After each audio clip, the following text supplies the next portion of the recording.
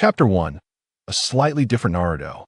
At the moment of the Jinchuriki's birth, the seal was at its weakest under the guidance of malevolent individuals. The Nine Tails attacked Konoha, the fourth Hokage. Minato Namikaze and his wife, Kushina Uzumaki, perished in the battle, leaving countless elite and mid-level shinobi sacrificed, inflicting immense pain on the village those who remained, aside from standing before the memorial stone in anguish, were compelled to rise and fend off external threats. In the aftermath of the loss of the Golden Flash's threat, the various opposing shinobi villages seized the opportunity to plot against Konoha, preparing to gnaw at the precarious tree that was the village. However, the third Hokage, Hiruzen Sarutobi, promptly stepped in to assume the role of Hokage, working in tandem with the Umbu to eliminate countless spies infiltrating Konoha, forcing the other villages to retreat begrudgingly. 4 years later, Monster, get out of the village, you freak! A flying rotten egg splattered against Naruto's tender face, the foul liquid and shattered shell delivering a dual blow nevertheless. The onslaught of insults and projectiles showed no signs of abating. Why would the third Hokage allow such a monster to remain in the village? Children, don't look. Be careful not to be eaten by the monster. Hurry away. Such remarks incessantly filled Naruto's ears, and even though he had come to understand much at an early age, he found it increasingly difficult to bear.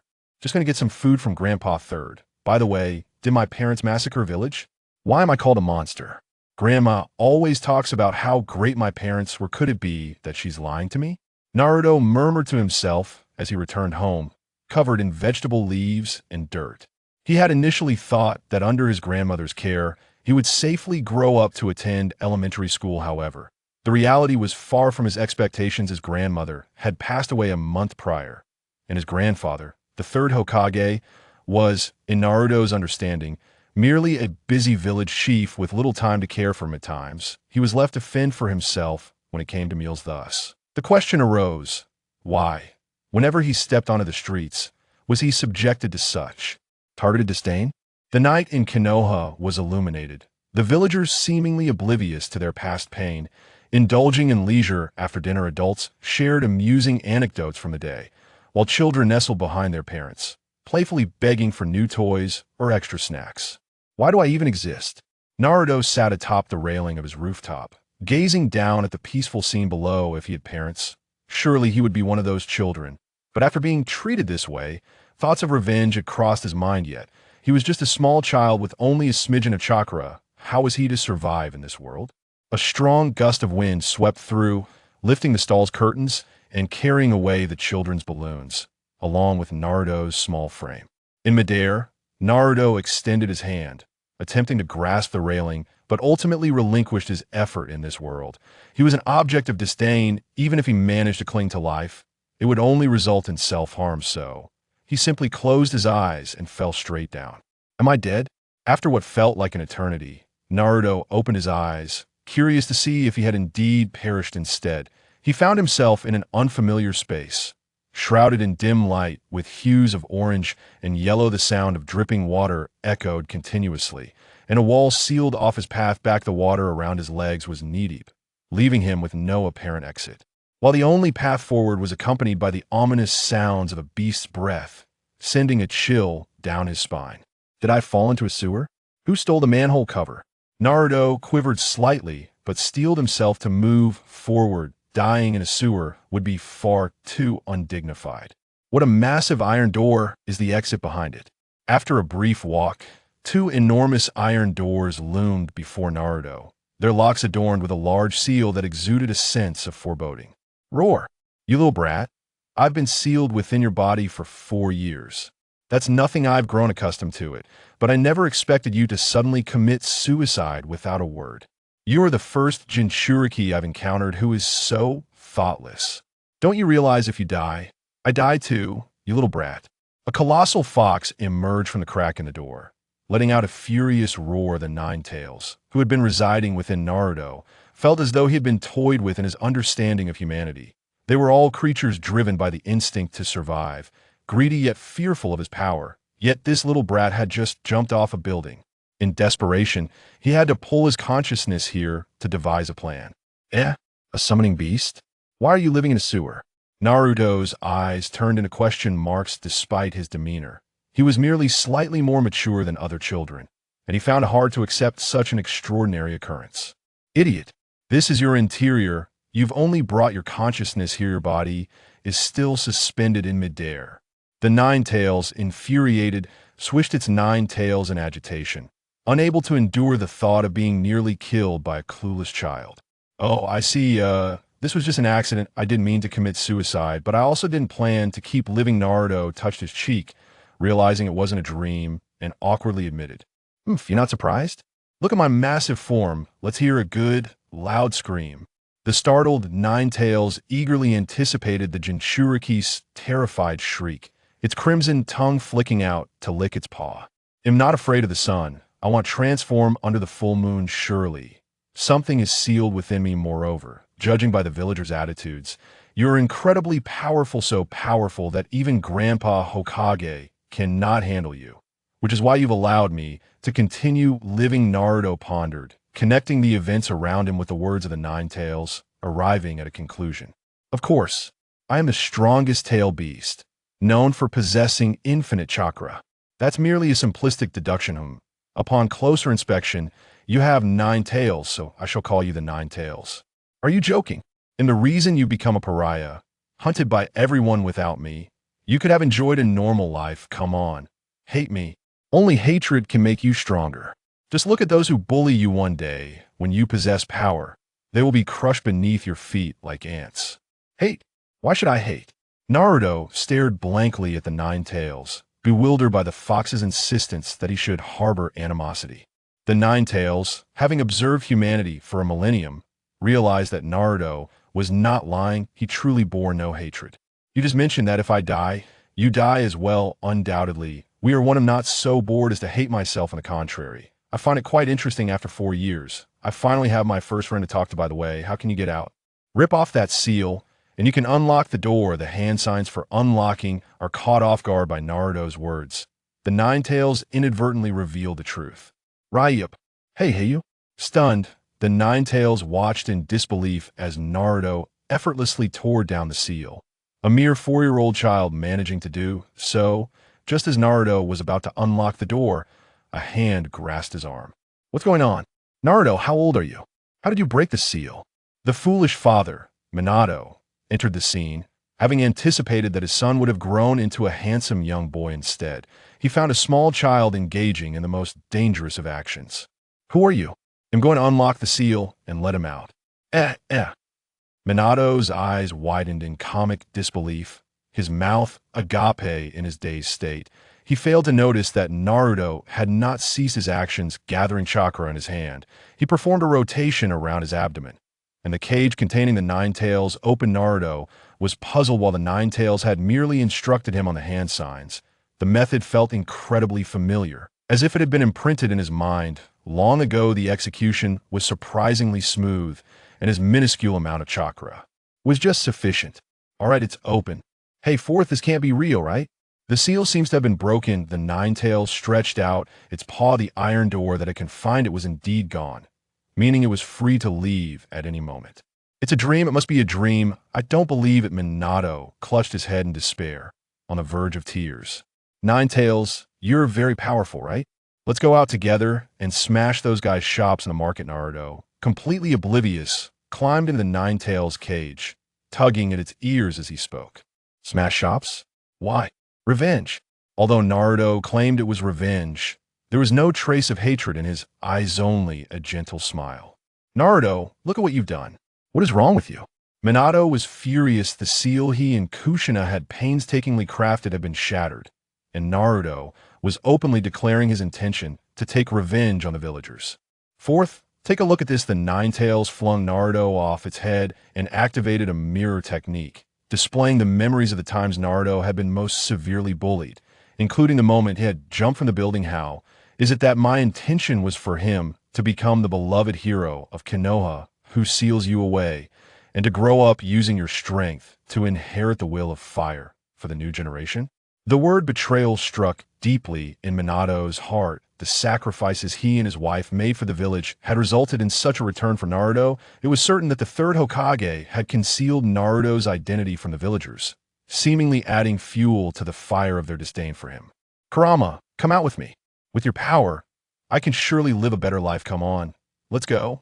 Meanwhile, Naruto had climbed atop Kurama's head, still attempting to persuade the fox to emerge. Get lost, you little brat. Annoyed by Naruto's persistent attempts to climb back onto his head, Kurama swatted him down with his tail, and Minato quickly caught him.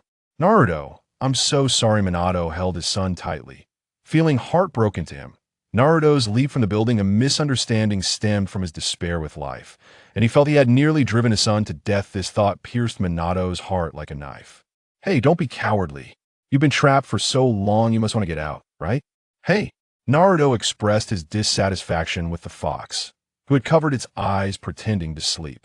Brat, this is Konoha. If I go out, I will surely be attacked. The third Hokage is still alive. If he gets desperate and seals me again, the seal will be even more robust. Let me wait until you leave the village before I come out. Kurama lifted his eyelids to glance at Naruto before closing them again. That makes sense, but I'm hated by everyone in this village. I might die any day. Now you should hurry and get out. Don't let me die and drag you down with me. Naruto nodded, then recalled his own plight and said with a bitter laugh, Enough, Naruto. Don't talk. Minato tightened his embrace around Naruto, realizing that his son, at merely 4 years old, was contemplating suicide. It was evident what kind of treatment Naruto had endured. But I've always taken care of my grandma, and the people in the village hate me so much. You still have me, and your mother is here too, though she has buried her chakra deeper, so she will appear later. You're my dad, but you both are dead. Naruto, somewhat confused, asked drowsily. Impure world reincarnation, a forbidden jutsu that can bring the dead back to life. Minato sighed, explaining a forbidden technique he had once seen. To be honest, he never intended for Naruto to learn such a forbidden jutsu. Even if he mastered it, the summoned dead would lack consciousness, merely existing as mindless husks. Moreover, he had used the Reaper Death Seal before dying, permanently selling his soul to the Shinigami, which rendered him unable to reincarnate. However, he never anticipated that someone named Orochimaru would later take this jutsu to a terrifying level. Really? As long as I learn it, I can see Mom and Dad, right? I get it. Naruto finally felt a glimmer of hope for the future, fervently vowing to master it. Naruto, although it's quite unfair, I hope you won't harbor resentment towards the people of the village after that disaster. Many were left with shadows in their hearts. Their actions are merely a release of their fears. I know this is incredibly unjust to you, and it's all my fault. It's no big deal since it's what Dad wishes. I will definitely do well. I will make everyone in the village acknowledge me. Naruto, you must not tell anyone about Kurama being unsealed. Not even the third Hokage. After issuing a serious warning to Naruto, Minato let him go. Fourth Hokage, you actually let your son learn forbidden techniques. That's hardly the behavior of a Hokage. Kurama, as you can see, I am merely a gathering of chakra, and I'm nearly on the verge of disappearing. However, I am genuinely worried about Naruto. Can you lend me a bit of your chakra? What did you say? You sealed me within this brat, and now you ask me to lend you chakra? How shameless of you, human. Kurama's 9 tails bristled, ready to pounce and tear Minato apart. Please. Minato knelt on the ground, his head bowing heavily at that moment. He was no longer the fourth Hokage or the Yellow Flash, but merely a father worried about his child.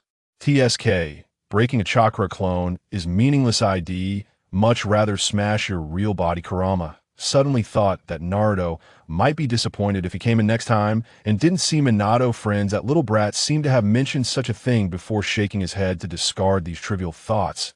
He extended a tail and pierced it into Minato's back, continuously supplying him with chakra. Thank you, Kurama.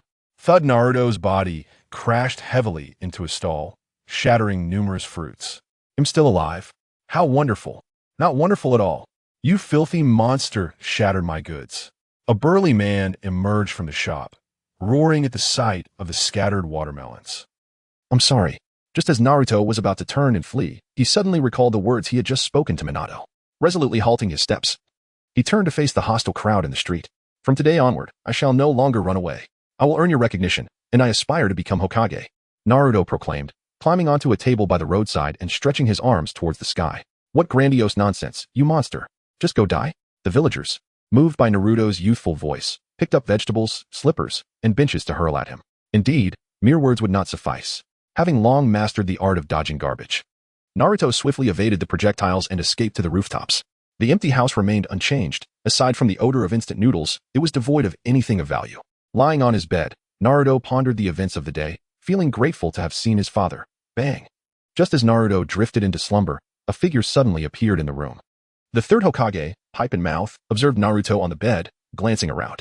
Although it was only for a fleeting moment, he had indeed felt the chakra of the Nine Tails. "Father." Just as he intended to check the seal, he heard Naruto mumbling in his sleep. His hand halted mid-air, and with a sigh, the third Hokage vanished from the room. Chapter 2. The Prince's Part-Time Job. "Don't run, you little monster." A throng of villagers pursued a small boy down the streets of Konoha, their shouts echoing as they navigated the obstacles of the thoroughfare, using the boy's diminutive stature to their advantage. "Catch him. What have you lost?" "I lost my frying pan. My father's important pen. Grandma's foot-binding cloth. A magazine." "Ugh." The pursuers kicked away the one who had lost the magazine and continued their chase. You'll never catch me." Hiding behind a trash can, Naruto grinned, amused that the foolish adults failed to notice his escape, still frantically searching for him. "Let us see how to fix these." Naruto retreated to his small room, placing the stolen items on the table, and began to repair them with his tender hands. In the dead of night, as the townspeople slumbered, a small shadow appeared in the marketplace, cleaning the graffiti from storefronts with a rag. This was, of course, Naruto's handiwork. He had merely painted during the day and returned at night to erase it. "Why do you do such things?" Saratobi suddenly materialized behind Naruto, his tone heavy with inquiry. "I painted it, so it's only right that I clean it," Naruto replied, not turning around, diligently scrubbing the door. "I meant, why engage in such actions? Isn't it futile if it's out of spite? I want everyone to recognize me, but I don't know how." Naruto puffed out his cheeks. He merely wished to do something attention-grabbing to shift the villagers' focus from the term monster. He had yet to contemplate his next steps. That might only make them despise you more. Saratobi took a deep drag from his pipe and continued. "It doesn't matter. I'm already so disliked. Grandpa Third, can you fix a clock?" Naruto retrieved the items he had pilfered earlier from his pocket. What he could repair was completed, and the rest he would have to return. "Of course I can. Don't underestimate the Hokage." Saratobi emptied the tobacco from his pipe into his pocket, disregarding the dirt, and sat down beside Naruto to tinker alongside him. "This magazine." Saratobi glanced at the provocative magazine, momentarily at a loss for words. "What's wrong?" "Nothing." He quietly tucked the magazine away, deeming it too early for Naruto to be exposed to such content. The next day, as the villagers opened their shops, they exchanged surprised glances. All the items that had gone missing the day before were neatly packaged and placed at their doorsteps, and Naruto's graffiti had vanished, leaving everything pristine. "My frying pan is as good as new. My father's pen is fixed. The clock is ticking again, but my magazine didn't come back," the foolish adults murmured. "Naruto Uzumaki is back. Protect your valuables." Just as they pondered the situation, Naruto burst forth, standing atop a table and loudly declaring his intentions before commencing his next round of theft. Thus, the marketplace fell into a monotonous routine, and the villagers' perception of Naruto shifted from monster, garbage, and disgusting to little rascal, rumble, rumble. The rain poured down, yet Naruto continued to dash through the streets, the pursuers wielding umbrellas in pursuit. As if chasing him had become a daily ritual, an indispensable part of their lives. Ouch! Naruto suddenly slipped and fell to the ground. The repetitive tasks were proving too strenuous for his small frame, compounded by sleepless nights spent mending items, leaving him devoid of the energy to flee. "Have you seen that little rascal?" A tall villager led a group towards Naruto. Just as he thought he would be punished, the villager asked. "No." Those speaking with concern replied, "No." Those filled with shame echoed, "No." All those chasing Naruto overlooked him, lying on the ground. "That little rascal got away again. Let us head back." The villager placed his umbrella beside Naruto and silently turned to leave. Yeah, what bad luck. Following suit, the remaining villagers left their umbrellas around Naruto, creating a barrier that shielded him from the rain. Hey, hee. Naruto rolled over, gazing up at the colorful umbrellas overhead, feeling a swell of emotion as he rested for a moment before gathering the umbrellas and slowly making his way home. So sleepy. After washing off the mud and drying the umbrellas to place them on the table, Naruto collapsed onto his bed and fell into a deep slumber. Where's this? The Nine Tails. Naruto found himself in that peculiar space again. Upon seeing the Nine Tails, his face lit up, and he immediately lunged forward. "Little brat. Who allowed you to pounce on me?" The Nine Tails extended a claw, pinning Naruto to the ground, roaring with fury. "Because I've longed to see you again. But I can't enter here. You're the only one willing to talk to me. Even if you don't hate me, I loathe you. Don't come near."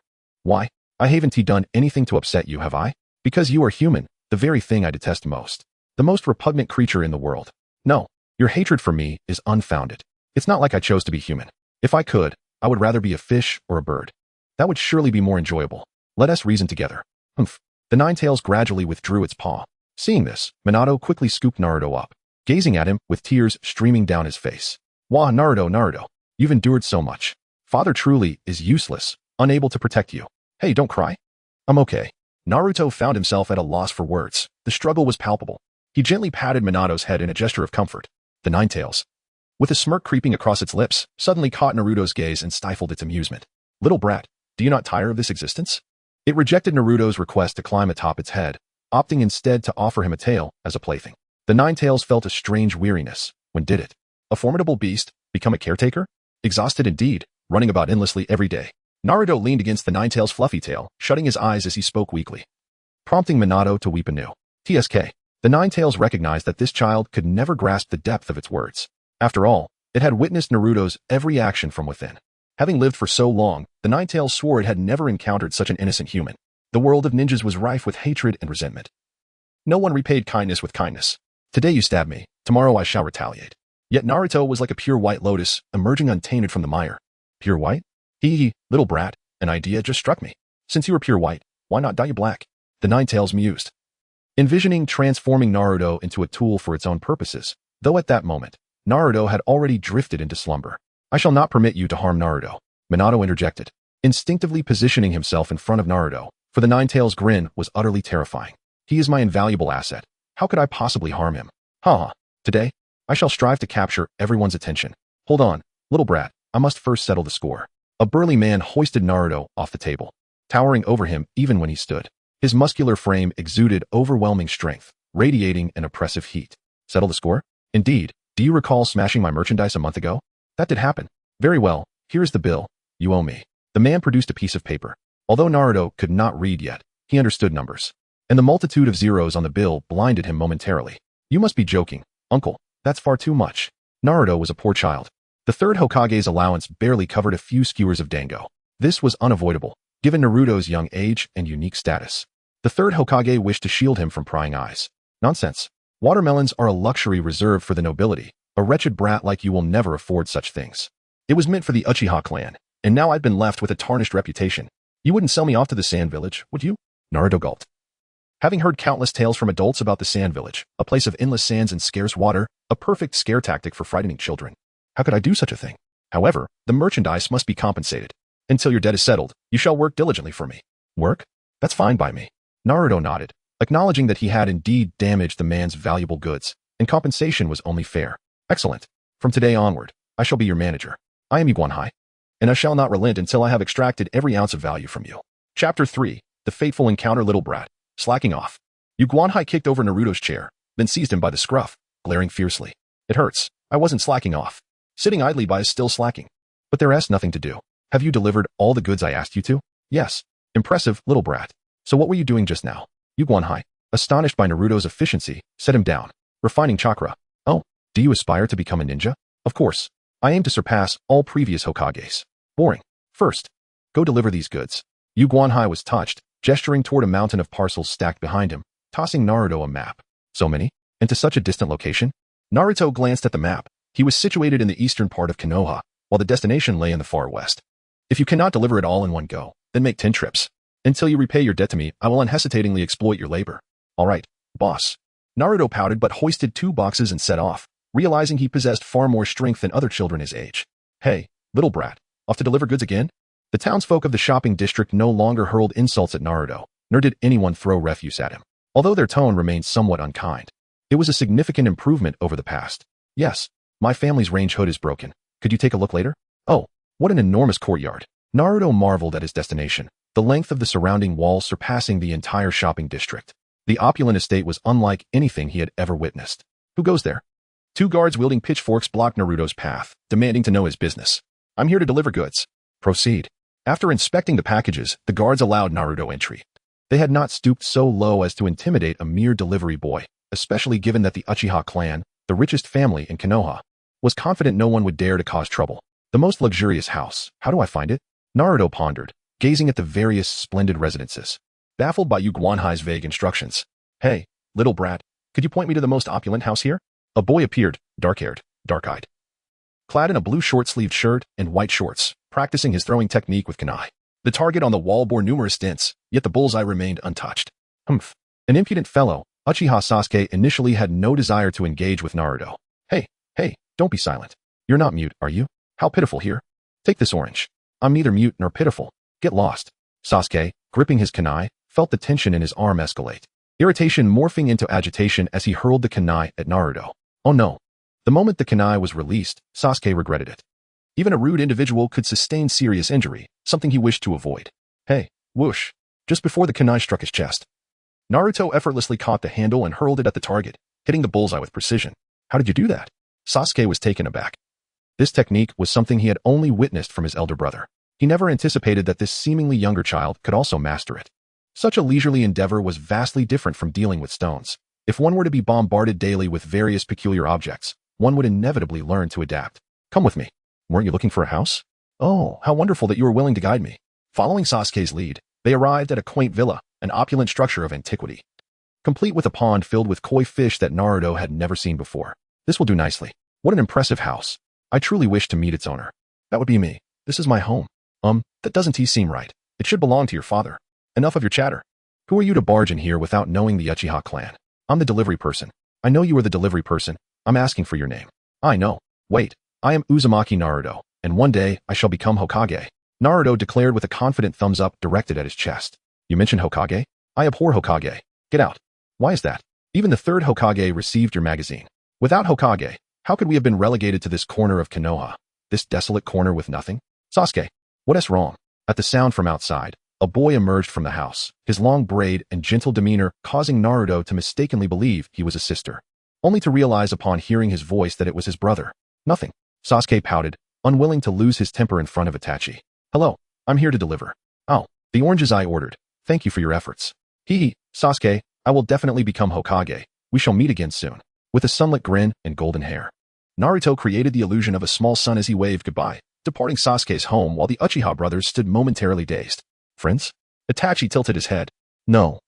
There's no way I could befriend such a peculiar individual. Don't be upset. I'll peel some oranges for you. Really? It's a promise then. A smile blossomed on Sasuke's face, his mood restored as he walked back inside with Itachi's arm around him. Half an hour later. Hey Sasuke, I'm back. The golden-haired fool, laden with goods, re-entered Sasuke's line of sight. Is this the see you soon they spoke of? Kid, this is your payment. Yu Guanhai handed Naruto an envelope filled with a small sum of bills. Huh, there as payment? Though your debt remains unpaid, I am pleased with your work efficiency. Thus, you may assist me further. This is fantastic. I can finally indulge in Ichiraku ramen. Thank you, boss. Ichiraku ramen was Naruto's favorite, not just for the taste, but for the shopkeeper and his daughter's kindness. When others scorned him, the owner of Ichiraku welcomed him and treated him to a warm bowl of free ramen. Finish your work and be on your way. Yu Guanhai appeared displeased with Naruto's demeanor, shoving him out of the shop and closing the door behind him, leaving Naruto wondering what he was up to. Yay, I'm so full.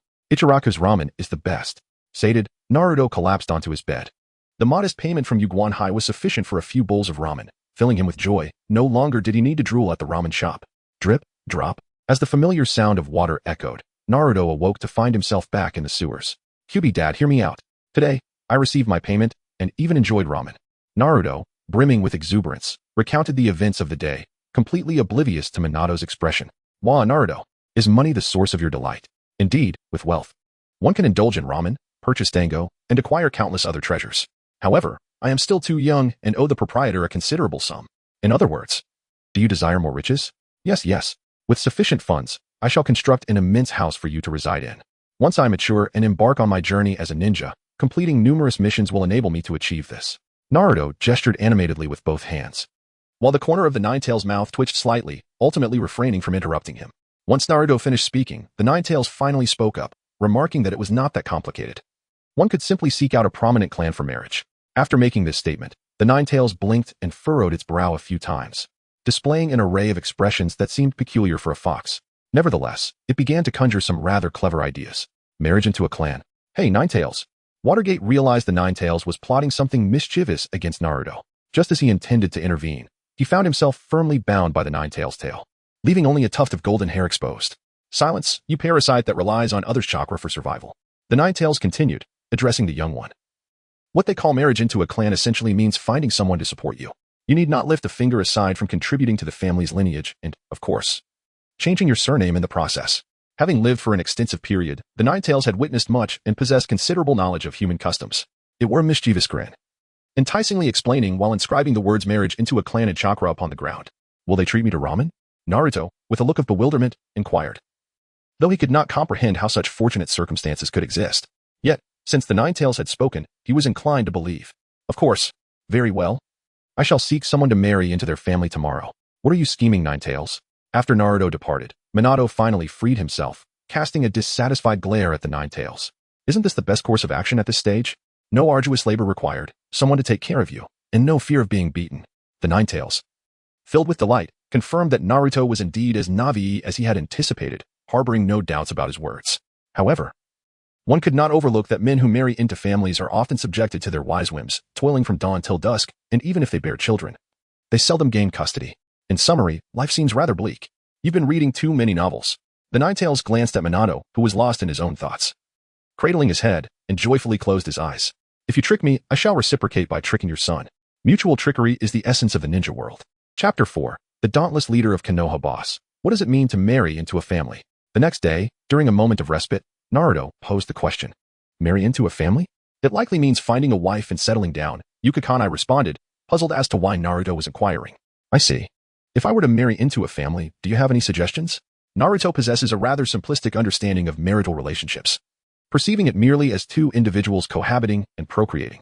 When it comes to the idea of marrying into a prominent family, one must indeed consider the illustrious Uchiha clan, renowned for its flourishing male lineage. In recent years, there has been no news of female births, and the youngest member is already 10 years old, rendering them unsuitable for him. Consequently, the next option would be the esteemed Hyuga clan, known for their exceptional Byakugan.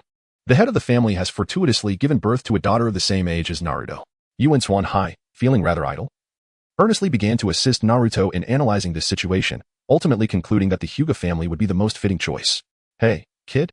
As Naruto remained silent, Yuan Swanhai nudged him, only to discover that with a resounding thud, Naruto's form had transformed into a wooden stump. A substitution technique? The impudent child dares to skip work. So, this is the Hyuga residence? Excellent. As the second most distinguished clan after the Uchiha, the Hyuga family boasts an expansive estate situated conveniently near the village center. A notable advantage over the Uchihas. Here I come. With a 3-meter-long bamboo pole in hand, Naruto sprinted for over 10 meters before thrusting the pole into a wall corner. Utilizing the recoil, he effortlessly vaulted over the Hyuga's boundary wall. I can't stop. While airborne, Naruto realized a grave predicament. He had no means of landing. His body described a graceful parabolic arc, and as he instinctively glanced down, he spotted two figures in the courtyard, a boy and a girl, seemingly engaged in practice. Both wide-eyed at the unexpected arrival of Naruto. With a loud crash, he landed atop the roof, and to his relief, aside from a few broken tiles, the structure remained intact. Just as Naruto thanked his lucky stars for not meeting a fatal end, a dozen burly men swiftly surrounded him, binding him securely before escorting him into the main house. A spy? A middle-aged man sat regally at the head of the table, his eyes distinct from ordinary black pupils, as they were entirely white with a hint of gray. He was Hinata Hayashi, the clan leader of the Hyuga family. While the Byakugan may not be the most formidable of bloodline limits in Konoha, it undoubtedly stands as the most versatile, assisting in reconnaissance, combat, and support. It is his duty as clan leader to ensure the family's defense against those who covet their powers. A spy? Is there truly such a foolish spy in existence? Another middle-aged man, resembling Hayashi closely, stood beside him, observing Naruto's youthful visage. I am not a spy. I am Naruto Uzumaki. Naruto twisted his body, resembling a caterpillar as he wriggled in front of Hisashi. From a young age, he understood the importance of maintaining eye contact while speaking, projecting confidence in his voice, as it afforded him a semblance of dignity even when faced with a beating. Uzumaki Naruto, the Jinchuriki of the Ninetales. Do you have something to say? Hisashi murmured Naruto's name, recalling his identity, and inquired without an excess of animosity. The Hyuga clan had not suffered significantly in that calamity, and they held confidence in the fourth Hokage's sealing techniques. Thus, there was no need to impose hardship on an uninformed child. I have come to propose a marriage into your family, Naruto exclaimed. My friend told me that to attain wealth, one must first marry into a prosperous family. Are you suggesting that you wish to join our household? Hisashi inquired, incredulously perceiving Naruto as a prospective son-in-law. Indeed. Do you share this sentiment, clan leader? Hisashi looked at his brother with curiosity, regarding Naruto as a suitor from afar. No, I have never expressed the desire to accept a marriage proposal. However, Hisashi, Do you not sense a peculiar familiarity about him, akin to the bloodline of the Byakugan? Hisashi regarded Naruto with a puzzled expression, having felt this sensation since their first encounter. As the clan leader, he was aware of such feelings, reminiscent of one of his own kin. Byakugan! Hisashi exclaimed. Activating his Byakugan, the veins around his eyes became visible, energized by chakra, as he scrutinized Naruto for a prolonged moment before deactivating it. No. He is not of our clan. I do not share the sense of familiarity you mentioned. Hey, uncle, will you consent to my proposal? I shall consider it. Take him outside. Do not harm him. Hisashi pinched the bridge of his nose, reflecting on the situation. His firstborn was a daughter, and based on her displayed potential, she paled in comparison to Neji from the branch family. Though he had contemplated the idea of accepting a powerful shinobi into their ranks, it certainly would not be someone like a Jinchuriki. What are you talking about? I am strong, so please do not dismiss me. Just let me into your family. Naruto was whisked away from the main house, tucked under the arm of a Byakugan-wielding man. He had barely uttered a couple of cries when he noticed two children standing near the main house, their eyes fixed on him. The little girl's face was flushed. Likely from having overheard Naruto's earlier words, their gazes met for a fleeting moment. Hinata, avert your eyes. You wouldn't want to sully them, Neji remarked, obstructing Hinata's view of Naruto with a scornful glance before ushering her inside. Daring to shirk your duties, you impudent brat, Munoshin bellowed, landing a kick squarely on Naruto's backside the moment he returned. Despite Naruto's best efforts to evade the blow, the foot seemed to relentlessly pursue him, culminating in a forceful impact that sent him flying. Ouch! Why am I unable to dodge the boss's kicks? Naruto lamented. If you could evade me, I might as well retire, Munoshin retorted. Now, tell me, where have you been? I went to the Hyuga residence, Naruto replied, having dusted himself off. Naruto recounted his experiences to Tsukimi. You truly are audacious, you little scamp, Tsukimi remarked, speechless at the boy's outlandish audacity. It was a wonder the Hyuga clan hadn't already laid hands on him. All right, be off with you now. Concluding his day's work, Tsukimi, without compensating Naruto, dismissed him once more. Naruto returned to his desolate home, where he collapsed onto his bed. Kurama, thank you for your advice. I went to the Hyuga estate today, and it felt wonderful. As he drifted off to sleep, Naruto found himself once again in Kurama's domain, cheerfully clambering onto his paw, his eyes gleaming with delight. Humph. As long as you're happy. Disappointed at not witnessing the embarrassment he had anticipated, Kurama, in a foul mood, had no desire to entertain Naruto, and continued to plot his schemes. The Hyuga clan, if they were willing to take Naruto in, that would be quite beneficial, but he would have to change his name. Would Kushina strike me down if she knew? Though she is already deceased. Minato muttered to himself, stroking his chin. During his lifetime, he had enjoyed a cordial relationship with the Hyuga clan. They were also honest and loyal to Konoha, so there was no need to worry. Hyuga Naruto. It does have a nice ring to it. By the way, kid, that Hyuga brat did say he would consider it, right? Kurama's mind raced, quickly devising a way to trick Naruto. His words were like the whispers of a demon, tempting him. Hyuga Hayashi is just a kid himself, when you think about it. Indeed. In fact, what he meant was that you should launch a night raid. If you can bypass the Hyuga clan's formidable defenses and reach his daughter's room, it means you're worthy. You've seen their defenses, haven't you? Oh, I see. You're the best, Kurama. Naruto, with a sudden clarity, gazed earnestly at the Nine Tails, who, in turn, found itself momentarily perplexed by such an unadulterated look. How long had it been since it had encountered such purity in someone's eyes? Since its inception. Apart from that old man, those who beheld it were either filled with fear or driven by avarice. In any case, it was time to cease indulging in complacency. Rise and prepare for the journey ahead, for I shall be by your side, offering my support. I understand now. Having roused from his slumber, Naruto swiftly donned his attire and vaulted through the window. With an agility that belied his youth, he traversed the rooftops, his nascent ninja skills already remarkably honed. Despite the late hour, the Hyuga compound maintained a formidable defense, yet Naruto's inherent advantage lay in the nine-tailed fox's preternatural ability to perceive subtle cues. Guided unerringly, he soon infiltrated the Hyuga's domicile. Now, young one, the fox murmured, prepare to sprint. Heed my instructions and run with all your might. Understood, Naruto affirmed. Naruto assumed a stance and sprinted down the corridor, relinquishing his thoughts and entrusting everything to the Nine Tails. He opened the door with a swift motion, and with the last utterance of the Nine Tails, he lunged into a room, aiming for the figure sprawled on the floor. The pale-eyed youth, stirred by the sound of the door opening, rubbed his eyes and sat up, momentarily entranced by Naruto's airborne approach.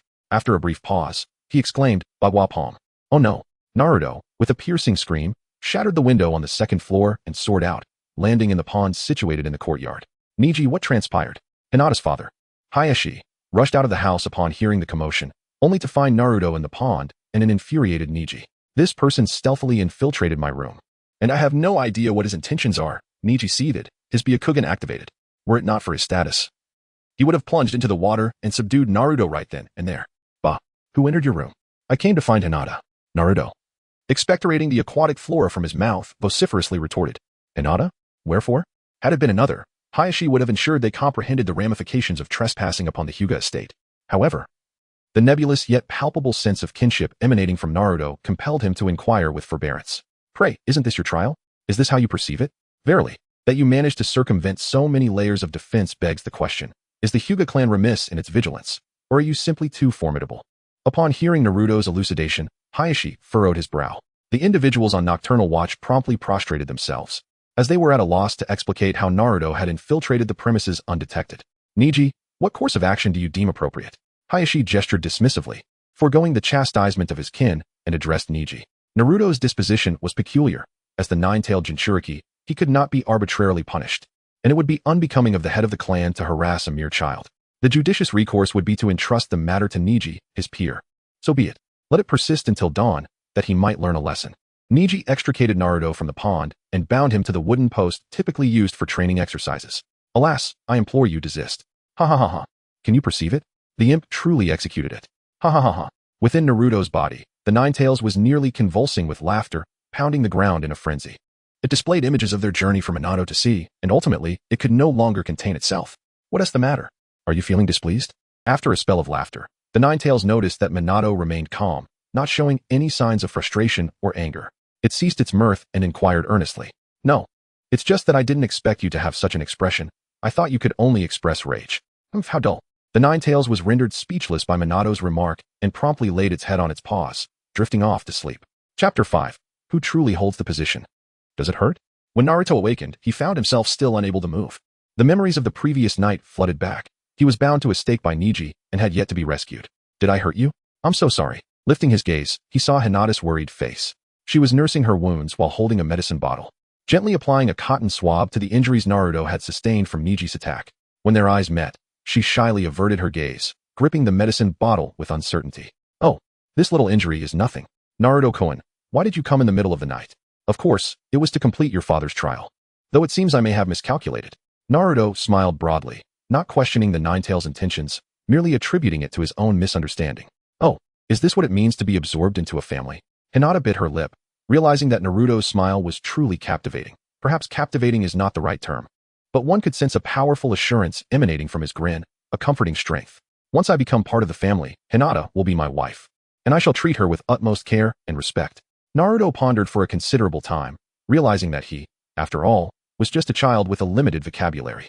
After much hesitation, he finally managed to articulate his thoughts. Hinata." Steam seemed to rise from Hinata's head, and she promptly fainted, unable to withstand Naruto's candid words. "Hinata, Hinata, what are you doing to Hinata?" Naruto called out to Hinata, who lay sprawled upon him, several times, but received no response. Instead, he inadvertently summoned Niji, who, upon witnessing the scene, was once again engulfed in rage and showed no mercy as he delivered a vigorous thrashing. "You strike me again, and I shall retaliate one day. Is that all you've got? Come at me if you dare." In the Uchiha household, Itachi gazed at his younger brother Sasuke, who was still fuming. Sasuke sulked on the corridor floor, lost in thought as he stared at the yard. Upon hearing Itachi's voice, he pouted in dissatisfaction. "I'm not angry. It's just that you've been far too busy since becoming a ninja. It pains me, Sasuke." "If only you had a playmate of your age," Itachi said, gently tapping Sasuke's forehead in a customary manner, feeling both sympathetic and helpless.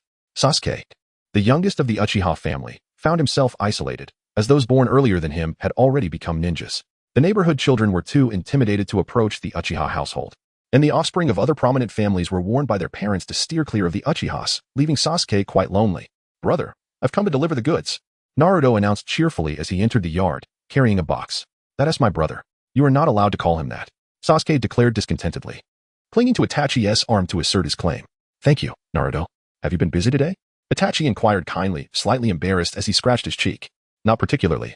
I have nothing to do once I head back," Naruto replied. "If you don't mind, why not stay for a glass of juice? I plan to go out later, and I worry about leaving Sasuke home alone." "Brother, why are you allowing this guy to stay?" Before Naruto could utter a word, Sasuke interjected, pointing discontentedly at Naruto's nose. "Is the heir of the Uchiha clan truly incapable of tolerating even this minor inconvenience?" Itachi then placed a reassuring hand on Sasuke's shoulder, implying that Sasuke would be the next head of the Uchiha family. Flattered by this notion, Sasuke reluctantly acquiesced. I'll leave as soon as I finish." "Ah, this is truly delightful." Naruto gulped down the beverage that Itachi had poured for him, sprawled out on the floor without a care for his image. gazing vacantly at the sky. Such a lack of decorum. Sasuke looked down upon the uncouth Naruto, sipping his juice delicately, though inwardly he yearned to engage with Naruto. Unable to lower his pride, he merely maintained a fade. Sasuke, I truly envy you. You have a home, parents, and an elder brother. Speaking of which, you've been working at such a young age. Where are your parents? I have none. Since the beginning of my memories, I've been pursued and battered, living each day in flight. However, things have improved slightly lately. Is that so? Sasuke fell silent, feeling a twinge of pity for Naruto, who at such a tender age had to toil to fend for himself. Compared to him, his own life seemed exceedingly fortunate. By the way, do you have any girls in your family? Huh. Sasuke could hardly fathom Naruto's train of thought. One moment he was sorrowful, and the next, his mind leaped to entirely different realms. Someone around my age, whom I could marry into the family. Is there such a thing? By the way, what does marrying into a family mean, literally? Exactly. After marrying in, I would be renamed Uchiha Naruto. Quite splendid, wouldn't you say? Splendid, my foot. You aimless little brat. Aren't you a brat as well? A man should never be shackled by a woman, nor allow a woman to take the lead. You might as well become a woman yourself. I suppose a transformation jutsu could achieve that. Get out of here. Sasuke, rendered speechless and flustered, brandished a broom and forcefully expelled Naruto. Farewell, Sasuke. Let us play together again next time. Naruto bid farewell to Sasuke with a wave. For reasons unknown, Sasuke harbored a nascent anticipation for Naruto's words, a longing for their next encounter. Kurama, this is agonizing. Why must I witness these events? Naruto, barely within his own body, was forced by the Nine Tails to witness a succession of gruesome scenes. The dominant imagery was of people killing and being killed. The entire spectacle saturated with a sanguinary miasma that churned Naruto's stomach, though he could not bring himself to vomit. Silence, and observe carefully, the Nine Tails commanded. Nine Tails, you are going too far. Naruto is still a child. What is your intention? Minato, bound and helpless, could only watch as Naruto suffered. He glared at the Nine Tails, demanding an explanation. Intention? I am merely showing him the realities of the ninja world. Can you point at anything I have fabricated? Even so, I do not wish for him to be exposed to such things so early. I had hoped he could have a more idyllic childhood. Naruto is still but a child. Such matters ought to be discussed when he has matured further. Yet, as the conversation progressed, he found himself at a loss for words. Indeed, since the moment you sealed me within this child's body, a happy childhood was rendered impossible for him. All this turmoil is your fault. You have driven him to this state. The Nine Tails revealed a malevolent grin, relentlessly assaulting Minato's psyche with his taunts. I shall not regret this. He is my child. And I firmly believe he will surmount these challenges and ultimately emerge as a hero. A fleeting crack appeared in Minato's resolve, though he swiftly regained his composure. Let us wager and see whether he transforms into a monstrous being consumed by slaughter or blossoms into a flower that thrives amidst the chaos of death. The Nine Tails observed Naruto, who was gradually acclimating to the scene before him, no longer repulsed. With keen interest, he remarked that Naruto had become a mere plaything in his grasp, to be manipulated at will. Should Naruto devolve into a creature of mindless violence, it would signify the diminishment of his potential, and in that case, the Nine Tails would be poised to seize control of his form. Dad, why do people harm one another? Naruto gestured towards the figures depicted in the image, his tender years preventing a full comprehension of their demise. Naruto, a voice explained. None of these individuals engaged in gratuitous slaughter. Each fought fervently to safeguard their respective villages. Villages? Naruto inquired. Indeed. The world beyond our village walls is not as tranquil as it appears. The villagers' ability to revel in familial joy is a direct consequence of these sacrifices.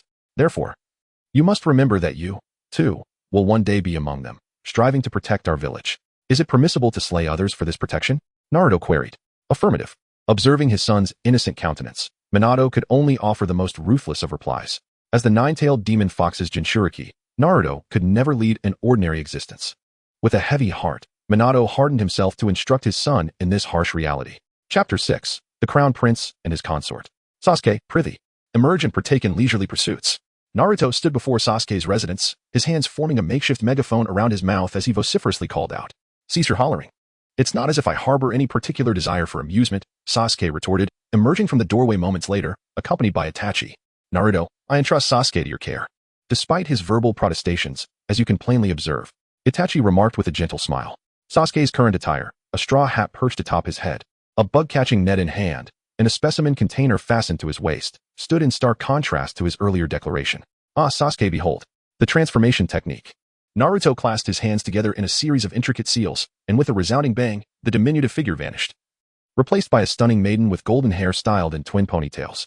She appeared to be around 16 years of age, standing at a height comparable to Itachi, clad only in an orange three-piece swimsuit. The profound curvature of her figure caused both boys to flush with embarrassment. Naruto, what have you done? Itachi exclaimed. nearly activating his Sharingan in shock, hurriedly covering Sasuke's eyes as he inquired. Well, a few days ago, Sasuke suggested I try being a woman. So I decided to practice my transformation jutsu. By the way, Sasuke, have you shrunk? Beaming with elation, Naruto proclaimed that he had christened his ninjutsu technique, a transformation skill he had gleaned from perusing magazines belonging to the neighborhood denizens.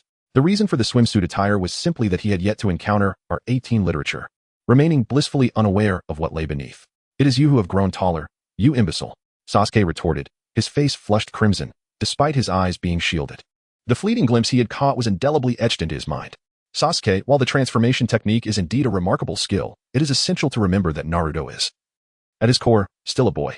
What I mean to convey is, Itachi stammered, his anxiety mounting as he sensed that his younger brother had inadvertently strayed onto a treacherous path. In his haste, the concerned elder brother struggled to articulate his thoughts. Brother, you seem to have misunderstood the situation. It is not as you perceive it.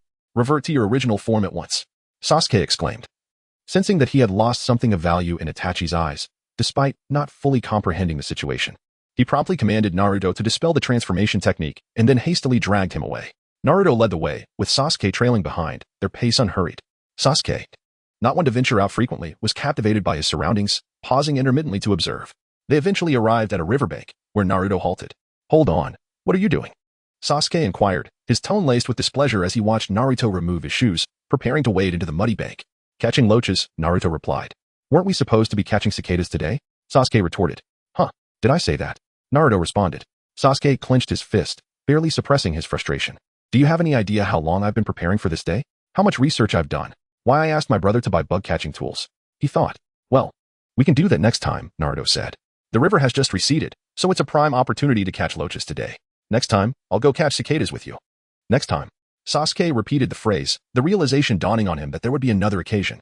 He had subconsciously regarded this outing as a singular event, unrepeatable, with no second chance. Hearing Naruto's words, he was reminded that Naruto had never implied it was a one-time affair. What are you waiting for? Come on down, Naruto urged. No, this is still a bit. Sasuke hesitated, his eyes fixed on the muddy ground. As the second son of the esteemed Uchiha clan, he had never been exposed to anything so filthy. The sight of Naruto's hands covered in black mud only reinforced his reluctance. Come on, Naruto cajoled. Naruto cheerfully arrived at the shore, playfully dragging Sasuke down with him. Ah, mud has seeped into my shoes. It's so filthy. Help, Sasuke exclaimed, feeling the unpleasant, sticky sensation beneath his feet, and instantly shrieked in dismay. Is it really that exaggerated? Naruto tilted his head in confusion as he observed Sasuke's dramatic reaction. Sasuke, pay attention. Such holes often conceal loaches. Just reach in and see for yourself. Naruto plunged his hand into the muddy earth, rummaging around until he extracted a slick, black loach, fresh and alive. Sasuke, eyes wide, beheld the wriggling creature, never having encountered a live loach before. All right, my turn, he declared, his competitive spirit ignited. He sought out a burrow that appeared to harbor loaches, and after a moment's deliberation, he inserted his hand. Overcoming the initial unpleasant sensation, he grew accustomed to the feel. His hands grasped something, and he promptly yanked it out, revealing a loach even larger than Naruto's. Not bad, Sasuke. Of course, the two diligently continued their hunt, soon filling Naruto's fish basket to the brim. A bountiful harvest. We can eat and sell them. Ugh. Naruto, reveling in their success, was startled by Sasuke's muffled groan. He rushed to his side, concern etched on his face. What's wrong, Sasuke? Nothing. I think I touched a sharp piece of wood. Sasuke grimaced. A small cut visible on his index finger, from which blood steadily flowed. Give me your hand. Before Sasuke could react, Naruto had taken his finger into his mouth, sucking away the blood before spitting it out. If I don't suck it out, it could easily get infected. Be careful. It's dirty, though, Sasuke mumbled, his face flushing with discomfort. The thought of his mud-caked hand being in Naruto's mouth was mortifying. What? You're covered in mud. So are you, aren't you? On their way home, Naruto chuckled at Sasuke's blackened appearance, prompting a playful retort and shared laughter. Naruto, I'll see you here. Upon arriving home, Sasuke initially intended to invite Naruto into wash-up, but spotting his father's shoes, he simply said, Oh, all right. See you next time. Sasuke, were you out playing? Naruto had barely taken a step when a middle-aged man, radiating an aura of authority and with a stern countenance, emerged. He addressed Sasuke, his words framed as a question, yet devoid of genuine concern. Humph. Sasuke, instinctively wary of his overly strict father, subtly sought refuge behind Naruto. It was evident that Sasuke harbored deep-seated apprehension towards his father. Uchiha Fugaku's gaze then shifted, settling upon Naruto. Ah, so you must be Sasuke's father. I'm Naruto Uzumaki. A pleasure to make your acquaintance, Mr. Fugaku. Mr. Fugaku? A flicker of surprise momentarily disrupted the man's imposing facade, clearly taken aback by the form of address. Indeed, I often see your name mentioned by the proprietor. These are loaches that Sasuke and I caught together today. Allow me to share half. They are quite delectable. Naruto extracted half of the loach from the fish basket and stuffed it into Uchiha Fugaku's hands, causing that garment, worth several months of his earnings, to become sullied with a plethora of sticky substances. Half. Do you desire more? That is out of the question. The remaining half is meant for Hinata. As for Niji, he shall receive just one. After Naruto finished speaking, he departed with the fish basket, leaving Sasuke in a state of bewilderment. Ha ha ha. How long has it been since anyone dared to underestimate me, calling me old man? Am I really that old? Uchiha Fugaku, clutching a bundle of loaches, suddenly erupted into a hearty laugh. Ever since he ascended to the position of clan leader, he had been met solely with flattery and fear. Today, however, he was belittled by a mere child, and the absence of any pandering in these gifts brought him great delight. Sasuke, your friend is quite remarkable, Fugaku remarked as he entered the house, shortly thereafter eliciting an astonished exclamation from his wife. Oh my, dear, why are you holding so many loaches? They were given to me. We shall feast on these tonight. Does Dad also eat such things? During dinner, Sasuke quietly tugged at Itachi's sleeve and asked, Do not underestimate ninjas. Consuming such delicacies while on a mission is considered a feast. Your father is a battle-hardened ninja as well. Itachi had not seen their father in such high spirits for quite some time, and he felt a sense of joy for Sasuke, knowing that with a friend like Naruto, Sasuke would surely thrive. Delicious. Although the presentation left much to be desired, the flavor was delightful. Perhaps next time, I shall accompany that fellow to catch some myself. The thought crossed Sasuke's mind. Chapter 7. Uncle Snake, mastering core technology in Naruto's eyes. Although Yuguanhai was somewhat brutish, his muscular physique appeared a bit oppressive, and he was rather stingy, he was nonetheless a man of vast knowledge, always providing answers to any questions posed. Boss, I wish to learn ninjutsu. He received the book Introduction to Basic Ninjutsu. Boss, I wish to learn Jinjutsu. He received the book Introduction to Basic Jinjutsu. Boss, I wish to learn Taijutsu. He received Yu Guanhai's flying kick. Boss, I wish to learn forbidden techniques. At last, in a moment of ignorance, Naruto asked a question he should not have. No, get out. Hey, why not? Aren't you supposed to know everything? You little brat, how dare you say that? Learning forbidden techniques on your own can land you in prison, and I have no desire to accompany you to your doom. Get lost. Yu Guanhai angrily expelled Naruto from the shop and subsequently locked the door. What the heck, huh? Naruto remained perplexed as to the cause of Tsukimi's displeasure. After a moment of contemplation, as he was about to depart, his gaze fell upon a sheet of paper. It was a pristine white paper that had inexplicably alighted at his feet. He wondered if it was an implicit invitation for him to go there. Having perused the cartographical notations with facile comprehension, Naruto, owing to his habitual perusal of such documents, elected to secrete the parchment within the confines of his pocket, proceeding forthwith in accordance with the indicated route. Thus it was ordained. From his vantage point adjacent to the fenestration, having borne witness to Naruto's undertaking, Tsukimi Umi closed his ocular orbs, his thoughts inscrutable. The necropolis of Konoha, perchance spectral apparitions shall not materialize hence. Naruto arrived at the cemetery, guided by the markings on the map. Here stood the memorial stone dedicated to the ninjas who sacrificed their lives for the village, appearing particularly desolate and eerie under the howling night wind. Naruto approached a modest memorial stone, consulting the markings on a piece of paper. He gently pressed a specific inscription. With a grating, mechanical whir, the verdant lawn began to ascend, revealing a subterranean passage. Pardon the intrusion, Naruto announced. Is anyone present? I am Naruto Uzumaki. Please forgive this unannounced visit. Naruto anxiously proceeded down the corridor, which gradually illuminated as torches flickered to life upon the walls. The orange glow cast an eerie ambience upon the passageway. After walking for more than 10 minutes, he encountered a wooden door.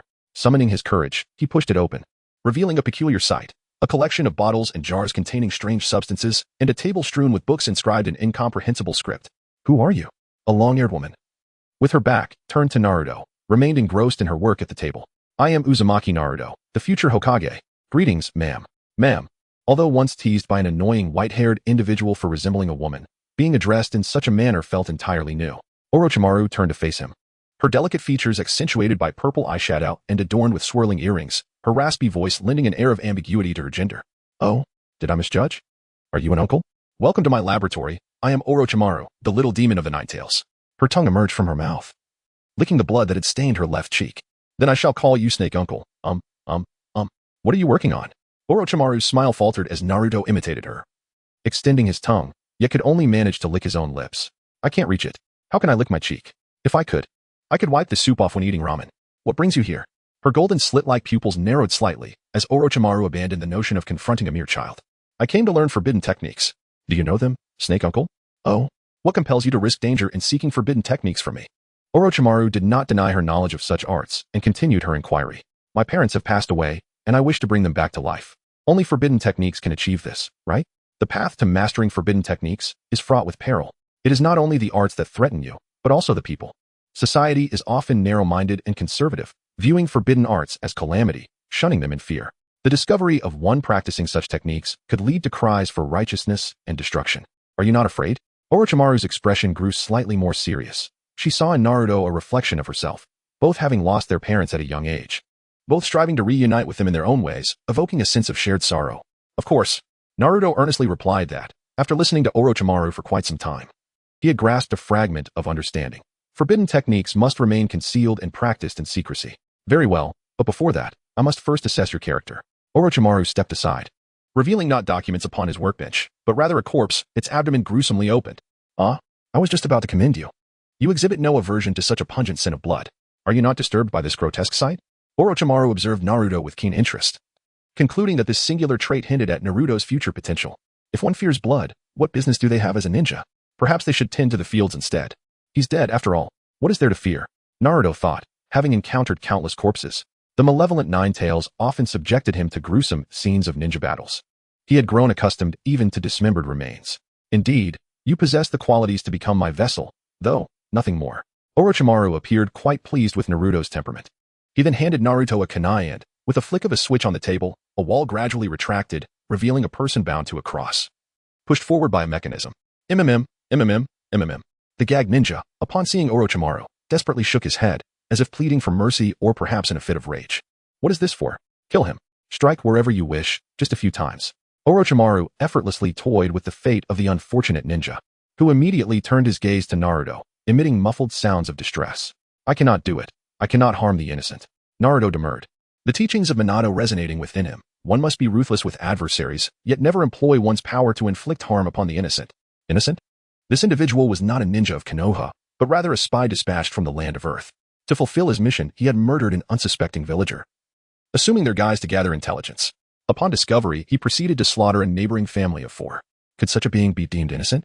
Even Orochimaru refrained from targeting Konoha's ninja. Even rabbits do not despoil their own nests. Moreover, with his teacher being the 3rd Hokage, turning against one's own was not a trivial matter to be excused with mere admonishment. So it is. Naruto nodded and turned towards the entrance, striding forth. However, Orochimaru felt a sense of disappointment. How could someone with such limited capability possibly become a vessel? Yet the matter was not concluded. To Orochimaru's astonishment, Naruto lifted a chair from beside the door and placed it before the spy, then slowly climbed atop the chair. I can't reach him. Naruto, with a cheerful grin, raised his kunai and swiftly made a cut. The sharp blade instantly sliced through the spy's neck, causing blood to spurt forth like a gushing spring, splattering across Naruto's face. Ah, my eyes. Naruto covered his eyes and cried out, tumbling from his chair. You have qualified. Observing Naruto, who was still wailing, Orochimaru felt a sense of helplessness. He picked up a towel from the table and wiped the blood from Naruto's face. What were you thinking when you just took a life? I wasn't thinking about anything. He was an enemy of the village. Isn't it only right to kill him to protect the village? Orochimaru chuckled softly. Is this the conclusion you've drawn from your childhood of suffering? How intriguing. Noticing the absence of confusion in Naruto's eyes, Orochimaru said with delight. You've truly provided me with a remarkably perfect specimen, Danzo. Inside Naruto's body. Has the first step already been taken? The Nine Tails perked up its ears, grinned, and then lay down again. General, you have lost, Nine Tails. Minato was completely unaware of what was happening. Only the Nine Tails could see Naruto's actions. If it did not project the scene, Minato would remain oblivious, still engaged in a game of chakra chess with the pieces created by the Nine Tails. The one who has lost is you. The Nine Tails lifted its eyelids, casually manipulating the shape of the chakra, shifting the pieces several times until Minato was checkmated. Oh, you cheated, you despicable tailed beast. Humph. In the shop of Moon Viewing Sea, he poured a cup of tea and placed it on the table, awaiting something. You still have a knack for timing. No one saw how this person entered. He took a seat in front of the prepared cup, casually complimenting with a nonchalant tone. Is that so? I am quite dissatisfied with the task you have undertaken. Danzo did not partake in the tea, his tone icy. A palpable aura of menace enveloping Moon Viewing Sea. I have been diligently executing my duties, looking after the little brat of the Nine Tails. Do not quibble. You should know that no one has ever returned alive from Root. The reason I afforded you this opportunity was to allow you to leverage your remaining strength. Yet you cannot even accomplish this simple task. Danzo was infuriated. It was not that Moon Viewing Sea was too kind to Naruto, but rather, too negligent. He needed to care for Naruto meticulously, becoming his pillar of support. Then, when the day came that this pillar betrayed Naruto, he would transform into the perfect weapon, solely for Danzo's use.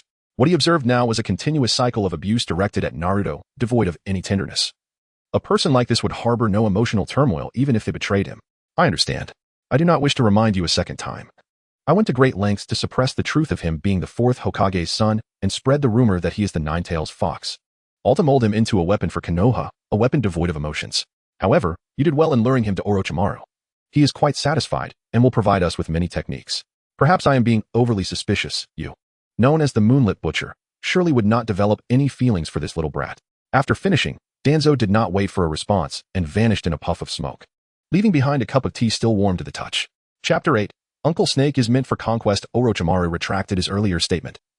This Naruto fellow was not suited to be his vessel. If possible, he truly wished to cut open his head to see if it was filled with ramen. Oh. Chakra is leaking out. You fool, didn't you notice you just made the wrong hand seal? Naruto has been training under Orochimaru for several months now.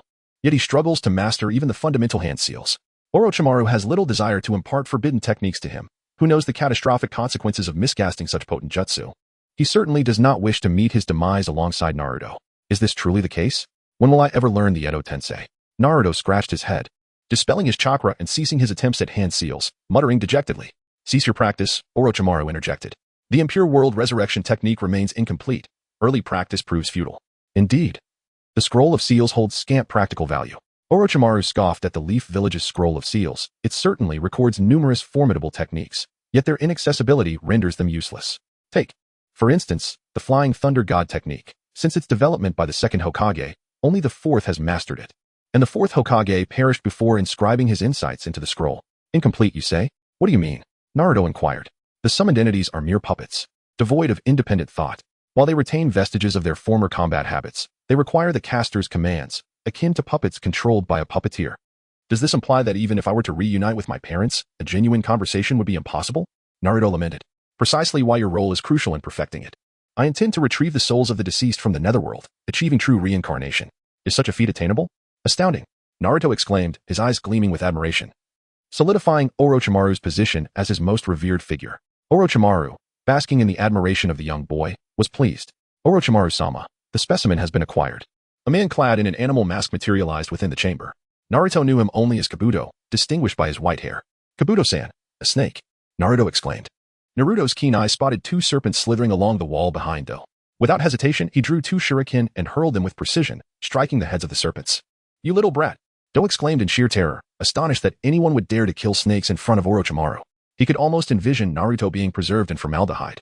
These two snakes are quite edible. A quick roast would suffice. Uncle Snake, would you care for some? Naruto persisted in his reckless behavior, brandishing the corpses of two snakes before Orochimaru. Very well, Kabuto, escort him away, Orochimaru said with an unsettling chuckle, his lack of anger surprising Kabuto. Kabuto, my interest lies in the study of snakes, not in transforming into one myself. My apologies, Lord Orochimaru. I was presumptuous, Kabuto replied. Orochimaru's calm words left Kabuto drenched in perspiration, as he had indeed been regarding Orochimaru as a serpent. So this is the sealed space, Orochimaru murmured, casting his gaze upon the amber expanse before him and licking his lips in anticipation. After inducing sleep in Naruto with a medicinal draft, Orochimaru had meticulously researched and finally unlocked the gateway to the seal. I had expected something more formidable. It seems merely a viper has infiltrated the premises. Orochimaru soon beheld the imprisoned nine-tailed demon fox, who lay prostrate, regarding Orochimaru with disdain. You are more affable than I had anticipated, Orochimaru remarked. Taken aback, he had braced himself for a furious assault from the Nine-Tails. Lately, you have been meddling with my Jinchuriki, and I find it displeasing. Now you dare trespass into my domain, unafraid of death? The Nine-Tails inquired. You hold affection for the boy? Orochimaru asked. I merely find him more agreeable than those disingenuous Jinchuriki, the fox replied. It is unexpected that the nine-tailed demon fox would harbor such concern for a child. Yet, even if I were to act against him, what could you, imprisoned as you are, possibly do? Orochimaru said, his gaze sweeping the surroundings.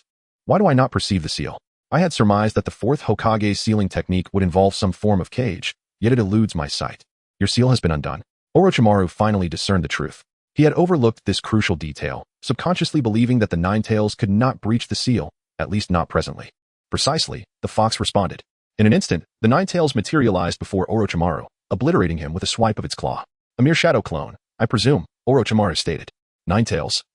What has transpired? Minato, his senses momentarily severed by the Nine-Tails, emerged from within its tail, bewildered. Nothing of consequence. I merely crushed a troublesome insect, the fox replied. A ticking time bomb, indeed, Orochimaru muttered, withdrawing his hand from Naruto's abdomen. Even his composure was shaken. He now understood that the seal upon Naruto's stomach was a mere facade, likely employed by the Nine Tails to conceal its true state. Orochimaru, what ails you? You appear ashen. Kabuto asked.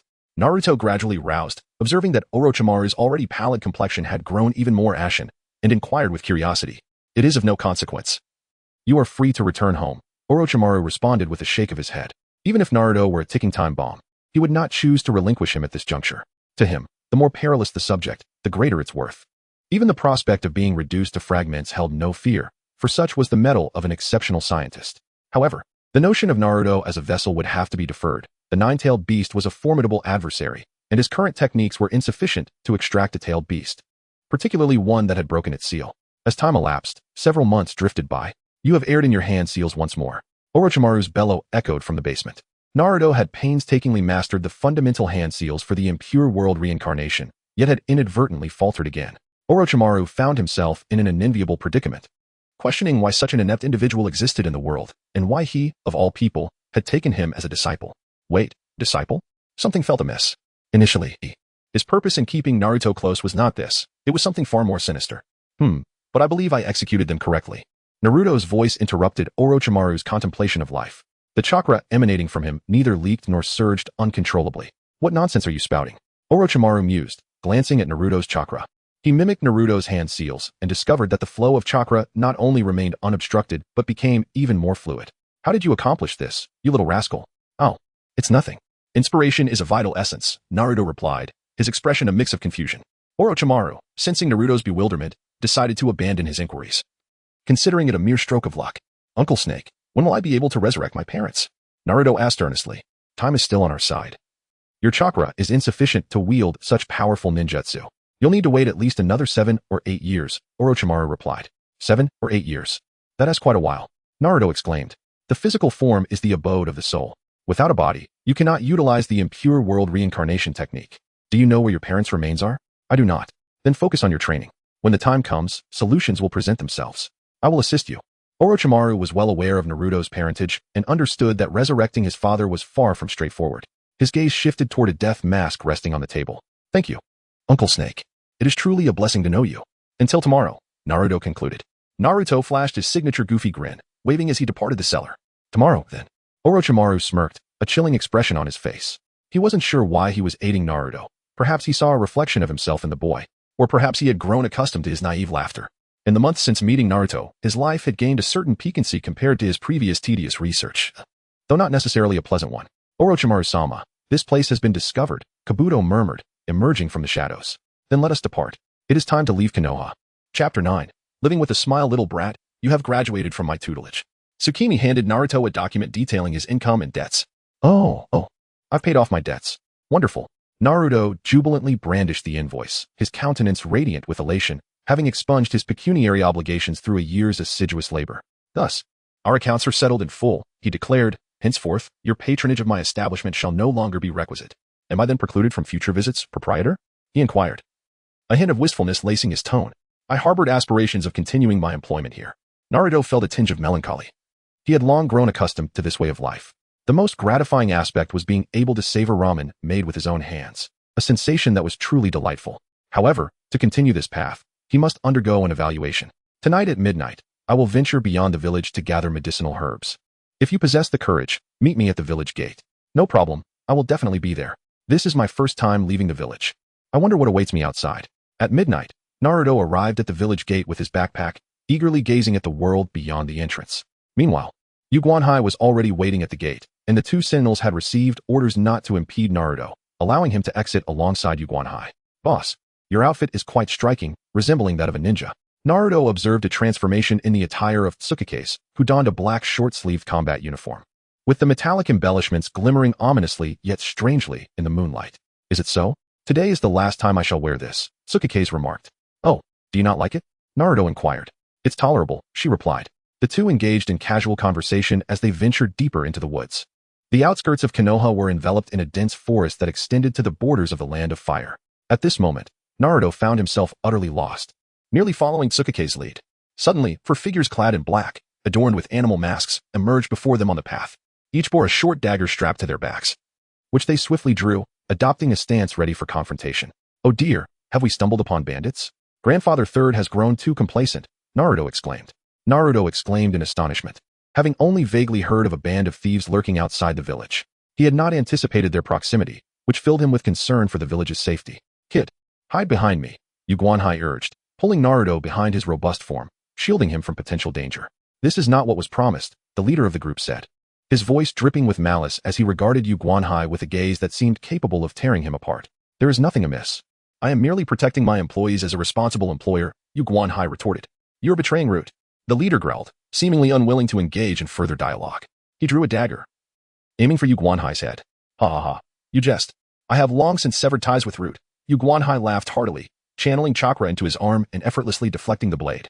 "Yuguanhai has betrayed us. Initiate Plan B," the leader commanded, summoning 3 subordinates to join him in the assault. The forest soon echoed with the clash of steel. "Truly a killing machine. With your prowess, why do you insist on shielding a monster? You must comprehend Lord Danzo's intentions." "A monster? I do not share that sentiment. To me, he is merely a fool," Yuguanhai countered, parrying powerful slashes capable of severing houses, holding his own against the 4 Umbu, even finding time to exchange banter. "Once one has something to protect, they become weak," the leader insinuated. It was then that Yuguanhai noticed one of the Umbu had utilized a shadow clone to approach Naruto. The real threat was advancing toward Naruto, the dagger poised to strike just 2 meters from his head. In a split second, Yuguanhai abandoned his skirmish with the leader, leaping toward Naruto's direction. "How naive of you to leave your back exposed to the enemy," the leader sneered, imbuing his dagger with chakra to enhance its sharpness before lunging at Yuguanhai's back. The blade pierced through his skin, plunging deep into his heart. Such was the skill of men at their level, able to strike vital points even with their eyes closed. "Ugh," Yuguanhai grunted, as 3 more daggers stabbed into his body. The feigned assault on Naruto now turned against him, for blades embedded within him, blood spilling upon the ground. "Naivety is truly your downfall. Fighting without a resolve to die will only lead to your own demise," Yuguanhai roared in fury, chakra enveloping him at a visible rate. With sheer muscle, he crushed the 4 daggers lodged within him. The life force he burned enhancing his strength once more. With a single punch, he shattered an Umbu's mask and skull, sending the body flying. "You've lost your mind," the leader exclaimed, finding himself unable to evade Yuguanhai's incoming kick. The blow struck his abdomen, shattering his insides, and he collapsed to the ground. The remaining 2 Umbu were no match for Yuguanhai, easily dispatched in the aftermath. As the battle concluded, the moonlight illuminated the blood-soaked earth, and Yuguanhai's eyes glowed ominously, creating an illusion of a true killer. "Boss, are you alright? Let me take you back to the village." Naruto, in his urgency, attempted to assist Moonview, only to be forcefully pushed away. Exhausted, he leaned against a tree. "Little brat, do you comprehend their intentions?" "I do not know. I do not understand." Naruto shook his head fervently, desperately attempting to staunch the bleeding of Yuguanhai. Yet the bandages he had brought proved futile. "The initial plan was for me to bring you here and then attack you alongside them until you could no longer withstand the power of the Nine Tails. But why? What significance does this hold? They wished for you to be betrayed by those close to you, to lose all semblance of emotion and become a mere tool for Konoha. However, they did not foresee that the bond between you and me was not as intimate as they imagined. In fact, I have often bullied you. But do I truly deserve such loyalty from you? It matters not whether I am worthy, I hear today, as must they. Such is the nature of this world." Yuguanhai sighed, lamenting that even if he adhered to the plan, he would ultimately be slain by the frenzied Naruto. His unwavering dedication to protecting Naruto would also lead to his demise, orchestrated by Root. Thus, dying here would be the most fitting conclusion, preventing Danzo from sending others to approach Naruto and unveil the truth. This cursed ninja world is a hell, an irredeemable abyss. I have existed in this hell for so long, devoid of hope. Yet one day, I glimpsed a flicker of light. That light is you. The original plan was for me to appear when the villagers had pushed you to your breaking point, to drive them away, care for you as you grew, become your pillar of support, and ultimately betray you. However, I was mistaken. You managed to earn the villagers' recognition through your own strength. Though still naive, you have indeed made it. I have often pondered what force compels you to act in such a manner. This world is rife with hatred, and children should possess clearer distinctions between love and hate, yet you harbor no animosity towards the village. You seem like a flower blooming in the depths of hell. Utterly out of place, you are too innocent. Even when I strike and berate you daily, you rise the next day as if nothing has transpired, diligently attending to your tasks. I have never encountered anyone like you. I have found myself becoming abnormal. I had long prepared myself for death. After my wife perished during the Third Shinobi World War, I found no meaning in continuing to live.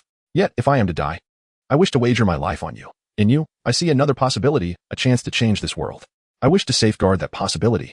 However, I believe that even if I had followed the original plan, you would not lose your emotions and become a weapon, for you are, after all, a fool. How can you be so certain that I am incapable? Naruto shook his head, still unable to comprehend what Yu Guanhai was saying. He only knew that this man was on the brink of death, and that his somewhat rough yet caring boss was about to leave him. Little brat. I realize I have never called you by your name. What is it? Yu Guanhai lifted his gaze to the sky, his tone gradually becoming feeble. My name is Uzumaki Naruto. Just call me Naruto. Naruto, what a splendid name. Remember, no matter what happens, you must live with a smile. Your smile has the power to uplift others. With those words, Yu Guanhai peacefully closed his eyes, departing without hatred or resentment, leaving this world in tranquility. Naruto did not weep. He merely followed the luminescent path cast by the moonlight back to the village, intent on seeking out Orochimaru to see if there was any hope for salvation. However, upon arriving at Orochimaru's underground laboratory, he discovered it was utterly deserted. The equipment shattered and strewn about in disarray. Naruto, my research has been uncovered, and I am compelled to leave Konoha. It would be wise to keep our relationship confidential. You have learned all you need. Now I wish to see how far you can grow on your own. I hope our next meeting does not require my summoning you through the reanimation jutsu. Ha ha ha. The sorcerer depicted on the wall sensed Naruto's chakra, gradually manifesting as a small black snake, which spoke a fragment of information before dissipating into a cloud of darkness. Uncle Snake has also departed. 3 days had passed since the death of the Moon Observer, and no one knew of the whereabouts of the shopkeeper. Naruto remained confined within his home, staring vacantly out the window, subsisting on instant noodles when hunger struck and sleeping when fatigue overcame him, enduring 3 days of utter meaninglessness. Naruto-kun, Naruto-kun.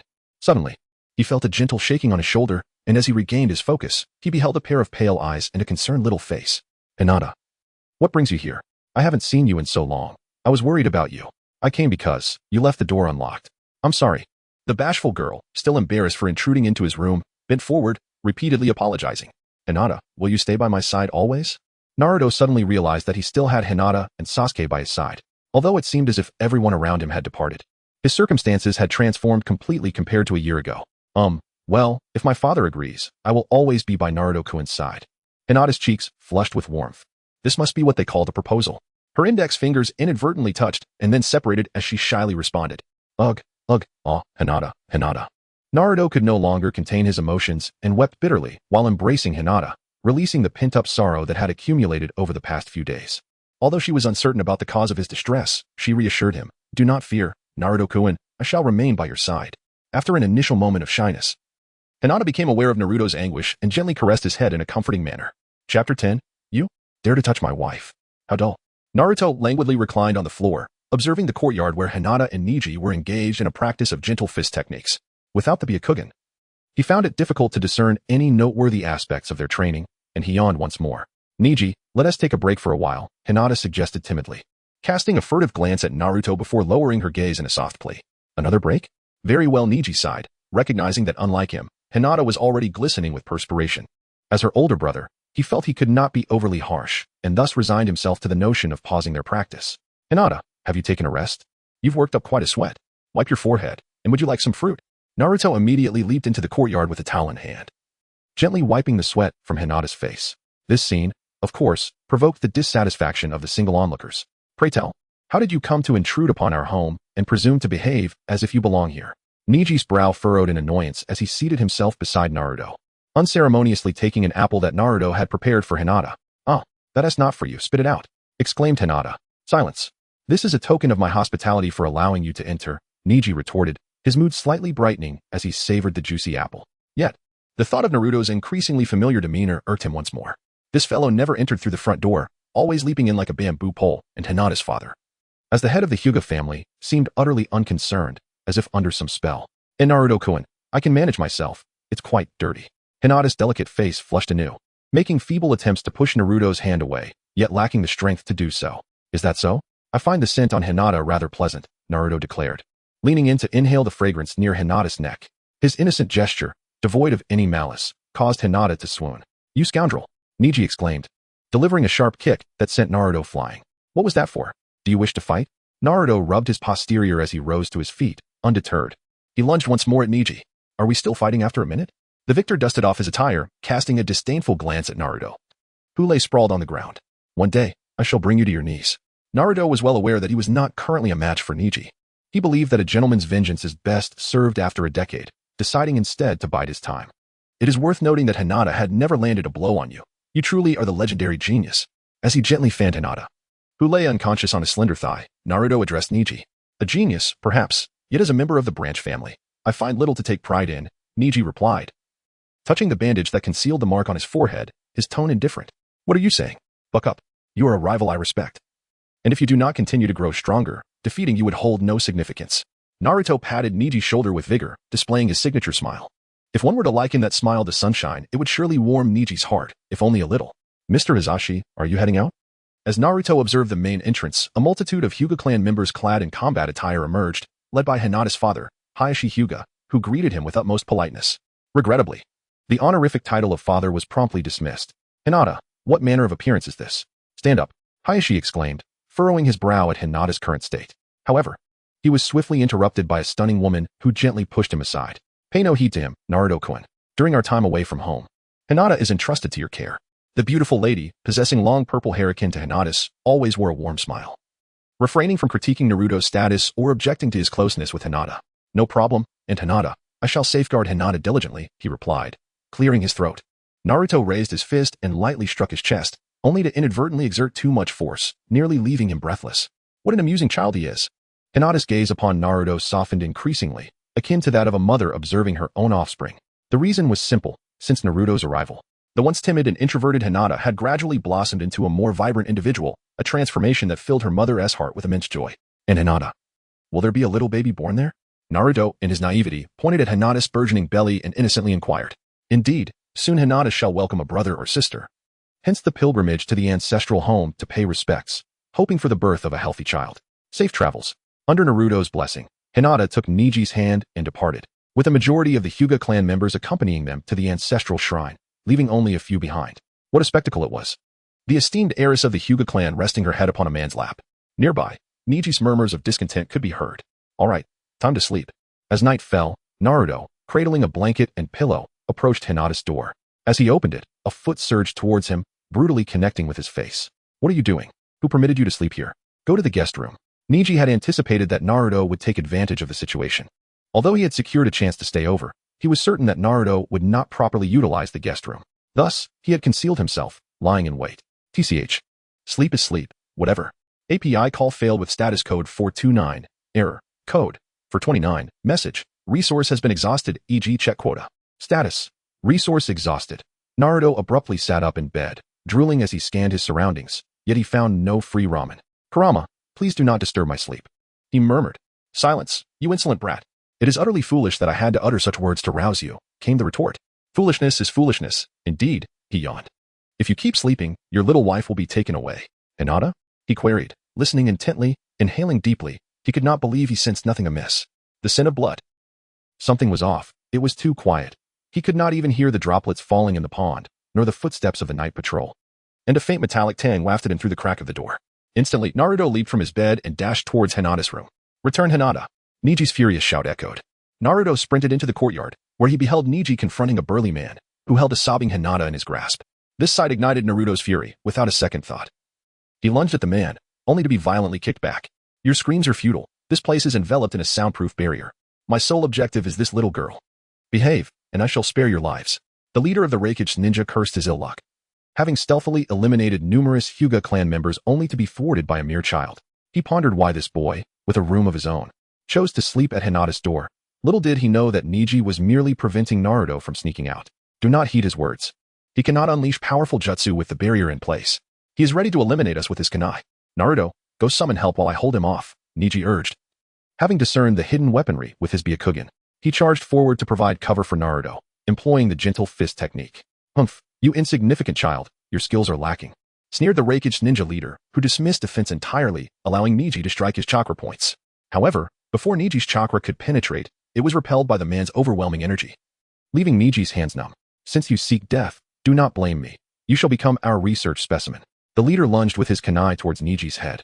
But Niji narrowly evaded, the sharp weapon slicing through the bandage atop his head and falling to the ground. Ah, a mere branch family member, devoid of research value. Compared to the main family, you possess no future.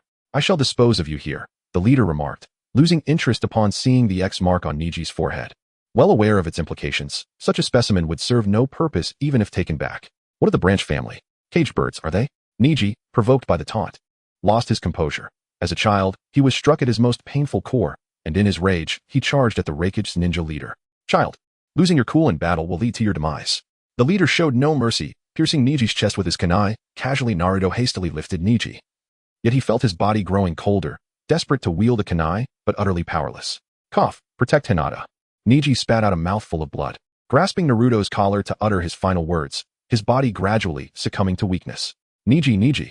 The scene before him bore an eerie resemblance to the moment when Yu Guanhai passed away. Niji was gone, never to be seen again. The one who had always challenged Naruto, merciless in his approach, was now lifeless. It was infuriating. He had yet to defeat him, and he had already regarded him as a friend. Fury consumed Naruto, shattering his sanity as his body underwent a transformation. Fiery red chakra surged from within him, enveloping his form and manifesting as a crimson cloak. His azure eyes morphed into a fierce crimson hue, resembling the linear pupils of a cold-blooded creature. His nails turned sharp, revealing fang-like teeth, while the whisker marks on his face became more pronounced, transforming him into a feral beast that roared with primal rage. What is happening with this brat? The leader of the ninja from the land of lightning sensed the overwhelming chakra, a force capable of tearing him to shreds. Before he could react, Naruto was already upon him, raising his hand for a devastating strike. Ah, my hand. The leader of the lightning ninja could not suppress his anguished cries as he raised his defensive right arm, which Naruto struck, leaving only a shred of flesh connected, swaying in the air like a candle flickering in the wind. Roar. Die. Naruto had succumbed to madness. The demon fox's cloak extending 3 tails that pinned the limbs of the leader of the lightning country's ninja to the ground, pressing down upon his body, as Naruto's hands clenched tightly together and struck down towards his head. In that fateful moment when Naruto dealt the fatal blow, Hinata's voice echoed in his mind. Boom. Dust and debris flew, the ground fracturing open with a tremendous crack, as Naruto's fist slammed beside the leader's head, sending violent shockwaves that rendered him unconscious. Hinata. Struggling to utter her name, the demon fox's cloak gradually retracted back into him. Naruto cast a final glance at Hinata, who lay motionless on the ground in a faint. Chapter 11. Coach, I wish to grow stronger. Where is this? When Naruto awoke from his unconsciousness, he was greeted by an unfamiliar ceiling and the sterile scent of antiseptic wafting into his nostrils. Hinata, what has happened? As Naruto attempted to leap from his hospital bed, a wave of excruciating pain coursed through his entire body. Regaining his composure, he surveyed his form. This was no longer human, but rather akin to a mummy, with white bandages enveloping him from head to toe, save for his eyes, nose, and mouth. Naruto-kun, it's wonderful. You have finally awakened after 3 long days, exclaimed Hinata, who had been steadfastly by his side. Grasping Naruto's hand with fervor, tears of joy streamed down her cheeks, cascading onto his hand. Even through the bandages, he could feel the warmth of her touch. You are all right, thank goodness. But Niji? Naruto exhaled with relief, recalling that fateful night when Niji perished before him. Naruto-kun, please listen to me. I'm sorry for not saving Niji. Oh, Niji, your death was so tragic. Enough of that noise. I'm still alive. The patient in the adjacent bed, infuriated by the commotion, drew back the curtain and hurled an apple at Naruto, striking him on the head. Have you come back to life? Is your mind solely fixated on the notion that I am dead? Who told you that being pierced by a kunai guarantees death? Niji glared at Naruto, clearly annoyed, explaining that he was fortunate to have merely sustained severe lung injuries and lost a significant amount of blood, leading to shock. Thanks to the diligent efforts of the medical ninjas, he would soon recover.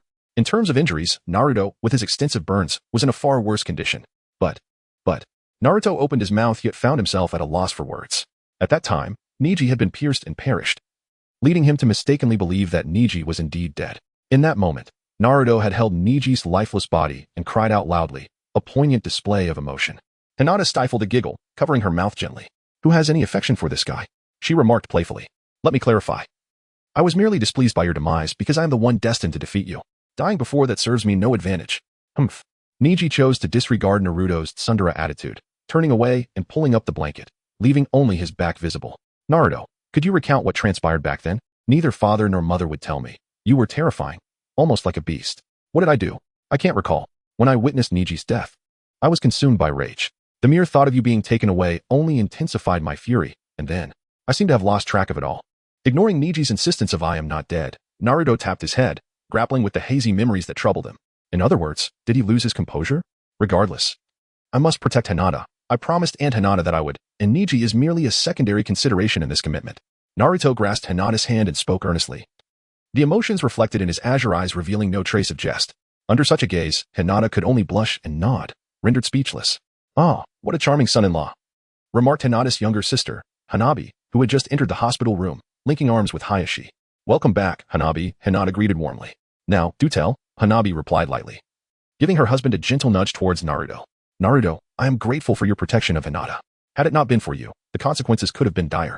I acknowledge you. Hayashi, typically stern and composed, expressed his thanks with a hint of discomfort, not towards Naruto, but rather due to the realization of entrusting his daughter to another. Acknowledge. Does that mean, father? Naruto gradually comprehended the meaning behind Hinata Hisashi's words and exclaimed in astonishment, wait. I merely included you as a supplementary member of the Hinata family. Huh? Why is it like this? However, before that, you must fulfill 3 of my requirements. What? I will do it. First, become a Chunin. Second, attain the rank of Chunin. Third, achieve the status of Jonin. Hinata Hisashi's demands were rather excessive, excluding the Umbu. The number of Jonin in Konoha was scarcely 50, if not fewer. Following the Ninetales incident, Konoha was in a period of vulnerability, and becoming a Jonin necessitated not only strength but also knowledge, discernment, and many other essential attributes. Nevertheless, he believed in Naruto's potential. At merely 5 years of age, he had defeated a Jonin from the Land of Lightning who dared to infiltrate Konoha alone on a mission, a remarkable feat yet. This accomplishment would forever remain undisclosed, as Naruto had merely borrowed the power of the Ninetales. Thus, this credit was bestowed upon the Hyuga clan by the 3rd Hokage, while the fate of the unconscious Jonin from the Land of Lightning remained uncertain. Engaging in the abduction of individuals from foreign territories would likely impose a significant cost upon the Land of Lightning to quell the repercussions. It's quite simple, really. Exceedingly simple, for I intend to become the Hokage. Just wait to be my esteemed father. Naruto did not require a moment to ponder. He responded with a voice that resonated confidently throughout the room. It is indeed commendable for a young man to possess ambition. Hyuga Hisashi gazed at Naruto, whose hair was the only visible part of him, and in the sunlight, that glimmer of golden hair bore a striking resemblance to the 4th Hokage. Alas, that individual had already sacrificed himself to protect Konoha. Hinata, how wonderful! Hyuga Hanabi embraced her sister, nuzzling against her cheek, sensing that her sister was increasingly concerned about Naruto. What are you saying, dear mother? I am not happy at all. Hinata playfully dove into her mother's embrace, attempting to disguise her bashful, flushed face. Ah. Are you all preparing to depart? API call failed with status code 429. Error. Code. For 29. Message. Resource has been exhausted. E.g. check quota. Status. Resource exhausted. Naruto reluctantly released Hinata, not desiring to remain alone in the hospital, as the scent of antiseptic was rather unsettling. How utterly dull. After frittering away an entire afternoon, Naruto was on the verge of losing his sanity, so bored that he began to count the patterns on the ceiling, repeating the process time and again. Just as he resolved to clandestinely escape the hospital, the door swung open unexpectedly, revealing 2 familiar figures. Sasuke, Itachi, what brings you here? We heard about your injury and came to check on you. It seems quite serious, Itachi remarked with a gentle smile, placing a dumpling beside Naruto and thoughtfully elevating the upper half of his bed. Yes, they mentioned something about chakra burns. I don't quite understand it, but I've already improved significantly. You look like a mummy. I absolutely detest being called a mummy. So what if they say it? Naruto and Sasuke, like sworn rivals, inevitably engage in bickering whenever they cross paths, only to resume their playful antics afterward, an idiosyncratic dynamic unique to them. Sasuke may verbalize his disdain, yet it took me countless days to bring him along. My schedule is hardly leisurely.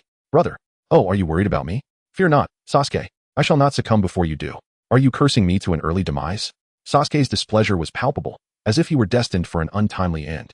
Itachi, too, cast a sidelong glance, for Naruto did not strike one as the type to utter such hurtful words.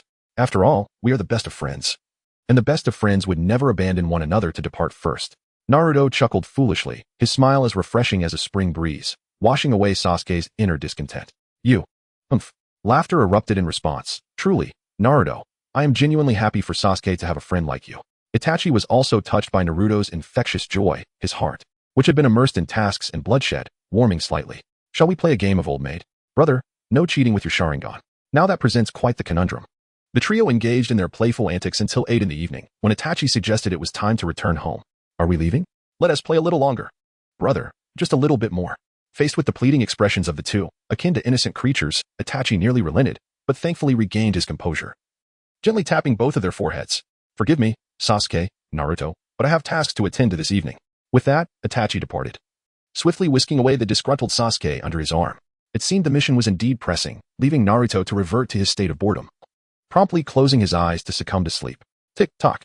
The sound of droplets falling echoed pleasantly in the sealed space, as Naruto waded through the water, knee-deep, until he stood before the Ninetales and Minato. What is the matter, Naruto? Minato sensed a shift. Something within Naruto had changed. Dad, I wish to grow stronger. Naruto raised his head, and within his azure eyes, a trace of innocence faded, replaced by a keen determination and resolve. This marked the first occasion he ventured into the realm of the Ninetales through his own strength. The path to becoming stronger is arduous. Can you endure it? After enduring numerous trials, Naruto profoundly sensed his limitations. Had he been stronger, Niji would not have suffered such grievous injuries, and Hinata would not have nearly been abducted. To safeguard what is precious, mere words are utterly insufficient. Chapter 11. The not-so-intelligent protagonist. Months passed after Naruto declared his desire to grow stronger, and his journey toward this goal progressed systematically under the direct tutelage of Minato. However, the outcomes were not as he had hoped.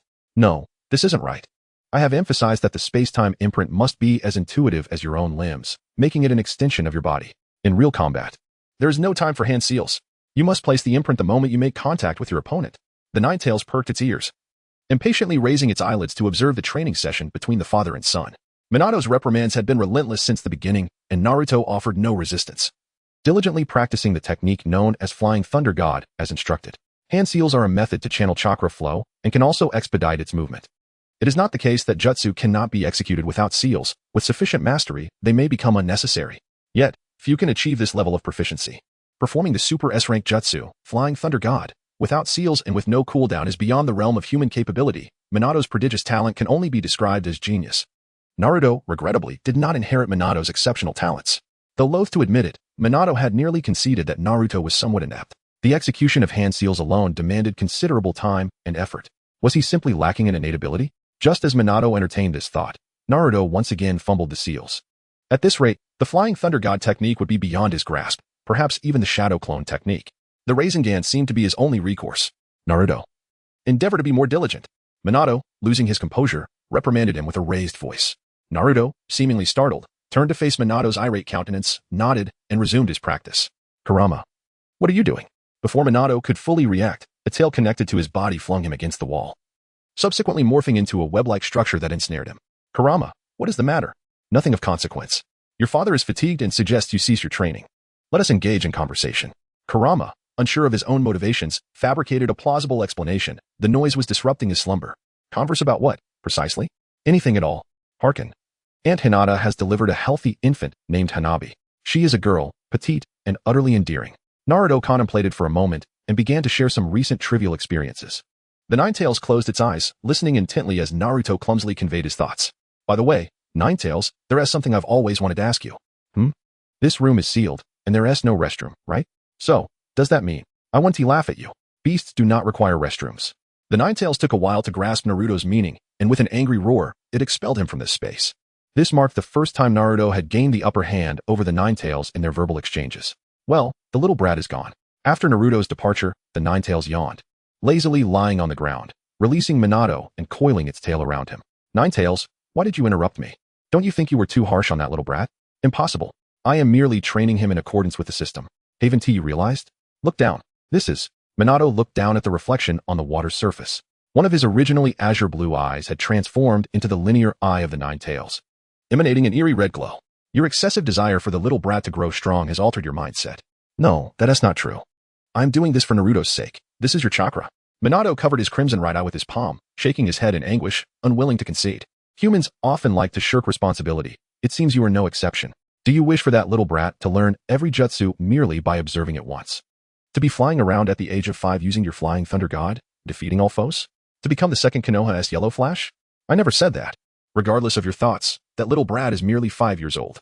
Do you truly believe he can master such advanced jutsu? It's utterly ludicrous. We have too many enemies. Minato sat helplessly on the ground, aware that he had made grievous mistakes. Even as the 4th Hokage, he was merely an ordinary father, harboring excessive expectations for his child, while also fearing that masked men would appear at any moment, which led him to train Naruto so harshly, inadvertently causing him harm. Thank you, Nine-Tails. Without you, I fear that child would come to loathe me. Minato, worthy of inheriting the title of Hokage, closed his eyes, and when he opened them again, the ominous red eye had vanished, replaced by a gentle blue. With me around, that little brat won't easily perish. Are you willing to assist him? Don't misunderstand. That enemy you mentioned, I will undoubtedly eliminate. The Nine-Tails bared its sharp fangs, forever remembering that fateful night when an ominous Sharingan controlled its body. This humiliation would be repaid tenfold. Hanabi, where are you going? After being expelled from the Nine-Tails, Naruto awoke and, upon exiting his chamber, chanced upon Hinata journeying along the path. He accompanied her, and since the aforementioned abduction incident, he had been granted domicile within the Hyuga estate. Regarding his aspiration of marrying into the family and enjoying a life of ease, Naruto had achieved a significant milestone. To see Mother and Hanabi? Oh, let us venture together then. Naruto-kun, is that a plaything in your hand? Hinata inquired with curiosity. Observing the diminutive balloon that had mysteriously materialized in Naruto's grasp, an inseparable companion he clutched daily. Perhaps, Naruto responded. It also serves as a form of practice. Naruto diligently summoned his chakra, causing the balloon to quiver violently, yet it remained far from bursting. After imparting the technique of the Rasengan to Naruto, Minato chose to focus entirely on teaching the Flying Thunder God technique. It was rather amusing. Hinata's eyes sparkled with delight as she giggled. Naruto's earnest efforts appeared exceedingly charming to her. Indeed, I concur. The two strolled and laughed, traversing the grand and spacious corridor of the Hyuga residence until they reached the entrance of a lavishly adorned room. Upon seeing Hinata, the maid bowed respectfully and ushered them inside. Hinata, Naruto, you have arrived, greeted Hyuga Hanabi, who lay pale upon the bed, her body weakened after childbirth. Yet she managed a faint smile upon seeing Hinata. I came to see Hanabi. No matter how many times I see her, she remains ever so adorable. Hinata and Naruto leaned over the crib, gazing at the tiny infant swaddled within.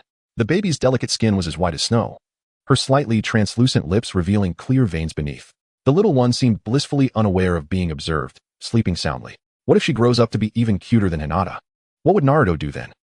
Wouldn't you want to consider a different candidate for marriage? Hanabi teased, her eyes twinkling as she sought to provoke Naruto regarding her daughter. Mom, Hinata exclaimed, a hint of shyness creeping into her voice. Yet, she too was concerned about Naruto's thoughts. What if Hanabi truly was cuter? Would Naruto still choose her?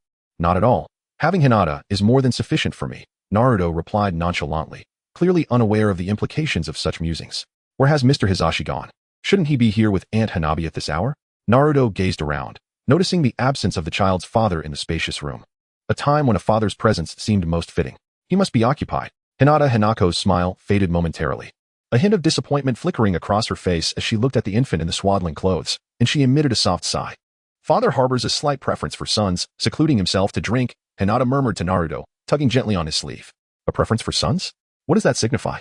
Are they not all his children? Naruto, your understanding is still nascent. A head of the main family without a male heir invites criticism. The custom of male succession has long been tacitly accepted. Hinata Hanako shook her head, aware of Hayashi's displeasure, yet uncertain at whom to direct it. Resorting to drink as a release.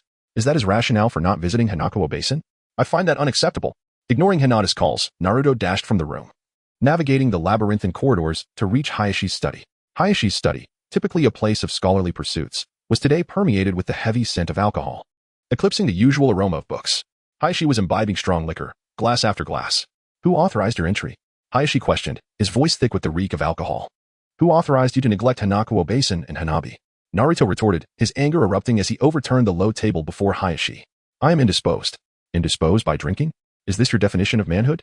Hanako's health precludes further childbirth. How can I, the head of the esteemed Hyuga clan, hold my head high in the great families without a male heir? Hayashi lamented, pouring another draught. How am I to discern your intentions? I only perceive Hanakowa Basin's loneliness.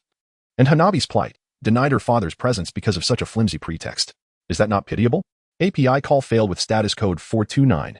Error. Code 429. Message. Resource has been exhausted, e.g. check quota. Status. Resource exhausted. Under the influence of alcohol, Naruto had lost all awareness of his words, collapsing on the ground and succumbing to deep slumber. To be berated so thoroughly by a mere child was truly an embarrassment for me, the head of this household. Observing the unconscious Naruto, Hinata Hisashi showed no signs of inebriation. With a casual wave of his chakra, he dispelled the effects of the alcohol. As the family head, no one dared to criticize him, and even Hinata Hayashi could only indirectly express his dissatisfaction. It was the first time he had ever been insulted so directly. What a remarkable child he is, to become so incensed over the affairs of others. A fool, indeed, but one that is impossible to dislike. In the aftermath, it took Hinata a considerable time to inquire about the sudden change in her husband's demeanor. Upon hearing the reason for Hisashi's discontent, she found herself even more fond of Naruto, her future son-in-law. Chapter 13. The Sorrow of the Uchiha Heat. Scorching heat. It felt as though he were positioned atop a grill, the searing flames consuming Naruto's body, rousing him from his slumber, drenched in sweat. Naruto glanced at his body, realizing that the source of the heat emanated from the sealing technique above his abdomen. Taking a deep breath, he closed his eyes and entered his consciousness space. Kurama, what is troubling you? As soon as he entered the inner realm, Naruto felt an overwhelming wave of heat. The water beneath him began to bubble from the intense warmth. Kurama's fur stood on end, and his tail lashed about like a whip, while Minato desperately attempted to calm him, yet to no avail. I can sense it, the ominous chakra. The power of that cursed clan. Kurama gritted his teeth, struggling against the primal instincts within him. The force felt all too familiar. It was the formidable Sharingan, capable of even controlling tailed beasts. Now, for reasons unknown, countless Sharingan had awakened, and the chaotic chakra swirling in the air ignited a sense of inexplicable fury within Kurama. What are you talking about? Kid, you need to get up and go to the Uchiha clan. Is Sasuke in danger? Naruto obediently leaped out of the window, swiftly traversing several streets until he arrived at the residence of the Uchiha clan. Oddly enough, it was remarkably silent. Naruto gazed upon the majestic gates of the Uchiha clan. As the foremost noble family of Konoha, it was only natural that there were vigilant sentinels tirelessly fulfilling their duty at night. Yet, tis disquiet. The entrance stood devoid of any guardians. With a heart laden with unease, Naruto pushed open the grand door adorned with the design of a folding fan. What could this possibly mean? Naruto was astounded by the scene before him. The usually pristine Uchiha clan was strewn with shattered bricks and broken tiles. Weapons and armor lay scattered across the ground, remnants of a fierce battle. The lifeless bodies, with their unblinking crimson eyes, seemed to recount the malevolence of their murderer. How despicable. Sasuke. API call failed with status code 429. Error. Code. For 29. Message. Resource has been exhausted. E.g. check quota. Status. Resource exhausted. At first glance, Naruto spotted Sasuke slumped against the wall, his crimson Sharingan eyes wide open, clearly having awakened his bloodline limit. However, before Naruto could even celebrate this revelation, his gaze fell upon the two lifeless bodies on the ground, plunging his spirits into despair. How infuriating. What on earth transpired? Naruto glanced around and realized that Sasuke's parents had ceased to breathe. Despite Sasuke's futile calls, there was no response. Understanding the peril of lingering any longer, Naruto swiftly seized Sasuke's arm and draped it over his shoulder, helping him to escape from the scene. Is anyone there? Please, someone help. Naruto carried Sasuke's lifeless body out of the Uchiha clan's residence, calling for help loudly in the desolate streets. Yet, no matter how fervently he shouted, the empty thoroughfare offered no response. Stop calling out. No one will hear you. A chilling voice echoed, causing Naruto to look up in astonishment. There stood Itachi atop a utility pole, gazing down at Naruto. His emotionless Sharingan seemed to pierce Naruto's very soul, rendering his legs immobile. Brother Itachi, where have you gone? The Uchiha clan, Uncle Fugaku, and Aunt Makoto. They are all dead. I know, Itachi replied coldly, for it was I who brought about their demise. API call failed with status code 429. Error. Code. For 29. Message. Resource has been exhausted. E.g. check quota. Status. Resource exhausted. Naruto's expression froze, and he shook his head vigorously, denying Itachi's words. What you see is merely an illusion. My actions were intended to test the mettle of the Uchiha clan. As you have witnessed, they succumbed without resistance. The power of the Uchiha clan is utterly insignificant. Itachi leaped down from the telephone pole, lightly landing on the ground before Naruto, speaking coldly. Sasuke's eyes regained a flicker of vitality as he saw Itachi charging towards him. But his frail body was effortlessly lifted by Itachi's single hand gripping his neck. My foolish little brother, hate me. Only through hatred can you grow stronger. Stop. Please, stop. Witnessing his dearest friend in peril, Naruto furiously wrested Sasuke from Itachi's grasp, sheltering him behind himself. Is it the power of the Nine Tails, Naruto? Your hatred is insufficient, and thus your strength remains feeble. I refuse to believe it. I cannot accept that my gentle brother Itachi would commit such acts. Surely, there must be some misunderstanding. If you have a reason, please share it. Naruto exerted every ounce of his chakra to suppress the tailed beast's cloak that threatened to erupt from his body. His eyes flickered between hues of blue and red as he spoke in anguish. What can your words accomplish? Everything is merely your delusion. The Uchiha clan is cursed, willing to turn against one another for the sake of power.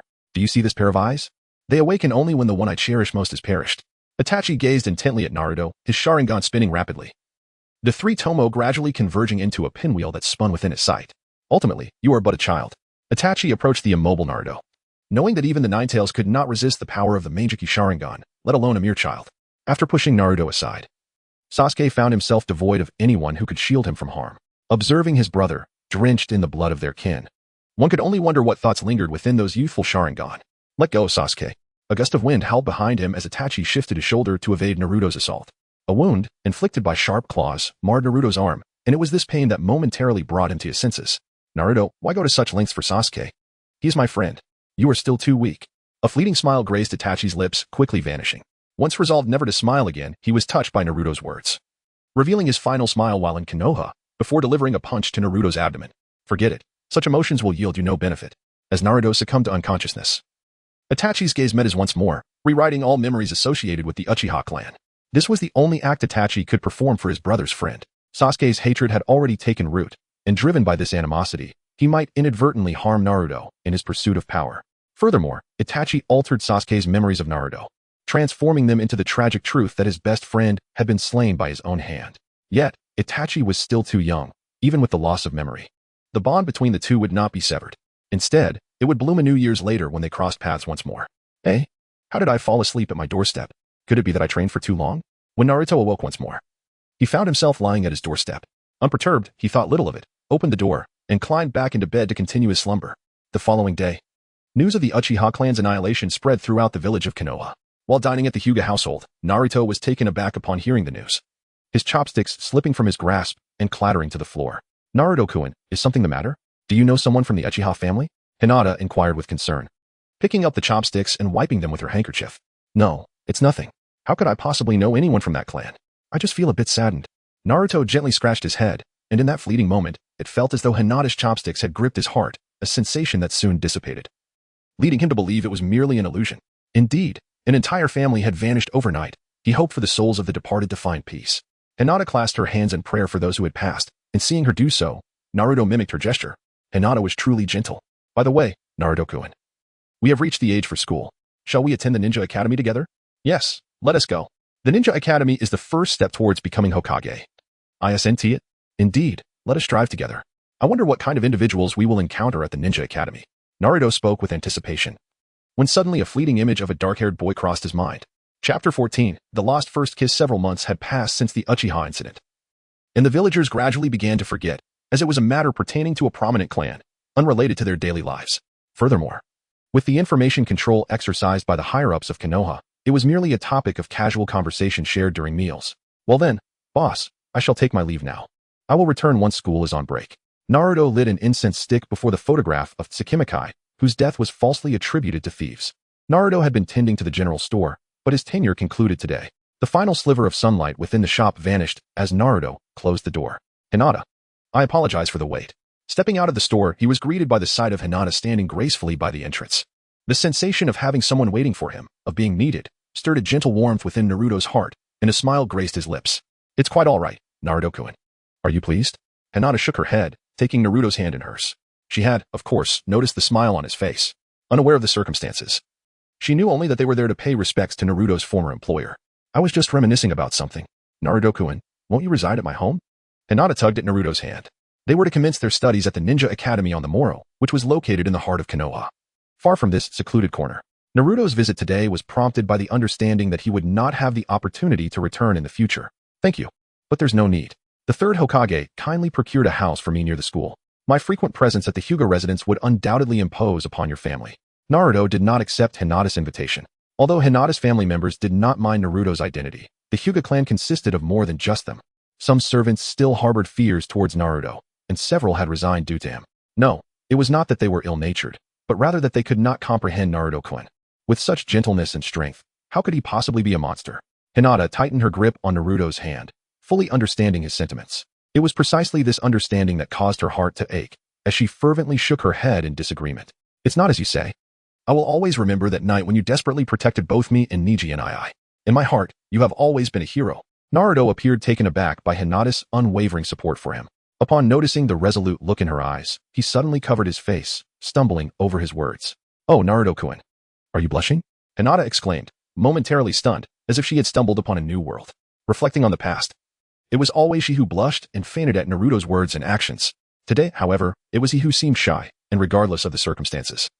That filled her with immense joy. No, that's impossible, he protested. Naruto persistently denied her assertions, yet Hinata discerned a faint blush upon his visage, which prompted her to smile softly. It seemed that Naruto had been regarded as a monster since his childhood. Indeed, although uncertain as to why Hinata posed such a question, Naruto nodded in affirmation. The others merely heard rumors and were oblivious to what made Naruto peculiar, for he bore no outward distinction from ordinary individuals. I, however, am different. My eyes are visibly unique and cannot be concealed like those of the Uchiha clan. Consequently, I am often perceived as an outcast, which has led to my growing aversion to venturing outside. As Hinata gently touched her eyes, she reflected on the troubles her Byakugan had brought her, realizing that without Naruto, she might still be hiding within the confines of her home. Nonetheless, Naruto transformed my life. Despite the animosity directed towards him, he garnered the acceptance of others through sheer perseverance. The gazes of the people in this street do not regard him as a monster. Indeed, Naruto shines the brightest. Oh, I must have rambled on too much.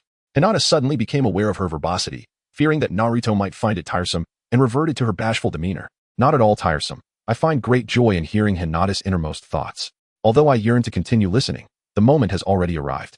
Naruto released Hinata's hand and, almost without realizing it, had arrived at his new home, a modest apartment.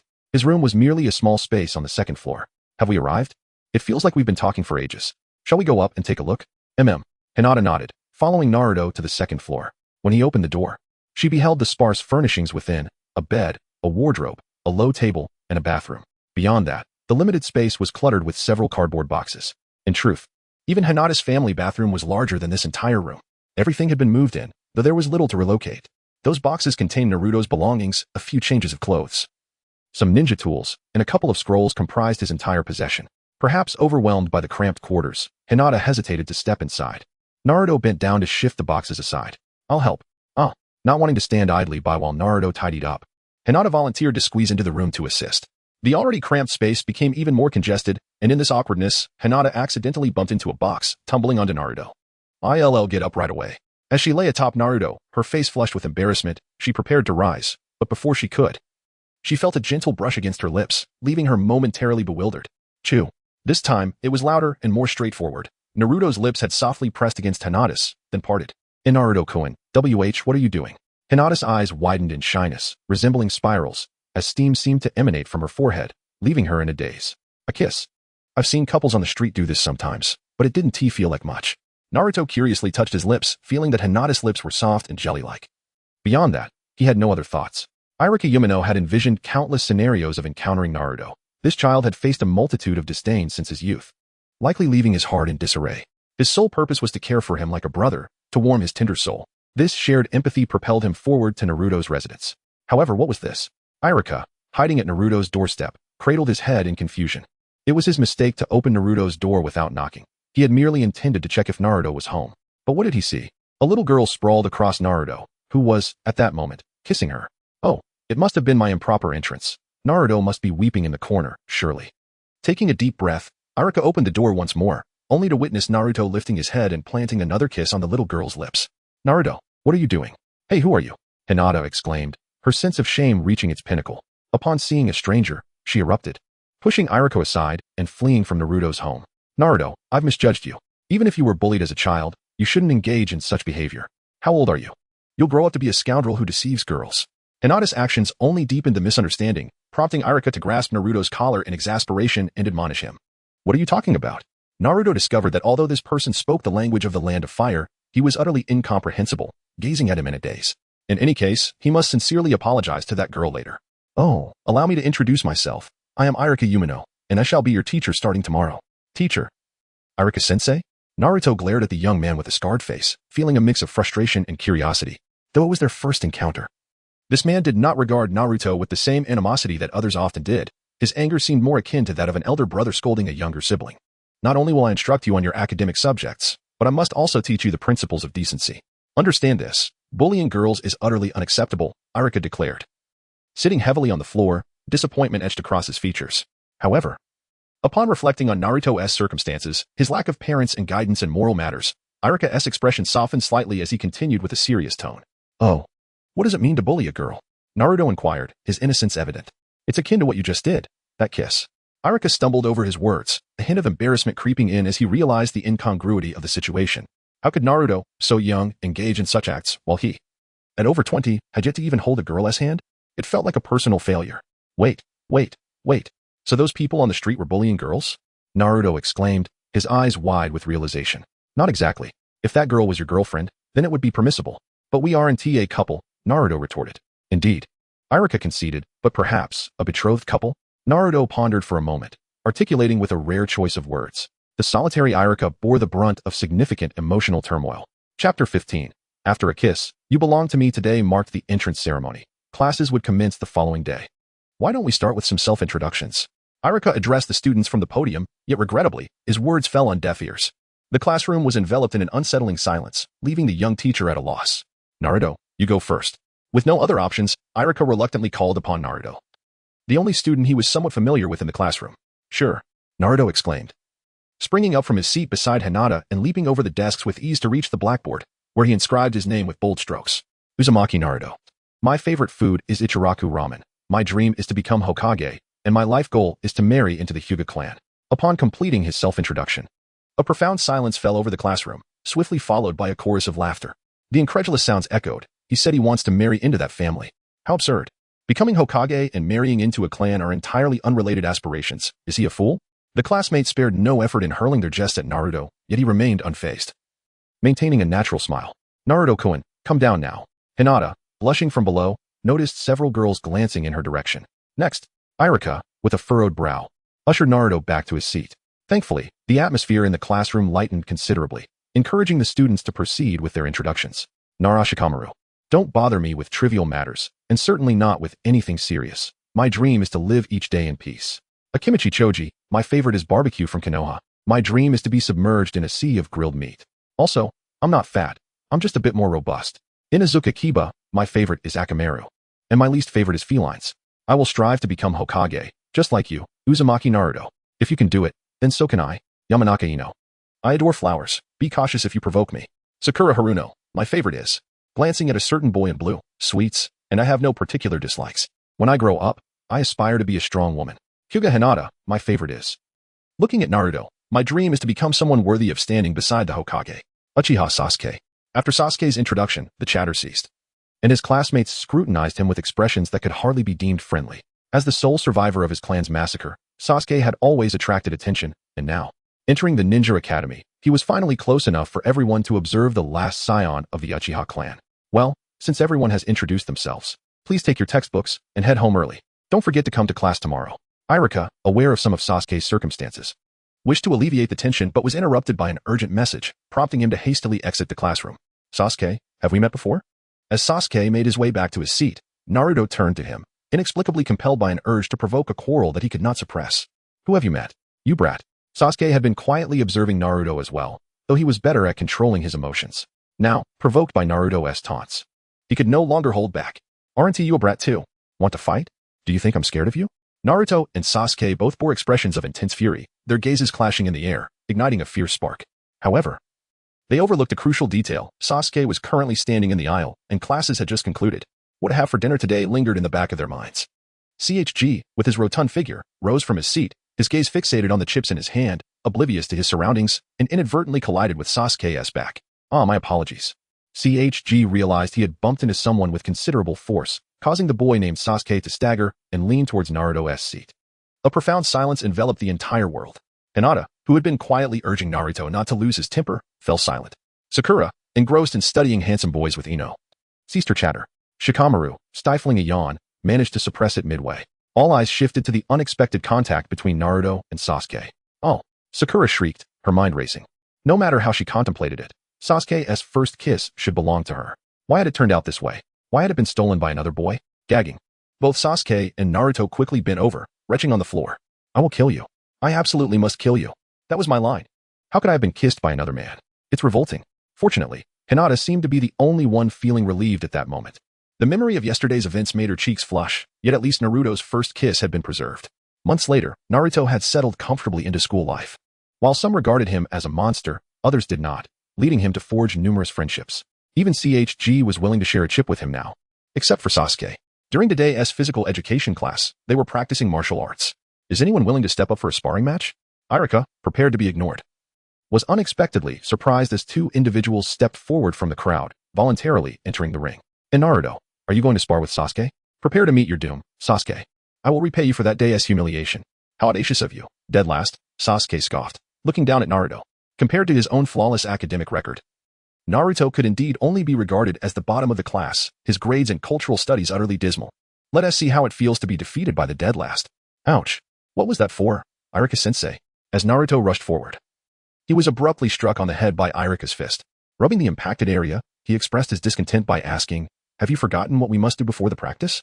Hiki, I look forward to your guidance. With reluctance, Naruto approached Sasuke and extended two fingers, intertwining them with Sasuke's in a gesture of amity. Begin, Irika declared. Naruto surged towards Sasuke, but as he raised his fist, Sasuke was already upon him, seizing Naruto's collar and hooking his heel behind Naruto's ankle. Naruto instantly lost his balance, collapsing to the ground, where he saw Sasuke's fist looming ever closer. I don't even need taijutsu to defeat you. Sasuke, who had intended to strike Naruto's nose askew, abruptly halted, his fist mere centimeters from Naruto's face, a flicker of reluctance passing through him, an unwillingness to inflict harm. The match is decided, Irika announced, finally reacting. To the untrained eye, It might have been imperceptible, but Iruka had calculated Sasuke's swift advance and concluded that his speed rivaled that of a typical genin. Alright, I know you're disappointed. Better luck next time. Come now, the seal of reconciliation. Iruka consoled Naruto, patting his head. Naruto seemed taken aback by his swift defeat. His head hung low in dejection. Yes, but Iruka was mistaken. Naruto wasn't disheartened. Instead, he feigned extending his hand for the seal. But the moment their hands met, he grabbed Sasuke's collar. Unexpectedly, Sasuke was prepared, seizing Naruto's collar in turn, and the two tumbled to the ground, engaging in a scuffle. Naruto, you fiend. Heh, all's fair in love and war. You haven't put that lesson to use, have you? What makes you so confident that a sneak attack could defeat me? Ouch, you dare strike my face. That hurts. Be gentle. After class. Naruto sat on a bench on the training grounds, as Hinata tenderly applied ointment to his face, which was marred with bruises. Each time she dabbed at a sore spot, Naruto winced in pain. Serves you right for ambushing Sasuke, and getting scolded by Iruka-sensei as well, Hinata teased, playfully pressing on one of his injuries, causing him further discomfort. Chiding him for his impetuous nature. Don't underestimate me. I landed a blow on Sasuke too. Naruto-kun, why do you dislike Sasuke so much? You get along with everyone else. But not him? Hinata questioned, puzzled. She knew that Naruto possessed a kind heart, yet he always seemed to provoke Sasuke, deliberately agitating him. I don't know. Every time I see him, I feel a strange sense of familiarity, a feeling that I can't leave him be. That guy doesn't have any friends at school, does he? Then why do you always cause trouble for him? No, though we argue every day, I can sense that Sasuke enjoys it as well. I don't quite understand your relationship. Oh, school's out. Hinata, you should head home. I'm going for a walk. As the school bell rang, Naruto stretched lazily and grabbed the ointment that Hinata had prepared for him before dashing off. Naruto-kun, I wanted to invite you to dinner, she called out. Though it might have seemed like a leisurely stroll, Naruto walked purposefully towards the lakeside of Konoha, and indeed, he spotted Sasuke sitting on a short bridge, lost in thought. Sasuke sensed something and turned to face Naruto. This was the very spot where they had first played together, catching loaches. Humph. Upon noticing Sasuke's gaze, Naruto scoffed and turned his head away, quickening his pace. TCH, Sasuke felt even more irked by Naruto's demeanor, rubbing his cheek where Naruto's fist had grazed him. It seemed that for every 3 hits he landed on Naruto, Naruto would manage to hit him back once, yet it still stung. A soft clatter caught Sasuke's attention as a small round box rolled to his feet, marked with the emblem of Konoha's medical service. Upon opening it, he was greeted by the fragrant ointment inside. Humph, heh. Under the setting sun, the two boys unintentionally broke into smiles of joy. Chapter 16. The story begins here. Time flies, and in the blink of an eye, 6 years have passed. Naruto has transformed from a mere child into an exceptional young man. I'm so sleepy. Bearing pronounced dark circles under his eyes, Naruto ambled alongside Hinata en route to the academy, yawning incessantly, and his gait as unsteady as if he had been embroiled in a nocturnal fracas. Naruto-kun, the graduation exams are today. Did you not rest well last night? The maiden of 12 years had already blossomed into a graceful figure, Hinata's stature nearing that of Naruto's. With tender care, she adjusted Naruto's disheveled collar and gently dabbed away the tears that welled in the corners of his eyes from his yawns. No. I was practicing all night. After 6 years of rigorous training, Naruto's Rasengan was beginning to show promise, save for a slight deficiency in the speed of its formation. It was virtually flawless. Consequently, Minato had instructed Naruto to set up Hiraishin markings in various locales throughout Konoha for test flights. The outcome, predictably, was less than stellar. Had the Hiraishin been so easily mastered, Konoha would have long since dominated the ninja world. Then be cautious during the exam. Do not misinterpret the seals. Rest assured. The elementary ninjutsu taught at the academy have long been mastered. They pose no challenge to me. Hinata, simply await my ascension to genin status. And then prepare for a change of name. That is still 2 ranks away, you baka. Hinata understood the implication of Naruto's jest about changing her name. And with a playful grimace, she dashed into the school ahead of him. So affectionate, even at this early hour.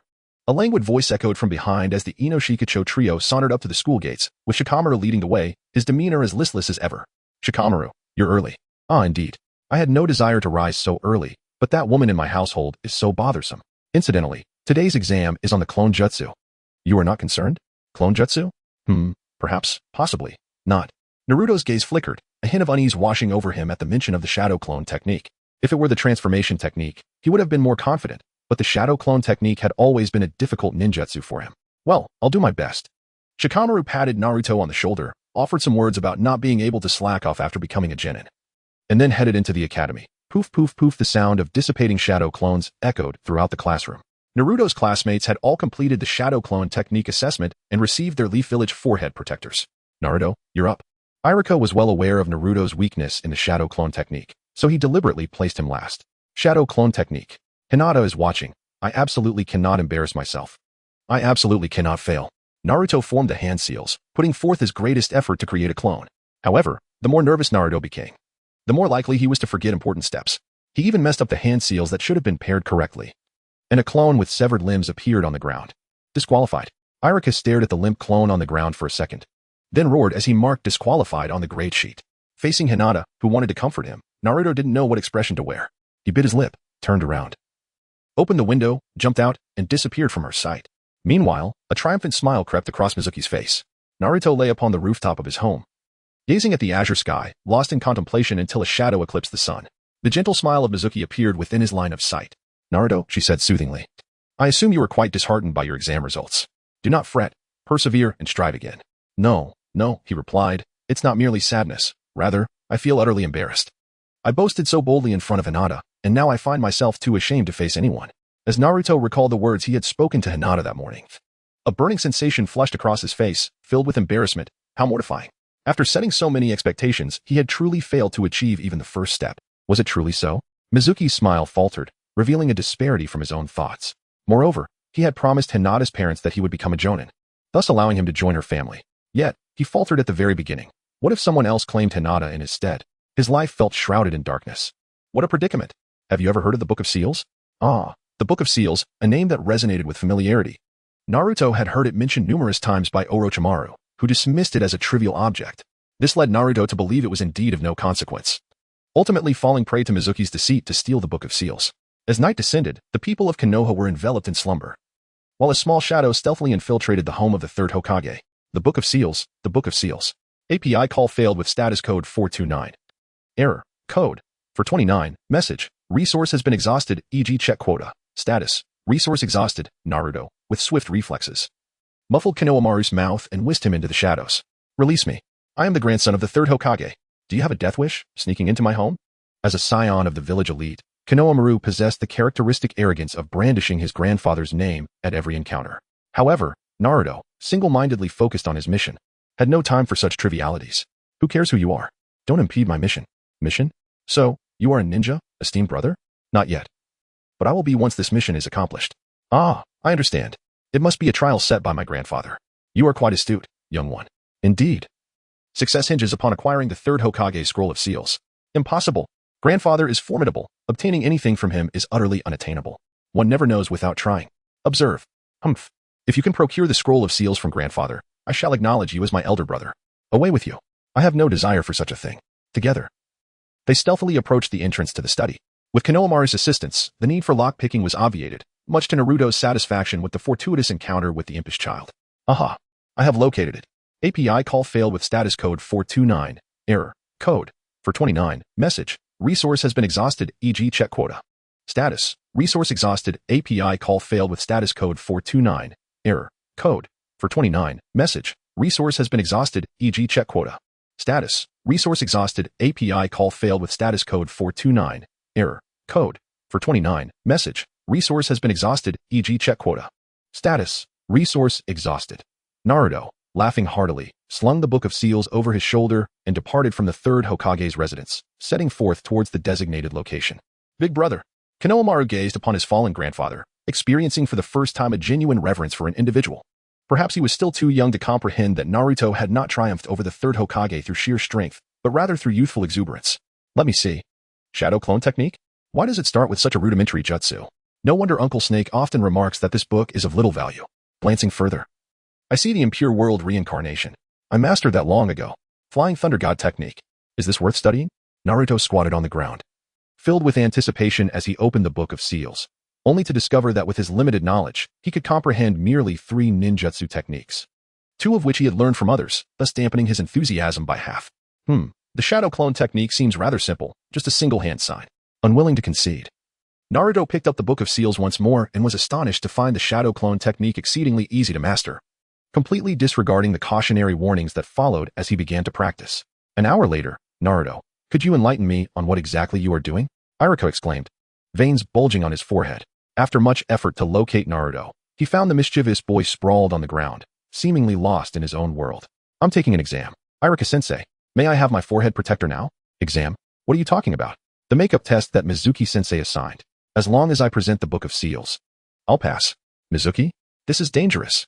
Iruka felt a sudden surge of foreboding, and an overwhelming aura of menace loomed behind him. He promptly shoved Naruto aside, only to be struck by several shuriken that pierced his body. I never imagined you would find your way here, Iruka. Cough cough, Mizuki, what are you planning? Iruka spat out a warm mouthful of blood, glaring at Mizuki, who emerged from the shadows. What am I planning? Naturally, to eliminate this brat and utilize the ninjutsu from the Book of Seals to become the world's strongest ninja. Iruka-sensei, even Naruto, despite his simplicity, realizes he is being manipulated. He wishes to assist Iruka, only to be sternly admonished. Do not approach. Hurry away and seek Lord Third. How absurd. Do you truly believe a mere child can escape my grasp? Mizuki observed Iruka with a calm demeanor, though merely a Chunin. He found it exceedingly simple to deal with a child who had yet to attain the rank of genin. Speaking of Naruto, you are unaware, are you not? Unaware of what? Silence. Do not utter it. 12 years ago, the Nine-Tails Fox assaulted Konoha, coinciding with your birth. Have you never pondered why the villagers harbor such animosity towards you? Mizuki unsheathed the wind shuriken from his back, preparing to eliminate Naruto while he was momentarily distracted, which elucidates his motive for verbally assaulting Naruto. Mizuki. Iruka, furious, drew his kunai and charged at Mizuki, only to be repelled by a swift kick. Indeed, you are the Nine-Tails Fox, that vile creature incarnate in you. That accursed beast nearly obliterated Konoha. Mizuki's fervor intensified as he spoke. Having been a child at the time, he had narrowly escaped the devastation wrought by the Nine-Tails, fostering a deep-seated hatred within him. Just then, Naruto, who should have been by Iruka's side, vanished without a trace, and a fist suddenly loomed larger in Mizuki's vision. Pain surged through his cheek as he was sent sprawling. You call others monsters while speaking nonsense about your friends. Naruto retracted his fist, his eyes blazing with fury as he glared at Mizuki and shouted, Hey, Naruto. Are you aware that the Nine-Tails resides within you? Iruka felt an overwhelming sense of dread. He was not a Jinchuriki and had no knowledge of Naruto's ability to communicate with the Nine-Tails. The implications of their relationship suggested a bond far too intimate. And Iruka's mind raced in turmoil, screaming internally that this was not how the narrative was supposed to unfold. Of course I know, he is my dearest friend. And he must never be disrespected. Naruto's character is such that even when insulted to his face as a monster or garbage, he can respond with a smile. However, he will not tolerate any affront to his friends. Ah, how foolish of me to worry. You have had Hinata by your side since childhood. How could you possibly be a demon fox? You are none other than Naruto Uzumaki of Konoha. How infuriating, this wretched monster. Mizuki, radiating a tremendous killing intent, returned from being sent flying, while Naruto, in a fit of rage, struck him hard enough to knock out a tooth. Not only did he utilize me, but he also insulted my friends. Are you prepared to be pummeled? What can a mere brat do? Shadow clone technique. Naruto formed hand seals, and the chakra within him surged forth, instantly filling the small grove with his shadow clones. The technique of multiple shadow clone jutsu produced an astonishing 1,000 clones. Was this truly the same Naruto who once lagged behind?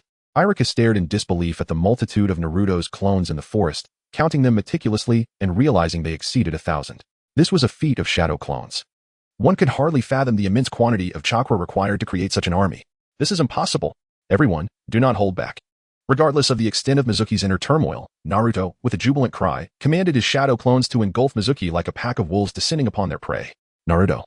Iruka proclaimed, his eyes glistening with pride, congratulations, you have passed.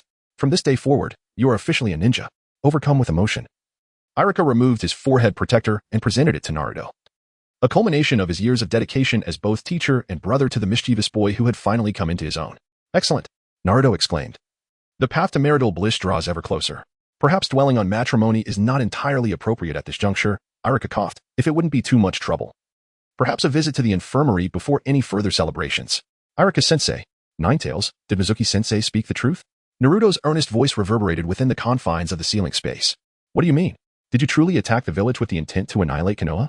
If my nature were indeed as you described ferocious, brutal, and fond of slaughter, what would you do? The Nine-Tails fixed its gaze upon Naruto, searching for a hint of discontent or disdain within his eyes, yet found none. Naruto's expression remained untainted and clear. In that case, I shall bear your hatred on your behalf, as the villagers believe I am you, and that is of no consequence. Oh, I see. I had been controlled back then. It was not my desire to assault Konoha. Indeed, I suspected as much. Nine-Tails, you do not seem to embody evil. You insufferable brat. I am weary of your presence, the Nine-Tails retorted, casting Naruto out of the ceiling space, fearing that prolonged interaction would lead to his own corruption by the boy's spirit. Hey, Nine-Tails, are you feeling shy? What Naruto said was truly touching, remarked Minato, who had suddenly appeared. He witnessed the scene of Naruto confronting the Nine-Tails, and being connected to the beast's chakra, he could sense its turmoil, which only made its expression more infuriating. Go to hell. The Nine-Tails seethed, furiously ensnaring Minato with its tail and slamming him to the ground repeatedly. After countless strikes and only ceasing when Minato surrendered, the Nine Tails finally relented. That child has grown into an exceptional ninja, Minato lamented. Oh, Kushina. Our child has become a remarkable ninja.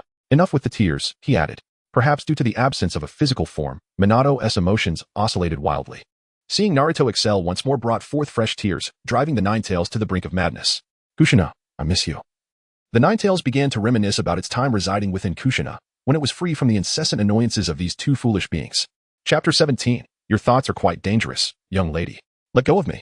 Release me, you foolish Iruka. Naruto clung to the door like a gecko. His lower half cradled in Iruka's embrace, who was desperately trying to pry him loose. Naruto, stop fooling around. I didn't assign the groups, and your antics here are futile. Iruka tugged, but the boy's strength was overwhelming, threatening to dislodge the door before he could be freed. Enough of this. Pair me with Hinata. Today, Naruto learned that the graduating Chunin would be divided into groups of 3 to undertake the second assessment by the Chunin. To his surprise, he was placed in the same group as Sasuke and Sakura. It wasn't that he disliked them. Rather, he had hoped to be teamed with Hinata. I didn't choose this arrangement, he protested. Besides, don't you have a fondness for Sakura? You even mentioned that she was your favorite. Don't misinterpret my words. I was referring to my fondness for Sakura Machi, you fool. Naruto reminisced about several years ago when Sakura brought homemade Sakura Machi to school and shared it with everyone. The compliments that followed her gesture were mistakenly interpreted as a confession of affection, leading to her being labeled as a heartless person. Caught between her feelings for both Hinata and Naruto. Don't call the teacher a fool. Which fool was responsible for that grouping? It was the third Hokage, that fool. You just called him a fool too. I was led into this mess by you. In any case, I cannot intervene in this matter. If you wish, take the door home with you. Iruka, exasperated, realized that despite the power of ninjutsu, Naruto remained just a hot-headed child. He released Naruto's body and exited the classroom. How infuriating. On the rocky cliffs of Konoha, the colossal faces of the Hokage were carved into stone, collectively known as Hokage Rock, a prominent symbol of the village. Generally, people would only admire the grandeur of the past Hokages from a distance. However, today, something extraordinary occurred. The visage of the third Hokage, Hiruzen Sarutobi, was splashed with paint, and 2 gigantic characters spelling fool adorned his forehead. Naruto. Iruka exclaimed in frustration, realizing he had underestimated Naruto's stubbornness, who had indeed set fire to Hokage Rock. Hee. What others dare not do, I, Naruto, shall accomplish. Naruto raced swiftly through the streets, and many villagers, witnessing his reckless antics, began to curse him. The Hokage represents the very faith of Konohagakure, and the tarnishing of that faith struck the people as if they had been pierced at their most sensitive point. You shall reap the consequences of your actions, you foolish brat. As Naruto rounded a bend, his momentum proved too great to arrest, resulting in an inadvertent collision with an individual ahead. He found himself enveloped in a soft embrace, his cheek pressed against a yielding surface. A delicate, floral-like fragrance permeated the air, momentarily disorienting him. Such a lovely scent. Little rascal, already a lecher at such a tender age? The young woman, appearing to be in her mid-teens, was adorned in a resplendent kimono. Her ebony hair was gathered into a ponytail that cascaded behind her. Despite Naruto's unintentional impropriety, she remained composed, simply extricating him from her person. I sincerely apologize for the collision, esteemed lady. Your fragrance is quite captivating. Naruto offered a soft apology and hastily departed as Iruka pursued him. My lady, are you unharmed? I shall apprehend that impudent scoundrel at once. A bespectacled man of middle age, panting, hurried to the maiden's side, proclaiming his intent to tear Naruto limb from limb. It was merely an embrace from a child. It is of no consequence. The maiden demurred, vanishing with her retinue into the thoroughfares of Konoha, as if she had never been present. Now, offer your apology to the third Hokage forthwith. Iruka cast the trust up Naruto before the third Hokage. Experience, indeed, proved its worth, as Naruto could not elude Iruka. I shall not. Naruto, do you harbor any grievances against me? The third Hokage, with his pipe clenched between his teeth, fixed Naruto with a penetrating gaze. Ah. Esteemed third Hokage, you are well aware of my affections for Hinata, yet you assign me to a different squad, pairing Hinata with 2 other lads. I am most displeased. Are the youths of today maturing at such an accelerated pace? The third Hokage drew deeply from his pipe, a hint of resignation flickering within his august eyes, and inquired of Iruka, indeed. Iruka scratched his head, cognizant that the third Hokage was, in essence, questioning his tutelage. How is it that you permit these early romances? Yet, the academy had no proscriptions against young love, and save for Hinata, every lass in the class was smitten with Sasuke. How could he possibly exert control? Kiba Inuzuka and Shino Aburame both possessed the aptitude to detect the movements of adversaries, and the Byakugan of Hinata Hyuga, as you are aware, will render their team adept at reconnaissance and tracking. Hinata serves as the eyes, Kiba the nose, and Shino the ears. Should you surpass their capabilities in these areas, your inclusion would be considered. However, the third Hokage tapped his pipe, leaving the statement unfinished. Ugh, Naruto was at a loss for words, emitting a pained sound. Big brother. So you are here. I have been searching for you for so long. Just as Naruto contemplated yielding, Konohamaru suddenly dashed in, his eyes alight with admiration, and swiftly ran to Naruto's side to untie him. Are you that little squirt from a few days ago? My name is Konohamaru. Big brother Naruto. Please teach me that jutsu to defeat Grandpa. Konohamaru, could you refrain from running about? You brat of the Nine Tails. Ebisu chased after Konohamaru, and upon seeing Naruto, he was taken aback. Young master, do not associate with this individual. No, I want him to teach me ninjutsu. What? You wish to learn, and yet you do not seek me. Your elite instructor Ebisu, but rather this little brat? That defies logic. But you don't know that jutsu. Impossible. I have dabbled in all ninjutsu save for forbidden techniques, which qualifies me to be your teacher. Then can you perform that technique? The what? That sounds rather indecent. Big brother Naruto, show this guy your strength, the jutsu that defeated Grandpa. All right, I shall demonstrate the technique. Delighted by the way Konohamaru called him big brother, Naruto hastily executed the jutsu. With a bang, a puff of smoke erupted, revealing a golden-haired maiden in the room. The third Hokage. Irika and Ebisu stared in astonishment at her. Such a lascivious jutsu is hardly worth mentioning to me, indeed. Ebisu cast a disdainful glance at Irika, who had fainted with a nosebleed. A mere commoner teacher, he showed no sign of reaction aside from a slight blush. Oh, even the third Hokage did not faint. Humph. Do not underestimate the Hokage, you brat. A technique used once will not be effective again. The third Hokage adjusted his hat to shield most of his vision, speaking confidently. Is that so? Then, shadow clone technique. The golden-haired beauty pondered for a moment, formed hand seals, and in an instant, dozens of identical maidens appeared in the room, surrounding the third Hokage and Ebisu. I shall name this the harem technique. No one knew what transpired that day. Only that the third Hokage and two teachers were assaulted by unidentified individuals and fell into a pool of blood. An event that would be recorded as one of the extraordinary incidents in Konoha.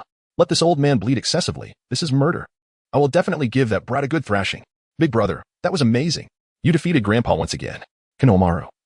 Why do you desire to defeat the third Hokage so much? Because I wish to gain everyone's recognition. They only see me as the grandson of the third Hokage, not as Konohamaru. No one is willing to acknowledge me. No, Konohamaru, you are mistaken. It is not becoming Hokage that earns recognition. Rather, it is those who are recognized that can become Hokage. Is that so? Indeed. There is no shortcut on the path to Hokage. Only the strongest ninja, acknowledged by all, can be called Hokage. I too am striving toward that goal. Naruto reminisced about his childhood, recalling how much more challenging it was for him to gain the recognition of others compared to Konohamaru. Nevertheless, he succeeded in earning the approval of everyone in the shopping district, a testament to his hard work. Then we are adversaries, brother. Since we are foes, I shall refrain from teaching you the seductive arts. No, please don't. For now, I will simply consider myself your underling. All right. Then let us first emulate the characters from this magazine. I must visit Hinata's family now. I shall take my leave. With a poof, Naruto vanished, leaving behind a wisp of dissipating smoke. A shadow clone? Remarkable. I shall not fail my elder brother's expectations. Konohamaru clutched the Risku magazine in his grasp. Enemies. Were they? Seated in the courtyard, engaged in conversation with Hinata, Naruto perceived the memories relayed from his shadow clone, a subtle upturn gracing the corner of his lips. Naruto-kun. I've heard you deface the Hokage rock with graffiti. Is that truly all right? Concern clouded Hinata's gaze. Since the inception of Konoha, none had dared to profane the Hokage rock. Naruto's audacity was, undeniably, immense. No matter.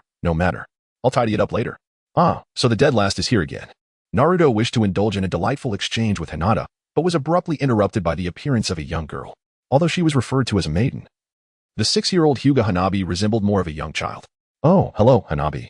Your presence is rather unfortunate, he remarked, without hesitation. Hanabi took a seat beside Hinata and devoured the apple that Hinata had meticulously prepared for Naruto. Do not speak like that. I am already a Chunin, and soon enough, we shall all be one family.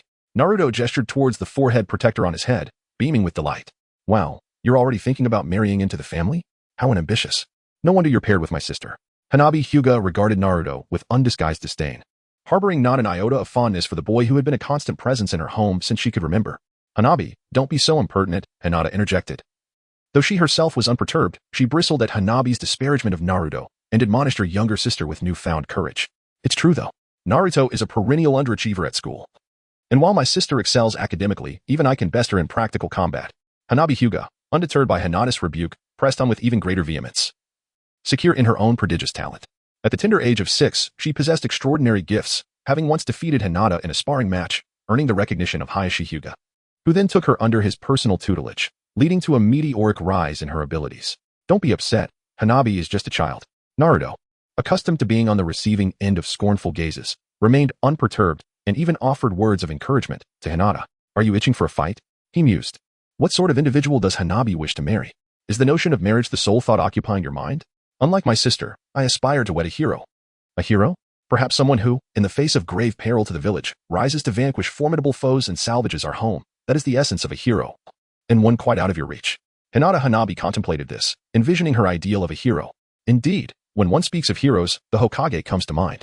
Leaving aside the third Hokage for the moment, each successive Hokage has amassed considerable experience, with the exception of the prodigious fourth Hokage, who, like the others, only assumed the role after surpassing the age of 30. Hanabi, your taste in men is truly distinctive. Naruto pondered while stroking his chin, suddenly contemplating whether Hinata Hanabi's disdain for him stemmed from a preference for older men. Alas, what a tiresome thought. Hinata Hanabi found herself momentarily stifled. Upon reflection, she realized that heroes are often associated with strength. Where could one find a hero who is both youthful and powerful? With her dreams shattered, Hinata shot Naruto a fierce glare before hastily departing. Did I do something wrong? Naruto mused, revealing a hint of his cunning nature. Chapter 18. 1,000 Years of Pain. How slow. This teacher is exceedingly sluggish. API call failed with status code 429. Error. Code 429. Message. Resource has been exhausted, e.g. check quota. Status. Resource exhausted, Naruto, with a downcast demeanor. Reflected on his long-standing friendship with Hinata since their early years at the Ninja Academy. How old were you when you first met? Someone inquired. Around 4, I believe. He replied. Oh, was it that early? By the way, Naruto, don't you think being overly clingy might lead to disapproval from both sides? Sakura subtly cast a glance at Sasuke, only to find him intently observing Naruto, which stirred her feelings of annoyance. Why would anyone dislike it? Hinata and I genuinely enjoy each other's company, ever since the day I climbed the wall and caught a glimpse of her. I don't think she has ever held any disdain for me. I've always felt happy, especially today when she prepared a bento for me. Naruto proudly produced his lunchbox. Though he had already finished his meal, he cherished it enough to wrap it in cloth and carry it with him. Did Lady Hinata also engage in such activities? Sakura found it difficult to comprehend. After the Uchiha clan's annihilation, the Hyuga family had firmly established itself as the foremost clan in Konoha, and Hinata's status was steadily rising. It was surprising that a young lady born with a silver spoon would willingly cook for Naruto. Since childhood, Hinata had shown little interest in inheriting the main family. It was likely that Hanabi would take over in the future, which pleased her, as it meant more time to play together. How delightful. Sigh. How many suitors must be lining up behind Hinata? Surely not a Thailander like you. Sakura felt an overwhelming sense of injustice. How could a fool and a laggard advance so swiftly on the path of love? It was infuriating. Thus, I must strive to become Hokage. To ensure that everyone recognizes Hinata's choice was not in vain. To have everyone acknowledge it. Teacher, you have a remarkable son. Standing outside the door, Kakashi listened with a slight smile before pushing it open and entering. Allow me to introduce myself. I am Kakashi Hitaki, and I shall be your teacher from this day forth. Although I would like to say this, if you cannot pass my second assessment, our fates will diverge here. After a brief introduction, Kakashi noted the names and characteristics of the 3 individuals, his already languid gaze becoming even more listless. 3 individuals, 1 genius, 1 Thailander, and 1 love-struck girl. Lord Third, what a difficult task you have bestowed upon me. Kakashi-sensei, why is there a second test? Do you have any idea how hard I worked to earn this forehead protector? Well, the so-called graduation exam at the Ninja Academy is merely a way to assess whether you can effectively apply the knowledge acquired at school. You rookies are far from ready to engage in battle. In any case, gather tomorrow at 5 in the forest near the memorial stone, and remember, do not eat breakfast, or you may find yourself expelling it. Before departing, Kakashi cast a glance at the trio with an expression that could hardly be described as benevolent. Sasuke, would you like to join me for a meal? Sakura timidly approached Sasuke, summoning her courage to extend the invitation, only to be met with a dismissive glare from him. Boring. Sasuke, make sure you don't get eliminated tomorrow. If you can pass, then I certainly can, Sasuke retorted with a scoff, walking away without a backward glance. Be a bit gentler with the girls, you fool. Naruto cast a pitiful glance at Sakura before chasing after her. Sasuke spoke more than I did. The next day, the sky at 5 o'clock was still shrouded in gloom. The trio arrived at the meeting point, exchanged morning greetings, and began to await Kakashi's arrival. 1 hour passed. Then 2, and finally 3. Naruto, stop sleeping and get up, Sakura exclaimed, frantically pulling Naruto, who was napping on the ground. Anyone would go mad after waiting for 5 hours, even Sasuke, who impatiently surveyed the surroundings, hoping to catch a glimpse of Kakashi. Why was I so foolish to fall asleep? API call failed with status code 429. Error. Code 429. Message. Resource has been exhausted, e.g. check quota. Status. Resource exhausted. Naruto was the first to express disbelief, pointing an accusing finger at Kakashi. Ahem, let's not dilly-dally. This alarm is set for midnight. Your task is to seize 2 bells from me before that time to pass. Kakashi awkwardly shifted the topic, producing an alarm clock that he placed atop a wooden stump, accompanied by 2 bento boxes. 2. But there are 3 of us, Sakura remarked, her gaze fixed on the bells dangling from Kakashi's waist, perplexed. No one said all of you could pass. Those who fail to acquire the bells will be deemed losers and will be tied to the stump to watch us enjoy our lunch. You must be quite hungry, I presume. The denial of breakfast serves this purpose. A flicker of anger flashed in Sasuke's eyes. Realizing that Kakashi's earlier words were not merely for the sake of rigorous training but stemmed from this man's malice. Let the games begin. Use ninjutsu, taijutsu, or genjutsu, attack from any angle you choose. With that command, Kakashi set the stage. Sasuke and Sakura dispersed to find their hiding spots, leaving Naruto standing idly before him. You? A true man must confront challenges head-on. I will seize your bells from the front, so prepare yourself. Naruto displayed a confident smile as he brandished his kunai and charged towards Kakashi, aiming for his waist. If the kunai struck the bell, its fall was inevitable. Fool. An utter fool, Kakashi mused lazily, his eyes devoid of any emotion. Effortlessly, he dodged Naruto's kunai and seized his right arm, hurling him into the air. With swift precision, he formed the tiger hand seal and shouted, Konoha's secret taijutsu, 1,000 years of pain. Ah! Naruto let out a pained scream as he was struck, and with a resounding bang, he vanished in a puff of smoke. Shadow clone? Impossible. He had been within my line of sight the entire time. How could he have managed that? Kakashi's eyes widened in astonishment. If Naruto had hidden away before launching his attack, it would have been easily understandable. Yet, the fact that Naruto executed a substitution with his clone in front of him without forming any seals was something even Kakashi himself could not achieve. Naruto, how on earth did you do that? Not only Kakashi, but Sasuke, who had been observing from atop a tree, was also taken aback. He understood that accomplishing such a feat in front of a Chunin was nearly impossible, especially considering Naruto's usual lackluster performance. Sasuke, a gentle voice called from behind, startling him into turning around, only to be silenced by Naruto's hand covering his mouth. Don't make a sound. We will be discovered. Naruto made a gesture for silence. And Sasuke calmed down, nodding slightly. You have witnessed Kakashi-sensei's strength, Sasuke. It is impossible for one person to accomplish this alone. We have a chance if we work together. The sensation transmitted from the shadow clone made Naruto's rear still ache. In order to safeguard himself and to enhance their likelihood of success, he chose to collaborate with Sasuke. Alright, but you must tell me how you achieved it afterward.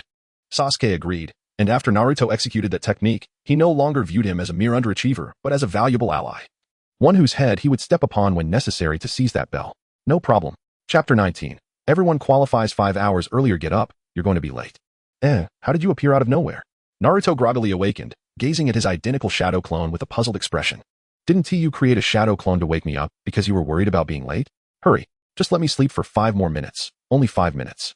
Naruto's body seemed to be magnetically bound to the bed, having been subjected to rigorous training by Minato the previous night, leaving him severely sleep-deprived.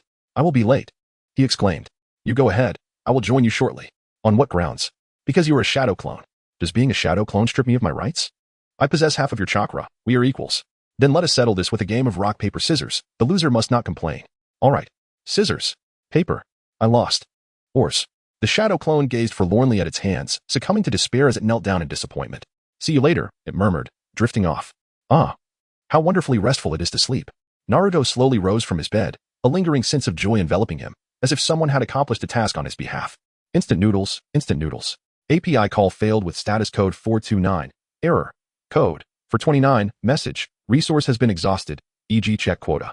Status. Resource exhausted. API call failed with status code 429. Error. Code. For 29. Message. Resource has been exhausted. E.g. check quota. Status. Resource exhausted. Naruto seized a cup of instant noodles and leaped out of the window, devouring his meal while shouting as he made his way to the rendezvous point.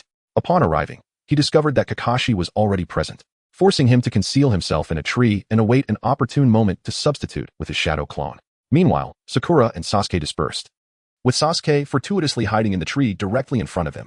This ensued the earlier scene. Sasuke, let's go. TCH, that fool.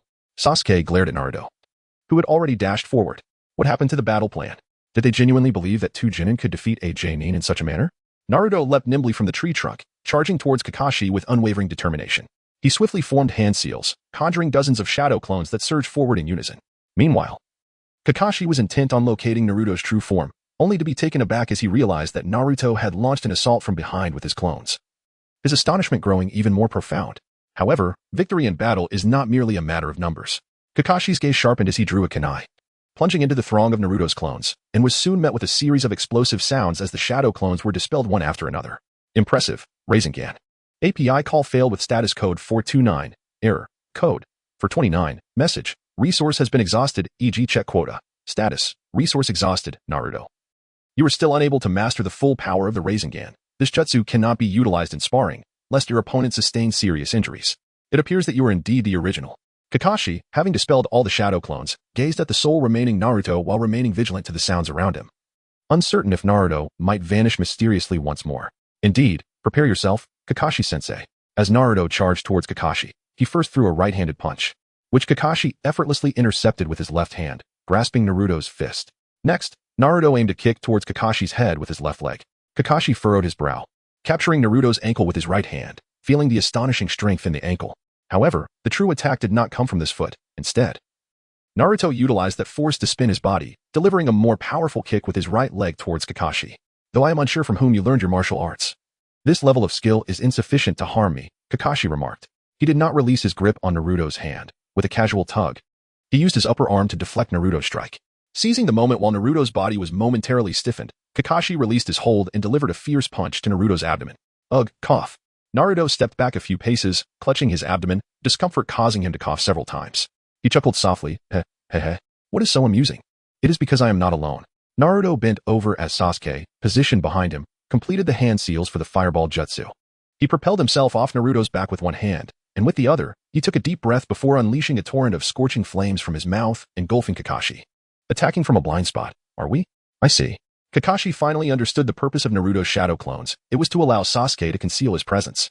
Sasuke had likely blended into the crowd, approaching unnoticed, and used the melee between Naruto and Kakashi as cover to perform the hand seals. Their teamwork is commendable. But they still underestimated Jonin, Kakashi mused. We succeeded, Sasuke. Naruto exclaimed with glee, eager to exchange a high five with Sasuke, only to be met with indifference. Humph. If Jonin were so easily defeated, they wouldn't hold that rank. Indeed, you were far too careless. Kakashi's voice echoed from behind, and before the two could react, they found themselves with kunai pressed against their necks. The slightest movement would result in the sharp blade slicing through their arteries. A pity, you were so close. Kakashi held a kunai in each hand, revealing that the extinguished flames of the great fireball technique had merely consumed a piece of wood. Kakashi-sensei, you underestimated us as well. They retorted. Naruto and Sasuke exclaimed in unison, transforming into mere locks. Before Kakashi could register his astonishment, he was met with the sound of rushing air from behind. With a vigorous sprint, Naruto and Sasuke leaped forward, aiming a kick at his head. Ah, how underestimated I truly am. The arrogant Jonin, dismissive of evasion, raised the kunai in his hand, prepared to teach these two airborne brats a lesson. However, to his astonishment, the log that had previously stood in for him suddenly morphed back into Naruto and Sasuke. The kunai in their hands lunged menacingly towards his waist, placing the safety of the bell in dire jeopardy. What? Kakashi exclaimed in disbelief. At that moment, he faced two choices: intercept the kunai of Naruto and Sasuke, thereby exposing himself to the attack from the other pair, or strike down the airborne Naruto and Sasuke, thus sacrificing the bell. Well, so be it. A satisfied smile emerged in Kakashi's languid eyes as he employed the body flicker technique to evade their assault. In the nick of time, the kunai grazed the bell at his waist, and as Kakashi vanished, the bell clattered to the ground. Success. Splendid. API call failed with status code 429. Error. Code. For 29. Message. Resource has been exhausted, e.g. check quota. Status. Resource exhausted, having dispelled the shadow clone technique. Naruto revealed that one of his duplicates had located Sakura's hiding place and conveyed their plan, to which she acquiesced. Bravo, Kakashi remarked, emerging with applause. He commended their success but swiftly added, however, there are only 2 bells and 2 lunches. Naruto and Sasuke contributed the most, so they are undoubtedly for them. Sakura. I'm fine, Sakura interjected, clenching her fist, suppressing tears, and forcing a smile. No, I'll give the bell to Sakura. Oh? Are you willing to forfeit your qualification? Why? I seized the bell, so I've passed. But you gave it to Sakura. But I snatched the bell. The bell is in Sakura's possession. I seized the bell. Why are you being so obstinate? Kakashi mused, recognizing the familiar scene reminiscent of Kushina's arguments with Minato. I don't care. You said whoever grabbed the bell would pass, and this bell is for both Sakura and me. Anyone can take it. Or we could eat first, and try again this afternoon, so there will be 4 bells. All right, you've all passed. I was just teasing you, Kakashi waved his hand. Recalling his childhood annoyances with Kushina, this test was about teamwork. Initially, there were only 2 bells to incite competition, making it impossible to seize them from me alone. Although you 3 didn't collaborate at first, you ultimately united under Naruto's guidance. Kakashi elucidated, indicating Naruto. That being said, I'm still curious how you'll divide the lunches. It would be amusing if you quarreled over food at the last moment. Kakashi handed them the lunches, candidly revealing his mischievous intent. Sakura, Sasuke, you must be famished. Please, eat. Naruto accepted the lunchbox, feeling the genuine gaze of Sakura and Sasuke upon him. He found it difficult to confess that he had already indulged in instant ramen, fearing he might be met with a fierce reprimand. No, I hardly exerted myself, and I am not particularly hungry.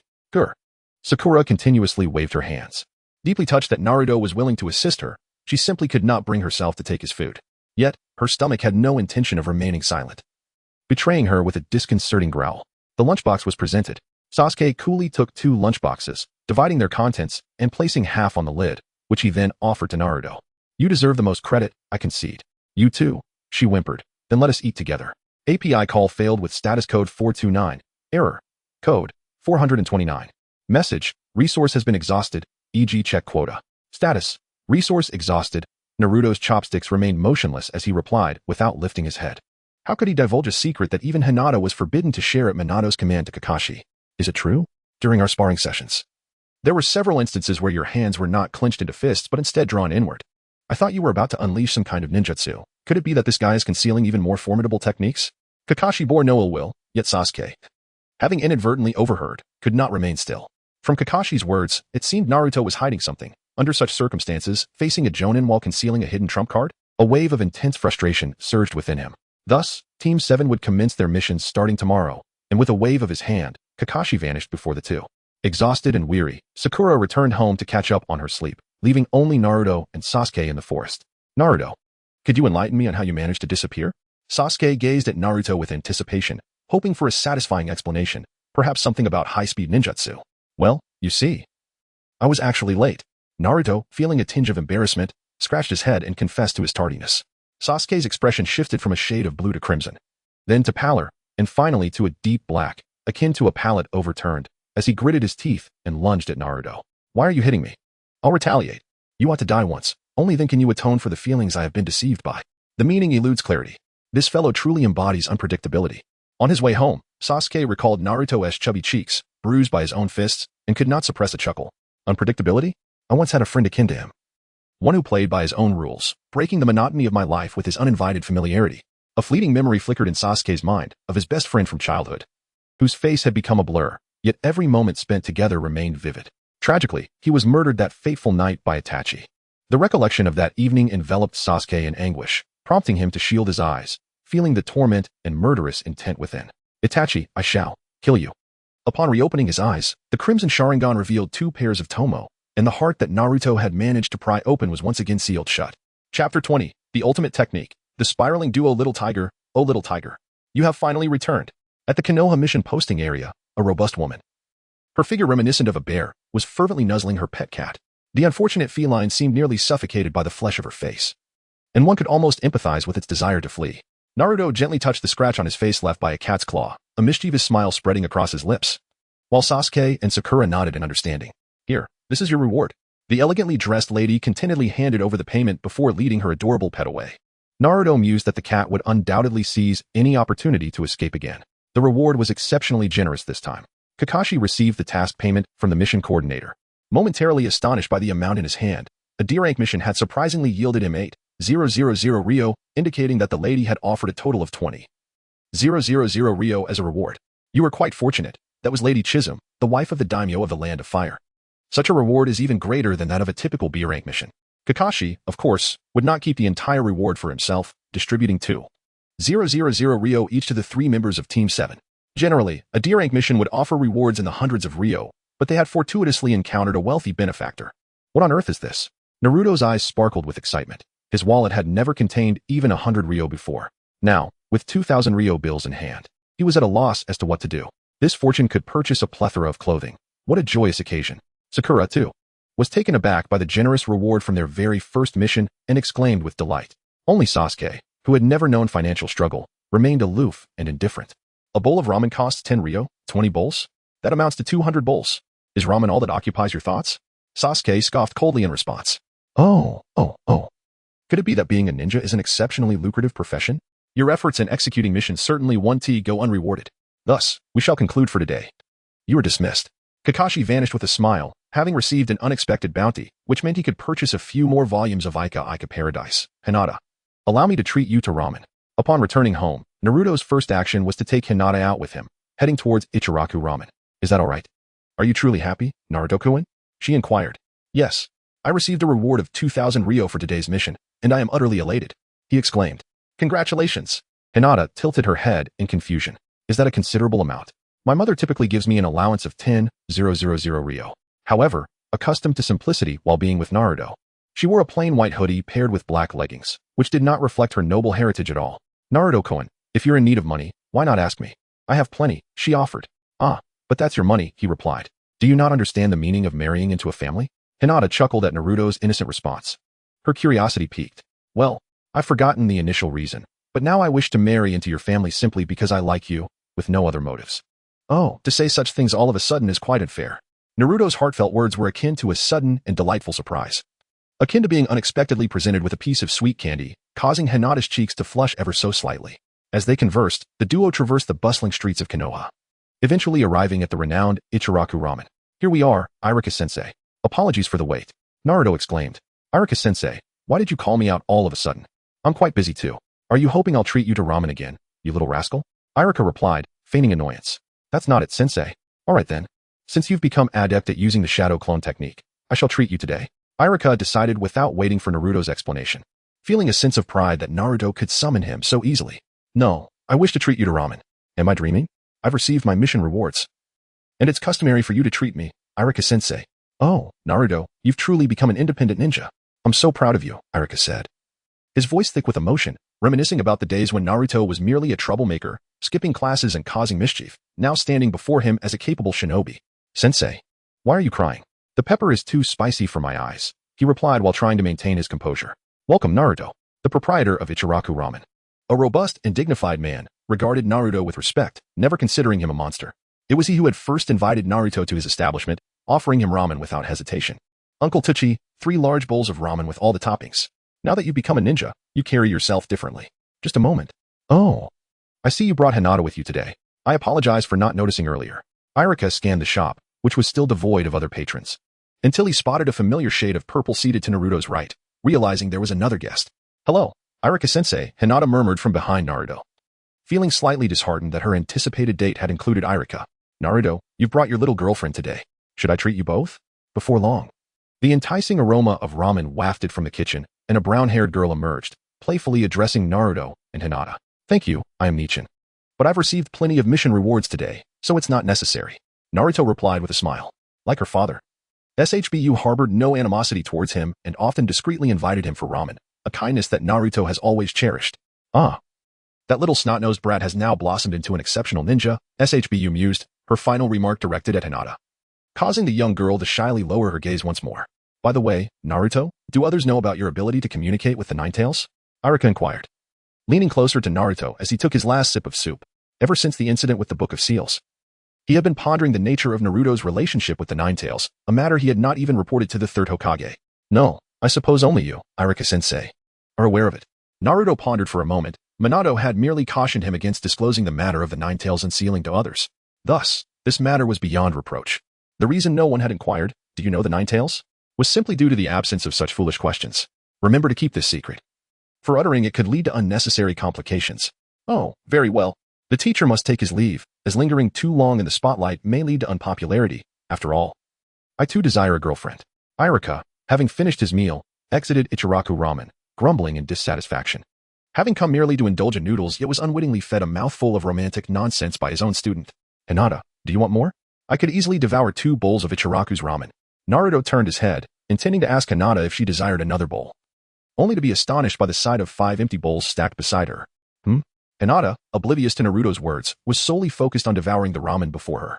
With chopsticks in one hand and a spoon in the other, the contents of her bowl vanished at an astonishing pace, almost too swift for the eye to perceive.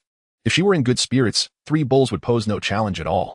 Naruto's struggle with the peculiar situation led him to request 2 bowls from SHBU, only to find himself on the verge of vomiting after nearly finishing them. Naruto and Hinata share a profound bond, having known each other since childhood as childhood sweethearts. It is precisely due to this long-standing familiarity that Naruto often overlooks certain trivial matters, such as the growing pile of empty bowls beside Hinata as she eats. I can't eat anymore. I never realized Hinata could consume so much. Where did all that food go? API call failed with status code 429. Error. Code. For 29. Message. Resource has been exhausted, e.g. check quota. Status. Resource exhausted. As Naruto escorted Hinata to the entrance of the Hyuga residence, he intended to turn away, only to be halted by her gentle grasp on his hand. Please, stay with me a while longer before you leave. Hinata looked up, her pale eyes reflecting a sense of longing and reluctance. For today, she simply wished for more of Naruto's company. Hinata truly has a penchant for being endearing. Naruto couldn't help but chuckle as he took Hinata's delicate hand, stepping into the Hyuga residence. The moon is truly round tonight. Naruto lay on the corridor floor, gazing at the moon. In his childhood, during moments of solitude, he would climb to the rooftop to stare at the moon, finding solace in its unwavering presence, which accompanied him each night without judgment. His mother once told him that fairies resided on the moon. He often wondered if it were true. Surely, a fairy would come to adore him, for he gazed upon her daily. How shameless, he thought. Hinata, while playfully chiding Naruto, leaned against him, relishing the tranquility of the moment. Wouldn't it be delightful if time could freeze at this instant? Just as Hinata uttered those words, the heavens seemed to play a prank, sending a dark cloud to obscure the moon, plunging the previously illuminated space into shadow. No laughing. I'll go light a lamp, came Naruto's laughter from the darkness, prompting Hinata to give him a playful swat, her cheeks flushed with embarrassment. It's very dark. Be careful not to fall. Just watch me. Naruto sat up from the floor, extending his right hand as chakra gradually coalesced upon it. After approximately 10 seconds, a small blue orb materialized in his palm, emanating a gentle radiance. No matter how many times one gazed upon this ninjutsu, its beauty seemed almost ethereal. Hinata gazed dreamily at the Rasengan in Naruto's hand. It was the purest manifestation of chakra. In contrast, when other ninjas harnessed chakra, its essence transformed, taking on the properties of fire or water, rendering it impossible to emit such a luminous glow. While undeniably beautiful, it was regrettably slow. Naruto held the Rasengan with a sigh, as Minato repeatedly emphasized the importance of speed. Even a second's difference in their confrontation could determine life or death. The Rasengan needed at least 3 seconds to properly take form. Can it be a bit larger?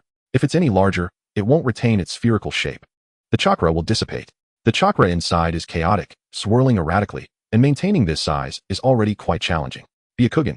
Hinata activated her Byakugan. As Naruto had noted, the chakra was indeed tumultuous, yet with the Byakugan, she could perceive each chakra's trajectory. Naruto, can you maintain the sphere's shape? Let me handle the chakra infusion. That is feasible, but what do you intend to do? Just a sudden inspiration, gentle fist. Hinata took a deep breath and executed the unique technique passed down through the Hyuga clan. Her hands danced around the Rasengan like 2 butterflies, channeling her chakra through her palms into Naruto's Rasengan. Thanks to the precision of the Byakugan, the infused chakra harmonized perfectly with Naruto's own, causing the Rasengan to grow larger. Alright, that's amazing, Hinata. Look at this. When Naruto finally registered the change, the Rasengan had transformed from the size of his palm to a large sphere with a diameter of approximately 1 meter, the weight palpable in his hands. So beautiful. Hinata marveled at the completed Rasengan, whose radiance intensified, illuminating the entire courtyard. Now, the pressing question arises, Hinata, what do we do with this? The more visually striking an object, the more perilous it often proved to be. Naruto felt this truth acutely as a bead of cold sweat dripped down his face, sensing the chaotic chakra within threatening to burst forth uncontrollably. If it's smaller, I can disperse it, but this is too large. Boom. The entire Hyuga estate trembled violently, a massive shockwave sending up clouds of sand and debris, crashing against the main house with a series of sharp sounds. It took about 30 seconds for the chaos to gradually subside. Hinata's father, Hayashi, was the first to react, rushing into the courtyard to check for any enemy attacks, only to witness a bizarre scene. The once vibrant garden had vanished, the lush trees he had personally nurtured were gone, and the koi pond had evaporated entirely. All that remained was a massive pit, 20 meters in diameter and 2 meters deep, resembling a vortex that expanded outward from its center. Naruto! Naruto! Hinata cried out, her heart racing as she dashed into the center of the pit, pulling Naruto from the earth. Upon seeing he was unharmed, she breathed a sigh of relief. Well, cough. It seems I'm not dead yet. Naruto sat dazed in the center of the large pit, exhaling a plume of smoke, his clothing tattered and torn.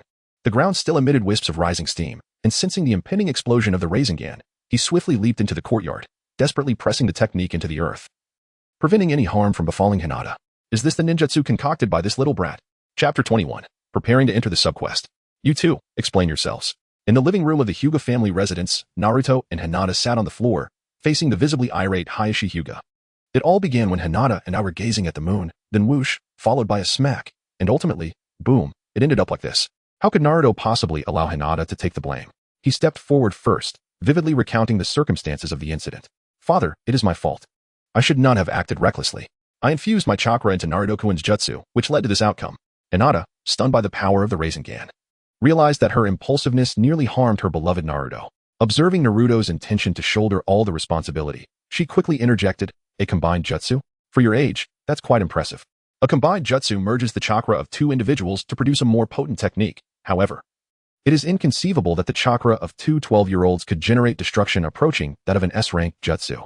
It is certain that the Nine Tails was not involved, otherwise, the one inquiring would not be the Konoha guard, but rather the third Hokage. It was merely an accident.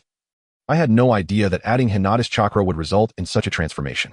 Naruto discerned that Hinata Hizashi not only harbored no anger, but also conveyed a hint of commendation, shyly scratching his head.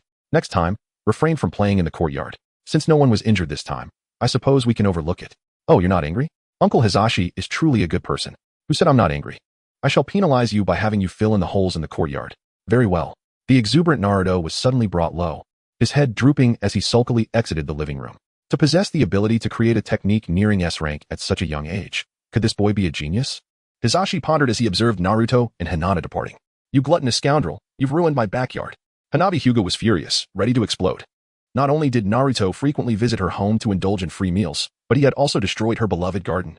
As soon as she saw him emerge, she pounced on him, straddling him as she grasped his cheeks, exclaiming in anger, "Please forgive me."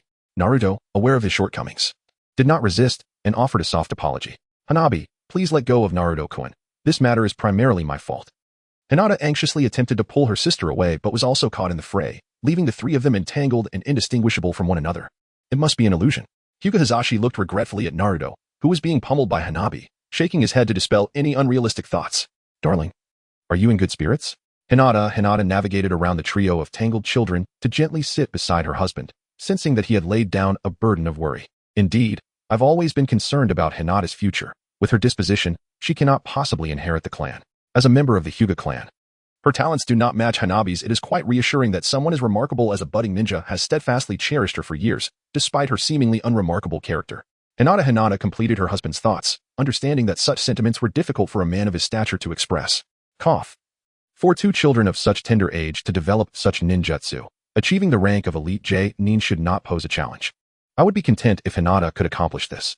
Hyuga Hizashi cleared his throat awkwardly, wishing for Hinata not to dominate the ninja world, but rather to possess the ability for self-preservation, to survive amidst the perils she would inevitably face. It would be wonderful if Hanabi could also find a suitable match. How dull. "Kakashi-sensei, are there no other missions? We are always relegated to menial tasks." After completing yet another laundry task, Naruto could no longer endure the monotony of recent assignments, which consisted primarily of weeding, clearing trash, and cleaning the Hokage rock. Aside from the latter, which he handled with ease, the other tasks were exceedingly tedious. "Well, I believe you are on the verge of losing patience as well, and so are Sasuke and Sakura." Kakashi closed his notebook. The purpose of D-rank missions was to cultivate the synergy and strength of the trio. With the rapport established and the prowess demonstrated by Naruto and Sasuke being satisfactory, Sakura, despite her singular focus on Sasuke, showcased commendable control over her chakra. "I yearn for assignments that can enhance my own abilities." Sasuke coldly uttered a remark and fell silent, clearly uninterested in engaging in these futile tasks. I am content just being with Sasuke. Considering that you all have performed admirably, I shall inquire with Lord Third on your behalf." "Oh, long live Kakashi-sensei." At the Mission Assignment Center, there was a firm refusal from the Third, pipe in mouth, as he reiterated that Genin could only undertake D-rank missions, explaining the stringent task allocation system to the trio. "How stingy. Grandfather Third, you are too miserly." "It is the rule, not my stinginess." Naruto clasped his hands together, intending to employ his feminine charm. "Truly, this little rascal is exasperating. There is indeed a C-rank escort mission suitable even for a low-ranking ninja, as it is unlikely to encounter any formidable foes, perhaps only some petty criminals or robbers." The third Hokage vanished from his seat, grasping Naruto's hands, and with a pained expression, he remarked that he did not wish to embarrass himself in front of an audience. Moreover, with numerous mission issuers gathered here, he feared that if they witnessed Naruto's lewd antics, it would tarnish the reputation of Konohagakure. "Oh, an escort mission? That sounds quite impressive." Naruto, filled with joy, eagerly accepted the task as the third Hokage handed the mission file to Kakashi. Escorting to the Land of Waves posed little danger. He inquired about Sasuke and Sakura's agreement. Kakashi glanced at the document, noting it involved a small nation devoid of even ninjas, thus posing minimal risk. He turned to Sasuke and Sakura for their consent. "Accepted. I have no objections. Mr. Tazuna, could you please step forward?" The third Hokage called out to the waiting room. Shortly after, a swaying figure emerged, a bespectacled man, carrying a bamboo basket and holding a bottle of sake, exuding a strong scent of alcohol. The three members of Team 7 instinctively took a step back. "Have you found a suitable candidate, Lord Hokage?" Regarding this escort mission, it appeared to be just the four of them. What is this? A bunch of kids. This guy is wearing a mask. He certainly doesn't look trustworthy. Not trustworthy? Kakashi touched his face, likely feeling somewhat wounded despite the mask obscuring his expression. Haha, Kakashi-sensei. He says you don't look trustworthy. And there's a stunted little one. A stunted one? Who is he referring to? Sasuke and Sakura exchanged concerned glances at Naruto. I'll take you down. Stop. Which world-s ninja would eliminate the very person they are tasked to protect? Mr. Dazuna, the children are the foundation of Konoha. Once they leave the village, they are no longer children but capable ninjas, and they will certainly fulfill their duty to protect you, the third Hokage assured. Observing Tazuna's critical demeanor. Very well, I look forward to tomorrow's journey. Since he was underestimated, he would prove himself through his abilities. Tomorrow at 8. We assemble at the gates of Konoha. Kakashi gently ruffled the heads of his three students, soothing their spirits before vanishing from the hall. Leaving the village? That's amazing, Naruto-kun. We're still stuck with menial tasks. Hinata exclaimed, gripping Naruto's hand excitedly upon hearing he was assigned a mission outside the village. This signified Naruto's recognition and capability, bringing her greater joy than her own acknowledgement. Of course, I'll bring you back a gift. But it's dangerous outside the village. You must be careful. Concern radiated from her Byakugan as she tightened her grip on Naruto's hand. Don't worry. No matter what happens, I will return to your side. Let us make a promise. Naruto smiled gently at Hinata, his warm smile dispelling the unease that lingered in her heart. With a flushed face, Hinata closed her eyes and murmured that their promise indeed involved a kiss. Ever since that unexpected kiss from Naruto during their last encounter, she had not experienced such intimacy again. Huh? What are you doing? Hinata opened her eyes to find Naruto merely extending his pinky towards her, ready for a pinky swear. Foolish Naruto, go get kicked by a horse. A horse? Chapter 22. Experience points acquired in the sealed space. The Ninetales lay languidly on the ground, watching the two little bugs practice against each other. In the presence of the colossal Ninetales, even a single sharp fang appeared significantly larger than Naruto. Minato and Naruto were indeed mere insects. Smack. Crash. The two figures quickly collided and separated, bounding off the walls several times before meeting again, their fists creating a cacophony of fierce clashes. Naruto, has something wonderful happened?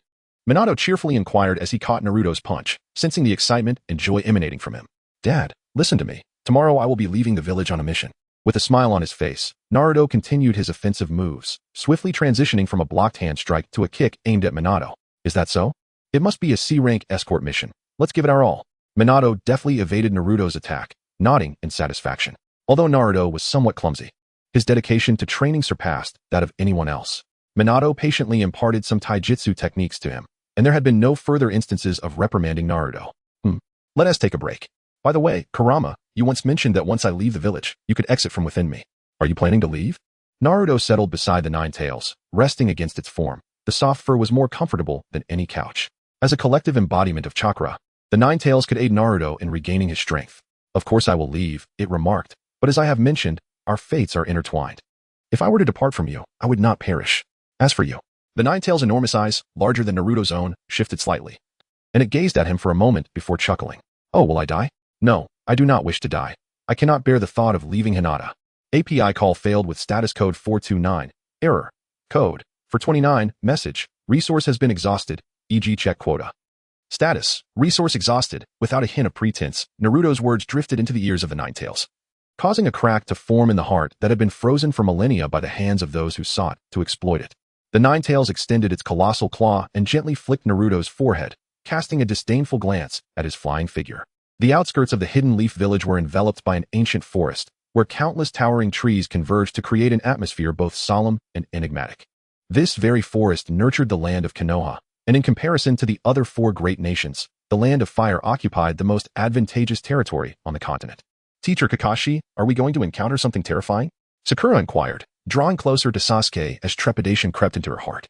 Having been warned by adults since childhood to never venture beyond the village, this was her first foray into the outside world.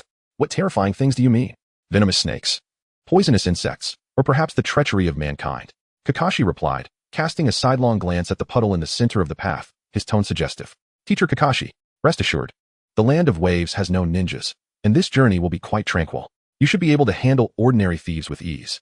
Are there any countries in this world without ninjas? Well, ninjas serve as a form of military power, meant to regulate the various nations. Small island nations like the Land of Waves do not require ninjas and are incapable of nurturing them. Speaking of ninjas, the most formidable ninja forces in the world reside within the 5 great nations, and only within these realms can one find those referred to as Kage. They stand as the mightiest among all ninjas in existence. Is grandfather the third Hokage truly that powerful? Naruto harbored doubts regarding Kakashi's words. After all, that old man had been defeated by him before. Naruto, do you not find the third Hokage formidable? I have bested him twice alone. Does that imply I have surpassed the Hokage? Kakashi mused. That was merely the third Hokage jesting with you, perhaps. The exasperation in Kakashi's gaze deepened.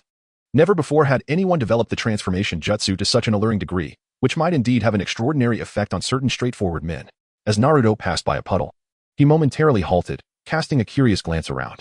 Discovering nothing amiss, he resumed his forward journey, while Kakashi slowed his pace, trailing at the rear of the group. Suddenly, with a swift motion, a ninja clad in a gas mask emerged from the water, followed by another similarly attired figure.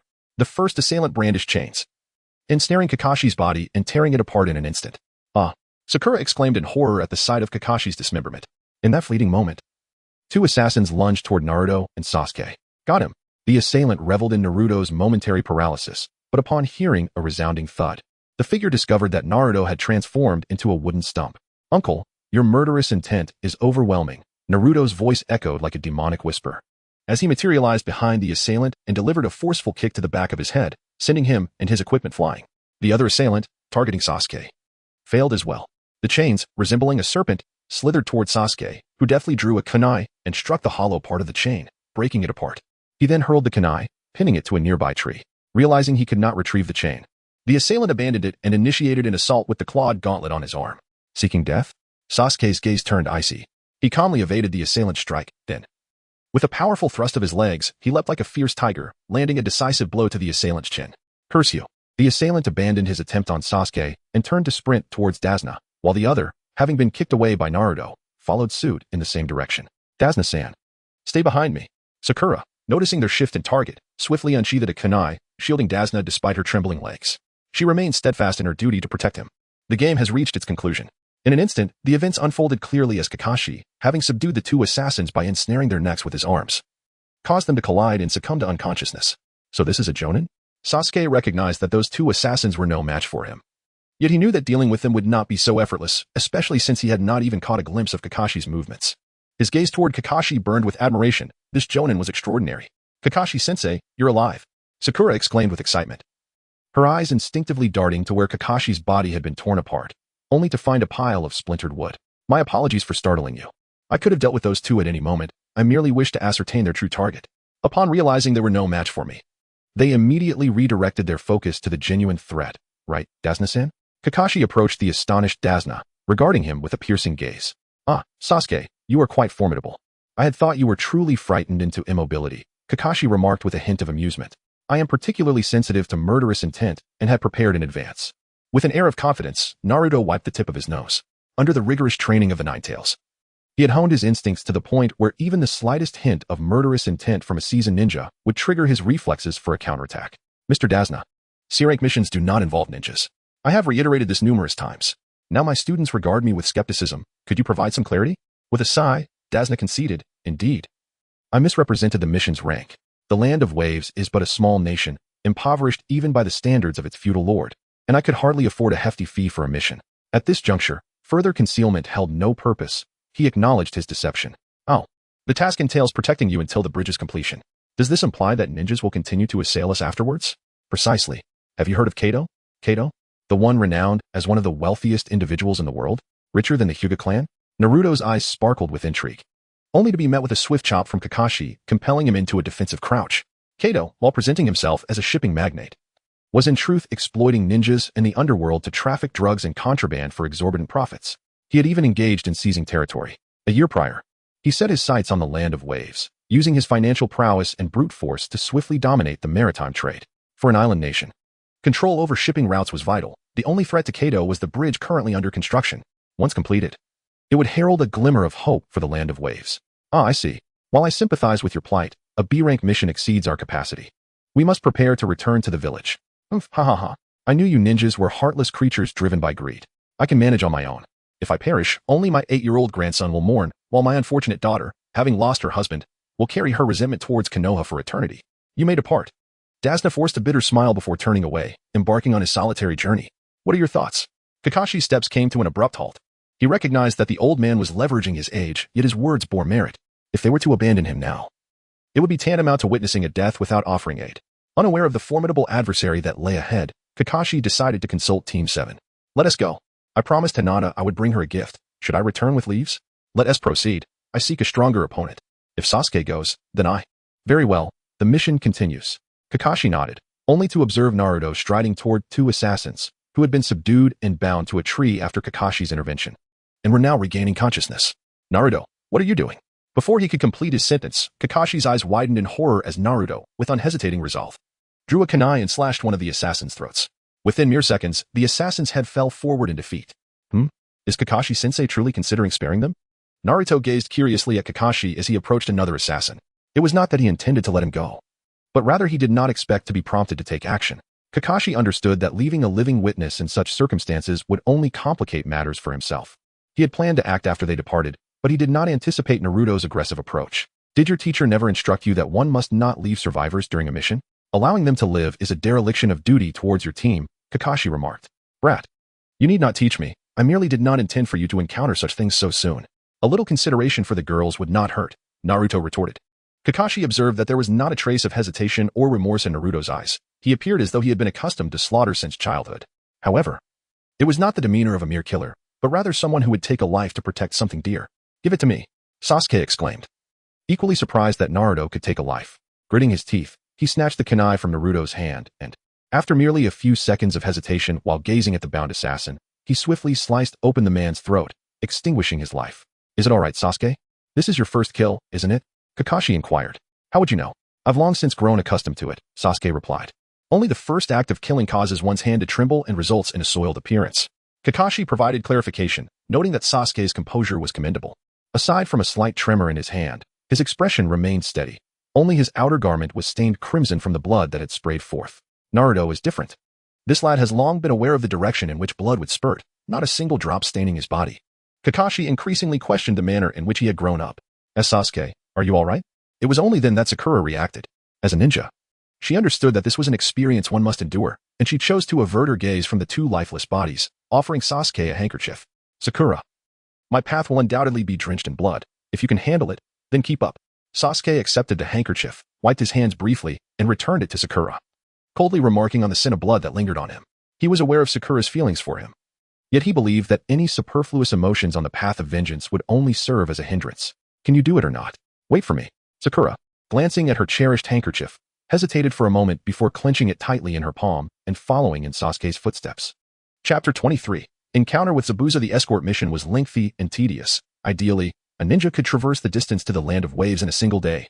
But with the presence of an ordinary man named Tazuna, they could not leap across rooftops, which resulted in nearly 3 days of travel before reaching the coastline. Subsequently, they faced another challenge as the boatmen were too fearful of Gato to carry Tazuna to the land of waves.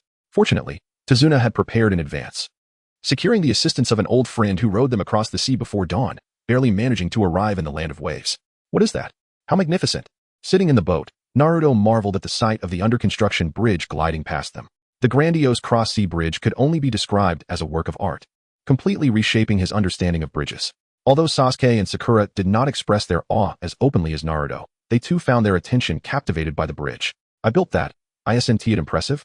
Tazuna beamed at Naruto's astonished expression, his mood buoyant. Oh, I thought you were just a drunken old fool. Nonsense. Alcohol inspires my creativity. Tazuna's smile faltered, and with a sigh, he produced a bottle of liquor and took a swig. What a pity. During my absence from the land of waves, not only has work not commenced, but I doubt even a single log has been moved. So this is what they call a scapegoat. Kakashi nodded in understanding. Everyone feared Gato, which necessitated a hero to lead them. Should the hero Tazuna perish, hope would dissipate, and they would obediently succumb to Gato's whims. Therefore, I shall never die. Following the construction of the bridge, the group soon reached the shore. Upon disembarking, the boatmen simply wished them good luck before hastily departing. Under Tazuna's guidance, Naruto and the others ventured into a forest. Despite the absence of clear signposts, Tazuna skillfully navigated their path. And before long, a faint mist began to envelop the air.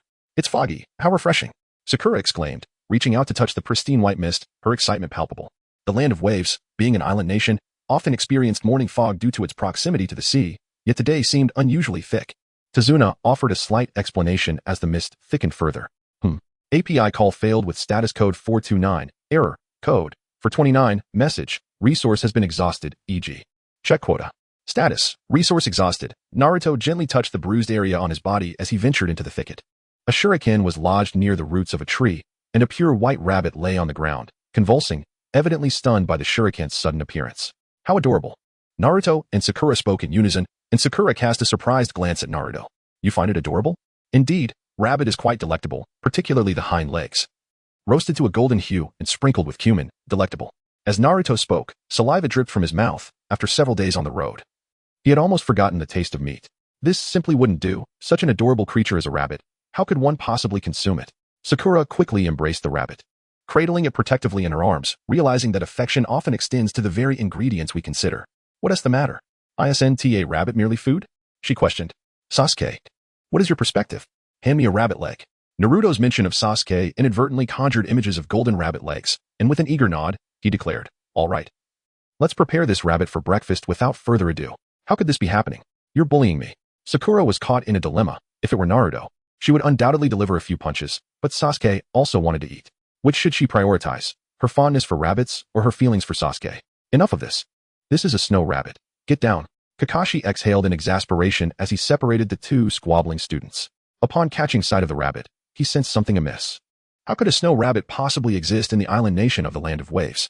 Just then, he heard a whoosh from behind and swiftly threw himself onto Naruto and Sakura, narrowly avoiding a descending beheading sword. The blade embedded itself deeply into the trunk of a stout tree, and atop its hilt stood a man with his face wrapped in bandages. His forehead protector bearing the insignia of the hidden mist, exposing his upper body. You little brat. You possess quite the skill to detect even a hint of my murderous intent. Zabuza Momochi turned, his eyes, filled with malice, fixed on Naruto. He had never anticipated that the fleeting aura of killing intent he had exuded upon encountering Tazuna would be noticed, despite his subsequent actions resembling those of a fool. Ah, I see. You intended to use that snow rabbit to perform the substitution technique, didn't you? The rogue ninja from the hidden mist, Zabuza Momochi. Kakashi's words, though seemingly flippant, were laced with alertness and resolve. To think I would encounter the Sharingan Kakashi here, this mission's reward is hardly sufficient. Hand over that old man to me. Zabuza's gaze remained unwavering, indicating he would not relent until Tazuna was surrendered. Sharingan. Upon hearing the term, Sasuke immediately turned to Kakashi, pondering how this man, who was not of the Uchiha clan, possessed the Sharingan. Step back, all three of you. Form the protective formation to shield Mr. Tazuna. He is not an opponent you can handle. He far surpasses those two from last time. Kakashi inhaled deeply, lifting his forehead protector to reveal a crimson eye. 3 Tomo embedded within, a sight both eerie and mesmerizing. The Sharingan, and it even possesses 3 Tomo. Sasuke could no longer remain still. Not everyone from the Uchiha clan could awaken the Sharingan, let alone the 3 Tomo, which were indicative of genius-level talent. Enough of this chatter. I must swiftly eliminate this old man, Zabuza declared, vanishing from the tree and appearing above the lake at the forest's edge, channeling chakra into the water to execute the mist technique.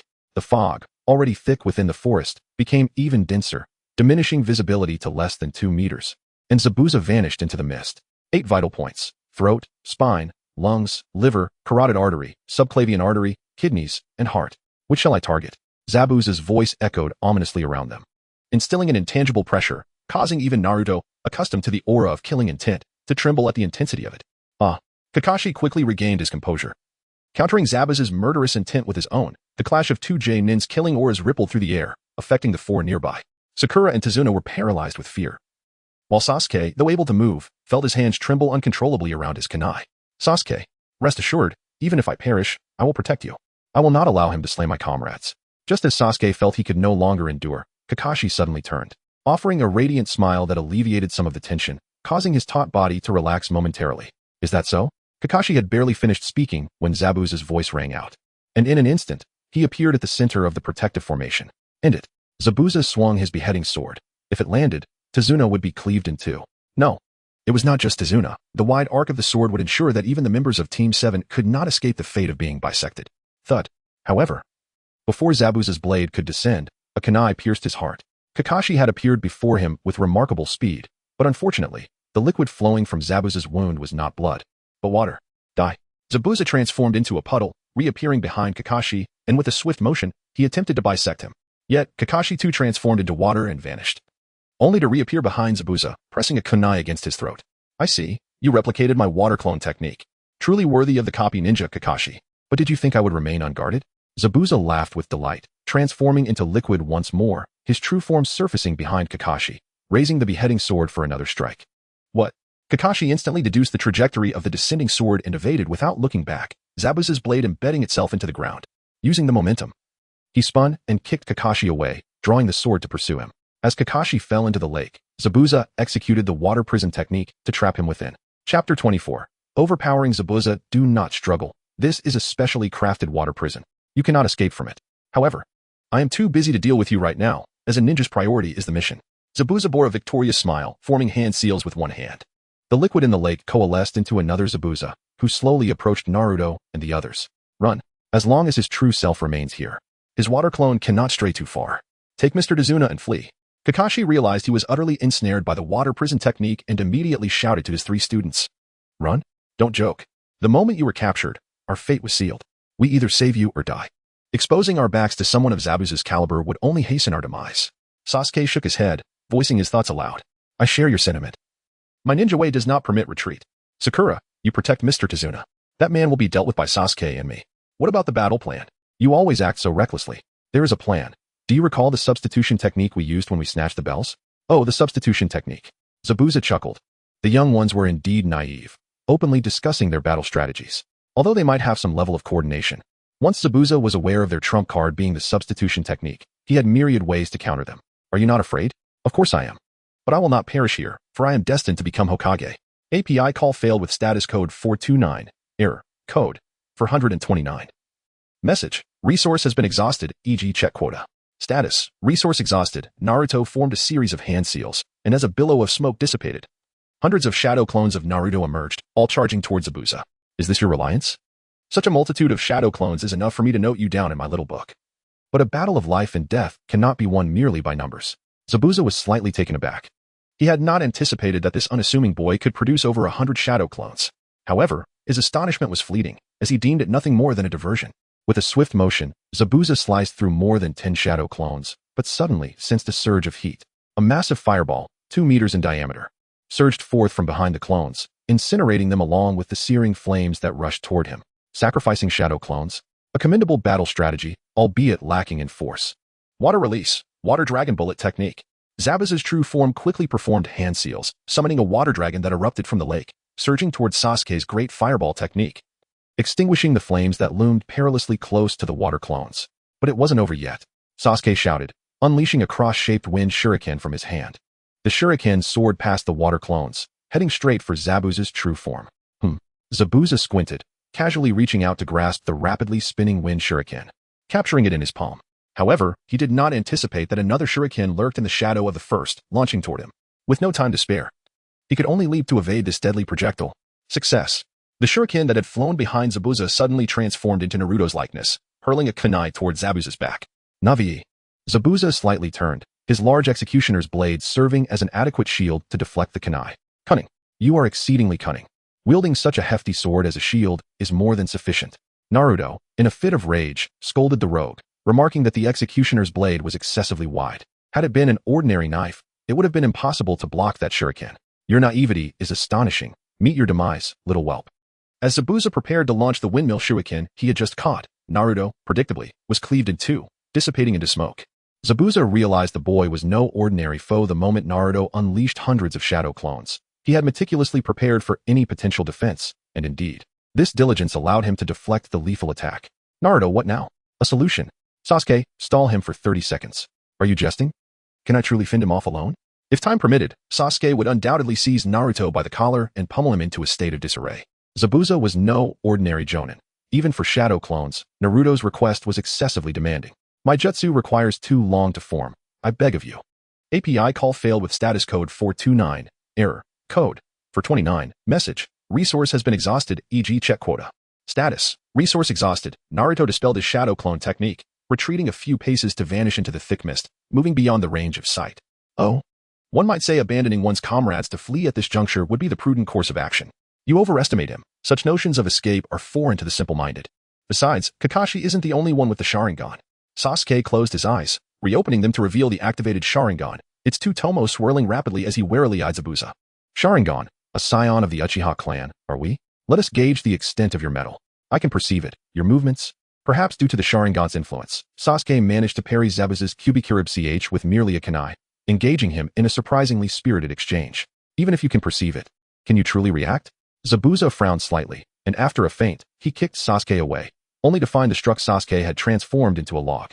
My capabilities extend beyond mere diversions now. For tiger dog ox rabbit tiger. Sasuke materialized behind Zabuza in an instant, his Sharingan spinning rapidly to expedite the hand seals. As chakra swiftly coalesced near his throat. Fire release. Phantom flower fire technique. Who? 5 floral flames erupted from Sasuke's mouth, hurtling towards Zabuza. What can flames of this caliber accomplish? Zabuza nonchalantly raised his Kubikirib CH to intercept, only to discover that the floral flames could swerve, circumventing the blade and striking his abdomen. Subsequently, the remaining 4 floral flames assailed Zabuza's body from various angles. The ability to manipulate trajectory via chakra, truly. The Uchiha clan's phantom flower fire technique. Ugh, Sasuke declared, clutching his eyes and collapsing to his knees. Employing the Sharingan in conjunction with a ninjutsu demanding such finesse proved somewhat overwhelming for his youthful frame. Your ninjutsu was quite impressive, I must concede, but undeniably imprudent. To expend all your chakra in a desperate attempt to defeat merely my clone? Zabuza was somewhat taken aback that his water clone had been bested by a Chunin. He wove the hand seals once more, conjuring another water clone, and advanced towards Sasuke, Kubikirib CH in hand. Who said I intended to defeat you single-handedly? A rogue ninja such as yourself likely knows nothing of teamwork. Sasuke smiled faintly, even the strength to stand having deserted him, and collapsed gently to the ground. Uttering his final words, "It's up to you now, dead last. Leave it to us." Dozens of Narutos materialized from the mist, swarming Zabuza's water clone, each wielding a sphere of gentle luminescence in their right hand. No one knew what it was. But Zabuza's years of assassination experience screamed that contact with it would be far from trivial. Rasengan. Kakashi's eyes widened. Rasengan, once his teacher's signature technique, now reappearing in his son's hands, filled his heart with a complex mix of emotions. Damn it, the water clone is breaking. Zabuza roared in fury. The water clone possessed considerable combat prowess, but lacked defensive strength. Even as he shattered over a dozen of Naruto's clones, he was grazed by one of those orbs, instantly dissolving into liquid, a testament to its devastating power. Who says they're only over there? Zabuza's misconcealment technique had become a hindrance. Naruto had stealthily approached within a hair's breadth before being detected. The moment Zabuza dodged, he drew the Kubikirib CH from his back to block Naruto's Rasengan. This destructive force. This sheer number. Are you a monster? Zabuza could feel the Kubikirib CH howling, sparks flying as it clashed against the Rasengan. The force transmitted to his hands felt as if he were grappling with a prehistoric behemoth, the monster latching onto the Kubikirib CH, relentlessly dragging it into its maw, devouring it. And that was merely the power of a single Rasengan. Glancing at the shadow clones lurking behind Naruto, poised to pounce, Zabuza finally panicked. I get that a lot. Naruto pressed down harder on the Rasengan. Not every Rasengan possesses such formidable power. This particular one was a specially crafted variant, significantly more potent than the others. With the assistance of the chakra input from his shadow clones, Naruto unleashed a more powerful Rasengan, undoubtedly inspired by Hinata. Zabuza, ultimately unable to endure any longer, withdrew his hand controlling the water prison to brace against the back of his blade in an attempt to counter Naruto's Rasengan. Kakashi seized the opportunity to escape the water prison. Now, it's up to you, Kakashi-sensei. Well done, Naruto. Chapter 25. Climbing trees. The renewed confrontation between Kakashi and Zabuza did not last long. All of Zabuza's movements were anticipated by Kakashi's Sharingan, leading to Zabuza's eventual defeat. As he collapsed beneath a tree, unable to move, well, Naruto, deliver the final blow. Kakashi covered his left eye, his body on the verge of giving out from overexertion of his ocular abilities. He glanced at the incapacitated Sasuke and the protective Sakura safeguarding Tazuna. Only Naruto remained capable of action. All right. So, kid, are you going to kill me? Although we bear no grudge against one another. The mission's objective is to eliminate the enemy without hesitation. Farewell. Naruto grasped the kunai and approached Zabuza, uttering without hesitation, your gaze is remarkable. One cannot fathom the trials of your childhood that have bestowed upon you such a beautiful expression. Splendid. Come now, do not hesitate. Slice open my throat. Zabuza's eyes ignited with fervor as he regarded Naruto. What a gaze it was, devoid of confusion, devoid of fear, entirely resolute in the conviction of his actions. Typically, one's eyes betray fear, excitement, or tension when faced with the act of killing, yet encountering Naruto's unwavering demeanor was a first. As if he had traversed through the very depths of hell. Whoosh. Just as Zabuza finished his words, 2 shurikens suddenly soared through the air, piercing his neck and swiftly ending his life. Oh no, my head. Naruto exclaimed in astonishment, turning his gaze towards a towering tree, where a masked youth stood upon its branches, seemingly appearing from nowhere. I have been searching for the perfect opportunity to eliminate Zabuza completely. I thank you all for facilitating this. A voice, slightly hoarse and indeterminate in gender, emerged from behind the mask. Kakashi-sensei, it seems he is utterly beyond salvation. Naruto crouched down and prodded Zabuza's neck with a kunai, causing Haku to feel a surge of anxiety, nearly overwhelming him with the urge to leap forward and strike Naruto down. Indeed, It appeared that he was a member of the assassination squad from the Hidden Mist. Kakashi remained silent for a few moments, choosing not to glance at Zabuza. He merely informed Team 7 about the pursuit by the Hidden Mist assassination squad. Thereafter falling into silence, his single eye vigilantly fixed on Haku. Now that you are aware of my affiliation with the assassination squad, it is easier to converse. His corpse conceals numerous secrets, which I intend to take with me. Haku approached Zabuza's lifeless body, hoisting the considerably heavier corpse, which was far more than her petite frame could easily manage, before vanishing from the sight of the onlookers. Sasuke, are you alright? You look utterly exhausted. Naruto settled beside Sasuke, collapsing into a relaxed position, utterly fatigued. Indeed, the shadow clone technique combined with the Rasengan was no trifling endeavor. How much chakra do you have left? Sasuke inquired, shifting his posture to recline on the ground while gazing at Naruto. I'm completely drained. If only I had eaten that rabbit, I wouldn't be in this state. You fool, still thinking about the rabbit. Sakura interjected, recalling how, after the confrontation with Zabuza, she had long since discarded the rabbit into some forgotten corner. At that moment, she could only approach Naruto and Sasuke to offer them a bit of water to replenish their strength. You two are truly remarkable. You've worked so hard. The image of the two fearless warriors standing together against formidable foes was etched deeply in Sakura's heart, filling her with pride for such companions. Naruto and Sasuke exchanged smiles, a sense of accomplishment in overcoming their adversaries blossoming between them. Though you seem to be in good spirits. I'm on the brink of collapse. Please call for an ambulance. The following day, where am I? Kakashi, having lost consciousness from exhaustion, gradually awakened. Greeted by an unfamiliar ceiling and the scent of the sea. As he surveyed his surroundings, he realized he was in a seaside cottage. Ninja-san, you're awake. I'll go fetch your students. A dark-haired woman entered Kakashi's line of sight. It was Tsunami, the daughter of Tazuna, who had been tending to him during his unconscious state. Kakashi-sensei, you really can sleep. Naruto pouted in dissatisfaction and remarked, it seems I've overexerted my Sharingan. I might need to rest for an entire week. Sigh. Kakashi, observing the lively Sasuke, sighed as well, reflecting on the troubles of utilizing something that does not belong to oneself. Although Sasuke had also overused his eyes, the disparity between them remained striking. Kakashi. I know what you are about to ask. This is a keepsake from a dear friend of mine. Kakashi confessed, noting Sasuke's hesitant expression. I see. Naruto, Sasuke. Please come over here for a moment. What is the matter? Both of you are progressing remarkably. Sasuke has awakened his Sharingan. And Naruto has even mastered advanced jutsu like the Rasengan. Your growth has far exceeded my expectations. What? Is this just to flatter me? I accept it. Naruto, filled with pride from the compliments, placed his hands on his hips and burst into laughter. However, can you truly walk on water? It seems utterly absurd. Akin to a newborn attempting to fly without having learned to walk. Is walking on water merely standing on the surface, as you and Zabuza do? Sasuke, intrigued by this technique, inquired. Indeed, it is a method of utilizing chakra. Kakashi's explanation was abruptly interrupted as a child wearing a small white hat dashed into Tazuna's embrace, exclaiming with delight. Izanari, quickly greet the ninjas who brought you back to your grandfather. Tazuna's daughter, noticing her son had interrupted their conversation, playfully tapped him on the head. No. It doesn't matter. They are all destined to perish anyway.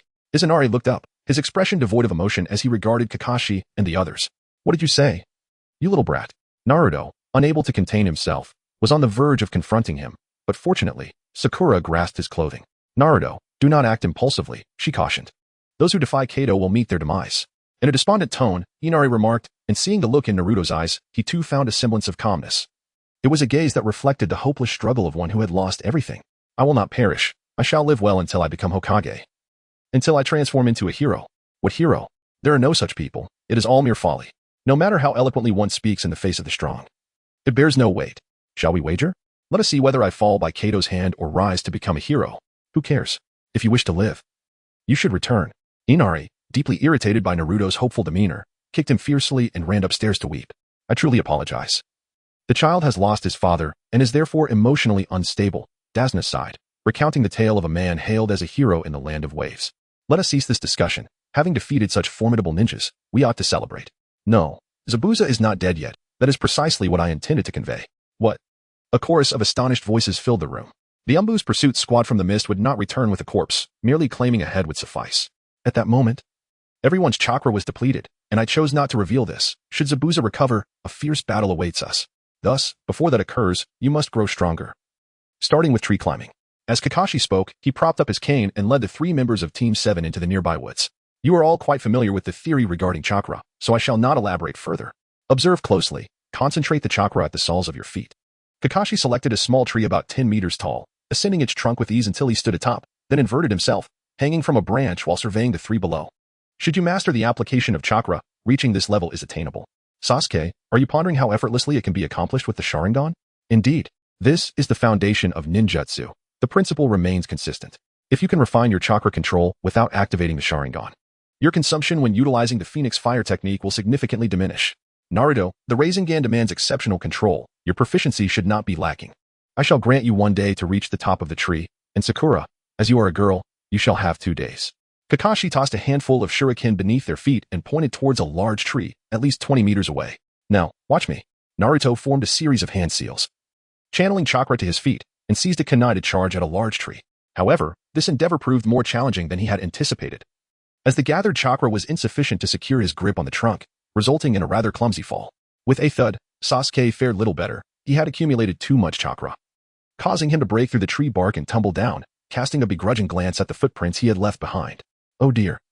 It seems I'm the best performer here. Sakura's triumphant voice rang from above.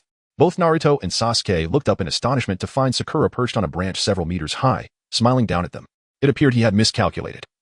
Sakura truly was the most gifted of Team 7, while the future Hokage and the scion of the Uchiha clan appeared rather lackluster. Kakashi chuckled softly, employing reverse psychology to ignite Naruto and Sasuke's competitive spirits as he picked up a kunai to practice. Uncertain how long they had practiced, the sky had darkened completely. After another fall from the tree, Sasuke glanced at Naruto, seemingly resolved as he approached him. Naruto, Sasuke stammered awkwardly, reminiscent of a bashful maiden as he murmured a few indistinct words. What? Are you hungry?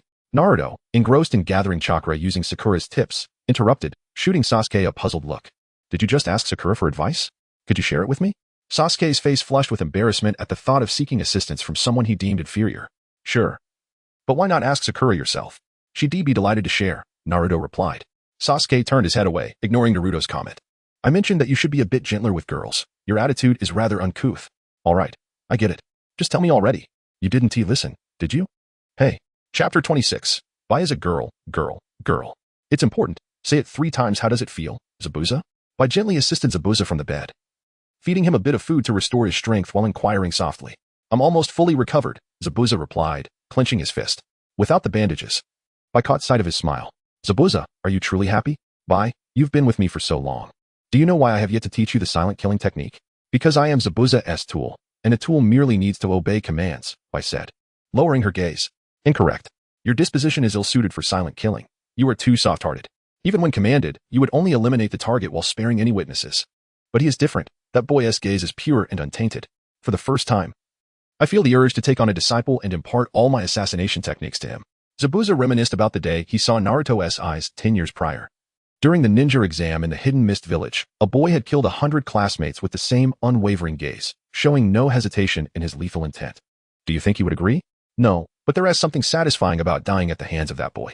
Zabuza, a man who had long since grown indifferent to life and death, mused that if he could choose his own grave, it wouldn't be such a bad fate.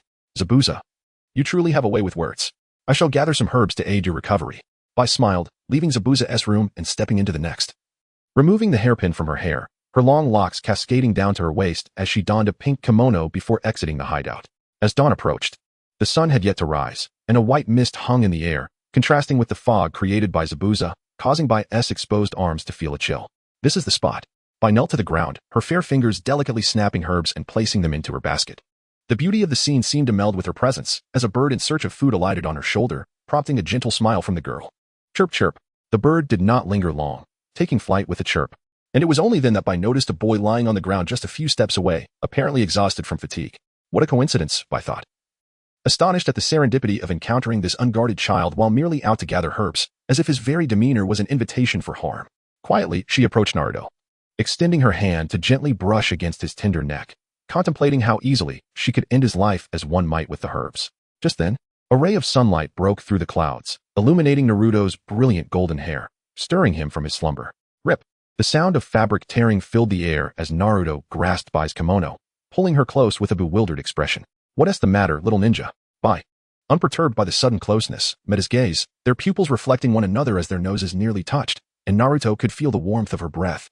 Oh wow. I'm so sorry. I must have dozed off.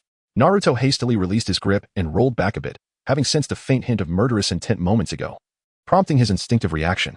He initially intended to warn you that sleeping here might lead to a chill, and in his goodwill, he sought to rouse you, only to be met with such treatment. Upon observing Naruto's flustered demeanor, I couldn't help but smile charmingly, teasing him playfully while feigning a pitiful expression. I truly apologize for your clothes. I will make amends. API call failed with status code 429. Error. Code. For 29. Message. Resource has been exhausted. G. Check quota. Status. Resource exhausted. Upon witnessing the basket in Bai's hands, Naruto's doubts dissipated and he clenched his fists, vehemently cursing Sasuke for choking on his food. Your hand is injured, Bai observed, noticing the red wound on the back of Naruto's clenched fist. Though not deep, neglecting it posed a risk. Oh, it might have been scratched by a branch. It's nothing to worry about. How can it be nothing? What if it becomes infected? Oh. Bai retrieved a herb for treating external wounds from the basket, slowly chewing it, then gently pulled Naruto's hand closer, applying the crushed herb to the wound before bandaging it with care. What's wrong? Do you find it disgusting? In emergencies, this herb combined with saliva can serve as a remedy, Bai explained, shaking her index finger as she noticed Naruto's astonishment. No. It's just that this is the first time someone has bandaged me with such tenderness. It makes me want to cry. Isn't that something parents typically do? I have no parents. I see. Not just parents. Rather, I had no relatives or friends in my childhood. The villagers looked down upon me, ignored me, and despised me. But that was in the past.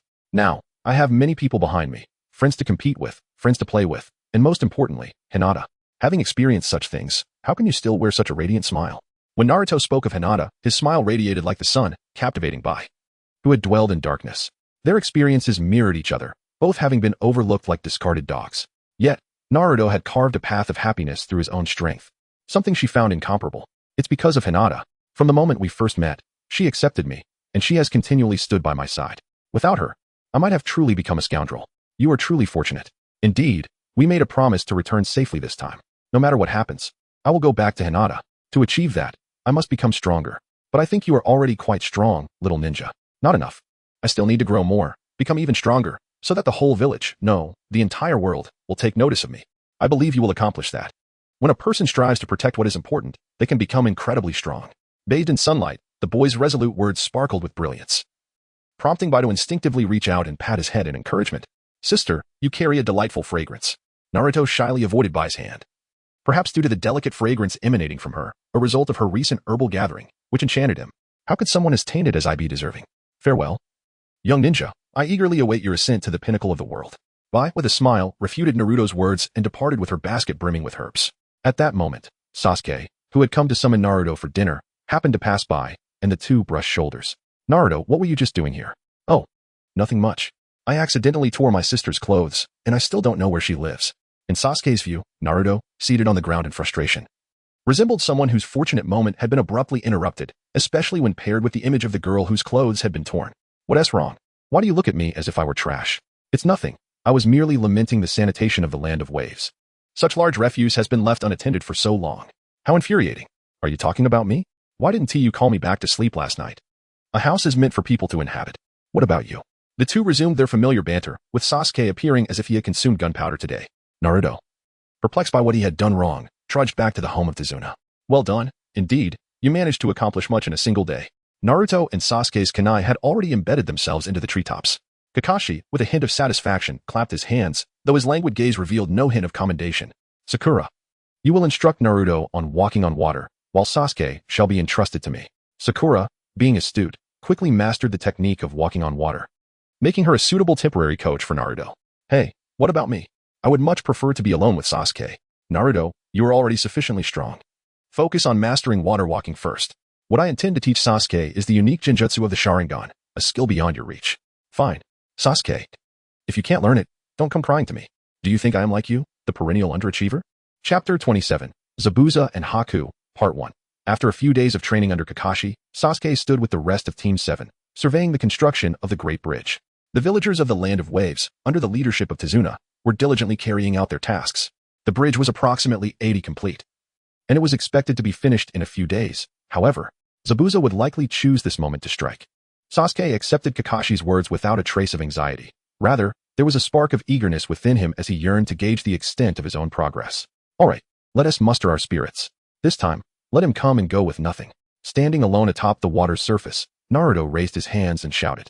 After days of training, he had perfected his control over the chakra beneath his feet, allowing him to adapt to the ebb and flow of the water. Naruto, I understand you are feeling quite pleased with yourself. Could you possibly come up and speak? Kakashi remarked. his expression filled with exasperation as he leaned over the edge of the bridge to call out to Naruto. What are you saying, Kakashi-sensei? I am diligently practicing water walking. Look, no matter how I step, I won't sink. Speaking of which, it seems one among us is unable to walk on water. Ah. Could it be that this is the legendary underachiever? Naruto was blissfully unaware of the degree to which his expression might provoke annoyance. He dashed across the surface of the water several times, even adopting a skating pose, skillfully riling Sasuke's emotions. I'll take you down. Sasuke, visibly agitated by the mockery, felt the tension rising in his temples. He had dedicated significant time to learning illusion techniques under Kakashi's tutelage, and were it not for Kakashi's restraining grip, he would have relished the opportunity to subject Naruto to the newly acquired jutsu. Shut your mouth, don't provoke Sasuke, Sakura chided, delivering a sharp tap to Naruto's head before seizing him by the collar and scaling the bridge's pillars. Utilizing chakra to enhance her strength was indeed commendable, Sakura. Kakashi nodded in approval. She had grasped this technique on her own before he even had the chance to teach her, a remarkable feat for someone of her age. It's nothing, heh, Sakura replied, sheepishly sticking out her tongue and casting a shy glance at Sasuke, who was fixated on Naruto, his expectations dashed yet again. Be careful, it's coming. At that moment, a thin mist surged across the bridge, swiftly enveloping everyone within its grasp. Kakashi immediately became alert, positioning himself defensively alongside his team. You all need to leave, he is targeting me. Don't get caught in this. Tazuna hastily set down his tools, urging the villagers to seek shelter. What about you? Tazuna? I can't leave. My absence would weaken the shinobi's fighting strength. Just don't die. Although the villagers were concerned for Tazuna, their instinct for self-preservation prevailed.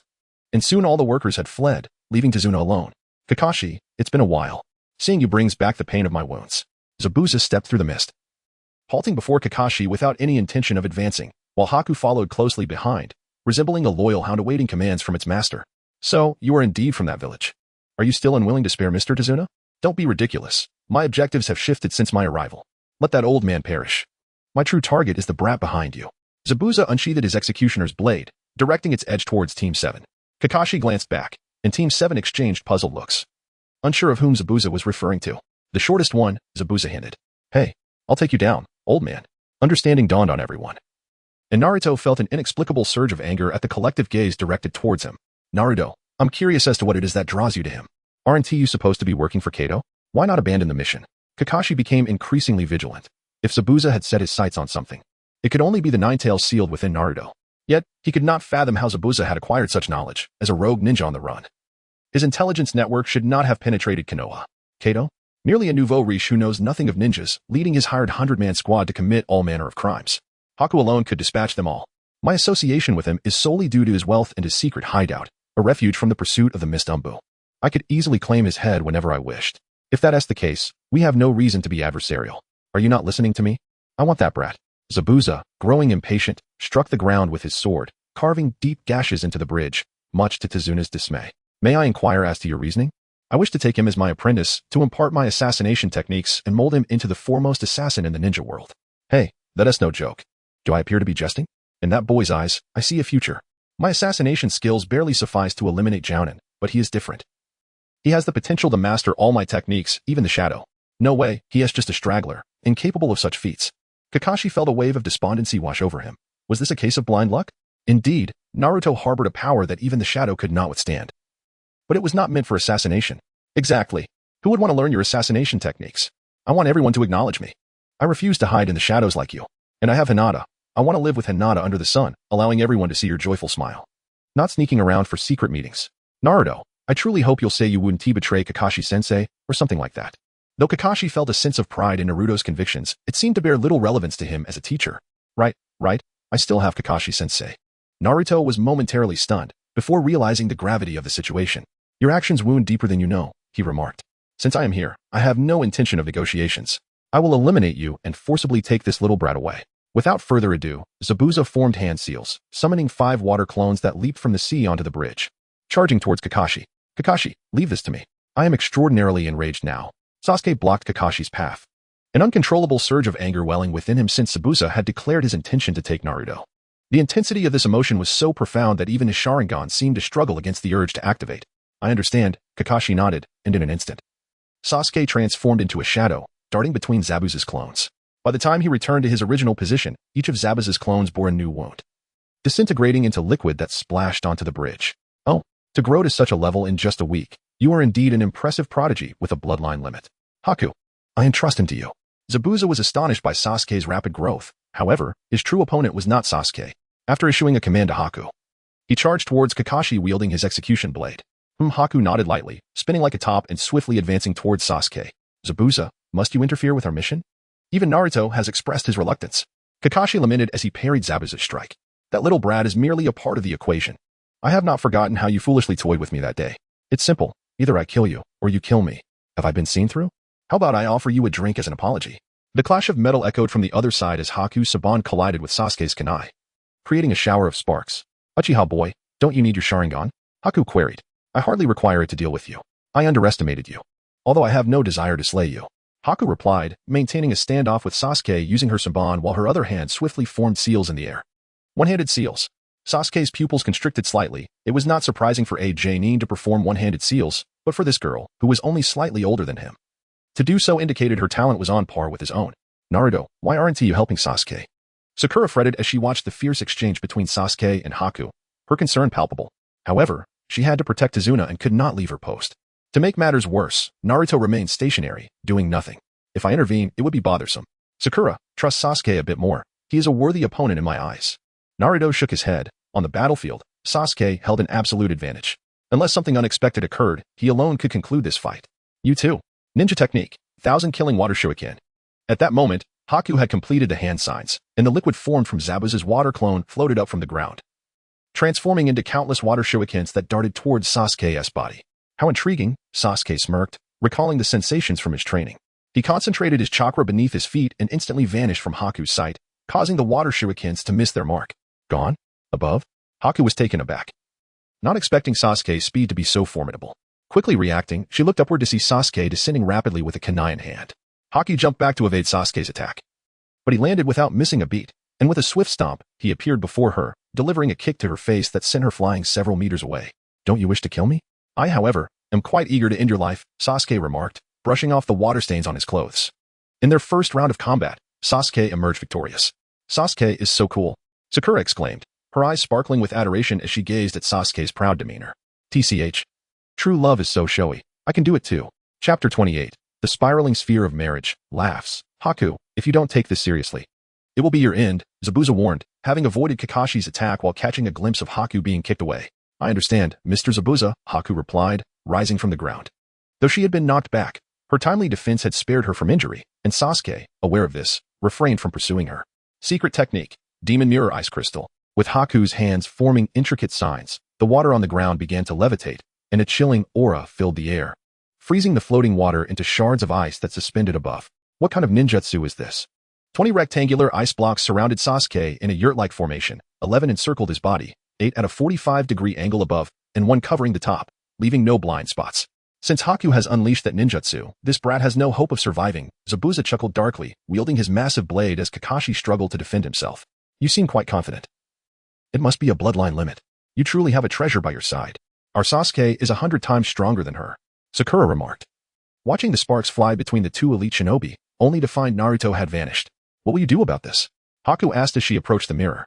Upon contact, she melded into it, and her image appeared within the 20 mirrored surfaces surrounding Sasuke. With a flurry of sounds, countless shurikens shot out from each mirror, aimed at Sasuke from various angles. Should he fail to evade, he would undoubtedly become a human pincushion. Retracting my previous statement. You have earned the right to see my eyes, Sasuke declared, refusing to dodge. His hands moved swiftly in the air, resembling the 1,000-armed cannon, before he abruptly halted. Fingers now filled with shurikens, his eyes glowing with the rotating tomo of his Sharingan. It seems this will become a prolonged battle, Haku sighed, realizing she had no better strategy against Sasuke, and could only wait to see whose chakra would deplete first. With that, she unleashed another barrage of shurikens. The clinking sounds resonated as Sasuke deftly deflected the incoming projectiles with the shurikens he had just caught, all the while observing Haku's position. Found you. Fire style, great fireball technique. Finally locating Haku's true form with his Sharingan, Sasuke swiftly formed hand signs and expelled a massive fireball. Unfortunately, Haku had already leaped out of the mirror before the fireball could reach her, moving to another mirror. The fireball lacked the power to shatter the resilient mirror surface, and Sasuke's attack ended in failure. TCH. Hey Sasuke, I'm here to help. A familiar voice called from behind. Sasuke turned abruptly to find Naruto clumsily pushing through the ice crystals to enter. Naruto, what are you doing here? Why did you come in? I saw you were about to collapse. Did you never consider attacking from outside? Haku's technique was not as simple as it seemed. without locating her true form.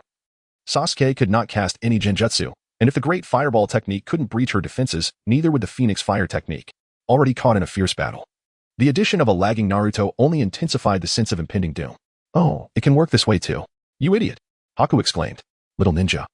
Since you've come in on your own, I won't have to lift a finger." The two bickering individuals, even amidst peril, made Haku envious. Yet, envy aside, she continued her assault, unleashing another wave of shurikens at both of them. "Ah, my backside. Sasuke, you did that on purpose, didn't you?" API call failed with status code 429. Error. Code. For 29. Message. Resource has been exhausted, e.g. check quota. Status. Resource exhausted. Naruto withdrew the kunai from his backside, and after forming a series of hand seals, a multitude of Narutos surged forth towards the mirror, only to be repelled one by, dissipating into smoke. "Naruto, can your Rasengan shatter it?" "No, the Rasengan is a single target attack. Even if luck were on my side and I struck the mirror, it would only shatter a fragment, after which my body would become rigid, rendering me a target." "Is that so? My fire techniques lack the potency to destroy these mirrors as well. Since neither of us can break this secret technique, let us join forces. After all, we are a team." API call failed with status code 429. Error. Code. For 29. Message. Resource has been exhausted, e.g. check quota. Status. Resource exhausted. Naruto's chakra surged forth, instantly filling the mirror with shadow clones. They assumed a defensive formation to withstand White's assault, using their bodies to shield against the kunai that could not be deflected, ensuring that White's attacks could not reach the two individuals at the very center. "Come on, Sasuke. Unleash the fire style." Naruto had meticulously prepared the Rasengan, a luminous azure sphere radiating brilliance from his palm. Upon witnessing this, Neji hastened his offensive maneuvers, and the shadow clones vanished at a discernible pace. "I am indifferent to what it may transform into." Sasuke formed the hand seals for the Great Fireball technique, concentrating his chakra within his mouth, and directed it towards Naruto's Rasengan, which Naruto desperately endeavored to stabilize. "It is complete." Without uttering a word, Sasuke understood that the Rasengan in Naruto's grasp had morphed into a deep crimson hue, exuding an astonishing heat that caused beads of perspiration to form on Sasuke's brow merely from proximity. The spherical Rasengan exhibited protrusions at every angle, reminiscent of a wild beast thrashing within. "Naruto, it appears that things are looking quite dire. Without your prompting, I am aware. Brace yourself for the flame Rasengan." Naruto concentrated his chakra at the soles of his feet and leaped gracefully to the foremost mirror at the apex, pressing the nearly explosive Rasengan against its surface. A resounding boom resonated as the flames infused with spiraling energy instantaneously engulfed the interior of the magical mirror, forming a colossal vortex in the air. With the sound of shattering ice, all the crystalline fragments fractured simultaneously, cascading through the air like glittering shards that gently descended to the ground. "Huh, Sasuke, how did you end up resembling a piece of charred bacon?" Naruto descended gracefully from the sky, casting a glance at Sasuke, whose face had become a deep shade of black. With a hint of curiosity, he remarked on the peculiar odor of charred hair that lingered around Sasuke, causing him considerable discomfort. "Naruto, do you have any idea how close I was to being incinerated? What happened to our battle plan? Why do you always act so recklessly?" Sasuke bellowed, seizing Naruto by the collar. Had it not been for the few shadow clones Naruto had summoned to protect him, the situation would have been far more dire than mere charred flesh. "Is it not just a minor inconvenience?" Sasuke's gaze fell upon Naruto's right hand, and his anger dissipated. The entirety of Naruto's right sleeve had vanished, revealing severe burns that marred his arm, far worse than his own injuries. "Indeed, I was far too reckless. I could hardly withstand such intense heat, but in the end, we emerged victorious, did we not?" API call failed with status code 429. Error. Code. For 129. Message. Resource has been exhausted, e.g. check quota. Status. Resource exhausted. Naruto and Sasuke approached by, kneeling down to unveil her mask. The delicate features of the young girl were suddenly exposed to the two boys. It was her. Sasuke recognized that face. The girl from that serene morning spent with Naruto. "How is it you?" Naruto's hand trembled as he grasped the mask, incredulously gazing upon Bai's face. "Little ninja, you have triumphed. Go ahead, in my life." Bai looked at Naruto with a serene smile, and as his eyes closed for the final time, he uttered his parting words. Chapter 29, Zabuza and Bai Part 2, In My Life, Bai reiterated. "No, it cannot be. There must be some mistake." Naruto took a few steps back, shaking his head in denial of everything before him. "Naruto, I am unaware of what transpired between you and her. Yet she now stands as our adversary. If you are unable to confront her, allow me to take action." Sasuke, observing Naruto's wavering demeanor, felt a flicker of anger in his eyes as he brandished his kunai, aiming for Haku's neck. "No, I cannot permit you to take her life. Why would such a gentle sister resort to violence against us? There must be some underlying reason, perhaps coercion of some sort." In an instant, Naruto flashed to Sasuke's side, grasping his wrist, while a shuriken ominously hovered before Haku's neck. Upon seeing the tenderness in Naruto's eyes, Sasuke's heart softened, ultimately leading him to relent. Little ninja, you are truly gentle. Even at this moment, speaking up for me. I am not being coerced. I merely wish to protect those who are dear to me and assist them in achieving their dreams. That is my aspiration. Haku, witnessing Naruto's unwavering support, revealed a warm smile. Dispelling Naruto's assumptions. Why would someone like you stand up for Zabuza? Little ninja, do you understand? A life devoid of dreams and hope leaves one invisible to the world. The agony of merely surviving without purpose is unbearable. It was Zabuza who granted me the hope to continue living, making me feel as though I was still needed. Haku's cold voice gradually unfolded the tale of a desperate soul. I believe you can comprehend my sentiments, can't you? Before encountering Hinata, did you not lead a similar existence? In the face of someone like Hinata, who embraces you entirely, your thoughts must mirror mine, don't they? Naruto found himself at a loss for words. He could not deny the truth in the statement. If Moonwatcher, Hinata, and Iruka were all malevolent beings, he would still extend his hand to aid them out of gratitude. Via Naruto, their fates were dictated by their circumstances. What, I wonder, transpired in your life that made Zabuza your most significant person? I was born in a snow-laden village within the land of water. Despite our poverty, my parents were gentle souls, and until a certain event transpired, I believed myself the happiest child in the world. That event Sasuke observed by as she drifted into her memories, sensing, for reasons unknown, that he was aware of the tale that would unfold, perhaps a sixth sense born from shared suffering. My father murdered my mother, and then sought to take my life. A powerful aura of killing intent erupted from Sasuke, overwhelming Bai, who struggled to breathe until Naruto shielded her, alleviating the pressure somewhat. What was the reason? Sasuke momentarily quelled his murderous intent, setting aside his hatred for Itachi to inquire. Within my blood lies a legacy known as the bloodline limit, inherited from my ancestors, a cursed power distinct from the ninjutsu of ordinary folk. As you have just witnessed, the ice crystal of the magic mirror is one manifestation of this bloodline limit. In the land of water, individuals possessing such powers are met with intense disdain, for they are perceived as a greater threat due to their enhanced capabilities. Following the Civil War, the land of water descended into madness, ruthlessly exterminating those with bloodline limits. You should understand, even in Konoha, such individuals face ostracism. How infuriating. Sasuke closed his eyes, finally relinquishing his murderous intent towards Bai and deactivating his Sharingan. He comprehended all too well that prior to the Uchiha clan's annihilation, they were already feared by the people of Konoha, which is why, apart from Itachi, he had no one to converse with during his childhood. Eventually, he found a friend, only for that relationship to fade into memory. After killing my mother, my father sought to harm me as well. Perhaps spurred by the death of my mother, when I regained my senses, I had already taken my father's life. Thus, I became a solitary wanderer in the land of water. On a snowy winter's day, Mr. Zabuza took me in. The tale is told, Naruto. For whom do your tears fall? Ugh, how infuriating. Why must it be for such a ludicrous reason as bloodline? Tears streamed down Naruto's face, each drop falling to the ground. Although Bai's voice was devoid of any emotion, it resonated deeply within him. Mr. Zabuza requires useful ninjas. You have stripped away my reason for existence, so please, in my life. No, I cannot do it. If I do not spare you, there will be no turning back. Have you forgotten? You promised Hinata that you would undoubtedly return. Bai picked up the kunai that had fallen to the ground and gently placed it into Naruto's hand, holding his hand softly. Sister Bai, I implore you, surrender. If you surrender, I can. As Naruto wept and shook his head, he steadfastly refused to advance the kunai even a fraction further. Wasn't the essence of their mission to eliminate the enemy upon sight? How many had suffered due to their own mercy, allowing foes to escape only to be bitten back? Did he truly wish to play with the lives of his friends? Naruto, it seems, this is a matter I must handle. Sasuke, unable to bear witnessing Naruto's continued anguish, seized the kunai from his grasp and aimed it at Haku. Forgive me, but I cannot perish just yet. I have unfinished business. Haku suddenly sensed something, an overwhelming aura of death emanating from him. With a serene smile directed at Naruto, he swiftly formed hand seals and vanished before Sasuke's eyes. Lightning release. Lightning cutter. Kakashi's chakra coalesced into a tangible form. Blue sparks enveloping his right hand as he charged towards Zabuza, immobilized by the 8 ninja dogs. The sharp lightning-infused chakra pierced Haku's shoulder, devastating flesh and sinew. A charred scent wafting through the air. Kakashi was taken aback as Haku materialized unexpectedly from the mirror. Mr. Zabuza, please, take me with you. With crimson blood trickling from her lips, the girl turned to Zabuza, uttering her final words. In her last moments, she pierced the summoning scroll Kakashi had used to call forth his ninja dogs with 1,000 needles, granting Zabuza a chance to escape. Kakashi, it seems it is you who will meet your end. Zabuza swung his executioner's blade towards Haku's form. With a thud, the blade embedded itself in her delicate palm, leaving Zabuza momentarily stunned. The seemingly indomitable executioner's sword was held within her grasp. Ah, Sister Haku. API call failed with status code 429. Error. Code 429. Message. Resource has been exhausted, e.g. check quota. Status. Resource exhausted. Naruto was on the brink of losing his sanity. His eyes filled with fury directed at Zabuza. Bai had sacrificed herself for him, yet he received not a shred of sympathy, only the brutal cleaving of the executioner's blade. How could he not be enraged? The power of the Nine Tails erupted in response to his overwhelming emotions. What more is there to say?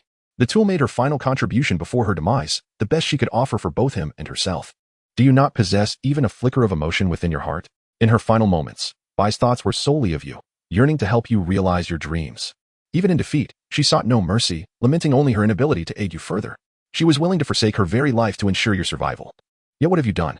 Naruto's strength gradually overpowered Zabuza, pinning him fiercely to the ground. Straddling him, Naruto pointed at Haku's lifeless body, crying out in anguish. What do you know, you little brat? Haku is already gone. Will your tears bring her back to life? Am I to weep like a fool, just as you do? Enraged and humiliated, Zabuza kicked Naruto in the stomach, sending him flying, and defiantly shouted, I will kill you. Naruto could no longer contain his emotions and unleashed all his strength, colliding forcefully with Zabuza. The impact caused Zabuza to spit out a mouthful of blood, and as he regained his composure, he saw Naruto's fist, propelled by the wind, nearing his head. In a hurry, Zabuza raised his executioner's blade to block the impending blow. No matter how much you cry and shout, the fact remains that ninja are merely tools. Your village does not regard you as anything more than tools. And when you perish on missions, who will mourn you besides your family? The world is the same everywhere. Bai and I are merely using each other. I need her talents, and nothing more. I have no attachments. Clang. Bai, your sister loves you so much. Clang. Your mind is filled with thoughts of her. To the extent that you have forsaken your own dreams. Clang. Is this the ultimate result? Clang. What do you truly consider her to be? Crack. She loves you. The sound of fist striking the executioner's blade echoed repeatedly, until finally, the blade could no longer withstand the relentless assault and shattered in two. You cried? The fist that was meant to strike Zabuza's head halted mid-air, and beneath the broken blade, Naruto beheld the tears of the demon, tears filled with profound sorrow. Little one. Be silent. Bai is no longer here. We ninjas are tools, and emotional tools are destined to vanish in the cycle of life and death. Perhaps this is the reason for Mai and Bai's failure. Chapter 30, The Bonds of Tools, the Land of Water. Situated to the right of the Land of Fire on the map, is surrounded by the sea and occupies an area less than half that of the Land of Fire. As the smallest of the 5 great nations, the feudal lord constantly fears annexation by other countries, leading to exceedingly rigorous training for the ninjas of the Hidden Mist Village. Only by being stronger and more ruthless than ninjas from other nations can one survive. This year, the Hidden Mist Village remains as cold as ever, with snowflakes from the harsh winter freezing the blood of its people. Bai, who had wandered here, managed to find half a loaf of bread in a dumpster and even shared it with a stray dog, sitting alone on a wooden bridge, lost in thought. At that moment, a figure wrapped in bandages entered her line of sight. Unlike others who ignored her, he approached and spoke a single sentence. The first words she had heard since her parents' passing. Not a soul would even glance at a little one like you. Zabuza himself could not comprehend why he was compelled to speak to the girl sitting on the bridge. Each winter, countless children perish from hunger or exposure. Yet he could not simply turn a blind eye. Your eyes resemble mine. Bai offered a pure smile, momentarily startling Zabuza. Shouldn't she be pleading for food or clothing? Such a smile should have prompted him to kick the child away and instill fear in her. Yet, instead, he was met with such a radiant expression. Little one, do you wish to follow me? Give me everything you have, and you shall live as my tool. This child was different, Zabuza thought, and so he posed the question. Young Bai did not comprehend Zabuza's true meaning. She merely sensed that he needed her, which was sufficient for her to nod in agreement. From this day forth, you shall be mine. Zabuza lifted Bai's small body, not out of desire, but because her limbs had begun to stiffen. If he did not intervene, it would not be long before another lifeless body lay on the streets of the Hidden Mist to be collected by sanitation workers. Thus began the fateful encounter between the demon and the child. Oh, you're a girl. Upon returning home, Zabuza tore away the tattered cloth that wrapped Bai's body, expressing his dismay as he searched for a few old garments to give her. This is more troublesome than I anticipated. From now on, you'll live as a boy. Months later, Mr. Zabuza, what troubles you? Bai inquired, observing Zabuza's return while she read at home. Unlike his usual fierce demeanor, he bore visible wounds, and his complexion was a sickly shade of blue, prompting her concern. I killed a few sand ninjas and was poisoned by a puppet. He had single-handedly annihilated a squad of puppeteers, but was injured by their last desperate attack. The unique poison of the sand made Zabuza feel unwell. Yet there was no better remedy available. Are you all right? I've already taken the antidote. A good rest will suffice. Pushing Bai aside as she attempted to assist him, Zabuza settled in a corner and closed his eyes. Mr. Zabuza, please wait for me. Bai observed Zabuza's furrowed brow and made a silent resolve. Venturing out into the heavy snowfall. Bai, where has that little brat gone? Zabuza awoke from his prolonged stupor to find Bai absent. Mr. Zabuza, you're awake. Just a moment. I'm preparing the medicine. Bai emerged from the kitchen, cradling a bowl of medicine while grinding herbs with her hands. Did you go out to gather herbs? Zabuza recognized the medicinal plant. Its potent detoxifying properties made it rare in the hidden mist due to its harsh growing conditions, yet here it was in Bai's bowl. A sight he found astonishing. I read about it. This herb has excellent purifying effects against toxins. Where are your shoes? As his gaze drifted downward, he noticed Bai's bare feet, once fair, now marred with wounds, leaving traces of blood on the floor. Even so, Bai prioritized making medicine for him above all else. The cliffs are too slippery. It's easier to climb barefoot.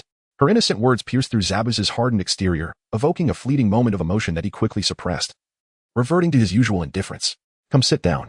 After taking the medicine, the poison's effects began to wane. Zabuza placed Bai in a chair and held her feet, which were delicate and smooth, a stark contrast to his rough hands, though they were now marred with scars. Mr. Zabuza, it itches. I can manage myself. Bai struggled to comprehend Zabuza's actions. The demon known for his ruthlessness was now tending to her wounds, a surreal experience. Be quiet. You cannot see your own feet. Can you? This is merely routine maintenance for a tool. If you break, I will have to find a replacement. Mr. Zabuza is truly gentle. Humph. 6 years later, 6 years had passed since Bai's encounter with Zabuza, and she had blossomed into a 12-year-old girl. Together, they lived a life of wandering, now disguised as father and daughter in the small nation of the land of rice. Splash. For the third time, Bai slipped and spilled a cup of water on Zabuza's head, causing several veins to bulge on the demon's forehead. Bai, do you harbor any grievances against me? Wah. I'm so sorry, Mr. Zabuza. I can no longer be your tool. Bai could no longer contain her emotions, her small mouth quivering before she burst into tears. What has happened, Bai? Speak to me calmly. Although Zabuza maintained an outward composure, a tempest raged within him. The sight of Bai, who had endured countless trials and still wore a smile, now weeping, was utterly confounding. Could it be that the mischievous boy from the neighboring house had tormented her? With that thought, a chilling aura of menace emanated from Zabuza. I might perish. Forgive me for not being the tool you envisioned me to be. Die? Are you injured? I don't know. The blood simply won't cease. As Bai spoke, she removed her undergarments. Zabuza nearly choked on his own breath, his fury rising, but then he noticed the bloodstains on her clothing. The room fell into an eerie silence as Zabuza's gaze remained locked with Bai's for nearly an hour. This ghostly figure found himself at a loss for how to explain the situation. After all, why should a dignified ghost be tasked with the duties of a single father? Mr. Zabuza, it seems you're beyond remedy.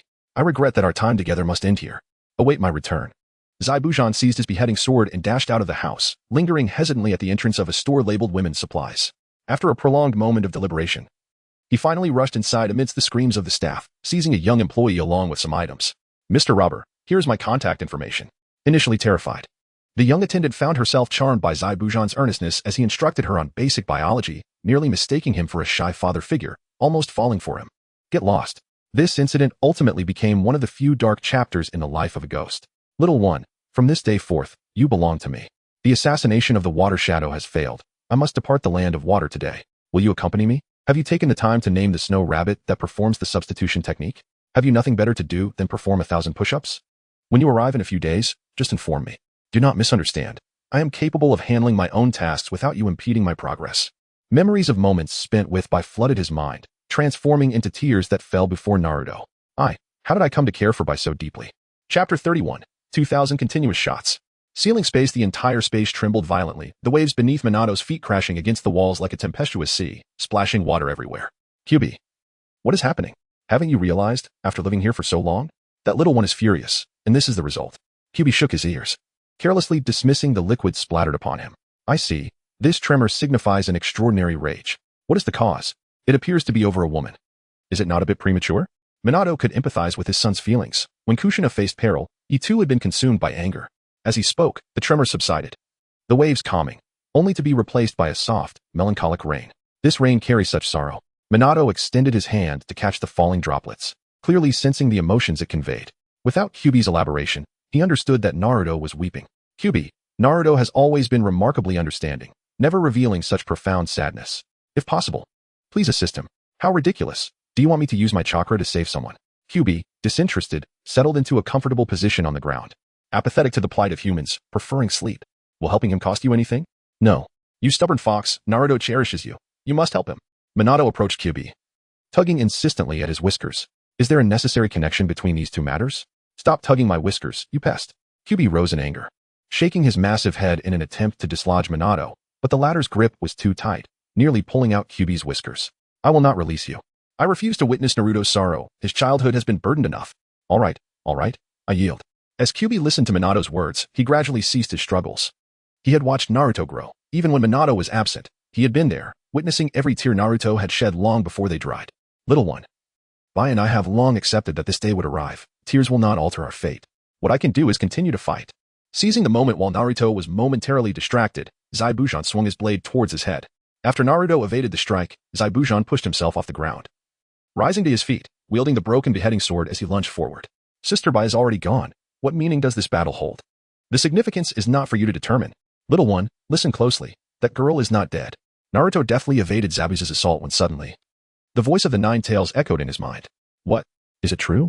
There is still a faint chakra pulsating. If left untreated, she will surely perish. Follow my instructions. Transfer the chakra I have refined into her. The Nine Tails never imagined that one day it would extract its own chakra to save a human, purging all harmful substances to create the purest chakra for healing. If you wish to save Haku, cease your attack. Naruto shot a fierce glare at Zabuza, then dashed to Haku's side. He reached out and felt a faint breath. Indeed, she was still alive. Fortunately, Haku's petite stature meant that the lightning blade, originally aimed at Zabuza's heart, struck her shoulder instead. Had it penetrated her heart, no one could have been saved. Sister Haku, I vow to rescue you. Naruto extended his index finger, the Nine Tails having already bestowed chakra upon him. Above his finger, a flickering emerald flame of chakra danced in the air. Medical ninjutsu? Something seemed amiss. This chakra surpassed that of any medical ninja by a significant margin. Kakashi harbored doubts about the chakra in Naruto's grasp, yet he swiftly dismissed them. As Naruto placed the chakra upon Sai's wound, a miracle unfolded. The charred injury gradually healed, forming a scab, and the shattered bones within rejoined. The pallor of Sai's face transformed into a healthy flush, an accomplishment that could likely only be achieved by one of the legendary Sannin. Kid, who exactly are you? Zabuza, witnessing this phenomenon, ultimately abandoned his intent to strike, cradling Sai's body. Aside from still being unconscious, he had truly regained his health. I am a Leaf Village ninja, Uzumaki Naruto. Naruto exhaled deeply, extending his thumb to point at the forehead protector adorning his brow, and confidently declared, Tisich. What a useless bunch of fools, not a single one has been slain. As he spoke, a multitude of figures suddenly appeared on the opposite side of the bridge. They ascended onto the bridge's surface aboard transport vessels, led by a diminutive figure. Most of them were armed with machetes, a blend of warriors and brigands, lacking any legitimate ninjas among them. The little leader cast a disdainful glance at Zabuza and sneered, Kato, umph. Zabuza, indifferent, averted his gaze, retreating a few steps while cradling Haku, placing her in a secure location. Has that little brat already met his demise? Quite deserved, I must say. But be cautious, ninjas. Observe this. Kato, noticing the murderous intent in Naruto's eyes, clapped his hands. Two of his subordinates dragged forth a mother and child, none other than Tsunami and Inari. Their bodies bound and immobile. Tsunami, Inari. Kato, you wretched coward, can you still call yourself human? Dasna shouted in fury. The poor bridge builder resorting to such feeble means to express his frustration. Human? Such a concept pales in comparison to the allure of wealth. Zabuza. I offer you another chance to eliminate them all. Otherwise, I shall handle it myself. Zabuza, are you truly willing to serve such a man? Kakashi chuckled derisively at Kato's threats, his tone laced with mockery. Despite his dwindling chakra, he could effortlessly dispatch the little tyrant, who dared to boast from across the way, relying on a band of pathetic brigands. What an imbecile. Zabuza seethed internally, recognizing Kato's folly, yet reflecting on his own past servitude. Damn. Ninja, please, save my daughter and grandson. Dasna pleaded, collapsing before Kakashi, tears streaming down his face. Fear not. Mr. Dasna, such trivial matters pose no challenge to a ninja. Sasuke, it is time to showcase your genjutsu. Kakashi's confidence was not feigned. Had they faced 100 fully armed ninjas, defeat would have been inevitable. However, against mere warriors and thieves, they were as defenseless as newborns. Understood. Sasuke nodded, stepping into the effective range of his Sharingan, locking eyes with the two brigands who had seized Inari and Tsunami. Channeling his chakra, he ensnared them in a vortex of illusion, inadvertently freeing Inari, who fled alongside his mother. You fools, what are you doing? Capture them at once. Kato bellowed, witnessing his subordinates sever the ropes binding the mother and son, urgently commanding others to pursue. Crying is futile. I shall protect my mother. As the pursuers closed in, Inari, emboldened by a newfound courage, charged towards the oncoming warriors, using his frail form to shield his mother from harm. In a flash, Naruto appeared, cradling Inari and whisking him to Kakashi's side, with Tsunami safe as well. The warriors, after all, could not match the swiftness of a ninja. Inari, you are incredibly brave. Leave the rest to me. Naruto gently patted the boy's head, admiring the last vestiges of courage he displayed, having finally matured from a mere crybaby. Kakashi-sensei. He mentioned wanting to eliminate us. This has already impeded our mission. Has it? Ah, indeed. Kakashi nodded, understanding Naruto's intentions. Kato had brought this demise upon himself, and there was nothing he could do to save him. Therefore, eliminating him would pose no issue, would it? Naruto cast a glance at the people behind him. Kakashi had expended a considerable amount of chakra, while Zabuza was preoccupied with protecting Haku, and Sakura was tasked with safeguarding Tazuna. The remaining combat strength rested solely on him and Sasuke. Don't look at me. The consumption of chakra from the Genjutsu is more than you can imagine. Sasuke waved his hand dismissively, confident that Naruto could handle these petty adversaries on his own. Multiple shadow clone jutsu. With his hands forming seals, Naruto fell into deep contemplation. Was Haku in peril because he lacked strength? If only his skills were sufficient, he could protect Haku.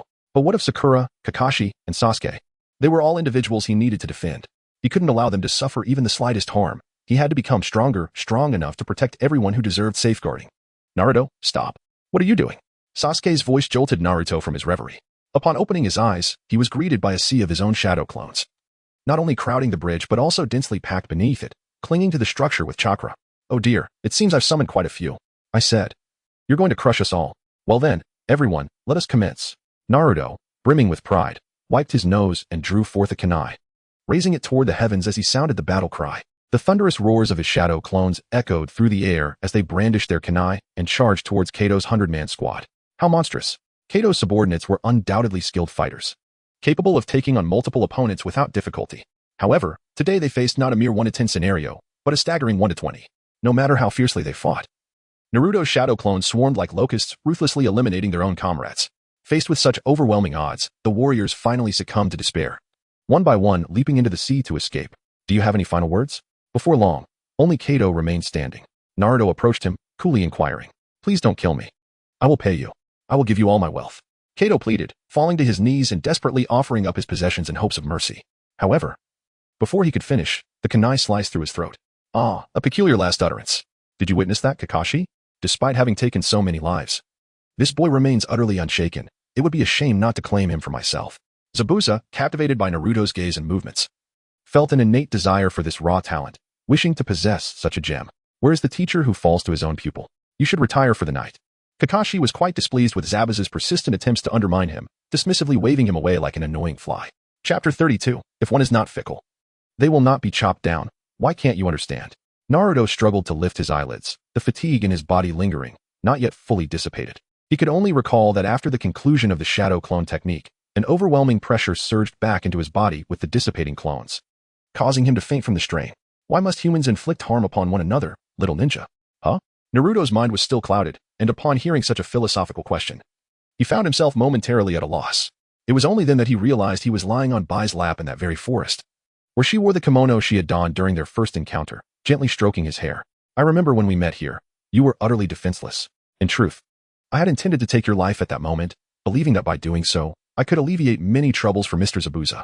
Yet, I could not bring myself to do it. Perhaps it was my hesitation that allowed me to survive. Thank you for saving me. No, it was your kindness, Sister Bai, that ultimately saved me. I still recall the warmth you provided while tending to my wounds. API call failed with status code 429. Error. Code 429. Message. Resource has been exhausted, e.g. check quota. Status. Resource exhausted. Naruto sprang into action, striking a pose as he prepared to cast his jutsu. His gaze fixed intently on Zabuza. I retract my previous statement. You are unworthy of being my disciple. You have become unhinged over a mere gesture of kindness towards Haku. I cannot fathom the thoughts swirling in your mind. A true assassin must be prepared to sever ties, even with family, when the situation demands it. Zabuza began to ponder why Naruto was so enraged on Haku's behalf, as if they were bound by an unbreakable promise. If Haku were to find a beloved, he would have no choice but to depart, living like a solitary wolf. After much inquiry, Zabuza discovered that Haku had merely tended to his wounds, revealing a naivety that rendered him ill-suited for the life of an assassin, much like Haku herself. Thus, I have no desire to be your disciple. Zabuza, having inherited Kato's fortune, was in high spirits. Haku chuckled softly as she uncovered Kato's secret key while clearing the bodies. This man had concealed his wealth within a cavern, secured by the finest of vaults. After considerable tracking, Zabuza and Haku realized they were unaware of the key's location, only to discover that this fool had carried it with him all along. Kid, I will not thank you for saving Haku, for we shall persist in this perilous existence. You cannot continuously rescue her. You merely prolong the inevitable. The world of ninjas is a wretched hell, as someone once told me. Yet, he also claimed that I possessed the power to end this hell. Previously, I doubted my capability, but now I am resolved to give it a try. After all, striving for someone you cherish is hardly a fault, is it? Naruto lowered his head, not solely for the sake of Bai, but more importantly for Hinata. In such a perilous world, he could not always be by Hinata's side. True protection is not merely spoken, but must be enacted, once the world attains peace. Hinata will no longer be compelled to undertake dangerous missions. Enough of this nonsense. If even the shadows of the 5 great nations cannot achieve such feats, what makes you believe you can? Nonetheless, I am determined to pursue this path, for I aspire to become a man who surpasses the Hokage. In the same forest, under the same sun, I once again beheld Naruto's confident smile and could not help but embrace him.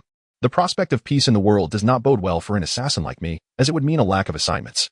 Yet, I shall harbor a glimmer of hope. It is time for me to depart. Bye. Farewell, little ninja. A gentle kiss upon Naruto's cheek. She followed in the footsteps of Zabuza. Her encounter with Naruto did not alter her course. She would continue to accompany Zabuza in the pursuit of his dreams. I already have Hinata.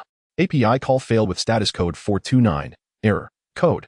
429. Message. Resource has been exhausted, e.g. check quota. Status. Resource exhausted. Naruto hung his head, ultimately succumbing to Sakura's successful extortion. Thus, the matter came to a close. None from Team 7 were missing. And it was time to embark on their journey back to Restwell. Kakashi clapped his hands, leading the trio of Team 7 back home.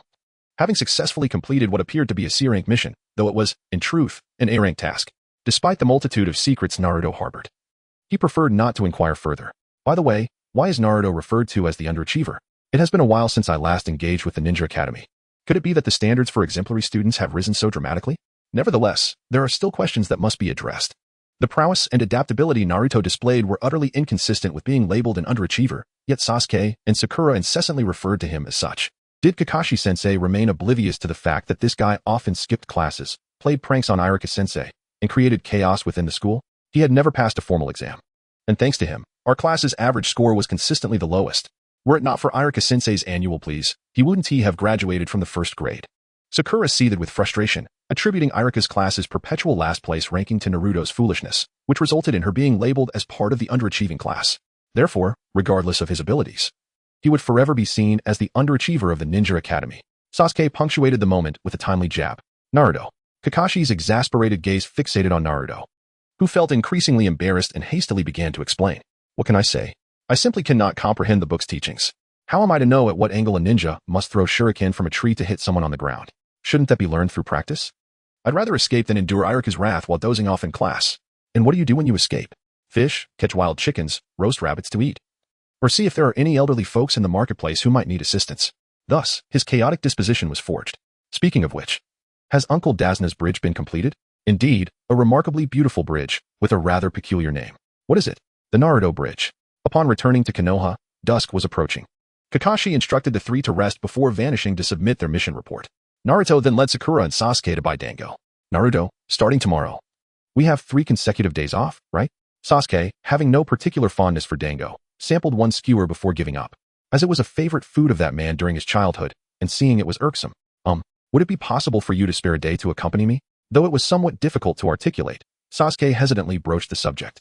Sakura was so taken aback that she dropped her dango into the bowl, her mind almost exploding with thoughts, incessantly shouting within, why not invite me? Is Sasuke? Even if he is, he shouldn't be so considerate towards that fool, the underachiever. Please, no. Naruto squinted thoughtfully before candidly declining Sasuke's invitation. What? It's just 1 day out of 3. Would spending a day with me be fatal? We are companions, after all. No, I must spend all 3 days with Hinata. It has been half a month since we last saw each other. Naruto devoured the remaining dumplings in a few bites, leaping away without a backward glance. As if fearful of being caught by Sasuke. You bastard, I will surely take you down one day. Sakura, come keep me company. What? Is this a date? Practicing water treading. Ugh, I knew it. Well, it's better than nothing. Chapter 33. With all due respect, the girls in the village cannot compare to my beauty. Task completed. By the banks of Konoha's small river, Inazuka Kiba emerged from the water, dripping wet, clutching a silvery necklace. The objective of this D-rank mission, the lost item, which had sunk to the riverbed, was located with the help of Hinata's Byakugan and Shino's water bugs, and Kiba had dived in to retrieve it. Well done. Take a break. I'll go submit the mission. The red-eyed woman, Karina Yuhi, accepted the necklace from Kiba and vanished. She was the mentor of teammate, skilled in Genjutsu. You've worked hard, Kiba. Here, have something to eat. Hinata offered Kiba a bento she had prepared, as there had been no time to eat during the mission. This flavor, it's ribs, right? Woof.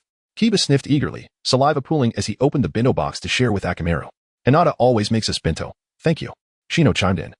His lunch consisting mostly of sweets to please his bugs, feeling touched by Hinata's thoughtful gesture, which contrasted with his usual reputation as the odd one in the group. Hey, weren't we just your test subjects? Perfect the taste before serving that brat Naruto. Kiba patted his belly, having chewed and swallowed even the bones. Truly reflective of the canine nature of the Inazuka clan. Even so, we must remain grateful, for Hinata has always taken care of us, Shino admonished with a serious demeanor. And no, it's fine. Kiba has a point, Hinata replied, a hint of concern in her voice. Speaking of which, you really do seem fond of Naruto, huh? Many people would want to befriend you, given that you're from the esteemed Hyuga clan. Those people only covet my father's legacy. Naruto-kun is different. Hinata's tone turned somber. She had never liked the circles of her family, where people could coldly barter their children for gain. Fortunately, she had a good father who refused all marriage proposals. What else different? Isn't he always talking about marrying in? Do not speak ill of Naruto. You have no idea of his kindness. Hinata's demeanor transformed, resembling a feisty cat, soft-spoken yet resolute whenever Naruto was mentioned. Alright, he's just a bottom-tier guy. Kiba conceded, harboring a certain disdain for Naruto, who always boasted about wanting to become Hokage. How could someone so fixated on marrying and ever achieve such a dream? Kiba, I might be hallucinating, but isn't that the bottom-tier guy you mentioned, coming over from across the shore? What? Shouldn't you be seeing your deceased grandfather waving from the other side? Upon hearing Shino's slightly astonished tone, Kiba looked up and was taken aback to see Naruto indeed walking towards them across the water's surface, each step creating ripples. Hinata, I was just about to come to your house to find you. What a coincidence. Naruto stepped ashore and immediately rushed to Hinata's side, enveloping her in a warm embrace. Welcome back, Naruto-kun, Hinata exclaimed, her initial surprise giving way to the bliss of his presence. After a fortnight apart, to claim she had not missed him would be a falsehood. Now, upon reuniting, she could only respond as a devoted wife, offering the most heartfelt welcome. Woof, Akamaru barked, expressing his discontent.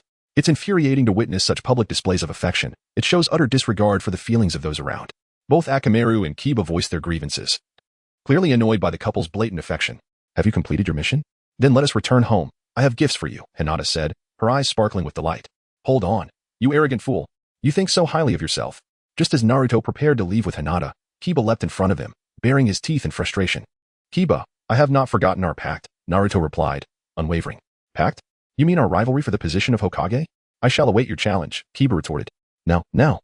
Your words suggest you believe you're already ahead of me, which irks me greatly. How about a friendly spar right here? A spar? Such childish antics can wait for another opportunity, Naruto dismissed with a smirk. Naruto cast a casual glance, and with merely that fleeting gaze, the entire demeanor of Kiba shifted dramatically, his fur bristling in response. Even Akamaru, perched upon his head, emitted a low growl. This reaction was instinctual, a primal response when confronted by a being that surpassed one's place within the food chain.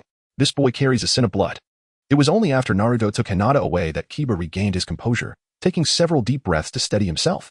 Kiba, you are no match for Naruto now. He has taken a life, and his mastery over chakra exceeds yours, having already completed a C-rank mission with Team 7. At some point, Kurenai had approached Kiba, placing a reassuring hand on his shoulder. Damn it, Kurenai-sensei, please train me diligently. I want to face him in the Chunin exams. Kiba clenched his fists in frustration, feeling humiliated by the realization that he had been intimidated by someone he deemed inferior, a blow to his pride. Hyuga clan Hinata. This is a gift from the land of waves. This country is truly impoverished, yet their craftsmanship is remarkably heartfelt. Do you like it? API call failed with status code 429. Error. Code. For 29. Message. Resource has been exhausted, e.g. check quota. Status. Resource exhausted. Naruto delicately fastened a hairpin into Hinata's front locks, adding a charming embellishment to her violet tresses. Observing Hinata's bashful demeanor, Naruto expressed his satisfaction with a compliment. Why do I feel a chill down my spine? Hinata, your sister is watching me. What is happening? Naruto quietly turned his head and discovered Hanabi hiding in the corner of the room, staring at him with an anxious shiver. She inquired apprehensively. Could it be that she is waiting for your gift? I mentioned to Hanabi that you would bring back some local specialties. Hinata tilted her head in contemplation, attempting to articulate her sister's thoughts. Surely not. Does Hanabi, who holds such a high status at home, truly desire my gift? Although it seems somewhat excessive. Naruto could discern that within the Hyuga household, Hanabi's standing surpassed Hinata's by an unfathomable margin. She could essentially have whatever she wished for, which cast doubt on Hinata's assertion. So, have you made any preparations? Well, I did acquire something, prompted by Sakura's reminder. API call failed with status code 429. Error. Code. 429.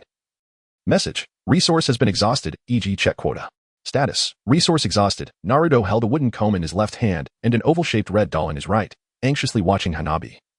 Hoping that even if she disliked it, she would refrain from hurling it at his head. He wished to possess both items. Hanabi glanced at the two objects, both showcasing the unique craftsmanship of the land of waves, which captivated her, having never ventured beyond the hidden leaf village. With a sense of entitlement, she seized them both. This doll, known as a matryoshka. I have yet to explain. Watching Hanabi's retreating figure, Naruto sighed, realizing she was still upset because he had ruined her garden. A matter beyond his control. Naruto-kun, why does Hanabi have 2 items? Hinata pouted, feeling a surge of jealousy, as if Naruto preferred his sister over her. Because I wasn't sure what she liked. One was chosen by Sakura, and since Hanabi has long hair, I thought that Matryoshka would be more amusing. Is that so, Naruto-kun? Just now, you walked on water, right? How did you do that? Hinata's cheeks flushed, surprised to find herself feeling jealous of Hanabi.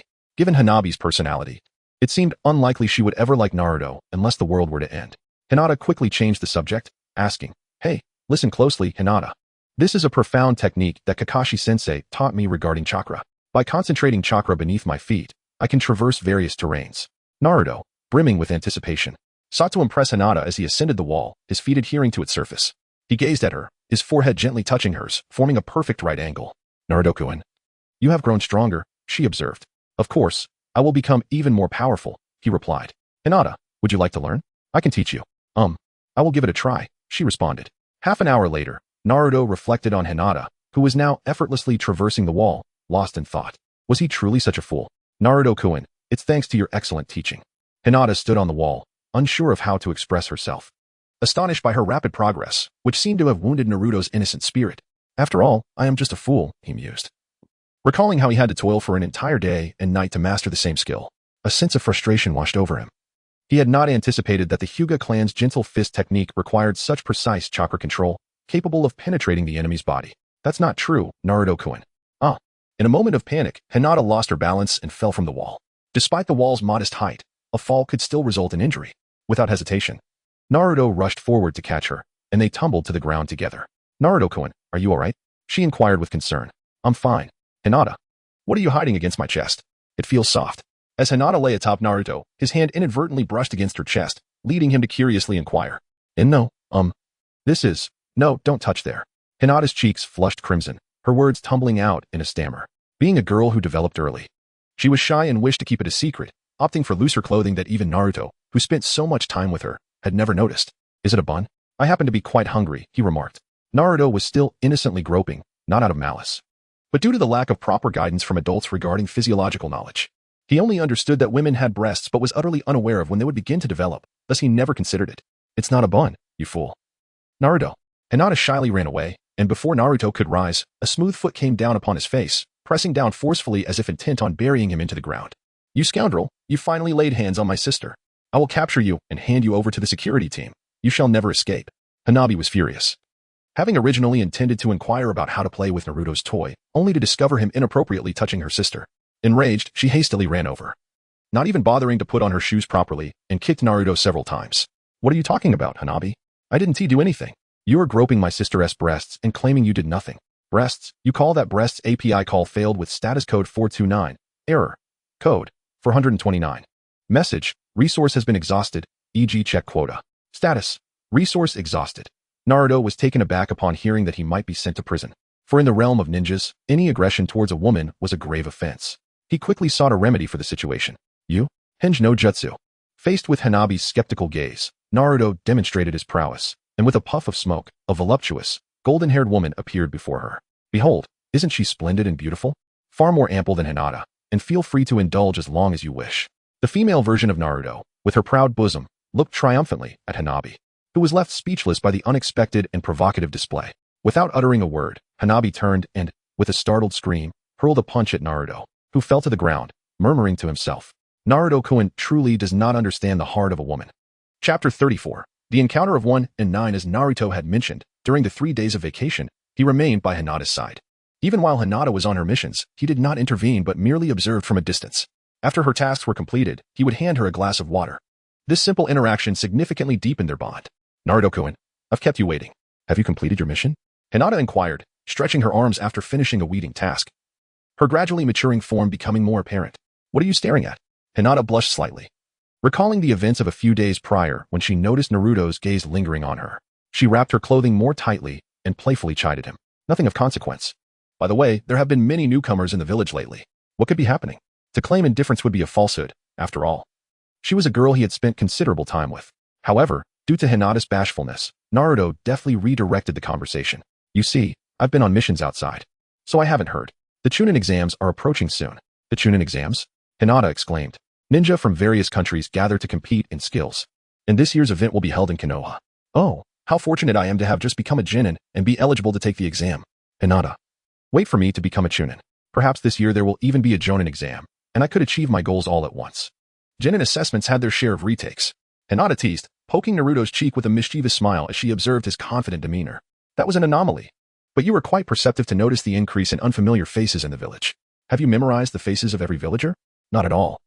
It's merely that they regard me as they would any ordinary person, which is quite evident. His simple words struck Hinata like a dart to the heart.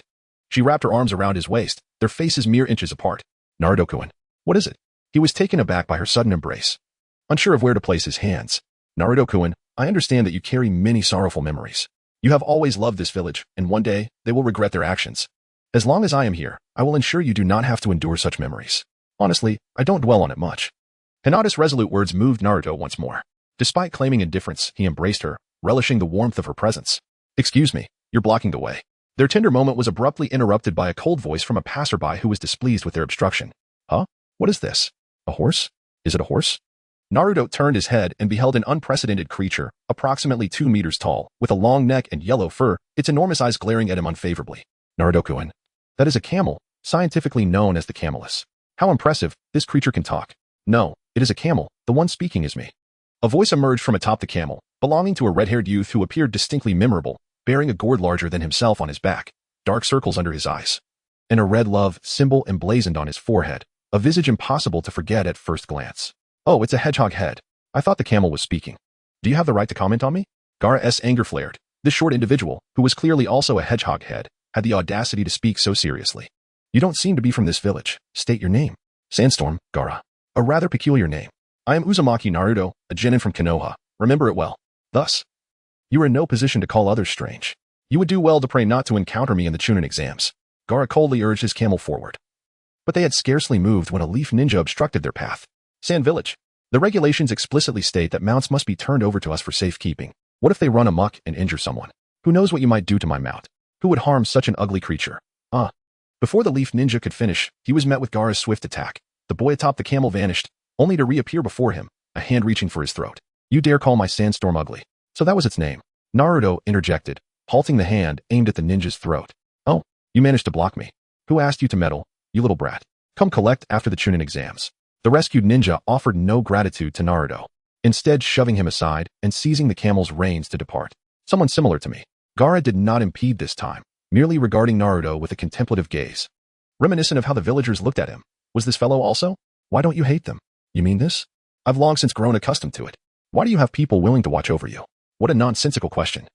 Isn't forming friendships a matter of course if one puts their heart into it? Boring fellow. Their brief exchange concluded. Gaara, uninterested in continuing the conversation with this docile, tamed individual, deemed it foolish to repay kindness with kindness.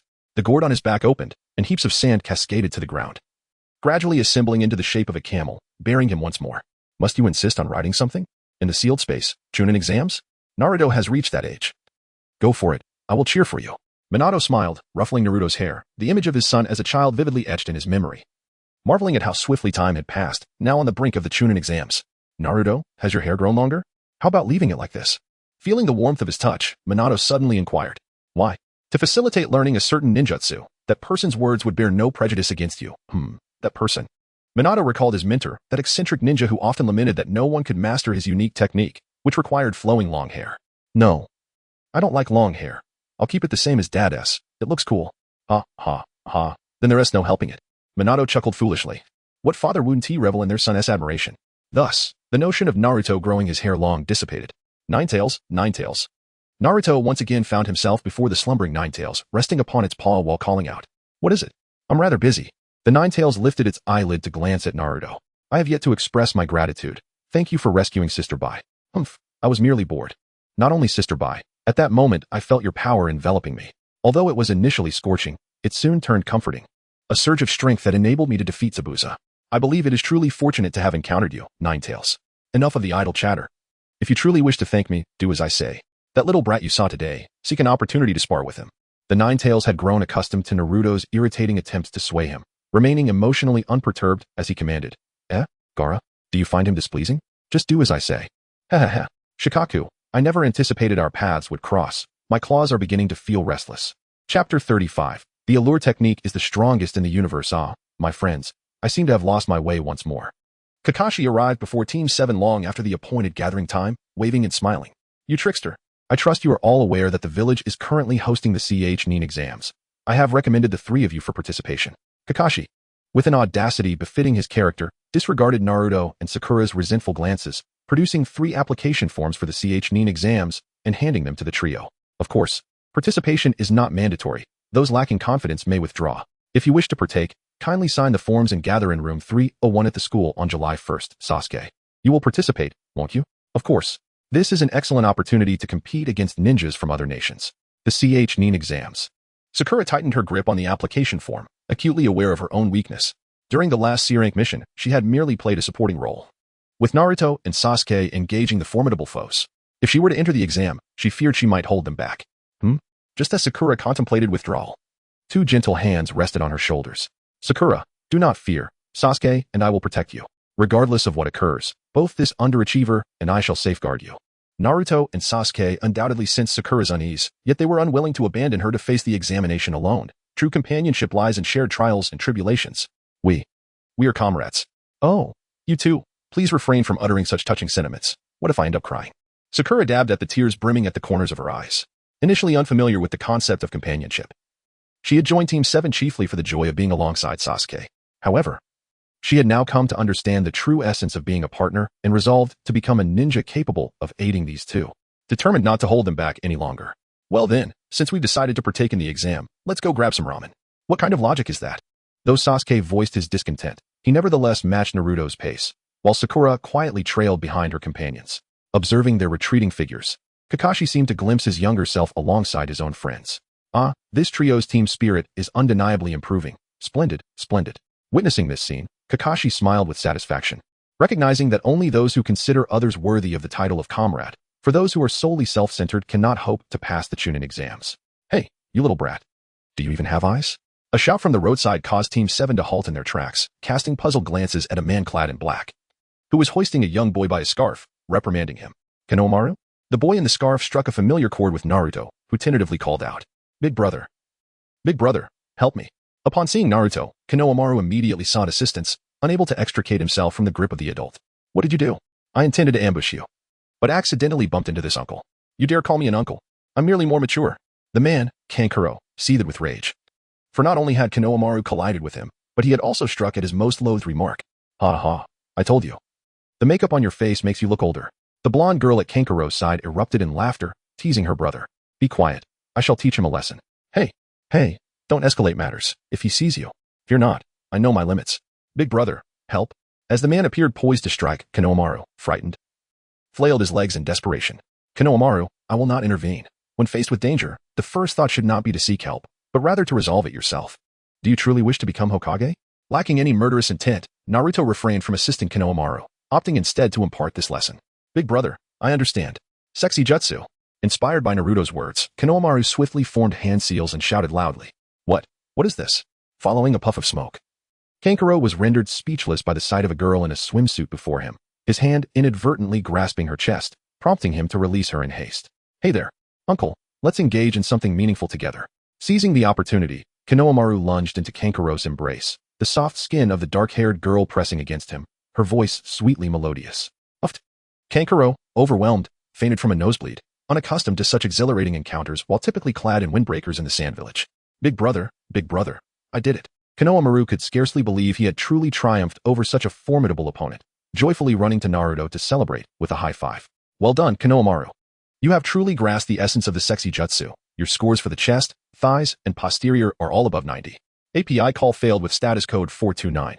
Error, code, 429, message, resource has been exhausted, e.g. check quota. Status, resource exhausted. Naruto scratched his head, opting to demonstrate with tangible actions. After the smoke dissipated, a golden-haired girl with twin ponytails appeared before Konohamaru, completely bare. Oh my, how impressive. So this is what's inside. The female version of Konohamaru marveled at the voluptuous figure of the golden-haired maiden, her curiosity prompting her to reach out and touch. Poof. After a hard-fought revival, Kankuro awoke to the sight of the two girls exploring each other's forms, only to spew forth another nosebleed. Kankuro, pull yourself together. Sister, in the next life. I hope to be born in Konoha. Farewell. Kankuro no? You two fools. Sakura could no longer contain herself. She delivered a punch that sent both Naruto and Konohamaru back to their senses. What are you doing, Sakura? You shameless individual. What have you taught these children? It's my original jutsu. That's not what I meant. Being naked. Do you not possess any sense of shame? None at all. Sasuke, you should say something too. This is a disgrace to Team 7. Oh.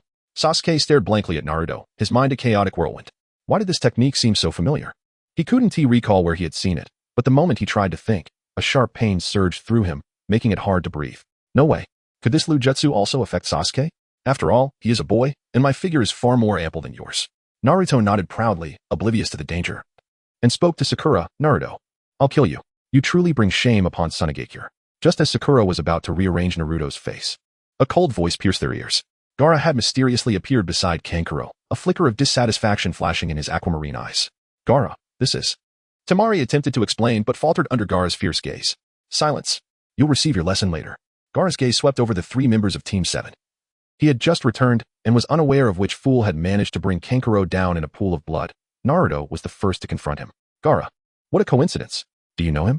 Sasuke inquired, puzzled, as it was evident these individuals hailed from Sunagakure, and Naruto should have had no prior acquaintance.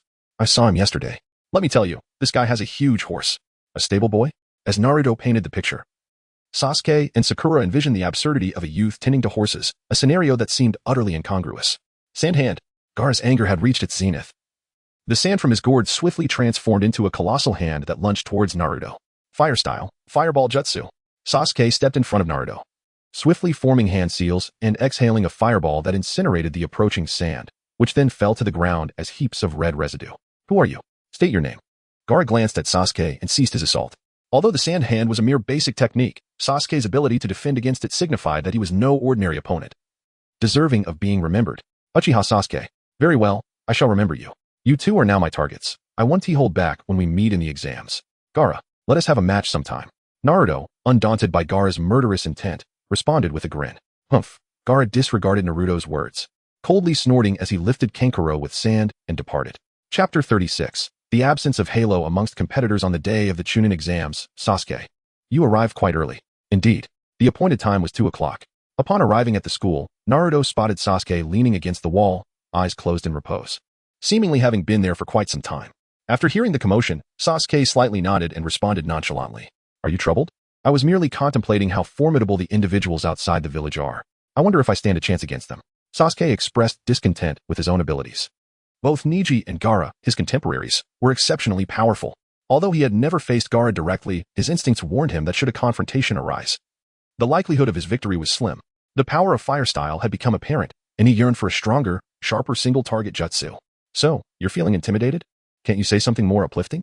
Naruto's candid words pierced Sasuke's heart, and he shot him an irritated glance. There is no need for concern. No one ever suggested we fight alone. I firmly believe our partnership is the strongest, with you by my side.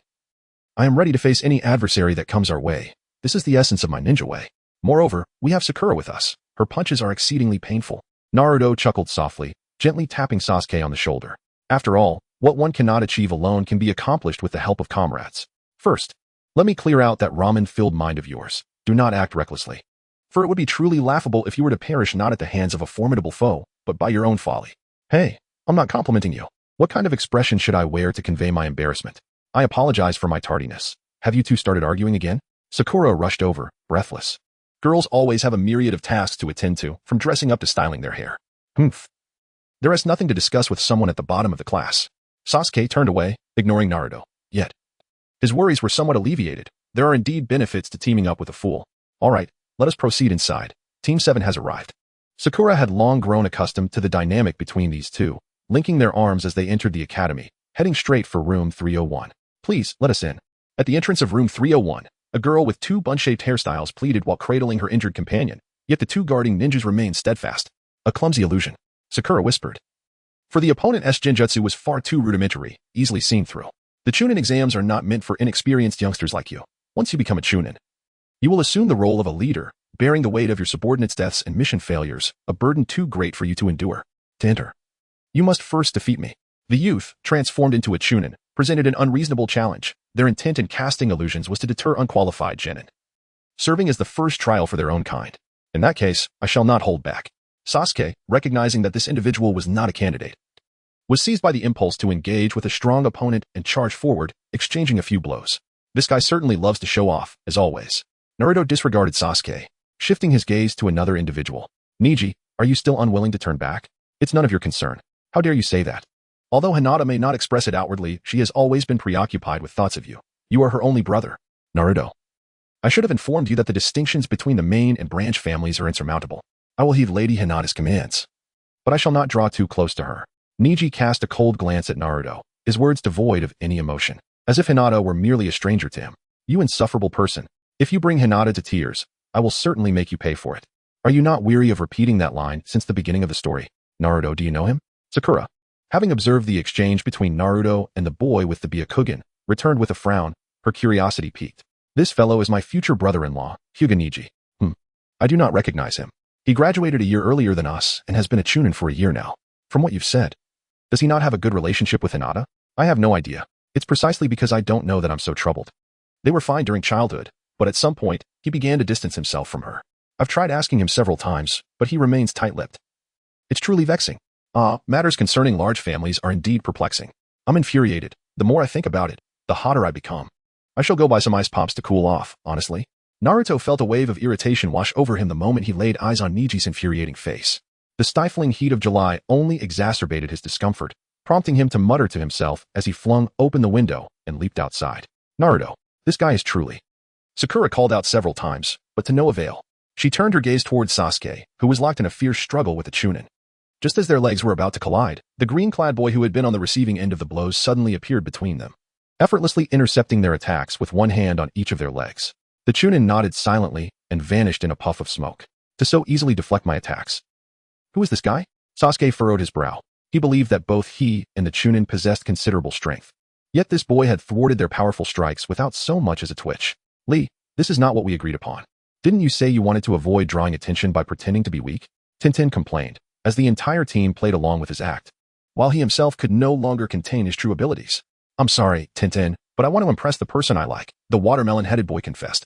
Stepping in front of Sakura, his cheeks slightly flushed as he summoned the courage to speak. He flashed a bright smile, showcasing his pearly whites. My name is Rock Lee. Sakura, I like you. Please go out with me. Absolutely not. Your eyebrows are too thick, Sakura exclaimed, feeling dizzy as she fervently shook her head to reject Lee's confession. Sasuke, let's go. As Lee prepared to say more, Sakura hastily grabbed Sasuke's arm and dashed towards the third floor. Thick eyebrows, huh? Tintin said, pulling the dejected Lee along as they climbed the stairs. What about Naruto? Upon reaching the third floor, Sasuke noticed someone was missing and inquired. He went to buy popsicles, came the reply. Just as Sasuke was about to voice his irritation, a familiar voice interrupted him. Hey you, wait a second. Sasuke's forehead creased with annoyance. He was already in a foul mood, and the arrival of another irritating presence only intensified his displeasure. Wow, those are indeed terrifying eyes. Are you willing to face me in battle? Lee was taken aback by Sasuke's expression, wondering why he seemed to harbor such deep animosity towards him. Why? Sasuke asked, his interest piqued. I want to see if my techniques can affect someone from the Uchiha clan, who are known as geniuses. So, you were here to challenge the Uchiha name? You know nothing of the Uchiha. I look forward to it. I'll defeat you in 5 minutes. Sasuke despised it when others used the Uchiha name to gauge their strength. He had no intention of holding back against Lee, launching a punch aimed directly at his head. What? Just as his fist was about to connect, Lee vanished. And Sasuke was left astonished by his speed. Immediately, he scanned his surroundings, only to see Lee descending from above, preparing to kick him. Sasuke quickly dodged the blow. But Lee's onslaught did not end there. As he landed, he twisted his body and executed an astonishing kick aimed at Sasuke, realizing he could not evade it. Sasuke raised his hands in defense, but it was too late. He was sent flying. Effective. It seems relentless effort can indeed surpass talent. Lee exclaimed, exhilarated by his successful strike. Sharingan. Sasuke sprang back to his feet, his eyes swirling with the power of the Sharingan, although he had no clue what Lee had just done. He was confident that with the Sharingan, he could perceive all. Useless. I employed neither ninjutsu nor genjutsu, merely pure taijutsu. Even if you can see my movements, you won't be able to react in time to keep up with my speed. Lee charged at Sasuke, undeterred by the Sharingan, and landed a kick squarely on his chin. Sasuke, unable to react, was propelled into the air, and Lee executed a stylish kick that sent him crashing into the wooden floor. Sakura, witnessing Sasuke's defeat, rushed to embrace Lee. Lee, you're so cool. I like you the most. Will you marry me? Is that so? Of course. Lee responded, blissfully naive. Sasuke stood proudly before Lee, having emerged victorious in their contest. The moment Lee was struck was not reality, but rather an illusion. As Sasuke had intentionally lured him into the range of his Sharingan genjutsu, Since this is a decisive contest, it would be unreasonable for you to emerge unscathed. Sasuke rubbed the area where he had been hit. Lee's strength was formidable, and even now, it throbbed with pain. Meanwhile, Lee appeared unscathed. Sasuke resolved to leave a mark on him with a kunai. Anyone daring to challenge the Uchiha should be prepared for the consequences. This ends here. Out of nowhere, a small windmill struck Sasuke's kunai, and a red turtle stood protectively in front of Lee, speaking human words. Who are you? As you can see, I am the one responsible for educating this boy. Are you attempting to interfere with our contest? It matters not. I have already claimed victory. Is that truly the case? Young one, look down at your feet. Had I arrived a moment later, it could very well be you who was severely injured. Sasuke glanced down to find his left foot ensnared by Lee's bandaged hand, while Lee seemed to regain his composure, caught in a torrent of reprimands from the turtle. You scoundrel! You dared to use that technique. Do you believe I won't teach you a lesson? I'm sorry. The farcical scene concluded under the stern guidance of an even larger, greener creature with more formidable eyebrows, a kappa. After apologizing, Lee departed for room 301, leaving Sasuke and Sakura alone. Damn it! Sasuke's fist slammed into the floor, frustration coursing through him. He despised his own weakness. The exam had yet to begin, and he had already resorted to using genjutsu. Yet, at that moment, he had been incapable of utilizing any other ninjutsu.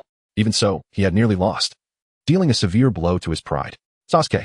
Sakura, aware of his strong sense of pride, struggled to find the right words to console him. Fortunately, a certain fool returned just in time. How cold. What are you doing? Just as Sasuke was about to erupt in anger, a chilling sensation crept from his neck to his brain, startling him. He turned to see Naruto pressing a popsicle against his neck, fuming. Hee, I couldn't finish it alone. So let's share. Naruto, with a cheerful grin, eagerly peeled open the packaging and settled beside Sasuke. He broke apart the two connected popsicles and unceremoniously shoved one into Sasuke's mouth. Feeling calmer now? As the icy treat melted in his mouth, it seemed to soothe Sasuke's previously agitated emotions, his expression softening at least a little. Sasuke, may I pose a question? If you were to run laps around the school's playground to hone your taijutsu, how many laps would you complete? 20? 30? Sasuke replied uncertainly, finding the notion of running laps utterly pointless. Perhaps there was some merit to it, yet he firmly believed that other endeavors yielded far greater returns. The thick brows above his eyes signified countless hours of relentless practice, from dawn till dusk, tirelessly honing his speed and strength. Sasuke cast a disbelieving glance at Naruto, realizing he was entirely serious. Do you understand? Your defeat is hardly unjust. Compared to him, our training resembles mere child's play. But I know, his training regimen is not suitable for us. It is precisely because he recognizes his lack of innate talent that he exerts an effort hundreds of times greater than ours, allowing him to triumph over you. How do you know this? He is a teammate of Niji's. When I approached him for a conversation previously, that fellow was engaged in grueling training right beside us. There are many more like him in the Chunin exams. Are you afraid? Naruto brushed off the dust from his attire and stood up, gesturing towards room 301 in the distance. How could I possibly be afraid? Rather, I find myself invigorated. If I cannot manage alone, then I shall include you. That thick-browed fellow shall hardly pose a challenge for us. This is the Sasuke I admire. Let us go forth and defeat them soundly, proving ourselves as the strongest among the newcomers. Naruto nodded in satisfaction and extended his hand towards Sasuke. Just as I wished.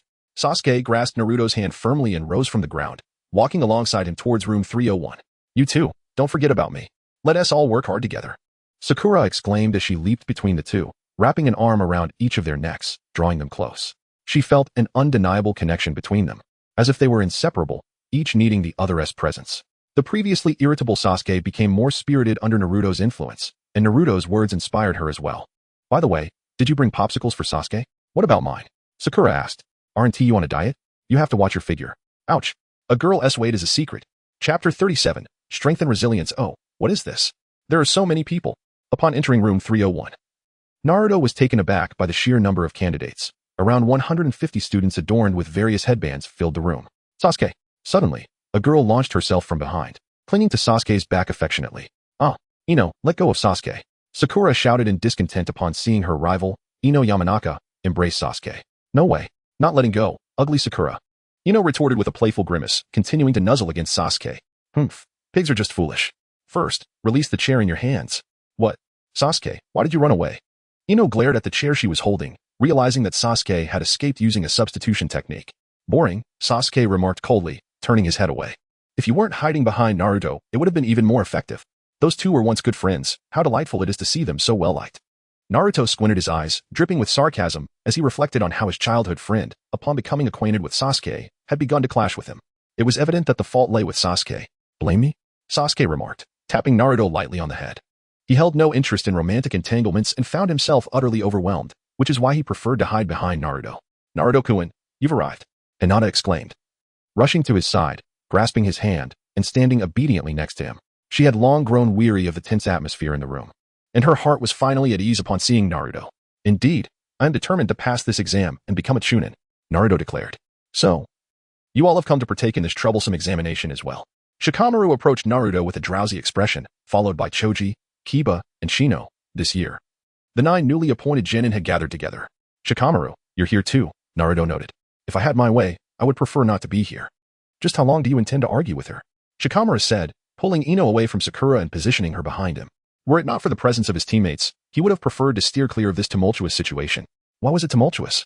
After Naruto and the others entered, their series of antics had already stirred considerable discontent among the other candidates, with all eyes fixated on the entrance. Naruto observed that many of the genin had undergone life-and-death missions and were particularly sensitive to the aura of hostility. His attention was drawn to a certain individual, entirely wrapped in bandages save for one visible eye. I know not from which nation or village you hail, but since we are competing in the same examination, I shall not be defeated by any of you. Prepare yourselves to be bested by me. Naruto, undeterred by the ominous aura emanating from the others, stepped forward and raised his fist toward the remaining 144 candidates, exuding confidence. However, the palpable hostility surrounding him intensified. This fool, Shikamaru lamented, covering his face, unwilling to make enemies. Yet, they stood united behind Naruto, resembling a collective declaration of war from the 9 newcomers born this year. If possible, he wished to retreat home. All right, you worthless fools, quiet down. The exam is about to commence. Just as some individuals contemplated teaching this oblivious sprout a lesson, a group of proctors materialized amidst a cloud of smoke at the front of the classroom. A scarred behemoth among them bellowed at the candidates, I am your chief examiner, Marino Ibiki. Allow me to outline the rules for the written examination. Ibiki distributed the test papers to all, subsequently inscribing the examination rules on the blackboard. However, Naruto's mind became a void, unable to absorb the specifics. Oh no, they've started with the one thing this fool struggles with the most. Even answering a single question would suffice. Hinata, seated beside him, hoped to provide some support. Sakura, positioned behind Naruto, wished to assist but felt powerless. What on earth is that boastful idiot thinking now? Sasuke mused, casting a glance at Naruto, reveling in his misfortune. He had spoken so arrogantly, yet now seemed incapable of even passing the first hurdle. Naruto-kun, wait for me. Hinata felt fortunate to be seated next to Naruto. Faced with his blank expression, she resolved to focus on her own test first, intending to assist him with cheating once she had completed her own work. What is this? Why is the first round a written exam? I can't understand a single question. Naruto, in a state of despair, clutched his head and lamented inwardly, preferring to engage in dozens of rounds with that murderous proctor rather than confront this cursed examination paper. There was no other choice. With a resounding bang, the classroom echoed, as Marino Ibiki opened his eyes in confusion, glancing at the commotion below. This fellow had knocked himself out. A proctor approached Naruto, observing the large bump on his head with a mix of pity and amusement.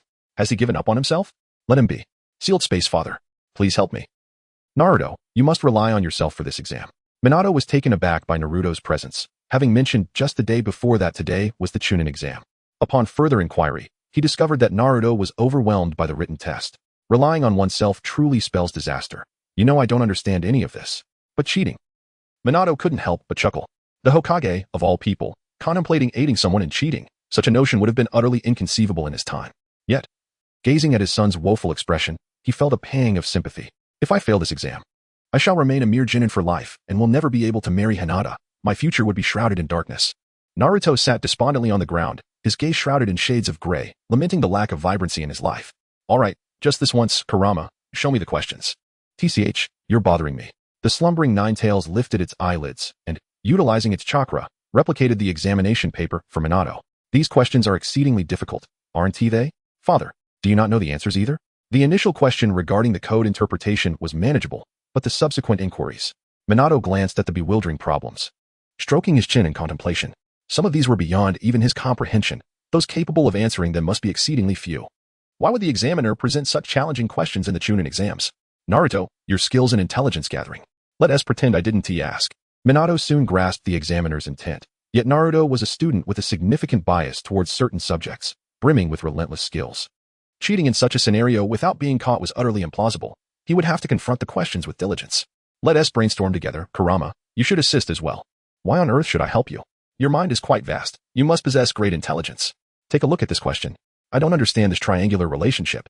Kurama cast a disdainful glance at the vexing problem and, with a resounding smack, flung the chakra-formed examination paper onto Naruto's face. Naruto-kun, Naruto-kun. Well, Naruto was roused from his slumber by Hinata's gentle nudging. Suddenly pulled from the confines of the sealed space, he felt a momentary disorientation. Upon glancing at the clock on the wall, he was taken aback. Time was swiftly slipping away. You're awake. The exam time is approaching. All right.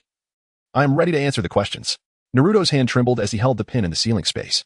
Both he and the fox had been diligently working together for quite some time, yet they had not completed all the answers. Although Minato was the Hokage, he had little engagement with school-related subjects. During his school days, the relations between the nations were fraught with tension, and conflict could erupt at any moment. There was hardly any time to study theoretical concepts, as teachers were preoccupied with imparting combat knowledge. Naruto-kun, you needn't write anymore. I have completed everything. Just write your name on this exam paper, Hinata said softly, placing the paper on Naruto's desk and whispering in his ear. Hey, I'm so sorry. I'm utterly useless. It took me so long just to solve the problems, and I still have the 10th question left. I will work hard to help you finish it, he replied. Wait, give me the exam paper. What about you? I'll write another one. Don't be ridiculous. With only 5 minutes left and the 10th question still to answer, where will you find the time to write another one? It doesn't matter. Naruto-kun must pass this exam. No, be obedient. Hinata coaxed gently, like one would soothe a child. She felt a sense of relief when she saw Naruto lift his pen to write his name, as that was sufficient for her, as long as Naruto could pass. She would be content. Hey, that is not my name, Naruto-kun. Hinata exclaimed in surprise, glancing at the paper where Naruto had neatly inscribed Hyuga Hinata. I cannot agree to that. What kind of man would I be if I sacrificed Hinata to achieve my dreams? My ninja way is to move forward without hesitation. If one day I look back and realize that my position as Hokage was attained at the cost of Hinata's sacrifice, then what kind of Hokage would I be? Naruto handed the examination paper back to Hinata, grinning foolishly. It's not the end of the world, honestly, he exclaimed. Hinata puffed out her cheeks in frustration. She was irked by Naruto's gentle demeanor. You could just take it back without putting on a show. Yet it was precisely his silly antics that endeared him to her. Isn't there still the 10th question? I shall wager everything on it. All right, you slackers, time's up. I shall now reveal the 10th question. However, before that, allow me to clarify that this question is optional, declared Marino Ibiki, tapping the desk with authority as the exam entered its final 5 minutes. If you answer it correctly, regardless of how you fared on the previous 9 questions, you will advance. Conversely, a wrong answer will render your previous efforts moot, resulting in failure. Furthermore, should you answer incorrectly, you will forfeit your chance to participate in the Chunin exams again, relegating you to the status of a genin for life. Now, make your choice, stake your future. What to do? What to do? It's the end. Naruto was enveloped in a shroud of gloom. Bearing an immense burden that weighed heavier upon him than on others, the thought of failing to secure a satisfactory answer loomed over him, threatening his lifelong dream of marrying Hinata. Yet, the notion of surrender was utterly inconceivable. Even the faintest glimmer of hope compelled him to persevere. Oh. The expression on this young boy's face was truly captivating. Mori no Ibiki reveled in Naruto's anguish, finding great pleasure in witnessing despair through his adept interrogation techniques. However, the pained look on Naruto's face was fleeting. Just as Mori no Ibiki anticipated his withdrawal, Naruto erupted with fervor. No. I will not give up. Even if it means living my life as a mere genin, Hinata, if it comes to that, I shall seize you from the Hyuga clan. This is my ninja way, and I shall never regret it. Naruto, with reckless abandon, declared a statement that appeared to be bold yet was, in essence, a crime. Wait, did I pass? Really? As he exited the ninja academy, Naruto felt as if he were floating, having merely scrawled his name on the exam paper to achieve success, leading him to believe he was ensnared in a dream. I never anticipated that the examiner's objective was this. All my efforts on the questions were in vain. Sakura exclaimed in frustration, having tugged out several strands of her hair in the process of attempting the questions. Yet the fearsome examiner had the audacity to declare that only those who dare to embrace the unknown tasks are truly good ninjas, thus allowing Naruto to pass. How utterly unfair. It seems that fools are often graced with fortune, Sasuke remarked, resigned after having resorted to cheating with his Sharingan. Witnessing Naruto's demeanor made it evident he had submitted a blank paper. Truly, even fate appeared to be favoring him. This is true power, power indeed. Naruto chuckled with a sense of pride, his laughter akin to that of a small person reveling in their success. The audacity of the criminal, who had just boasted about snatching Hinata away, was truly shameless. Sakura's sense of injustice intensified, and she indignantly spoke up. Hey, did you hear that? Ugh, foolish Naruto. Hinata, blushing, hid behind Naruto, her tiny fist gently striking his back in complaint. Hinata, let's give our all in the second round too. It will be much more enjoyable if we both become Chunin together. Chapter 38. Wasn't it promised that there would be no boss in the novice village? Listen closely, the 26 groups of examinees participating this time. This 44th training ground is no place for childish games. Before entering, ensure you sign the death waiver. The chief examiner, Mitarashi, was explaining the rules of the upcoming match to the candidates. Behind her loomed a vast, ancient forest, teeming with towering trees, while the occasional roar of ferocious beasts sent shivers down the spines of the participants. The area was enclosed by iron bars, marking it as one of Konoha's forbidden zones. To seize the scrolls, even in the best-case scenario, half of them will be enemies. Sasuke pondered, gripping the heaven scroll received from the examiner. With a mere 50% qualification rate coupled with the death waiver, it felt as if they were being encouraged to engage in mutual slaughter. If they were to encounter someone deranged, they might not even inquire about the heaven or earth scrolls before attacking. This examination was proving to be far more perilous than he had anticipated. All right. Let's proceed to devise a combat plan. Naruto sat down, his expression grave. Sakura and Sasuke regarded him in disbelief. Had it not been for the fact that the examination had yet to commence, they might have suspected that someone else had assumed his identity. To hear him utter the words battle plan felt surreal. This training ground was perilous. Once they entered, their foremost objective would be to rendezvous with Hinata. I have already made arrangements with her. Her reconnaissance skills are exceptional, and with a mere mark, she will swiftly locate us. Naruto had little interest in the rules, but the fact that the 26th group of candidates entered through different gates of the training ground and would endure a lengthy 5-day ordeal filled him with anxiety over Hinata's safety. What if their scrolls differ from ours? He queried. Then we'll just seize another. Is that really your idea of a battle plan? Trust me. My partnership with Hinata is formidable. Well, if we can add another teammate, so be it. Let us proceed. Upon entering, they were struck by the vastness of the forest, which exuded an unsettling aura. Sakura hid behind Sasuke, glancing around nervously. The dense foliage obscured the sunlight, casting a gloomy, damp atmosphere over the entire woodland. Let us not delay, we must make some marks. Naruto exclaimed as he removed his trousers. What are you doing? I am relieving myself, he replied. With your keen sense of smell, Kiba, you should be able to detect it. If you let him know, he would undoubtedly slay you. Sasuke, unable to bear the sight, covered his face. This fool was as reckless as ever. Are you a dog? You must be a dog. You are a human, yet you behave like this. You wretched creature, go over there. Sakura felt a profound sense of helplessness. What sin had she committed to deserve such a teammate? Furiously, she kicked Naruto's backside and pointed towards a nearby thicket, shouting, It seems there is no time left. The enemy has arrived. API call failed with status code 429. Error. Code. For 29. Message. Resource has been exhausted, e.g. check quota. Status. Resource exhausted. Naruto gazed curiously at the female grass ninja. A peculiar sense of familiarity washing over him, yet he could not discern its origin. An ant, perhaps. He chuckled softly, contemplating that if he survived, he would reveal the truth. Orochimaru emanated a subtle aura of menace. Unlike Zabuza, whose oppressive presence lingered, this was akin to an arrow piercing the minds of the three. Fleeting yet impactful. In that moment, they were all immobilized, ensnared by vivid illusions of their own dismemberment. While Zabuza's malevolence was potent enough to incite thoughts of suicide, Orochimaru's aura stripped away even the courage to take such an action, leaving them standing like lambs to the slaughter. However, Naruto and Sasuke were no longer the reckless youths of yore.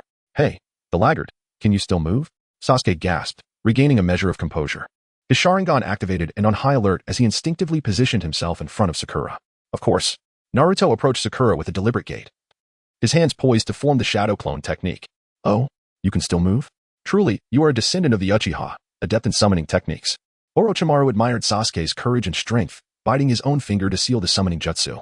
3 colossal serpents materialized before the trio, each exceeding 20 meters in length and 3 meters in width, their crimson tongues flickering in anticipation of their master's command.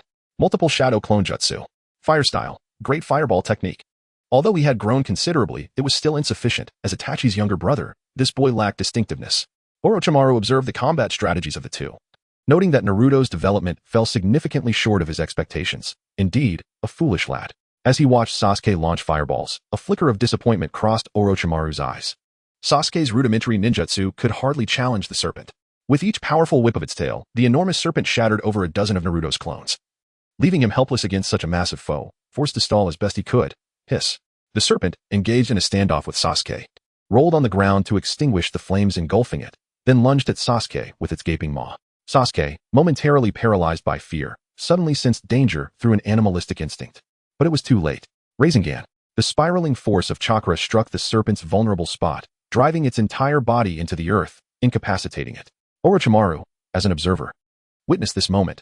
Naruto's real body was flung towards Sasuke by one of his shadow clones, which was precisely why Sasuke did not evade. However, another serpent. Orochimaru's gaze shifted to the serpent entangled with Naruto's shadow clone, when suddenly he noticed 5 fiery blossoms soaring from the serpent's blind spot, piercing its vulnerable area. Fire style. Phoenix fire technique. This technique, an enhancement derived from the Phoenix Fire Jutsu, incorporated Sharp Shuriken to increase its piercing power. In the instant Sasuke unleashed the Great Fireball, he swiftly formed the seals, executing a decisive strike under the cover of flames. Is that all you can do, you wretched serpent? Naruto and Sasuke stood side by side, poised and ready to provoke. Indeed, your strength is impressive, but what about the other side? Orochimaru remarked with satisfaction as he applauded. If they had fought separately, each of the two serpents would have expended at least half of their chakra. However, these two, without even exchanging a glance, placed unwavering trust in one another, allowing them to effortlessly achieve these 2 kills, something he had not anticipated. Sakura, Naruto, and Sasuke swiftly reacted, turning to rush towards the spot where Sakura was cowering. The third colossal serpent had approached her from behind, concealed by the trees, its jaws agape as it lunged forward. How terrifying. I wish I could flee. I long to return home. Sakura, overwhelmed by Orochimaru's murderous intent, found herself paralyzed, as if her limbs no longer belonged to her. Though her eyes could see and her nose could breathe, she remained immobile. She witnessed Naruto and Sasuke standing resolutely before her, their silhouettes majestic in her view, their collaboration seamless. What purpose did her presence serve as a teammate? The girl named Sakura felt utterly useless, merely a hindrance. Now, these 2 allies had exposed themselves to danger in their attempt to rescue her. How utterly disappointing. This surge of unwillingness ultimately triumphed over her fear. Sakura drew a kunai from her ninja tool pouch and plunged it fiercely into her own leg.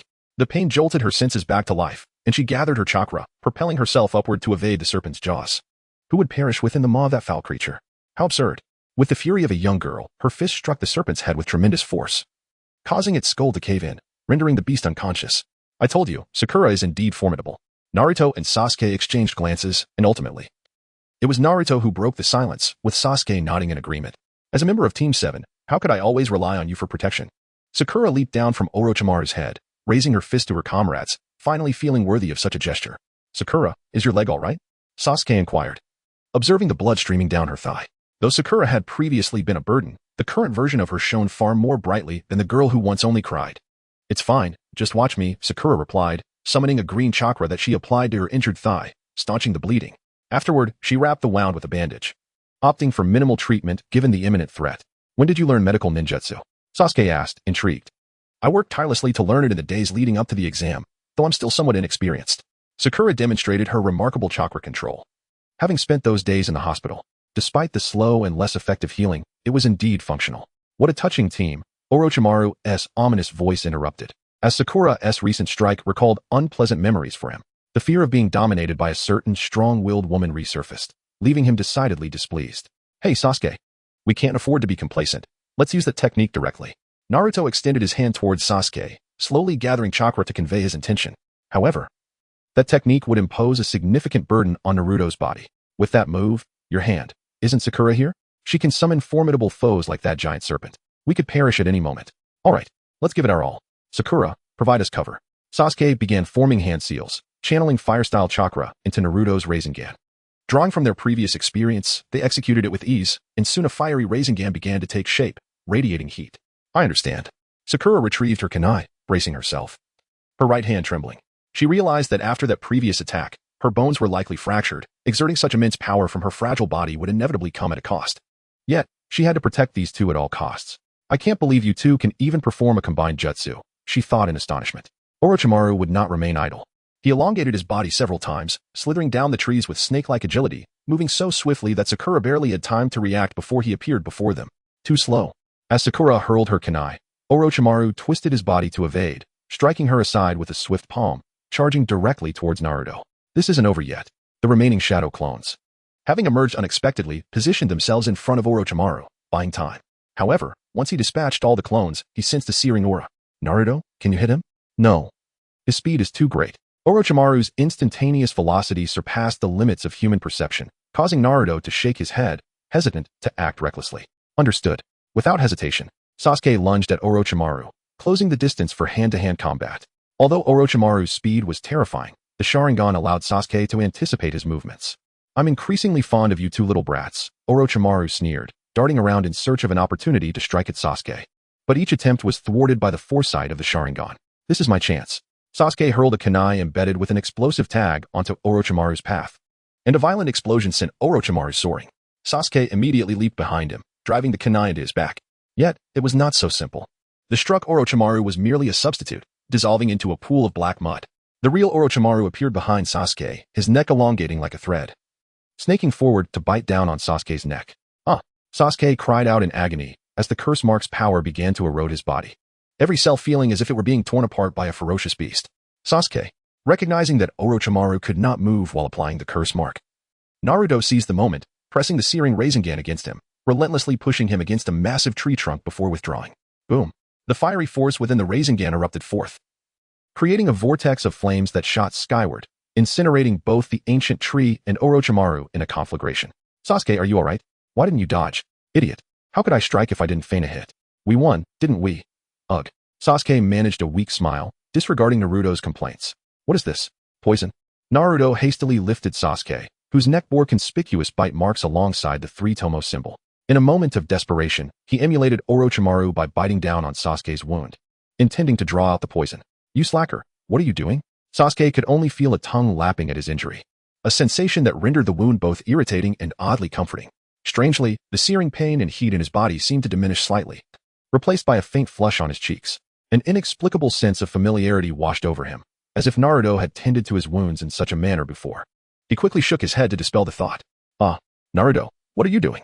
Sakura rushed over from where she had been thrown, her voice rising in a shrill scream upon witnessing the two entangled. You're sucking out the poison. Sasuke was bitten by that snake man. Naruto spat out the blood from his mouth and ceased his sucking only after noticing that the wound had healed. Well, I suppose I must take my turn. Sakura lowered her head, lamenting the fact that she had missed such a splendid opportunity. That fool Naruto always seemed to possess an abundance of luck. Even during their last kiss, she wondered how many of Sasuke's first experiences he would need to claim before feeling satisfied. Oh, it worked. But her face felt a tad flushed. Naruto observed the fleeting expression of pain on Sasuke's face, his heart finally finding solace. However, he couldn't help but touch Sasuke's cheek, perplexingly remarking, "Don't touch me, you idiot, Telland." Anger surged within Sasuke as he forcefully shoved Naruto away, cursing vehemently, "What are you doing? Do you really hope Sakura will come to your aid?" The fluid from the Uzumaki clan could somewhat mitigate the side effects of the cursed seal. Humph. I have gathered some valuable intelligence. Orochimaru emerged partially from the earth, surveying the scene, before vanishing into the ground with his injured form. That foolish Naruto inadvertently provides him with useful information, a rare redeeming quality. Chapter 39, The Protector. Honestly, why are you so reckless? Sakura complained, tending to Naruto's severely burned arm with her chakra. The sky gradually darkened as the three of them took refuge in a concealed hollow of a tree, preparing to endure their first night. How could we possibly win otherwise? Sakura, aren't you also being rather reckless? Naruto gently prodded Sakura's arm, eliciting a cry of pain from her. Her slender limb was currently immobilized by 2 wooden planks and bandages, rendering it temporarily unusable. You caught this from me, he remarked. Sakura, you must be exhausted. It shouldn't hurt too much now. Please rest. Sakura's treatment was brief, as Naruto soon intervened, simply wrapping her arm with more bandages. He wished to conserve her chakra. Meanwhile, Sasuke had succumbed to slumber, overwhelmed by the power of his curse mark. You should sleep first. I will keep watch, he offered. Sakura nodded, taking her kunai and exiting the hollow of the tree to set up a few traps and alarms nearby to guard against potential intruders. Be careful, she cautioned. Naruto said little, aware that he must first rest to better protect the two individuals. He closed his eyes and lay down, soon succumbing to slumber. How annoying. How did I fall asleep? When Sakura woke, she found herself beside Sasuke, and Naruto had vanished without a trace. Frustrated, Sakura slapped her own face. You're awake. Would you like to have some mushrooms? The sound of Naruto's voice and the enticing aroma of food wafted into the hollow of the tree. Sakura sniffed the air, her mouth watering as her stomach protested in hunger from having eaten nothing the previous night. How delightful. Naruto, you possess culinary skills. Stepping out of the tree hollow, she beheld Naruto cooking something in a small pot, likely a soup comprising assorted vegetables and mushrooms. Hee, did you expect this? Delicious. I feel revitalized.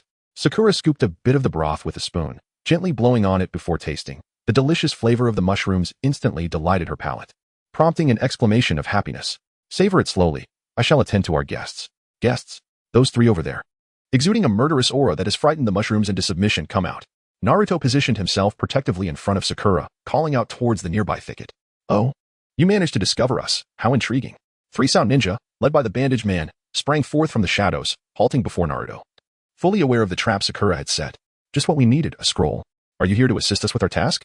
With your dilapidated physique. How do you speak so arrogantly? Today, we shall eliminate you first before dealing with Sasuke. One of the assailants, adorned with 3 characters for death inscribed on his attire, glared at Naruto, oblivious to the grim fate that awaited him. Coming for Sasuke? Does he owe you money? Though he often seeks the limelight and possesses an utterly detestable demeanor, perpetually trying to appear cool and aloof, dismissing others, and being quite picky. Is he truly a comrade? The Sound Ninja observed Naruto mercilessly enumerating Sasuke's numerous flaws, raising doubts about their own intentions. Sakura, I too wish to fight. How can you possibly defeat 3 on your own? Sakura, you must protect Sasuke. You heard their objective, and moreover, your body is incapable of offense. Go quickly. If you find yourself in distress, I will undoubtedly come to your aid. Sakura, aware of her own physical limitations, reluctantly distanced herself from Naruto, taking her stance resolutely before the hollow of the tree. Shadow Clone Technique. As Naruto performed the necessary hand seals, 4 identical shadow clones materialized beside him. Yet, Sakura's heart sank. The usual multitude of clones had manifested only 4, indicating that Naruto was far from unscathed. Jean, leave him to me. The bandaged man addressed his companions, feeling an immediate disdain for Naruto upon first glance. The brilliance of Naruto's golden hair stood in stark contrast to his own bandaged form, inciting a jealousy that urged him to transform Naruto into a being as wretched as himself. Then I shall leave him to you. I initially intended to obliterate him into fragments. Everyone, let us advance. By time for the real body. Naruto was in the midst of gathering the Rasengan, while his 4 shadow clones swiftly charged towards the bandaged man, seeking to impede his movements. Soundwave. The bandaged man revealed a peculiar device on his arm. Without any apparent action, he merely waved his arm towards the shadow clones, each of whom exhibited expressions of agony before dissipating into smoke. Next is you. With the shadow clones no longer obstructing him, the bandaged man lunged directly at Naruto, brandishing the unique apparatus on his right arm. Naruto hastily extended his left hand to defend himself, though he successfully blocked the attack. An overwhelming sense of pressure resonated within his ears. Ugh!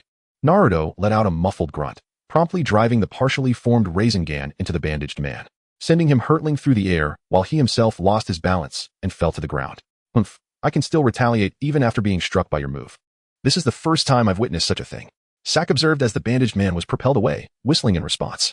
The bandaged man, grimacing, struggled to rise from the ground, casting a malevolent glare at Naruto. That hurt, you little brat. My body. Naruto endeavored to rise, yet discovered his body unresponsive, succumbing to imbalance upon each attempt, while tepid blood trickled from his ears. Futile, the bandaged assailant sneered, desist resistance, and meekly emulate me. He brandished a kunai, aiming to scar Naruto's visage, a grotesque anticipation gleaming in his gaze, envisioning Naruto's imminent disfigurement mirroring his own. Naruto. Sakura, abandoning Sasuke, sprinted towards Naruto, calculating her velocity to interpose her form, shielding him from the impending blade. Sonic Wave. The bandaged man's cohort extended a hand, revealing a modified cavity, expelling a gust of potent wind, propelling Sakura backward. Disrupting Dosu's endeavors is ill-advised. Please, Sakura implored, her voice laced with desperation. Someone, succor Naruto, just once, deliver him. Though devoid of religious inclination, she fervently beseeched, her entreaties directed towards the arboreal canopy. Clang. The kunai, poised to mar Naruto, was intercepted by a diminutive hand, imbued with chakra, safeguarding its possessor from the blade's keen edge. The infuriated guardian propelled the bandaged man asunder with a forceful kick, assuming a protective stance before Naruto. Unforgivable. Those who inflict harm upon Naruto-kun. A diminutive figure exuded formidable vigor, an aura of palpable chakra emanating from Hinata, stirring a vortex of dust. She cast a fleeting glance upon Naruto, then fixated upon the bandaged man, roaring with maternal ferocity. Hinata, ergo, Team 8 has arrived, Sakura murmured, relief washing over her as she slumped to the ground, her apprehension alleviated by the arrival of Kiba and Shino. Wherefore this damsel? Thou court death. The bandaged man, incensed by the disruption of his scheme, lunged at Hinata. Art thou the perpetrator of his suffering?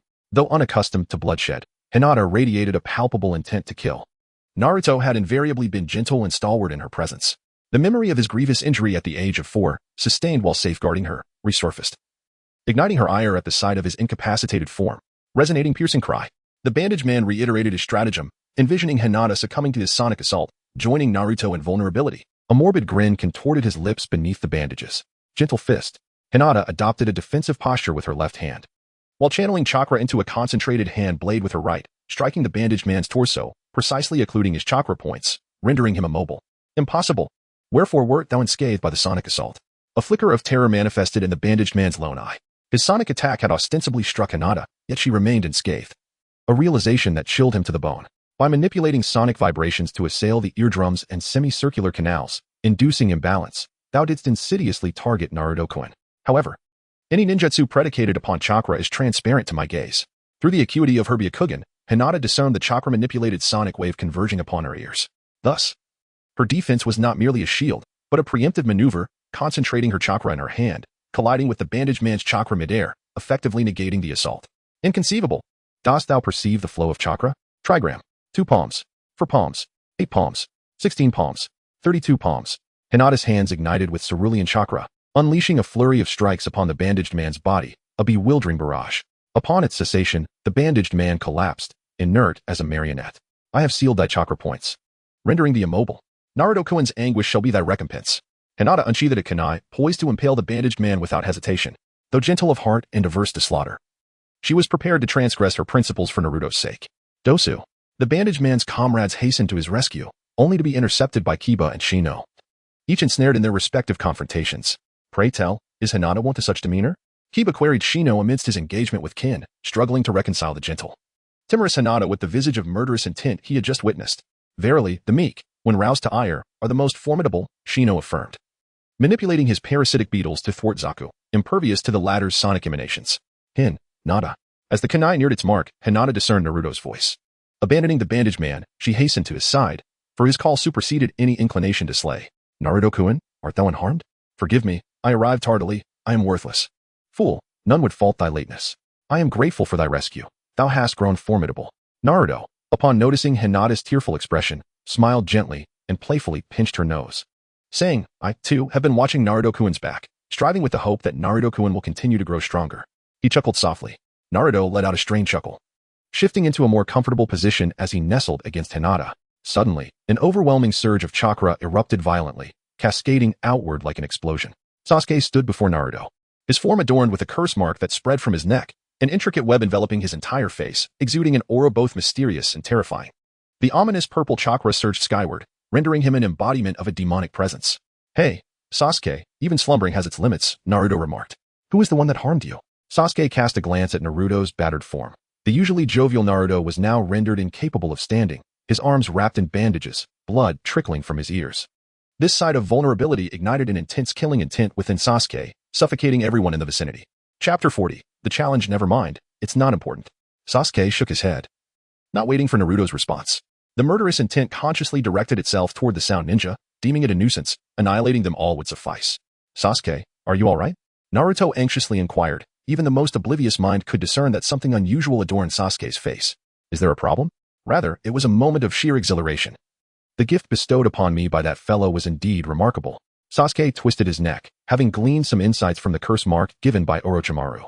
The overwhelming power coursing through him made him realize just how formidable his body could become. Yeah, Shino, quickly move away from there. You might get caught in this. Hinata urgently shouted to her battling teammates. To her eyes, it felt as though a pair of ominous eyes were fixated on her from behind Sasuke. And this sensation of impending doom caused her to shut her Byakugan. Damn it, what is happening? Yeah, and Shino swiftly retreated to Hinata's side. They shared a profound connection with nature. Ya's companion, Akamaru, cowered within his clothing, trembling, while Shino's insects were so paralyzed by fear that they fell to the ground. All attesting to the tremendous terror emanating from Sasuke at that moment. I have but one question. Are you strong enough? Sasuke approached the sound ninja trio, and merely by exuding his murderous intent, the weakest of them, Kin, collapsed to the ground. The bandaged man remained immobile, leaving only Sakan able to fight. You insignificant fool. If you desire death so desperately, I shall tear you to shreds. Zenkaiha. As Sakan formed his hand signs, a tempest more powerful than before erupted from his palm, carving a deep trench in the earth as it surged towards Sasuke, uprooting soil and stones in its wake.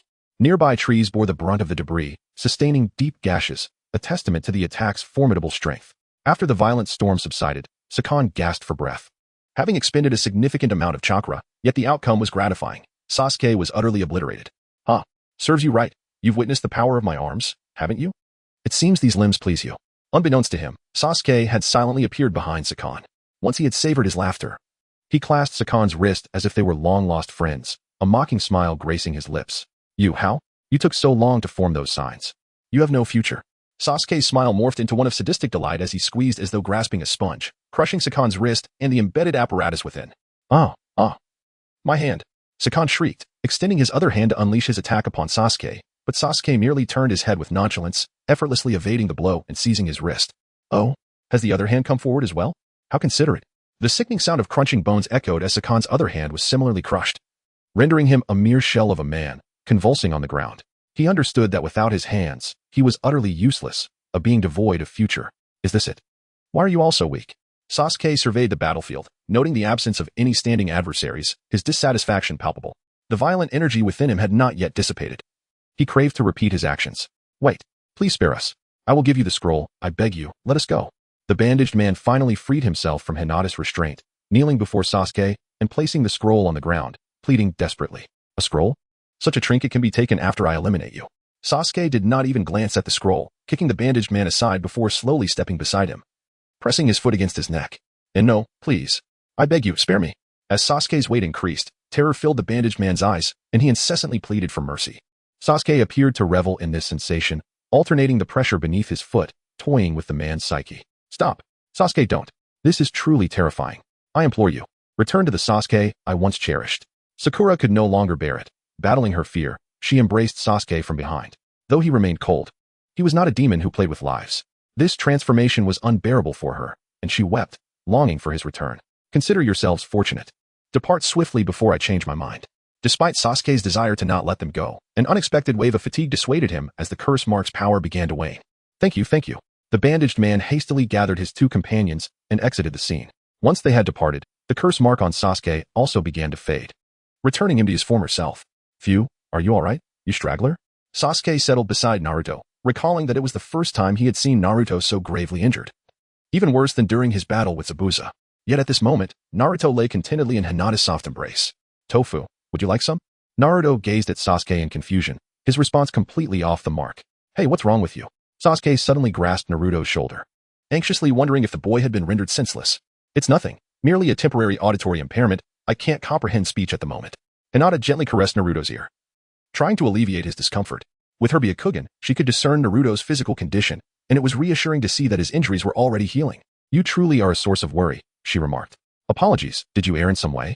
I was referring to you. Sasuke retorted. Hehe. It's not as commendable as you suggest. Since you insist on thanking me, just treat me to ramen. Observing Naruto's bashful demeanor, a vein throbbed on Sasuke's forehead, and he was no longer inclined to engage in conversation. It was utterly like talking to a wall.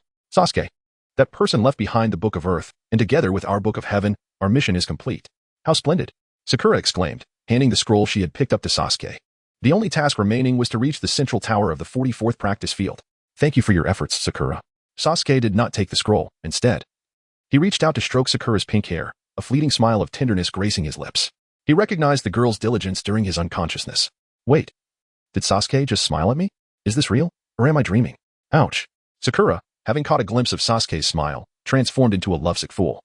The resilient Sakura she once was seemingly vanished, even slapping her injured arm to assure herself of reality. Speaking of which, your Team 7 is truly feeble. It's no surprise you are at the bottom of the class, sustaining injuries on the very first day. Had we not arrived, you would likely have perished. Shut up. Kiba retorted. Hinata gently attempted to intervene, but the ever-proud Kiba ignored her. So, you completed your mission as well. Of course. We finished it right at the start of the exam.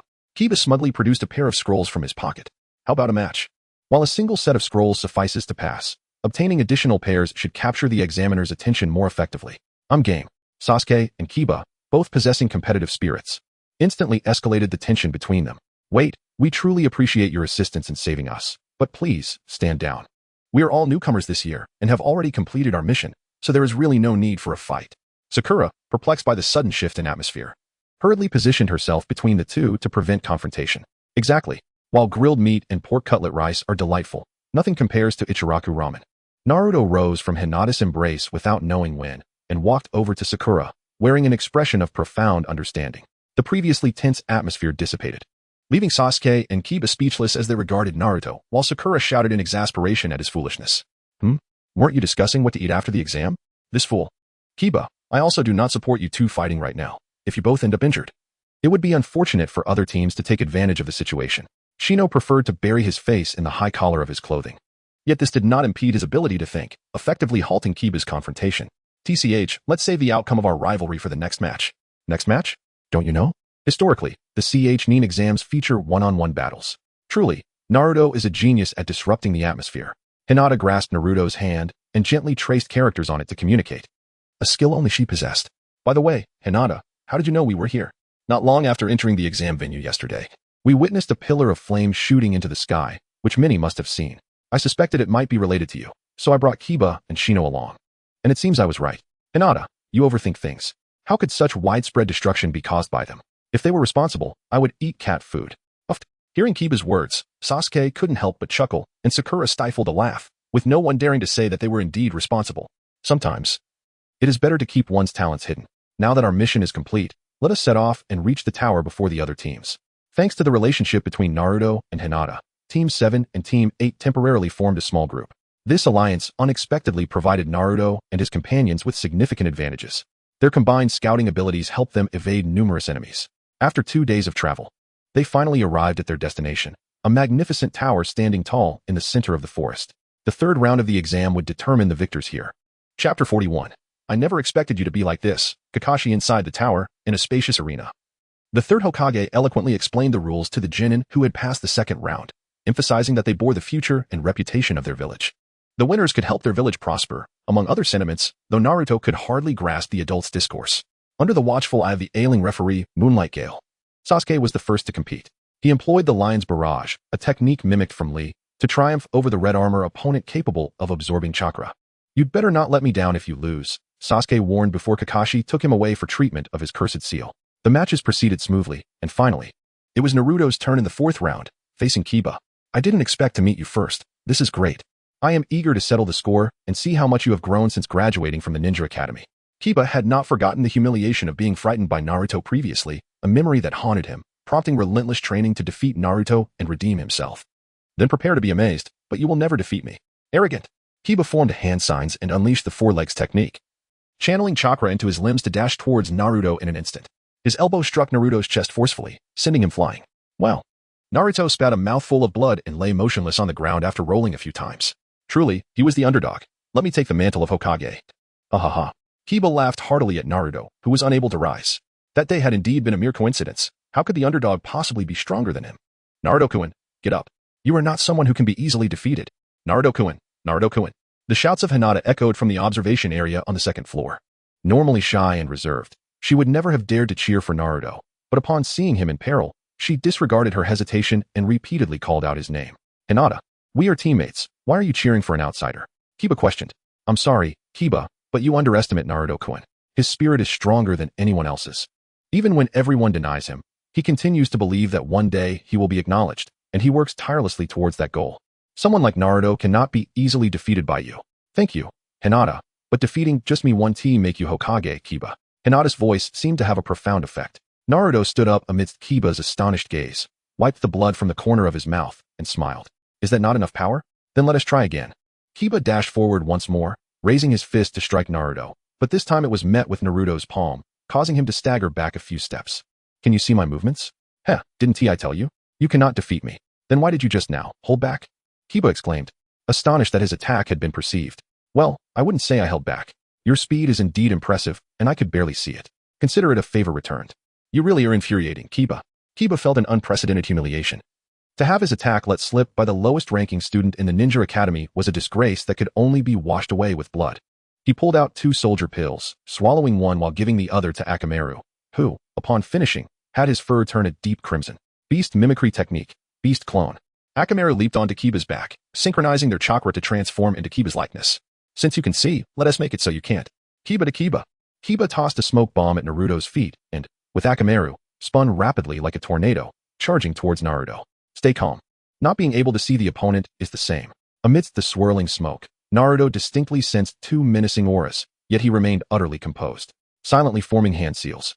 He employed the substitution technique, draping his garments over the wooden figure with the aid of Kiba's unique abilities, channeling chakra into his legs. He leaped from the obscurity of the smoke, executing a somersault to affix his feet to the ceiling, where he began to contemplate his strategy. Is this lad really so reckless? Will he not face retribution? Kakashi remarked helplessly from the second floor as Kiba and Akamaru relentlessly assaulted the wooden dummy. Naruto, in contrast, appeared quite at ease, to the point where Kakashi could hardly bear to watch. Kakashi, how did you manage to train Naruto to such a level? He could scarcely even perform the shadow clone technique back in school. Why Karini inquired, unable to contain her astonishment at Kiba's adeptness, which clearly demonstrated a level of foresight and tactical acumen not typical of a bottom-tier student. A great teacher produces exceptional pupils, came Kakashi's dismissive reply.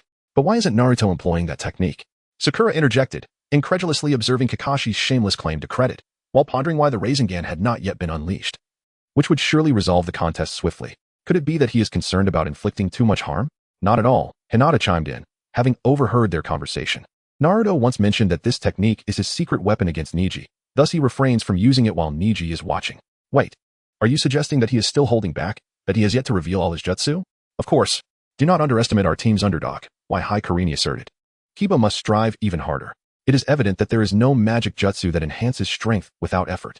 Naruto's remarkable prowess is undoubtedly a result of his relentless training. As the smoke began to clear, Kiba and Akamaru ceased their onslaught. Wiping the sweat from his brow, Kiba pondered how he had landed at least 50 hits on Naruto, who, even as a Jonin, should have succumbed by now.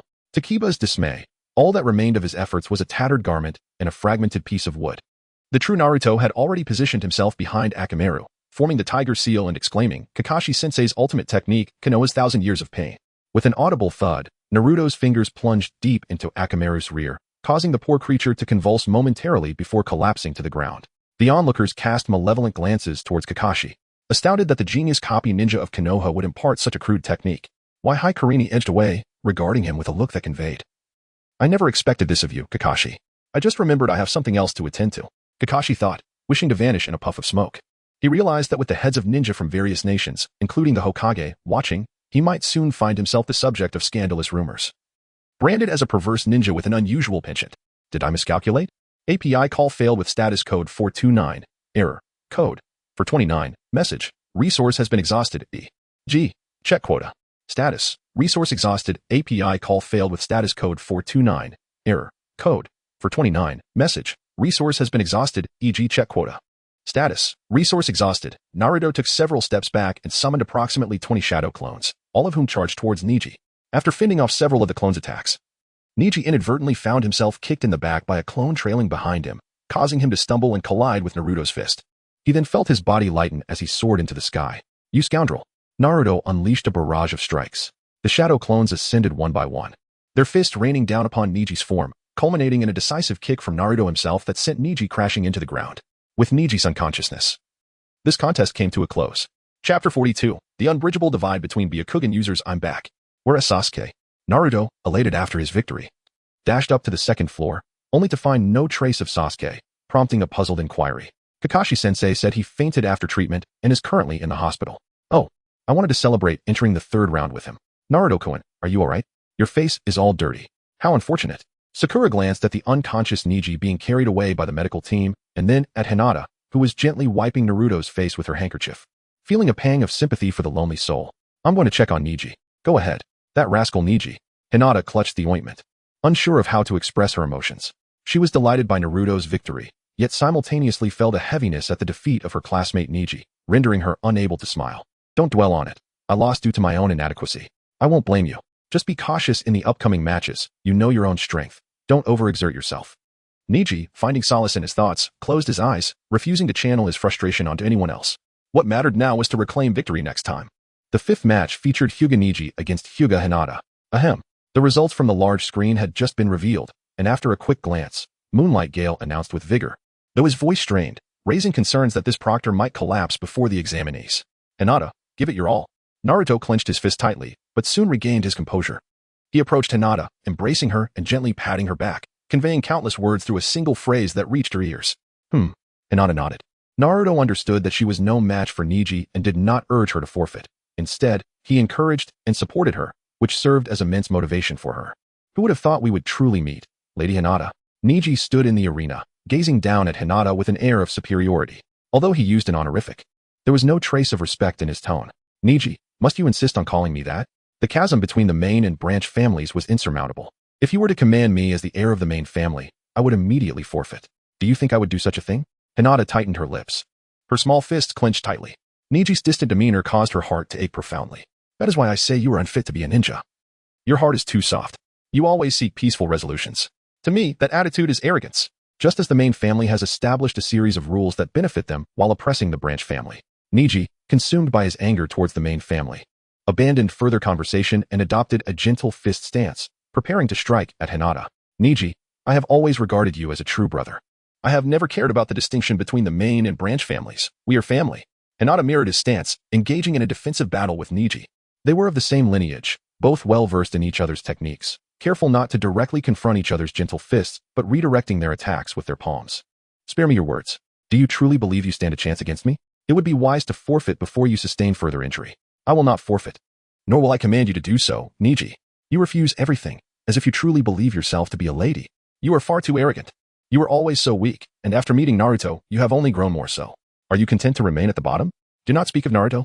It is you who has changed, Niji. Your fear of the main family has altered you. You claim I am afraid? Your incessant mention of the main family reveals your own fear. Do you wish to transform this fear into an unnameable rage? To harm yourself out of hatred for the main family? Do you truly loathe me that much? You speak nonsense. As a member of the main family, you are so weak. What is there for me to fear? Niji's breath quickened. Hinata's words indeed unsettled him, and his onslaught intensified. What you truly fear is the rift between the main and branch families. You are afraid that the closeness between us will only deepen that divide. But I do not care about that. I have no regrets about what I learned from Naruto. Hinata deflected Niji's attacks one by one, rising to the challenge and gradually gaining the upper hand. In reality, you do not seem so indifferent. You fear striking me, which is why you pressure me to forfeit. Even trying to compel me to command you to abandon the fight. You are afraid of hurting me, and beneath your tough exterior, you are still the Niji who always protects me. I will not lose. Naruto knows I am not as strong as you, yet he still encourages me. His embrace brings such comfort and warmth, so I must show him my strong side. What have you and that insufferable brat learned? Niji was infuriated. The normally breathless Hinata was now speaking rapidly, as if possessed by Naruto himself. I am grateful to have met Naruto. If he had not been by my side, encouraging me, my life might have never changed. I cherish Naruto above all. With an audacious declaration from the young girl, Hinata struck Niji's arm aside, breaking through his defenses and landing a blow on his forehead protector, sending it flying to the ground. This mark, Hinata gazed at the green X-shaped symbol on Niji's forehead. Unfamiliar with the secrets of the main family, she felt an overwhelming sorrow, sensing that Niji's condition was somehow connected to this mark. Do you see? This is what the main family has done to us. When necessary, they would have us die without question. Niji glanced at the fallen forehead protector, the small crack in his heart sealed once more, his entire demeanor transformed, signaling that he was ready to get serious. Hinata understood this as well, and beneath her feet, a bagua formation began to emerge, encircling Niji. 8 trigrams, 32 palms. 8 trigrams, 64 palms. Coughing, Hinata spat out a mouthful of blood. Niji's attack not only thwarted her 32 palms, but also struck 32 of her chakra points, rendering her body weak and causing her to stagger. Hinata. As Naruto beheld Hinata collapsed on the ground, an astonishing surge of chakra emanated from her, not the chakra of the 9 tails, but rather the immense chakra that radiated from within herself. The iron railing in his grasp crumbled into fragments as he continued to emit low growls of frustration. Naruto, remain calm. Hinata is fine. Please, do not become agitated. Sakura immediately reassured him, gently patting his back. She feared that, in this moment, Naruto might unleash the crimson chakra that Kakashi had designated as a secret of Team 7. A topic that was strictly forbidden to discuss. Referee, you may render your judgment. Coughing, the announcer began. Hinata Hyuga has lost. However, as Moonlight Gale glanced toward Hinata for a final verdict, he noticed her stir slightly. I have not lost. Her frail voice emerged in intermittent breaths, as she struggled to push herself off the ground, attempting multiple times before finally managing to rise, though she remained weak and gasping for air. Why do you persist? I have sealed your limbs. How can you still move? Niji retreated a few steps, bewildered by the transformation of the timid Hinata he had known since childhood into a figure of formidable strength. In front of the one I love, I do not wish to appear weak. Even if my arms cannot move and my legs cannot lift, I still have my teeth. I shall never yield. Hinata, enough. You have done remarkably well. Now, allow me to take over. Naruto appeared behind Hinata, as she fell back after uttering those words, resting steadily in his embrace. Naruto-kun, I have tried so hard, with my very life on the line. Do you find me dazzling in your eyes? Indeed, Hinata, you shine the brightest. Allow me to take the baton of your efforts. API call failed with status code 429. Error. Code. For 29, message. Resource has been exhausted, e.g. check quota. Status. Resource exhausted. Naruto lifted his finger, and a glistening tear from Hinata fell upon it, shimmering with light. The bitterness of defeat stems from her weakness. Does it not? You, an irredeemable fool, she weeps not for her loss or her frailty, but for the transformation of her beloved brother Niji, who once protected and cherished her. Here, I swear upon Hinata's tears that my fist will undoubtedly strike your face with overwhelming force, awakening you, you foolish brother. Chapter 43. A glorious moment for Naruto and Hinata, including the absent Sasuke. A total of 9 participants have successfully passed the preliminary round of the 3rd exam. Let us now elucidate the details of the formal selection. Let us commence with the drawing of lots. After the budget was fully concluded, the 3rd Hokage, Pipe and Mouth, appeared before the 8 qualifying genin. At his gesture, Marino Ibiki placed a box before the genin, containing random numbers awaiting selection. Yamanaka Ino, having triumphed in her match against Sakura, qualifies. Nara Shikamaru, victorious against Kin, qualifies. Uzumaki Naruto, having bested Inuzuka Kiba, qualifies. Hyuga Neji, having won against Hyuga Hinata, qualifies. Temari, having prevailed against Tintin, qualifies. Kankuro, victorious over Kiba, qualifies. Gaara, having triumphed over Rock Lee, qualifies. TS, defeating Akimichi CHG, qualifies. I wonder, what purpose does this number serve? Naruto flicked the number in his hand, which bore only the numeral 1. As you can see, this signifies your opponent for the third examination. Shinju Ibiki had sketched a tree diagram on the board, meticulously recording the names of the Chunin: Naruto against Neji, Sasuke against Gaara, and Kankuro against Shino. However, Shikamaru found himself in the peculiar position of facing both Temari and Toshi in 2 separate matches, prompting a lament from this notoriously trouble-averse individual. All participants will engage in formal matches before an audience, including the feudal lords and the leaders of various ninja villages, including the Kazekage. You represent the might of your respective nations, and it is hoped that you will showcase your utmost strength rather than dragging your weary bodies into battle. Therefore, the competition will commence in 1 month, during which you may refine your skills or study your opponent's fighting techniques. After glancing over the list, the third Hokage addressed the assembly. And upon confirming there were no objections, he departed with several examiners. Gaara. After the crowd dispersed, Naruto intercepted Gaara, causing the dark-eyed youth to furrow his brow in displeasure. What do you want? Gaara inquired. You've already won that match, so why did you have to go so far as to attempt to kill Lee? The bout between Gaara and Lee had been the most brutal. Lee's left hand and foot were crushed by Gaara's sand, and there was no sign of mercy from Gaara. The medical team shook their heads, indicating that the chances of recovery were exceedingly slim. Even if Lee were to heal, he would likely be reduced to an ordinary individual. Is a reason necessary for killing? Let me tell you, those who have crossed blades with me have never lived to tell the tale. It is settled. You shall be my second target. Await our encounter in a month. Naruto was exceedingly irate. Although he had only a nodding acquaintance with Lee, one could hardly dislike his earnest efforts, and thus, he found himself defending him. What a tedious fellow. Is he out of his mind? Challenging the 2 most formidable newcomers of the year all at once? Kankuro trailed behind Gaara, feeling a cold sweat trickle down his spine. Perplexed that Gaara had not erupted in anger and merely walked away. Anyone else who dared to speak to him in such a manner would likely be crushed. Who can say? Sister, I am referring to Uchiha Sasuke. In the Konoha hospital, Naruto leaned over the counter, calling out to the nurse inside. Young man, I have informed you numerous times that it is not visiting hours for Sasuke. The nurse, exasperated, repeated herself, realizing that this stubborn child could not grasp her words and insisted on seeing Sasuke. Ah, Kakashi-sensei, you are here too. Just as Naruto was about to persist, a hand descended upon his head, pulling him away from the counter. Well, Sasuke remains in a coma. Seeing him would serve no purpose. Then teach me to train.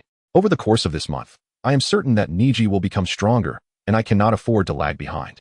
With Kakashi's statement, Naruto ceased his insistence and shifted his focus to Kakashi instead. Unfortunately, I have prior commitments for this month.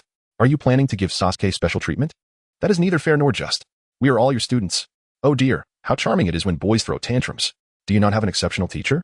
Kakashi chuckled as he lifted Naruto, who was poised to roll on the ground, and playfully tapped his head. Eh? The Rasengan Jutsu is more powerful than my Raikiri. Did you perhaps comprehend it on your own? Ah, well, this. I read about it in a book. Naruto scratched his head, glancing around, and finally concocted a rather foolish excuse. The fool couldn't even lie properly, so he might as well take that book as his teacher. Farewell. Kakashi narrowed his eyes and chuckled softly. That ninja possessed formidable strength, yet his personality was quite eccentric, with an unsettling penchant for peeking into women's baths. The third Hokage was once again searching for him, and it was only natural for him to avoid involvement. Given his relationship with the fourth Hokage, it was not at all surprising that he would mentor Naruto, leading Kakashi to mistakenly assume that Naruto's secret mentor was Jiraiya. Ah, he slipped away. This fellow is truly irresponsible. Perhaps I should ask my father for assistance, but why does he possess so many jutsu? What exactly did my father do in the past? Naruto, in a fit of frustration, made a face, thinking that with Minato around, there was no need for a teacher. However, it was only after 8 years that he realized he had no knowledge of what his father did, and he didn't even know his name. Nurse, dear. Please spare me. I truly cannot let Sasuke see me. It's not him. Please direct me to Hinata Hyuga's hospital room. Regarding Hinata Hyuga, I recall it was in room 311. Ah, Hinata, it seems you are already able to get up. As Naruto pushed open the door to room 311, he beheld Hinata, who was lost in thought, leaning against the headboard. She remained oblivious to his presence until his hand gently brushed against her face, prompting her to react. Ah, Naruto-kun. What brings you here? Hinata exclaimed, quickly pulling her clothes together to cover her developing form, which had been exposed due to her treatment. Strange, you should be gravely injured, he remarked, to which she responded, to an outsider, it may appear so. However, Neji did not strike any vital points. A few days in the hospital will suffice. Hinata shook her head, clarifying that Neji had merely incapacitated her, devoid of any intent to kill, leaving many of her vital acupoints unharmed. Is that so? I knew that Niji was not a heartless individual. He merely strayed from the right path. I have faith that my fists can bring him back to his senses. Naruto clenched his fist and, seated beside Hinata, recounted the events of the exam in meticulous detail. Is that so? Lee was. Niji will likely be quite upset. Though he may not express it, he has always held his comrades in high esteem. I shall avenge Lee. Niji cannot best me. However, such declarations would mean Sasuke's defeat. Is that what you desire? Before uttering such bold claims, he had not contemplated this matter at all. Naruto, as ever, remains rather foolish. Yet, despite my own clumsiness, Hinata still harbors affection for me. I, displeased with Hinata's teasing, puffed out my cheeks and crawled onto the bed, fixing my gaze intently on her. In that moment, overwhelmed by anger, I had not thought much of it. Now reflecting on it, Hinata's confession in front of so many was indeed endearing. Oh, that was a moment of impulsiveness. Hinata's petite face turned a rosy hue. She herself could not fathom why she had spoken those words, especially with so many ears present. Now, thinking back, she wished for nothing more than to find a hole to hide in. Let me say it once more. Naruto edged closer to Hinata, pressing her with an insistent inquiry. Who do you like? I like you, Naruto-kun. Hinata in that moment. Hinata appeared utterly adorable, prompting Naruto to draw nearer still, until they were close enough to sense each other's breath. What are you two doing?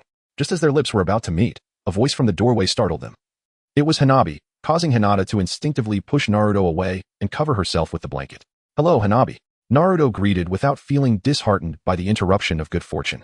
In truth, he was oblivious to what might have transpired had Hanabi not appeared. Are you bullying my sister again? You despicable scoundrel! Hanabi exclaimed, leaping onto the bed and seizing Naruto's hair in anger. Hanabi, your choice of words is quite abundant. I am not a pervert. Silence.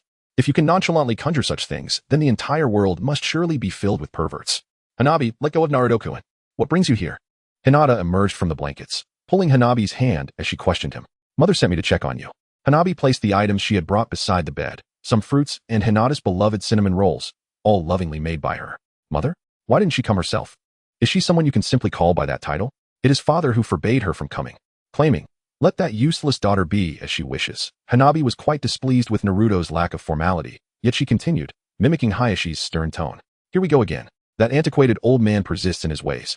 I must confront him. Naruto-kun, please don't. Just let it be. You know father's temperament well enough. It will blow over in a few days. After all these years, how can he still be so obstinate? You truly possess no sense of fear. Hanabi admired Naruto for this audacity. It was perhaps the only trait that earned him her respect. His intention to confront Hayashi was not merely idle talk. Had Hinata not intervened, another quarrel would surely have erupted in Hayashi's study. Hayashi, with his imposing presence as the head of Konoha's foremost clan, could disregard anyone but the Hokage. Yet, Naruto dared to challenge him.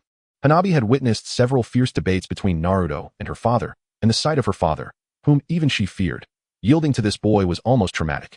How is it that he has not yet been thrown into the forest of death with broken legs? Young Hanabi could hardly comprehend how Naruto had survived this long, while Hinata could only manage an awkward smile, unsure of how to respond. Sponging off others, I hear you are set to battle Niji next. Word travels fast, doesn't it? What's the matter? Just forfeit. Be careful not to get killed. Niji is my future rival, not someone you can triumph over. Hanabi confidently placed her hands on her hips. Despite Niji being hailed as a once-in-a-century genius, she too possessed remarkable talent and believed that given time, she could catch up to him. That arrogant demeanor of yours, did you learn it from Niji? Rest assured, I shall emerge victorious. If you manage to win, I shall call you by your name. If you lose, you must address me as Lady Hanabi. It's a deal, then. I shall return to my training. Farewell. Naruto pondered for a moment, realizing that Hanabi had never once addressed him by his name, always opting for peculiar nicknames instead. This revelation made him feel that the arrangement was quite advantageous, and he nodded in agreement. Enjoying the free meal, he appreciated the toy she had given him, expressing his gratitude. As he stepped out of the house, Hanabi's reluctant voice floated into his ears. Chapter 44. I have already reported it 1 week later, Naruto-kun. Is it truly all right for you to forego your training and accompany me? Having fully recovered and discharged from the hospital, Hinata and Naruto were wandering through the streets. Naruto was indeed delighted to carve out time to be with her, yet he did not wish to feel like a burden. It's quite all right. Balancing work and rest is essential. Is there anything you need to purchase? Well, there is something, but it's rather inconvenient for boys to enter. Hinata nodded, recalling the significant task her mother had assigned her, to buy lingerie herself, as comfort was paramount for such items. There's no harm in asking Naruto-kun to help you choose. After all, it will be for his eyes in the future. Before she left, Hinata's mother shot her a teasing glance, causing Hinata to blush so deeply she nearly fainted. Her mother had not relinquished her penchant for playfully teasing young couples. Is that so? I also feel that strolling through the streets like this is not conducive to a proper outing. Time to change. Naruto, though accustomed to the unkind gazes around him, didn't want to spoil Hinata's enjoyment. He deftly employed the transformation technique, assuming his usual female guise. So, it can be used like that, Hinata remarked, observing the twin-tailed girl beside her, properly attired. She had assumed Naruto only transformed into a nude version. This way, they won't recognize me. And I can accompany Hinata to any establishment, Naruto mused, deeming it a flawless plan. Why do I sense an even more intense scrutiny? Naruto wondered 5 minutes later, noticing that, unlike before, the men averted their eyes upon meeting hers, only to steal furtive glances moments later. A sense of inadequacy washed over Hinata, realizing she was outshone by her boyfriend's allure. Though peculiar to admit, the female Naruto was undeniably captivating, her golden pigtails shimmering in the sunlight. The whisker marks on her cheeks lending her a feline charm. Her outer garment was open due to the heat, revealing only a white undershirt that offered scant coverage to her ample bosom.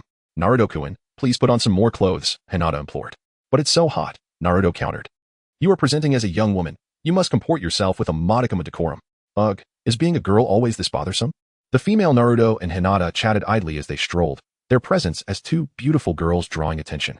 After fending off several advances, they soon arrived at their destination, a lingerie boutique.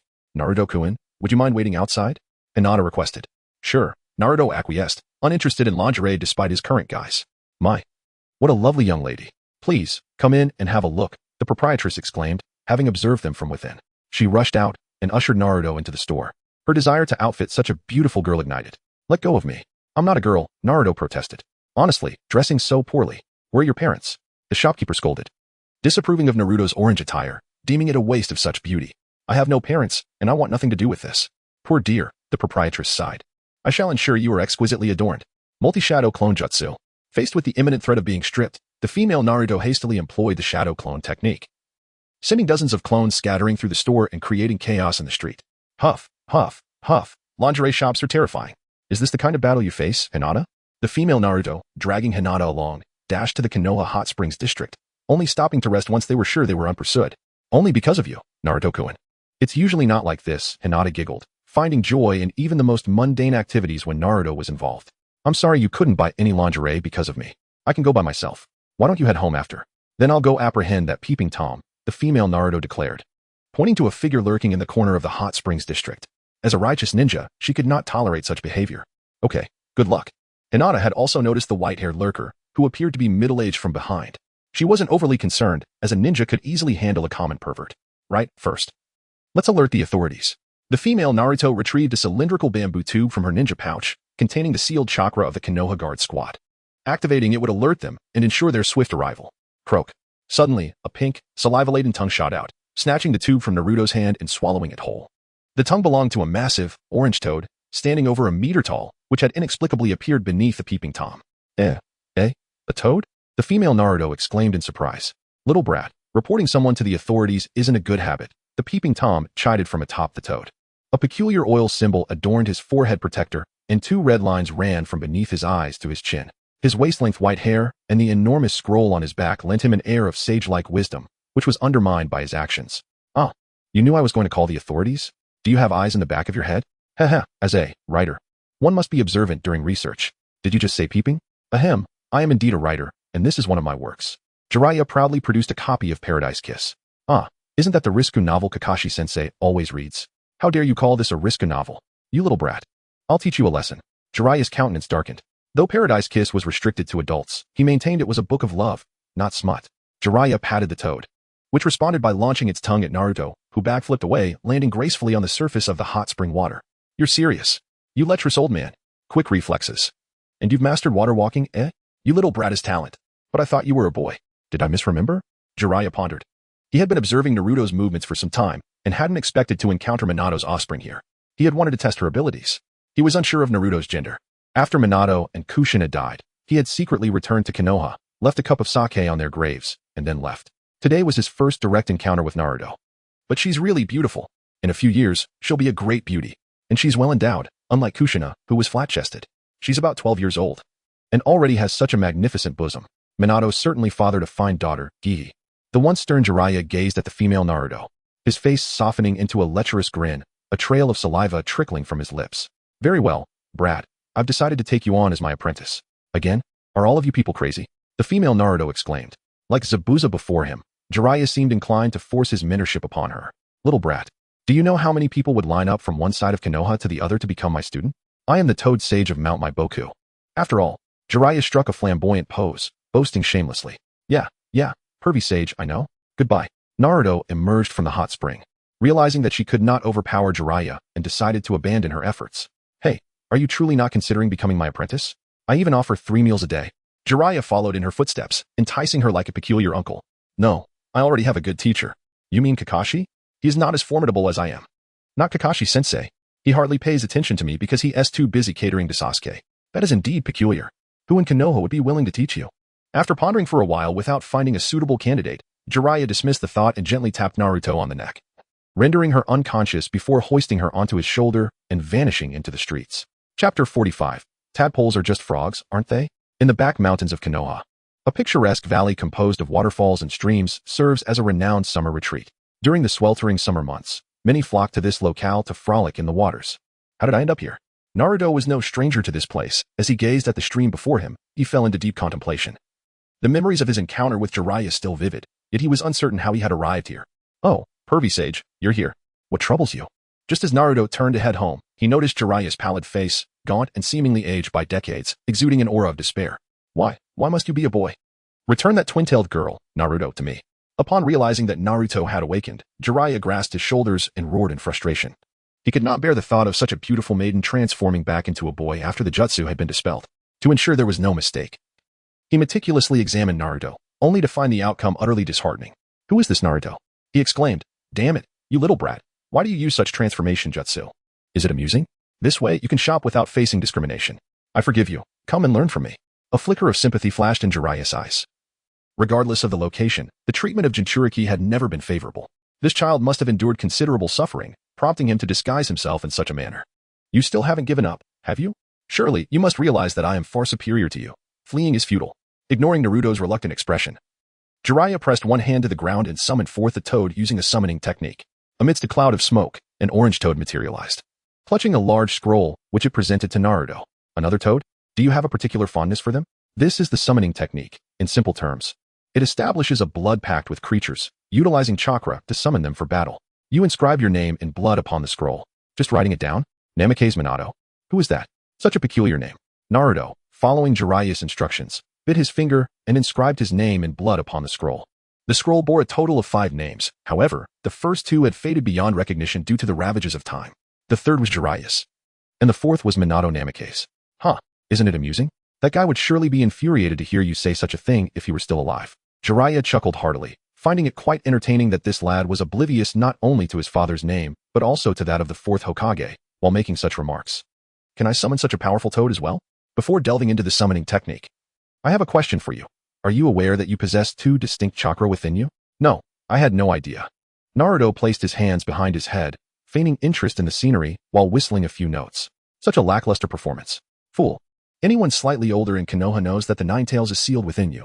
Who are you trying to fool? Jiraiya's lips twitched as he delivered a sharp reprimand to Naruto's head, insisting that if he were to pretend, he should at least do it convincingly. It hurts. Why do you ask if you already know the answer? I wish to inquire whether you can harness that power at will, drawing upon it freely. There have been instances when I unintentionally accessed the 9-tail strength in moments of anger. Then, can you summon that power now? It seems unlikely. Why is that? Because those instances were unconscious borrowings of his strength. I did not actively seek it. Why refrain? The 9 tails possesses immense power. With it, you could surpass the majority of ninjas in this world without effort. What could be wrong with that? Jiraiya squinted, pondering that while a Jinchuriki may lose certain precious aspects of themselves, they gain unparalleled might. He wanted to ascertain whether Naruto possessed a mindset worthy of such power. Otherwise, it would merely foster a monstrous killer. No, I do not wish to casually invoke his strength. That is my true intention. Why not? What does the 9 tails signify to you? He is a friend. True friendship does not entail one party persistently drawing upon the strength of the other. I refuse to act in such a manner. Naruto closed his eyes and pondered for a moment before replying without a trace of confusion. Ever since his encounter with the 9 tails, despite the creature's persistent aloofness and penchant for leading Naruto into embarrassing predicaments, he had always considered it a friend. He believed that the 9 tails did not truly harbor the disdain it often expressed. Indeed, what a fool it is, yet I do not harbor any animosity. Listen closely. The hand seals for the summoning technique are as follows: pig, dog, rooster, monkey, and goat. Jiraiya chuckled with delight. A tiger begets no dog. Though Naruto was still young, a small flame of determination flickered within him, likely a testament to the will inherited from his father. Pig, dog, rooster, monkey, goat, summoning technique. Naruto nodded, biting his finger, and after forming hand seals, pressed them onto the ground. What shall be summoned? As the son of Minato, he should possess considerable talent. Could it be the loyal toad, or perhaps the honorable toad? Although the chances are slim, is it possible he might summon Wenta? Jiraiya watched the smoke emerging from Naruto's summoning with eager anticipation, lost in thought. With a plop, a red tadpole, not yet evolved into a toad, appeared on the ground, twitching helplessly as it struggled away from the water, seemingly on the brink of death. Fool! What kind of toad is this? Jiraiya's veins bulged as he roared at Naruto, feeling as if he had been dealt a blow to the face. Truly, the saying of a tiger's son not being a dog was misplaced. This lad was merely a chihuahua. As long as he hadn't miscast the seals, that would suffice. Chapter 46. How can the protagonist be without an elderly mentor? The art of summoning. In the back mountains of Konoha, Naruto relentlessly practiced the summoning technique. After a week of training with Jiraiya, he could only summon a half-formed toad, one with limbs and a tail, yet still not fully realized. Pervy Sage, aren't you curious to see the toad I've just summoned? Naruto cast a wistful glance at the half-formed toad before him. Though it had made some progress, it hardly resembled a creature capable of combat. It was just a tadpole. After all, Jiraiya, hidden among the grass, was peering at the girls frolicking in the water, dismissively waving his hand without turning around. You're mistaken. This one has legs and can leave the water, he retorted. Fool, summoning a spirit beast is meant for battle, not as a pet. Can this creature truly fight? As he glanced back, he scolded, only to find that the girls had already gathered their belongings and departed. You really are quite foolish. After reminiscing for a moment about the departing swimsuit-clad maidens, Jiraiya concluded that Naruto was indeed not the sharpest tool in the shed. His only assets were an abundance of chakra and tenacity. I should have mentioned that the strength of a summoned toad is determined by the amount of chakra one possesses. The more chakra, the stronger the toad. Yours is so diminutive due to insufficient chakra output, yet your chakra is several times that of an ordinary person. What could be the reason for this? Could it be the interference of the Nine Tails? That shouldn't be the case, from your description. You seem to have a good rapport with it. Show me your chakra concentration. Oh. API call failed with status code 429. Error. Code. 429. Message. Resource has been exhausted, e.g. check quota. Status. Resource exhausted. Naruto suddenly realized that he had been mistaken from the very beginning. Due to his extensive practice of the Rasengan, his body had memorized the intricate flow of the technique. Once he began to gather chakra, it would automatically become chaotic, facilitating the formation of the Rasengan. Summoning technique. After successfully gathering a steady stream of chakra in his hands, Naruto once again invoked the summoning jutsu. This time, the smoke dissipated to reveal not a mere half-formed toad, but a fully clothed, vibrant orange toad, roughly the same size as Naruto when he crouched. You've donned clothing. Greetings. Are you the one who summoned me? I am Gamakichi, pleased to make your acquaintance. Oh, yes. I am your partner, Uzumaki Naruto. Let us strive together from now on. Naruto embraced Gamakichi joyfully, affectionately rubbing against him. This was, in every sense, his very first toad. Stop playing around. This is merely a juvenile toad. It can handle ordinary people, but it wouldn't stand a chance against even a low-ranking ninja, Jiraiya remarked, tapping Naruto, who was engrossed in his camaraderie with Gamakichi. With such an unusual talent, your learning of the Rasengan may indeed accelerate. This was certainly true. However, Gamakichi grew rapidly. So perhaps it would be best to summon him again once I become stronger. Gamakichi nodded, harboring a favorable impression of Naruto and willing to assist him. It matters not. The magnitude of power is inconsequential. I firmly believe that Gamakichi will undoubtedly aid me. All right then, to celebrate your newfound ability to summon toads, I shall treat you to a visit to the hot springs. Jiraiya seized Naruto's hand, dragging him towards the hot spring inn. His keen ears having already caught wind of the girl's plans to enjoy a soak after returning. You aren't planning to sneak a peek, are you? How could you even think that? Hot springs, yay? Gamakichi, let's pick up the pace. Naruto grasped the back of Gamakichi with both hands, urging it to swiftly navigate through the hot spring, splashing a significant amount of water. Silence enveloped the scene. The voices of the girls had faded away. Jiraiya, in a fit of irritation, tossed a towel at Naruto's head. He had made a hole in the partition of the hot spring, desperately peering inside. Although the steam swirled around, the vague silhouettes within were even more enchanting. Say, Gamakichi, where is your home? Mystical Mountain, a natural sanctuary where countless toads reside. Under the guidance of the Great Sage Toad, the entire toad nation flourishes abundantly. The Great Sage Toad? In human terms, that would be the toad leader. Oh, how I wish to meet him one day. That is highly unlikely. The Great Sage Toad is not someone who can be seen by just anyone. My father mentioned he has lived for thousands of years. Is it true that toads are such a long-lived species? A friendly reminder. Prolonged soaking can cause toads to become cooked. Ah, Gamakichi, Gamakichi. As Jiraiya's words fell, Gamakichi rolled its eyes and floated atop the hot spring, causing quite a stir. The following day, perverted sage, what have you brought me here for? The location was still the back mountain of Konoha. But instead of beside a stream, it was near a grand waterfall. Naruto stood at the edge of a valley hundreds of meters deep, where a colossal waterfall cascaded down, drenching the surrounding rock walls. Naruto, although you have expressed reluctance to casually wield the power of the Nine Tails, you will inevitably encounter numerous dangers. I cannot remain by your side perpetually. When that time comes, the power of the Nine Tails will be your sole reliance. Jiraiya, putting aside his usual lecherous demeanor, spoke with utmost seriousness, raising his index finger. However, the power of the Nine Tails cannot be wielded at will. Perhaps in small doses it may not pose much of an issue, but if your body is suddenly enveloped by a surge of the Nine Tails chakra, it may not withstand the strain. Thus, your task is to allow your body to gradually acclimate. Even so, as you say, I still cannot harness it right now. Naruto anxiously tugged at his hair, realizing that if he wished to borrow power, he must first confront the Nine Tails in the ceiling space. Yet, in his conscious state, such a feat seemed unattainable. He would need to succumb to slumber first. Naruto, if the Nine Tails is indeed the friend you claim, then survive. Jiraiya remarked with an enigmatic smile, gently tapping Naruto's forehead. In an instant, a sensation of weightlessness enveloped Naruto's entire being as Jiraiya propelled him off the cliff. Wow. The sound of rushing air filled his ears, prompting Naruto to scream, realizing that the sheer cliffs offered no handhold, not even a single branch. I'm going to die. I will definitely die. As the thought of his impending demise clouded his mind, Naruto's consciousness began to fade. Kid, do you have a penchant for jumping off cliffs? When Naruto regained his senses, he was confronted by the enormous visage of the Nine Tails. Its sharp fangs bared in displeasure as it inquired. It recalled their first encounter, where Naruto had also plummeted from a great height, and now history seemed to repeat itself. I had no choice. I was pushed this time. Is that what you call a good teacher? The Nine Tails shot a glance at Minato, who had been fervently excited since learning that Jiraiya had taken Naruto as his pupil, constantly reminding Naruto to heed his teacher's advice. Jiraiya-sensei may be a bit radical, but he trusts you. Kid, if you wish to harness my power, then take it. The Nine Tails, having observed Jiraiya's intentions from within Naruto, recognized the underhanded tactic employed to compel him to lend his strength. Despite his reluctance, he felt compelled to acquiesce, especially since Naruto had deemed him a friend. Is it truly possible? Enough chatter. Just take it. The Nine Tails concentrated an immense chakra, precisely at the threshold that Naruto's body could withstand. A torrent of crimson chakra enveloped Naruto, continuously flowing into him. Summoning technique. Naruto opened his crimson eyes, forming hand seals before extending his fingers.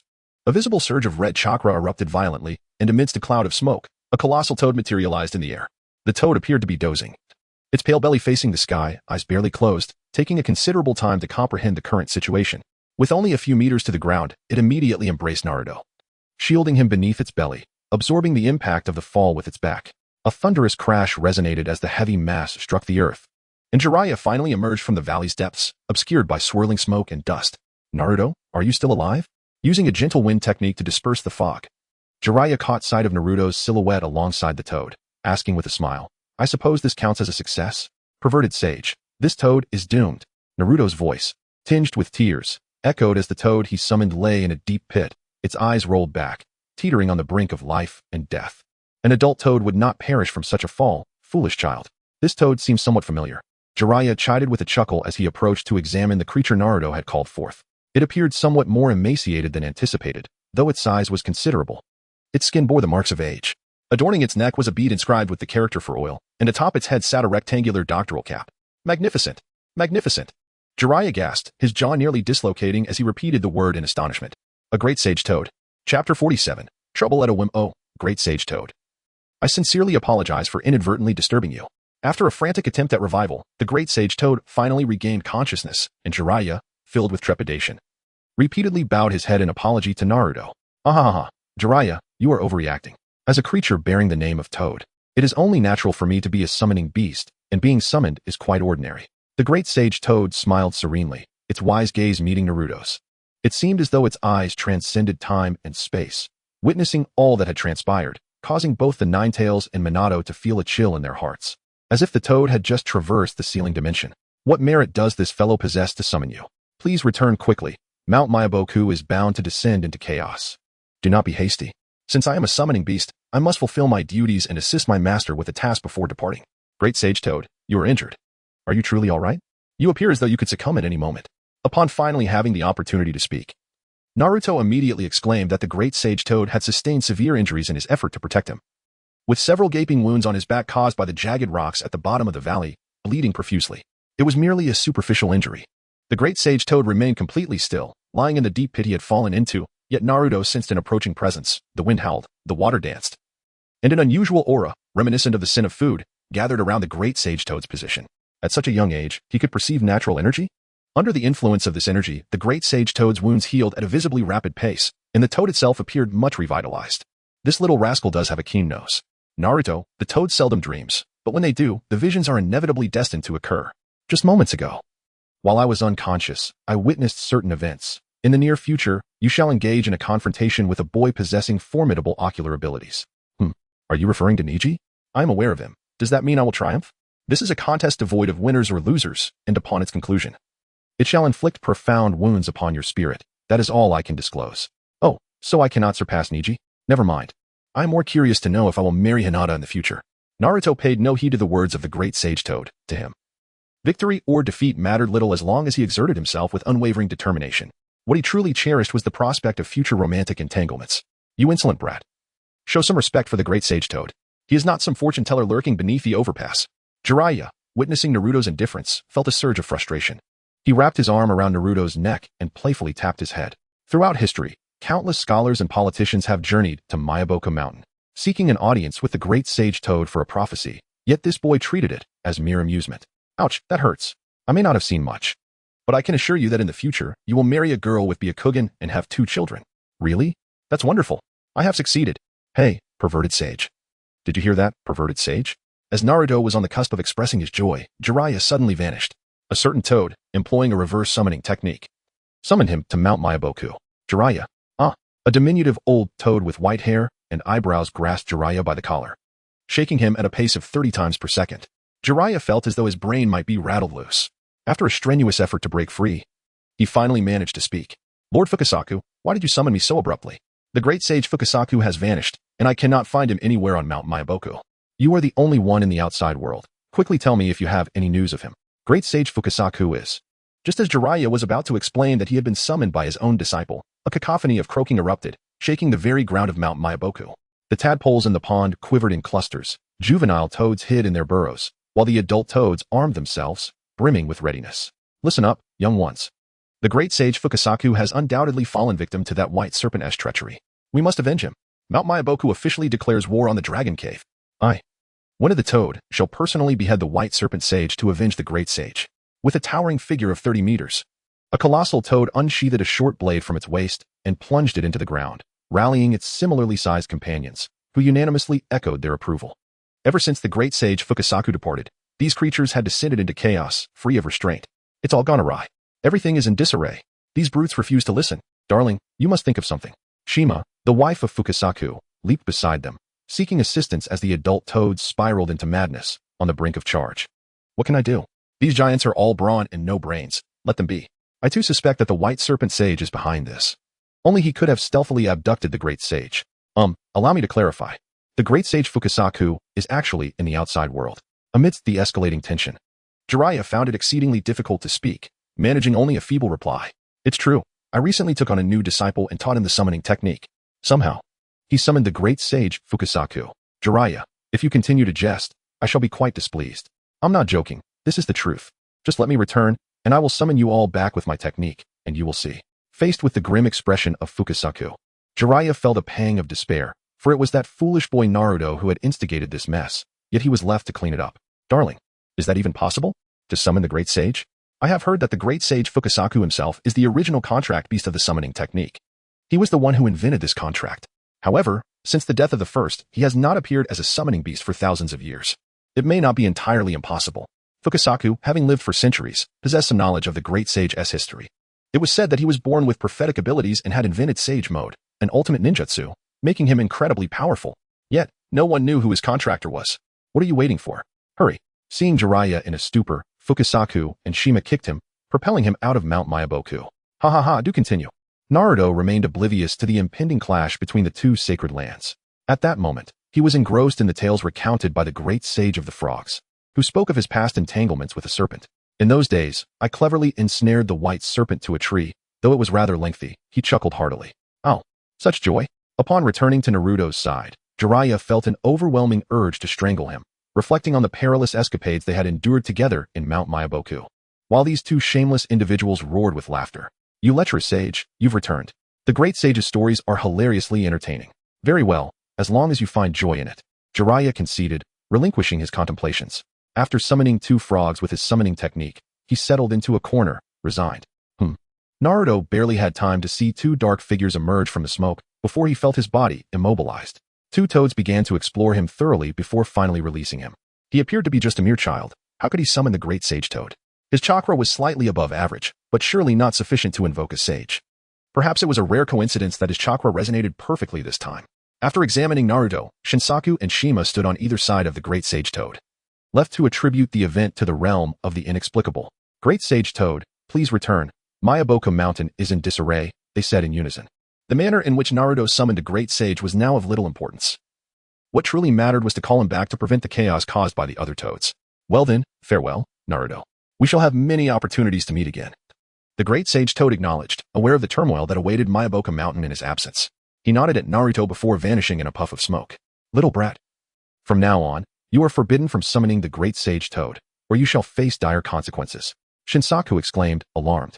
The implication of the great sage toad's return frightened him. He was not keen on experiencing that again. Naruto was startled by the terrifying visage of the toad, retreating behind Jiraiya until they departed. Who are they, you ask? One of the sages of Mayaboka Mountain. You ought to exercise caution if they have set their sights on you. Speaking of which, isn't it all the lecherous sage's fault for pushing me down, Naruto suddenly recalled that the entire incident stemmed from Jiraiya's push, puffing out his cheeks in discontent as he spoke. Ahem, regardless of how this matter concludes. I shall treat you to ramen. I want 10 bowls. Chapter 48. What is so great about Sasuke? Oh, Shikamaru, what a coincidence. In the streets of Konoha, Naruto unexpectedly ran into Shikamaru after turning a corner. Coincidence can indeed be a nuisance. It implies that I must accompany you as we are both regarded as outcasts on our way to the hospital. Shikamaru scratched his head, as he had predicted. The gazes of the crowd shifted toward him. Nevertheless, he was indifferent, finding greater solace in counting the clouds overhead than in the opinions of others. Don't concern yourself with such trifles. What brings you here? Look at Choji. He overindulged in barbecue and ended up hospitalized. Shikamaru sighed, reluctantly clutching the fruits in his hands. Tomorrow marks the official match, and yet I have to accompany a fool to see another fool. Quite characteristic of Choji, indeed. And you? I'm going to check on Lee. Due to Niji's influence, we VE crossed paths a few times. Although he harbors feelings for Sakura, I doubt she will visit him. You truly possess an enduring spirit. Tomorrow is the formal competition, and your opponent is Konoha's top rookie. Mind you, last year's champion does not guarantee this year's victor. I am resolute in my declaration of not losing. Thus, even a fool has his advantages. He knows no fear. Shikamaru ran his fingers through his hair, harboring little faith in Naruto's abilities. He wondered where Naruto had found such confidence, had it been him. He would have certainly forfeited, for such an opponent cannot be vanquished solely through intellect. The hospital today felt particularly desolate. As the two approached Konoha Hospital, they found the reception area devoid of any presence, with the nurse at the desk having vanished, leaving only a sign reading on lunch break. A sparse crowd is indeed preferable, as it spares one from unnecessary troubles. Who knows, perhaps something unexpected might arise. Naruto made a grimace, playfully mimicking a ghost beside Shikamaru. Let me clarify, I do not believe in the existence of ghosts. Shikamaru, you may lead the way, perhaps due to the daylight conserving energy. The empty corridor was devoid of lights, and faint groans of patience echoed around. Naruto instinctively positioned himself behind Shikamaru. What a peculiar situation to be frightened by one's own words. In Lee's hospital room, Sakura gently placed flowers on Lee's bedside, silently wishing for his recovery. Lee lay quietly asleep, unaware that his goddess had come to visit him. Recently, when Sakura visited Sasuke, she chanced upon Lee, who, despite his disability, persisted in his training. Although the doctors proclaimed that recovery was impossible, Lee continued to strive, refusing to accept that this was the end. Moved by his spirit, Sakura made it a point to visit him whenever she could, bringing him a flower, for he was the first boy to confess his feelings for her, despite his looks being overshadowed by Sasuke's. Since Lee was asleep, Sakura did not linger and left. After her departure, Gaara, who had been resting on the ceiling, gently descended to the floor, contemplating Lee's still form. After a moment, the gourd cap on his back fell to the ground, and fine sand began to envelop Lee's body, ready to shatter with the slightest touch. Shadow mimicry technique. Gaara realized he could no longer move, and turned his gaze towards the doorway, where two figures had inexplicably appeared. One of their shadows intertwined with his under the sunlight. Gaara, have you come to see Lee as well? Naruto appeared oblivious to the gravity of the situation, asking naively about the unfolding scene. Fool, it should be evident. This individual is certainly not a friendly guest. Shikamaru regretted his decision to accompany Naruto to witness Lee's match, wishing instead he had opted for a restful slumber at home. Gaara, this monstrous entity, was far beyond their capacity to contend with. Leave, or I shall annihilate you both, Gaara remarked, casting a dispassionate glance in their direction, too lethargic even for superfluous words. You have already triumphed in the competition. Do you harbor any personal vendetta? He had previously stated that none who engaged him survived, and they would not be exceptions. Self-absorbed to the core, he dismissed them, yet Shikamaru, feeling the weight of conversing with the beast, resolved to intimidate him temporarily, feigning bravado. Oh, how did you know?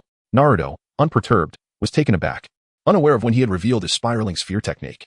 Indeed, you possess insight. I merely bluffed to deceive him. Gaara continued, I do not fathom your intentions. But I shall, even at the cost of my life, prevent you from harming Lee. Why? You are just like me. How can you so effortlessly shield others? Because we are friends. Friends? Spare me that jest. We are incapable of such sentiments and will never attain genuine emotions. We are merely flesh united by hatred and a desire to kill. You are truly infuriating. On what basis do you make such a claim? We were born as monsters for the purpose of battle. I drew life from my mother as sacrifice, sealed within me by my father, the Kazekage, Shikaku of the Sand. You are similarly marked. The gaze of those from this village reveals all. We are of the same kind. This matter. Naruto reminisced about a rather unfortunate past, a time before he encountered the Ninetales and Minato. Though he yearned to forget, those memories remained indelibly etched in his mind, causing his spirit to waver. Do not dwell on it. The sole reason you have yet to be slain is that your character remains relatively intact, unlike mine, which has succumbed to mental turmoil. Should such a condition arise within you, the villagers would swiftly seek your demise, just as my father did. Your father attempted to assassinate you? Shikamaru gazed at Gaara in astonishment. Living peacefully in Konoha, he had never heard of such paternal betrayal. Indeed, ever since my mental state deteriorated, they feared I would lose control. Yet, it was too late. I relentlessly eliminated the assassins sent by my father, consuming their flesh and blood to grow stronger, ultimately becoming the mightiest ninja of Sunigakure. My existence hinges upon relentless slaughter, annihilating all in my path. Naruto, you ought to join me. Do you not desire to eradicate those who scorn and ignore you? Perhaps you speak truthfully. In my youth, I too pondered my identity and the purpose of my existence, even contemplating the relinquishment of my life. Such thoughts are misguided. While we indeed endure greater misfortune than others, the joy we derive after overcoming such adversity is exponentially greater. I now have friends and someone I cherish. That is the fundamental distinction between you and me. Naruto took a deep breath. Unlike Gaara, who had always been solitary and succumbed to his misfortune, Naruto had attained happiness through his own endeavors. Even though the world despised him, Hinata would still stand by his side. I too once had friends, but I experienced betrayal at their hands. You are no different. They linger around you merely for their own purposes, and sooner or later, you will also taste the bitterness of betrayal. Individuals like us are destined never to find true happiness. Gaara's resentment grew stronger with each passing moment, and the sand slipped away from Rock Lee as he lunged towards Naruto. You remain obstinately ignorant. I must awaken you. Then, without a hint of trepidation, Naruto raised his fist to strike Gaara, only to be intercepted by a peculiar green figure. This is where it ends, if we are to engage in a true contest. Let it be on the battlefield, not in a hospital room. The indomitable Might Guy thwarted Naruto with one hand, while dispersing Gaara's sand with the other, casting a stern warning towards Gaara. Naruto, I shall demonstrate my righteousness through the art of combat. Aware that he was no match for Guy, Gaara reluctantly withdrew his sand, whispering a menacing parting remark into Naruto's ear as he departed. Naruto, what brings you here? Hinata exclaimed, astonished by Naruto's sudden leap into the room from beyond the wall. This had evidently become his signature entrance. No one else dared to scale the Hyuga family's barrier. Overwhelmed by surprise, Hinata found herself enveloped in Naruto's embrace. Oh, is it because the match has you feeling anxious? Hinata, please listen to me. Naruto articulated Gaara's plight, his voice quivering with emotion, while Hinata, regaining her composure, listened intently to his words. Naruto would never engage in such actions, for at his core lies a benevolent spirit. Even after enduring such treatment, he harbors no animosity towards the villagers, does he? Hinata, as Naruto's beloved, instinctively understood his fear of becoming like Gaara.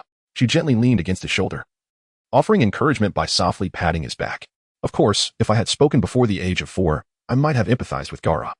But that is no longer the case. Unexpectedly, Naruto's embrace of Hinata wasn't solely born from his confusion, but there was a hint of it. He did not confess. Then why embrace me? She inquired. I merely wish to remind myself that you are always by my side. Silly, what do you intend to do? Defeat him. Make him aware of his errors, and ultimately become his friend. You can do it. Naruto's thoughts may appear foolish and naive, yet Hinata holds unwavering faith in his potential. For he, like her, is a person of his word. Chapter 49. An inescapable fate. Thank you for coming so early to practice with me, Neji gasped, panting heavily in the small grove of Konoha. Surrounding him lay an array of kunai and shuriken, yet within a 2-meter radius around him, there were no signs of any attacks. Neji, why are you pushing yourself so hard? Tenten, perched on a branch, toyed with a kunai, its sharp edge spinning in her hand like a windmill, unperturbed by the risk of cutting her fingers. Because my opponent is him. but I've heard he is merely a bottom tier. Is it not true that even a lion exerts full force when hunting a rabbit? Tintin could discern nothing remarkable about Naruto, and, with a hint of malice, speculated that perhaps Niji feared the infamous 1,000 years of pain technique, which indeed could be quite terrifying. You may not believe it, but that kid is far stronger than I am, Niji stated earnestly.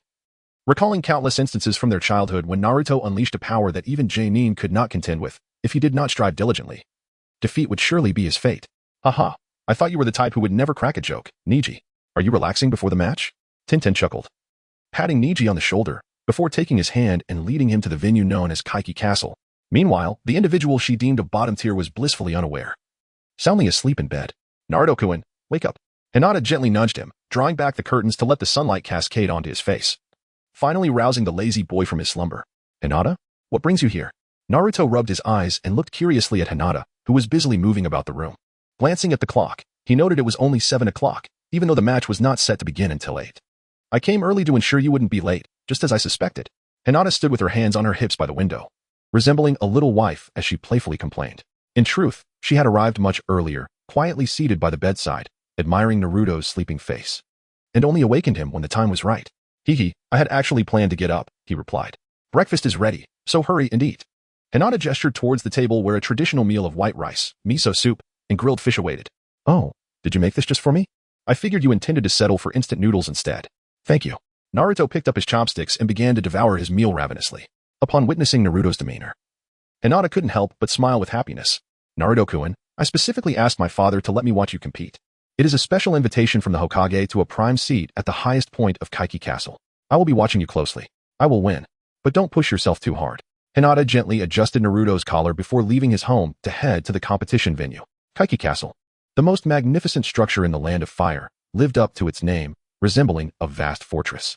The venue for the main event was situated at the heart of Kaiki Castle, surrounded by towering walls, within a circular area of approximately 200 meters. Sparse trees were planted to facilitate the ninjas' combat. Thank you for your effort in traveling so far, Lord Kazekage. At the highest level of Kaiki Castle, where the view was most splendid, only individuals of significant stature were permitted to observe. Others were relegated to lower seats. Hyuga Hayashi, invited by the Hokage, sat alongside his 2 daughters in this esteemed area. At that moment, a figure resembling the 3rd Hokage approached, flanked by the Sand Village's ninjas. The 3rd Hokage nodded in acknowledgement and invited him to take a seat. Thankfully this exam is being held in Konoha. Had it been in Sunagakure, the Hokage might not have been in such good health to attend. The Kazekage's face was obscured by a cloth, his exposed eyes brimming with a sense of provocation. Yet the 3rd Hokage remained unfazed. Just joking, I don't feel old at all. The Kazekage's gaze shifted toward Hyuga Hayashi, instinctively licking his lips. The Byakugan, a bloodline limit he coveted, was fortunately concealed by the cloth covering his face. This is Hyuga Hayashi, the head of the Hyuga clan, along with his 2 daughters, who are here at my invitation to observe the match. We appreciate your efforts, Lord Kazekage. Hyuga Hayashi stood and bowed respectfully, while Hinata and Hanabi remained seated, aware that they were not in a position to greet anyone in such a formal setting. The Kazekage nodded dismissively, turning his attention to the arena where Naruto and Niji were conversing. Niji, it's still not too late to concede. All you need to do is apologize to Hinata. You've always been infuriating from a young age, appearing before us uninvited, like a fool, day after day. It's no wonder Hinata has changed so much. Naruto's arrogant demeanor greatly irked Niji. This fellow had not changed much. He remained as infuriating as he was in childhood. Hinata, on the other hand, had merely grown stronger. Could it be that you are a sister complex? Whenever we spoke of the past, you always obstructed my approach to Hinata. Brother, a sister complex? Niji gasped, taking a step back. Fortunately, the venue was spacious enough that the spectators could not overhear their conversation. Otherwise, the entire world would know that he had a slight fondness for Hinata in his youth, though it was certainly not as Naruto suggested. I know. You used to mumble in your sleep during your afternoon naps, saying things like Hinata is so cute. Do you truly believe anyone would buy such nonsense? Have you forgotten the time you peeped on Hinata while she was bathing and got hung up by Uncle Izashi? Niji could scarcely believe that Naruto still recalled this incident, and he promptly retaliated by revealing his embarrassing moment, transforming a serious Chunin exam into a quarrel over their past misdeeds. I have stated countless times that it was an accident. I didn't know someone was in the bathroom. If you keep bringing this up, I will hit you. Come on. You've repeated that countless times in your childhood. Do you think it can come true today? After all these years? You haven't even touched my body once. Shadow Clone Jutsu. The verbal sparring reached its climax as Naruto formed hand signs, creating hundreds of clones that charged towards Niji, who assumed a gentle fist stance, dispersing the shadow clones one by one. Niji, the fact that you still remember our childhood signifies that you remain Niji. What transpired to transform you and Hinata into this? Pray tell. One shadow clone attacked Niji from behind, swinging its fist and shouting. These clones embodied Naruto's consciousness, effectively conveying his thoughts. Yet, Niji, as if possessing eyes in the back of his head, effortlessly countered without turning around, striking the clone as pressure point, dissipating it. In this world, merely speaking does not yield results. Just like you, your dream of becoming Hokage, can it truly be achieved by mere words? Why not? Naruto's heart burned with fury as the shadow clones intensified their relentless assault, recklessly charging towards Niji. Only a select few could attain the title of Hokage. Do you truly believe that ordinary individuals can achieve such heights merely through diligence? Ultimately, it all boils down to lineage and innate talent. Indeed, it is a matter of capability. Those who lag behind will perpetually remain in that role. You and Hinata are no different. She could not best me in her youth, and even now. She remains a mere underachiever, burdened by her branch family status. As Niji evaded the onslaught of shadow clones, he endeavored to close the distance to Naruto. Under his assault, the clones vanished at a discernible pace, ultimately leading him to stand before the retreating Naruto.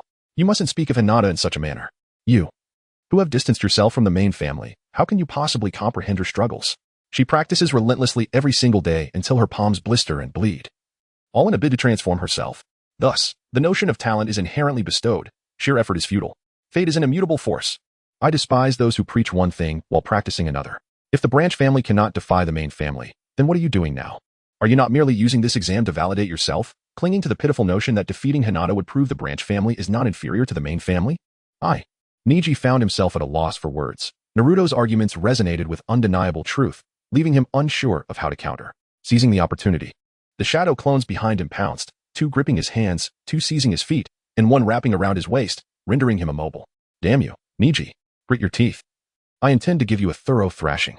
Naruto's remaining dozens of shadow clones leapt from the ground, raising their fists to strike at Niji. Humph. Do you think this will enable you to defeat me? Return to heaven. Niji sneered, as an overwhelming surge of chakra erupted from every acupoint in his body. He spun like a top, sending Naruto and all of his shadow clones flying, leaving behind a large circular crater on the ground once his rotation ceased. Cough. What is this? Naruto spat out the dirt from his mouth, staring in astonishment at Niji's martial art that seamlessly combined both defense and offense. Father, he thought, glancing at his father Hayashi, who sat beside Hanabi. She recalled that gentle fist technique, one that her father had employed, but which she had yet to master. Indeed, this was the secret technique of the main branch, the Hokage Yon Sh. And Niji had astonishingly grasped it at such a young age through his own comprehension of the Byakugan. Truly a formidable individual. Hayashi's expression darkened. He had never anticipated that a branch member would unlock the secrets of the main family's techniques. It appeared that Niji's talent had already surpassed that of Hanabi. A person like him was indeed a great loss to the main family. Come on, Naruto. You can do it, Hinata thought, fully aware of the strength of the hack. At this moment, she could only clasp her hands together in prayer for Naruto. See, Naruto. You cannot possibly defeat me. What dreams can you even speak of? Nonsense. As long as I draw breath, I will never give up. As Naruto rose from the ground, an unsettling sensation enveloped him. His legs were immobile. Instantly, he recalled the precise point struck by Niji, realizing it was not an ordinary blow but rather a chakra-infused pressure point attack. At that moment, Niji had already advanced towards him, his hands dancing in a swift motion. Futile, you have already entered my Bagua formation. 8 trigrams, 64 palms. Like the swift winds of a storm, Niji's hands could only be described with such fervor. Under the barrage of 64 consecutive strikes, Naruto was forcefully propelled, suffering immense damage both internally and externally. Referee, you may declare the verdict. Who do you say has lost? Before the referee could utter a word, Naruto gradually managed to rise again, spitting out a copious amount of blood, defiantly gazing at Niji. Even after receiving 64 strikes, you still move? Truly a formidable opponent. Even without chakra, I possess the tenacity. I vowed to awaken you. And I have always been a man of my word. Naruto spat out blood, yet there was not a trace of confusion in his gaze. It mirrored the expression of Hinata from that time, an expression that provoked anger in Niji. You truly are an irritating nuisance. Perish. Niji, unable to endure any longer, was aware that a person's body harbors vital points, although he had never struck one before. In his current fury, he was prepared to make Naruto his first experiment. Kid, it seems you are in a predicament. Allow me to lend you my power. Just as the situation became dire, the voice of the Nine Tails resonated in Naruto's ears. Its chakra was eager to surge forth, poised to restore Naruto's strength instantly and enable him to triumph over Niji. No. Chapter 50, Spiraling Sphere versus Heavenly Return. Victory shall be mine. Say that again. You dare refuse me? The Nine Tails was taken aback by Naruto's rejection, a hint of fury creeping into its voice. For the first time in millennia, it had offered its power to someone, only to be spurned, inciting considerable ire in the fox. I apologize, Nine Tails. But I must awaken Niji myself. I wish to accomplish this with my own hands. Naruto, with his weary body, desperately evaded Niji's onslaught, managing a strained smile. Humph. Do as you wish. What's the matter? Is someone aspiring to be Hokage truly so feeble? What about your other power? I shall not resort to it. I will defeat you with my own hands. Arrogance. Do you truly believe that a laggard like you stands a chance of victory? It is merely a blockage of chakra flow. API call failed with status code 429. Error. Code. For 29. Message. Resource has been exhausted, e.g. check quota. Status. Resource exhausted. Naruto's fierce determination instilled fear in Niji. In Niji's eyes, Naruto's body appeared battered and broken. Under such conditions, not only was combat inconceivable, but he would likely perish even without engaging.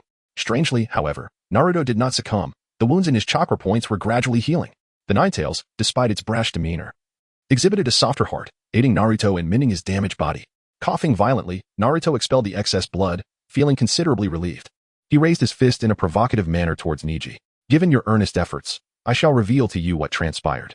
Niji exhaled deeply, perhaps inspired by Naruto's fearless spirit. He removed the forehead protector from his head, gripping it tightly in his hand, bending the emblem of the Leaf Village. What a striking insignia, Niji scoffed. If only it were merely an ordinary symbol. Listen closely, Naruto. This is an intricate curse mark known as the Cage Bird Seal, specifically devised by the main family to subjugate the branch family. This seal clings tightly to the nervous system, once activated by a member of the main family. It inflicts unbearable agony upon the bearer, even sealing away the ability to use the Byakugan, an indelible mark for life. Why? You are all members of the Hyuga clan. This system was developed by the main family to prevent the branch family from surpassing them. With the seal, the branch can never escape the control of the main family, which means that even if we are commanded to perish, we must comply. I grew up without a mother, raised solely by my father. I am grateful to him and to the main family. However, I later realized my error. The main family merely regards us as tools. Dangerous missions? Let the branch handle them. There are branch members. After all, such statements from the main family sound like a cruel jest. All the arduous and menial tasks fall upon us, while the main family seems content to reap the rewards without effort. The branch family is scarcely more than an accessory to the main family. The fate of two twin brothers was predetermined by the order of their birth. Thus, your destiny was sealed the moment you faced me in battle. You cannot win. This was a secret Niji uncovered as he matured. His father, Hyuga, relentlessly undertook tasks meant for the main family, accumulating scars upon his body, while the main family took it all for granted. This realization fueled Niji's growing resentment towards them. Enough with the jesting. No one has the right to dictate another's fate. I shall defeat you here and prove that destiny can be shattered. Multiple shadow clone technique. API call failed with status code 429. Error. Code. For 29. Message. Resource has been exhausted, e.g. check quota. Status. Resource exhausted. A portion of Naruto's shadow clones diverted Niji's attention, while 10 others concealed themselves, gathering energy for the Rasengan. Once Niji dealt with the multitude of shadow clones, what he beheld were 10 Narutos, each wielding a Rasengan, charging towards him. Aside from the few individuals in the VIP section, no one noticed that Naruto had secretly formed a hand seal. What is this? It cannot strike me. Niji's Byakugan detected the immense energy within the Rasengan, prompting him to immediately activate his Katen. The 10 Rasengans encircled Niji, colliding violently with his Katen, igniting countless sparks of chakra. Though I may not comprehend the fate of the Hyuga clan, should you find yourself at a loss, await my ascension to Hokage. Then I shall assist in altering the fate of the Hyuga clan. Boom. A deafening explosion resonated as the fierce clash between the Rasengan and Katen culminated in a burst of energy, enveloping the arena in smoke. After a considerable time, Niji finally emerged from the crater. Fate is unalterable. Dragging his weary form, Niji approached Naruto, gazing at him with regret. As all the shadow clones dissipated due to the explosion, leaving only what appeared to be the real Naruto. Damn it. Niji, grit your teeth. Do not bite your tongue off. Beneath the ground, a voice echoed from below, and Niji hastily retreated, but it was too late. Naruto's fist broke through the earth first, followed by his entire body emerging from the soil, delivering a brutal punch to Niji's cheek, sending him flying. Thud. The impact was not trivial. Even the spectators heard the horrifying sound of collision, collectively feeling sympathy for Niji. Hyuga Niji fell unconscious. The victor was Uzumaki Naruto. The referee approached, glanced at Niji, and upon confirming his inability to continue fighting, rendered the judgment. Victory. Naruto raised his thumb towards the highest VIP seats, displaying a confident smile as he plopped down beside Niji. Sister, did he win? In disbelief, Hanabi glanced at Hinata and then at Naruto, who was shamelessly slapping Niji's face with his lack of composure. It was unfathomable that the formidable Niji had actually lost, into a mere underdog, a freeloader at that. He won, indeed. Naruto has always been exceptional, Hinata said, her nose tinged with emotion as she embraced Hanabi, tears of joy streaming down her face. Naruto had truly achieved his goal, embodying his principles by defeating Neji. Lord Hokage, that jutsu indeed is. Although Hyuga was astonished by Naruto's victory, his focus lay on the Rasengan. He had witnessed that powerful technique over a decade ago, wielded by the fourth Hokage himself.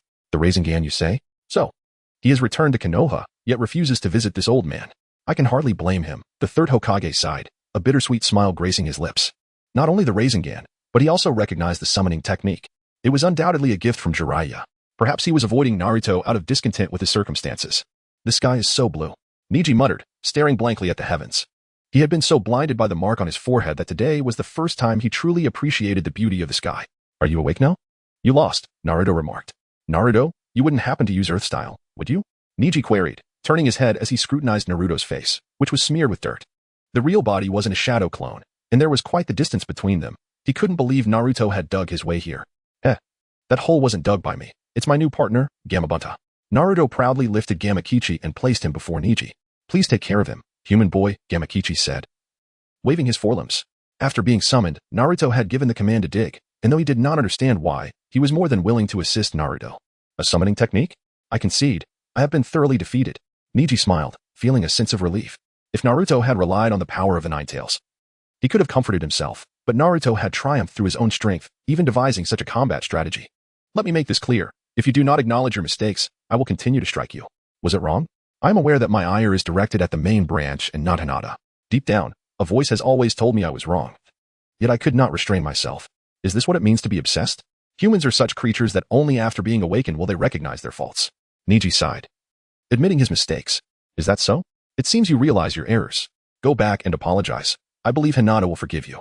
She has been waiting for her brother Neji to return. You truly will go to great lengths for others, won't you? Even as a child. That night you shouted and unleashed incredible power.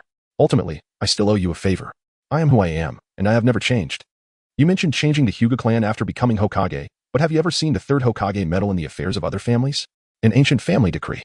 Even a Hokage lacks the authority to alter. Is that so?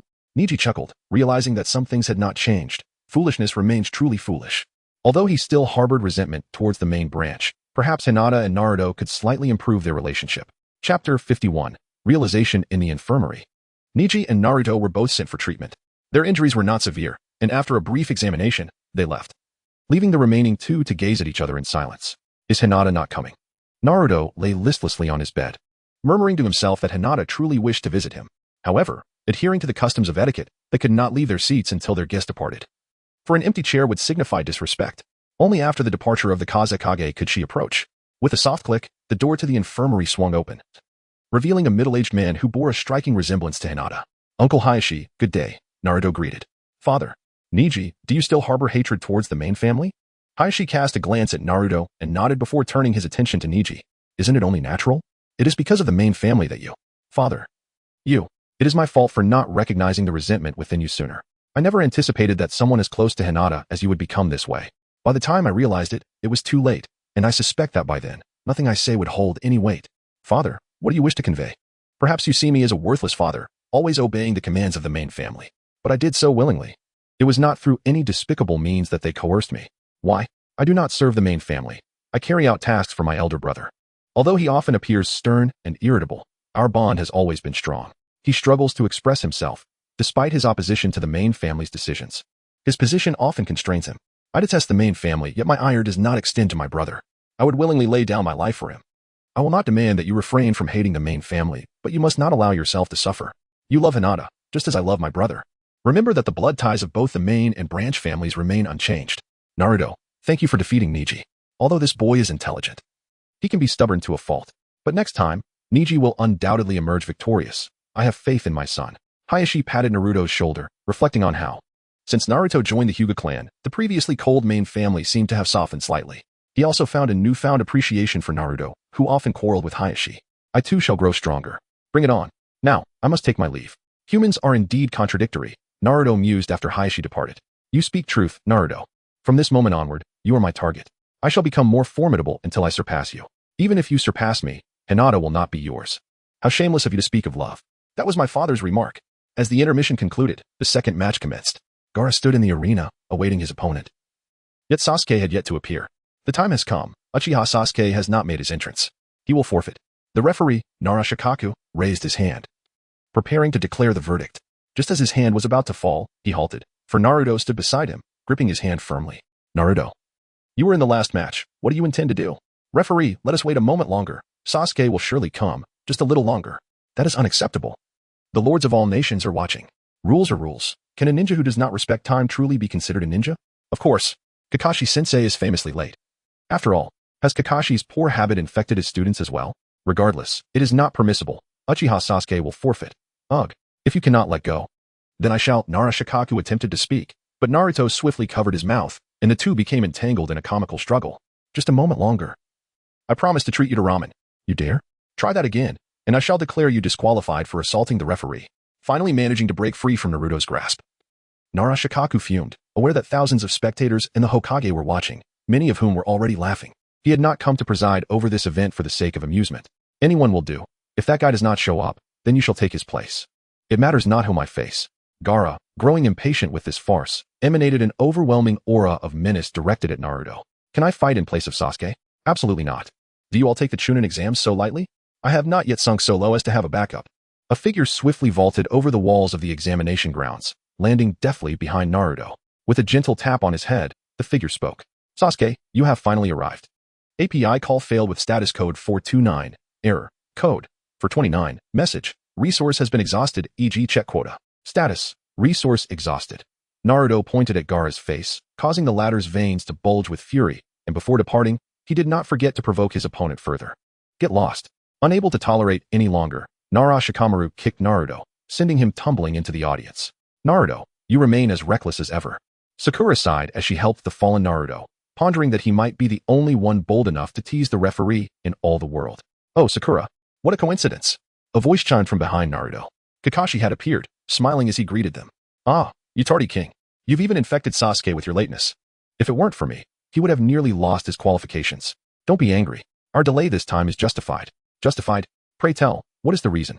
Kakashi smiled enigmatically, his gaze shifting towards the exam arena. Sasuke had already engaged Gaara in combat, demonstrating a remarkable speed that left Gaara's sand unable to defend in time.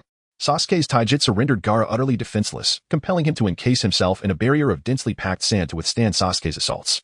A turtle shell, how fitting. I too require a moment. Sasuke, unaware of Gaara's intentions within the circular shell, took several steps back, creating distance before forming hand seals, gathering an immense amount of chakra in his left hand. Kakashi-sensei, could it be? Sakura observed the blue electric aura in Sasuke's hand with astonishment, a sight reminiscent of when she witnessed Kakashi employ it during the Land of Waves. Indeed, this is my Raikiri. Sasuke's remarkable speed stems from the activation of his cellular activity by lightning chakra. Chidori. Raikiri. The sound of 1,000 birds chirping resonated as the chakra in Sasuke's left hand met the air, and then the Raikiri pierced through Gaara's sand barrier, striking his shoulder. Did I win? No, not yet. This chakra. Kakashi's gaze remained fixed on Gaara's ball of sand, sensing movement within. Something that was definitely not human, but rather a mysterious entity disguised in human form. Just as everyone's attention was drawn to Gaara, a figure behind the Kazekage suddenly hurled a smoke bomb, engulfing the upper levels of Konoha in a shroud of mist. For figures adorned with sound ninja headbands emerged from the fog, each taking a corner. Barrier. For purple flames formation. The purple square barrier enveloped the entire upper level of Konoha, including the Hokage, the Kazekage, and 3 members of the Hyuga clan. Hinata, Hanabi, stay behind me. Hyuga Hayashi gasped, witnessing the 3rd Hokage engaged in battle with the Kazekage, who was revealed to be none other than Orochimaru in disguise. Naruto, wake up. Sakura? How odd. Why did I fall asleep? Naruto rubbed his temples, his thoughts consumed with concern for Sasuke's fate. Suddenly, he was enveloped by a flurry of feathers descending from the sky, and then his memory faded into oblivion. You've fallen under an illusion, Sakura interjected. Succinctly explaining the dire situation, Tsunagakure and Otogakure had united to wage war against Konohagakure, with Gaara as their trump card. Sasuke had already set off in pursuit of Gaara, and we must hasten to aid him. As Sakura detailed the unfolding chaos, Naruto turned to survey his surroundings. The Umbu of Konoha were engaged in fierce combat with the Sound Ninja, while the onlookers had succumbed to slumber under the influence of the illusion. As Sakura stated, I hereby assign you an A-rank mission. Thwart Gaara and assist Sasuke, Kakashi declared gravely, creating a path for Naruto and Sakura to escape. No, I cannot accept this mission. Naruto resolutely replied. API call failed with status code 429, error, code, for 29, message, resource has been exhausted, e.g. check quota. Status, resource exhausted, Naruto nodded, resolutely deciding to leave Kakashi and head towards Kikyo City. This fellow truly is Shikamaru. You shall assist Naruto in his endeavor.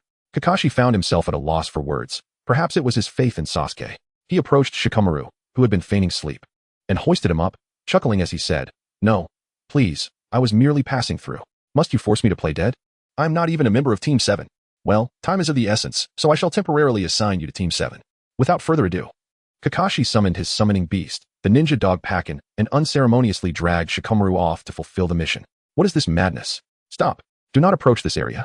As Naruto ascended to the rooftop of Kikyo City, 3 Umbu operatives obstructed his path, each gripping his arms tightly. Let me pass. Hinata is still inside. You foolish child, take heed. Even if your body were as resilient as a kunai, you shan't enter. The lead Umbu produced a kunai and hurled it towards the purple barrier. Upon contact, the kunai was instantly reduced to ashes by the intense heat. This barrier is known as the 4 Purple Flames Formation. It can only be opened from within, and no one can breach it. Release me. I refuse to believe this. API call failed with status code 429. Error. Code. For 29. Message. Resource has been exhausted. E.g. check quota. Status. Resource exhausted. Naruto, heedless of his injured fists, struck furiously at the 4 Purple Flames Formation. Yet, no matter how fiercely he attacked, the barrier remained unyielding. Unbeknownst to him, he had already become enveloped in the cloak of the nine-tailed fox. It was precisely due to the chakra of the nine tails that he had not perished in the flames. Suffering only burns instead. Damn it, it is still insufficient. Power, grant me power. API call failed with status code 429. Error. Code. 429. Message. Resource has been exhausted, e.g. check quota. Status. Resource exhausted. Naruto, take a moment to calm down and glance at the rooftop above. At 1 o'clock. Do you see it? That is. Naruto gazed in the direction pointed out by Minato, where a series of enigmatic symbols resembling tadpoles were imprinted upon a roof tile. We had previously ventured out to secretly practice the Flying Thunder God technique, which you had left behind. Now, the moment had arrived to employ it. However, I cannot do it. The mere mention of the Flying Thunder God technique caused Naruto a headache. Theoretically, he had mastered it, even managing to form the necessary seals. Yet he could not execute it. It was not that he was incapable. Even with the power of the 3 tails, he would not be able to breach this barrier. It would merely lead to his own physical collapse. Thus, the Flying Thunder God technique was his sole hope. He must summon it forth and believe in himself. All right. I will give it a try. API call failed with status code 429. Error. Code. For 29. Message. Resource has been exhausted, e.g. check quota. Status. Resource exhausted. Naruto reminisced about the moments shared with Hinata, as if he had grasped something profound, connecting it with the marks left upon his heart. At that very instant, Minato also sensed it. Now let us perform the hand seals. Rat, ox, tiger, hare, snake, horse, monkey. Flying Thunder God technique. Flying Thunder God technique. Whoosh. Naruto vanished beyond the confines of the 4 Purple Flames Formation.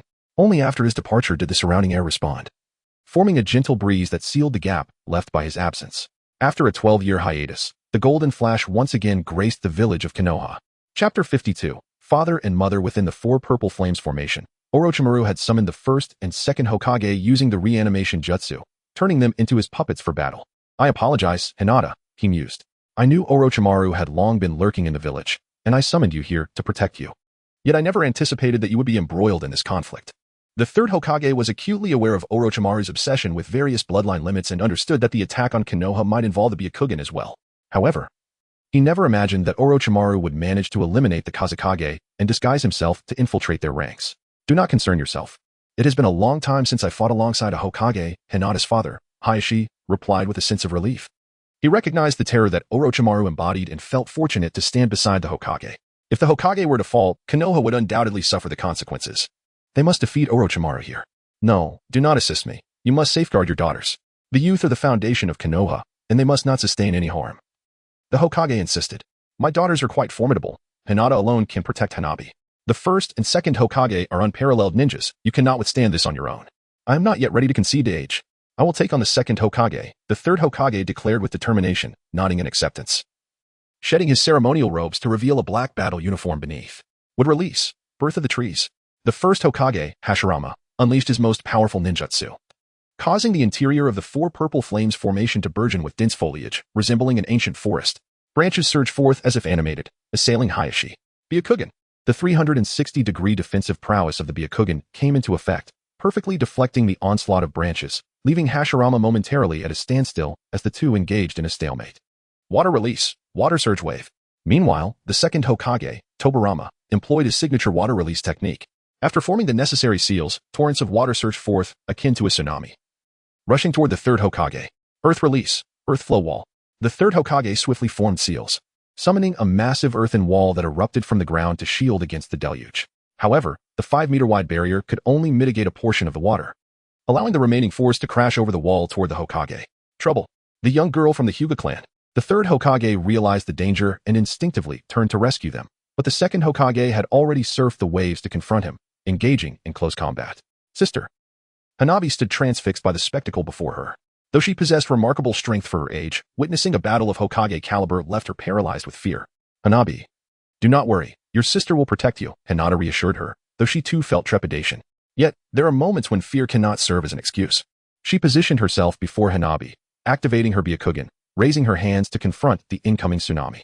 8 trigrams, 64 palms. Cough. The moment her hands made contact with the wave, Hinata coughed up blood. Until today, she could not have fathomed the sheer force of the water. Such a torrent could easily cause bones to shatter or even result in death upon impact. Is this the end?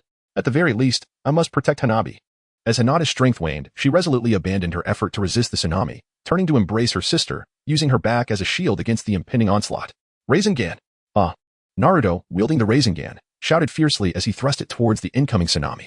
The Rasengan collided violently with the wave, slicing through it like a fin cutting through the surf. Ultimately, the tsunami, drained of its strength, dissipated into a shower of water droplets under the might of the Rasengan. Hinata, are you alright? API call failed with status code 429. Error. Code. 429. Message. Resource has been exhausted, e.g. check quota. Status. Resource exhausted. API call failed with status code 429. Error. Code. 429. Message. Resource has been exhausted, e.g. check quota. Status. Resource exhausted. Naruto wished to reach out and wipe away the tears on Hanabi's face, but the little girl quickly reacted, fiercely swatting his hand away to clean herself. How did he get in? The third Hokage, who had been closely monitoring Hinata's movements, gazed at Naruto in astonishment. His mind momentarily short-circuited, leaving him vulnerable to several blows from the second Hokage. Oh dear, this is indeed perplexing. The 4 purple flames formation. Currently the most exceptional barrier ninjutsu, cannot be breached from the outside. However, there exists a particular ninjutsu that can disregard any barrier, known as the nemesis of barrier techniques. You are aware of this, aren't you, Master Saratobi? Orochimaru said, licking his lips with delight. The reason he had refrained from intervening was that he had been observing Naruto's actions. He had noticed when someone attacked the 4 purple flames formation, if Naruto could enter, he had decided to reward him. Space ninjutsu. But how could that be possible? The third Hokage instantly thought of the fourth Hokage's Flying Thunder God technique. Yet he could not fathom where Naruto might have learned it. What is impossible? This ninjutsu is rightfully his to possess, is it not? Did Jiraiya teach him? That man, who only spies on Tsunade while she bathes, would not be able to perform it without constantly being pummeled into a pig's head. No. Just because someone teaches does not mean they must possess the skill themselves. Perhaps he merely imparted the theory to Naruto, and whether he could learn it would depend on his talent. While such a possibility exists, Master Saratobi, I did not come here for an academic discussion. Orochimaru felt that continuing the conversation would divert from their original path and interrupted Saratobi. At that moment, Naruto had also approached the third Hokage. Why are you here, Snake? Orochimaru. Upon encountering Orochimaru, an array of intricate emotions flickered in Naruto's eyes: surprise, nostalgia, indignation. Ultimately, he struggled to speak, intending to address Orochimaru as Snake Uncle, yet was met with a piercing glare that compelled him to alter his approach. Naruto, do you recognize him? Of course, I am well acquainted with him, having crossed paths several times, albeit with unsuccessful outcomes.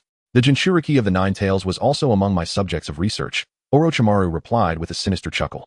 He was aware that Naruto's simplistic mind would be unable to navigate the complexities of the situation, and thus had prepared his rhetoric, which indeed provoked the third Hokage's ire. Orochimaru, you scoundrel. However, the third was taken aback to discover that the Jinchuriki of the Nine Tails had mastered space-time ninjutsu. Naruto Uzumaki, is it?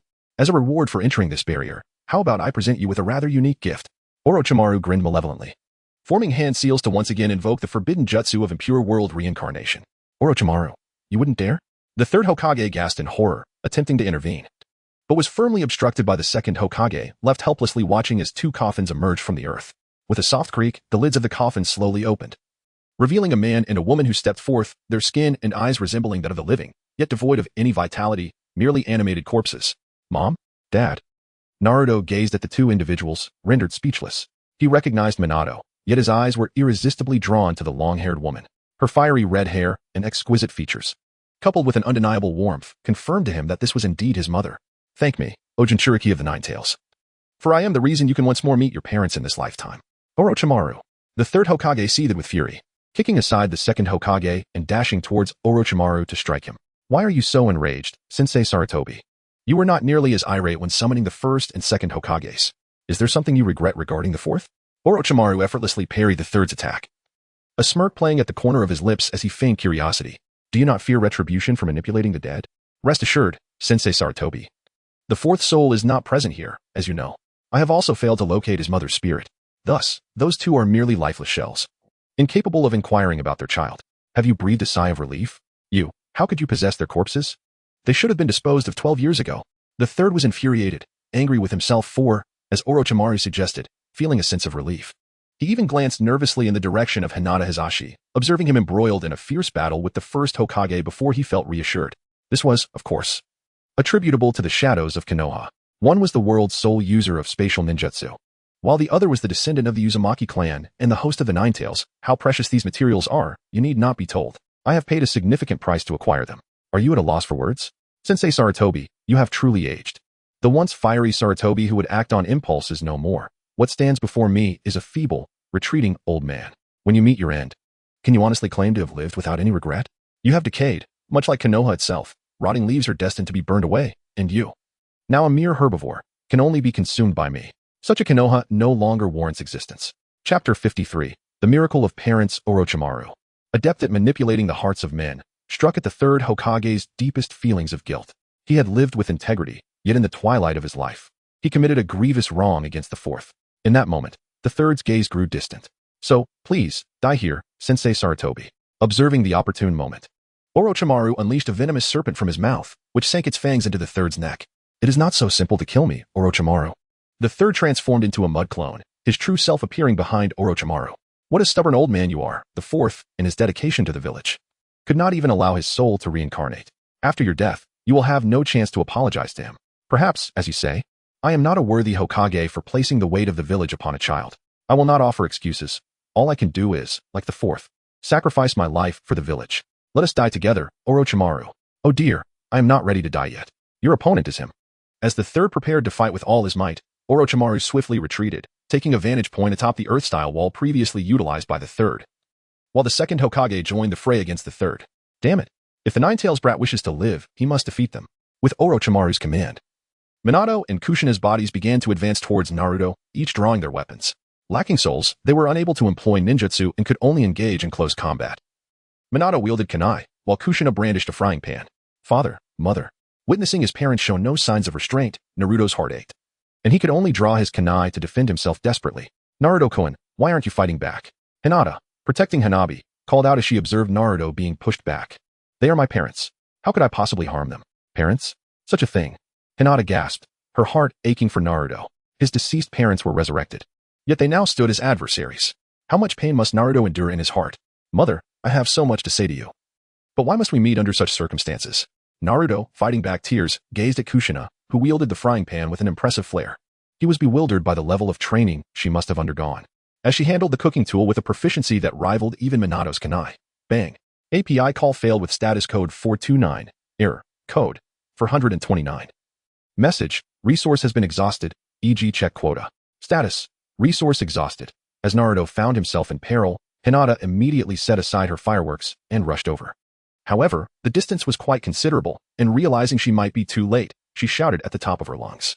Naruto, who had thought he was destined to perish in that moment, opened his eyes to see Minato's kunai merely an inch away from him, while Kushina's frying pan hovered above his head, leaving him in a state of bewilderment, unable to comprehend the unfolding events.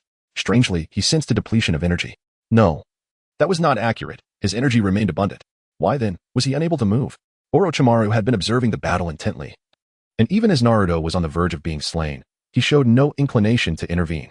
Yet, the two corpses remained unresponsive to his commands, even when he issued orders anew. Mother, you truly have not forgotten me. At long last, I see you. You are indeed a stunning woman, especially your hair, which resembles flames. Naruto rose from the ground and approached Kushina, embracing her tightly, burying his head deeply in her bosom.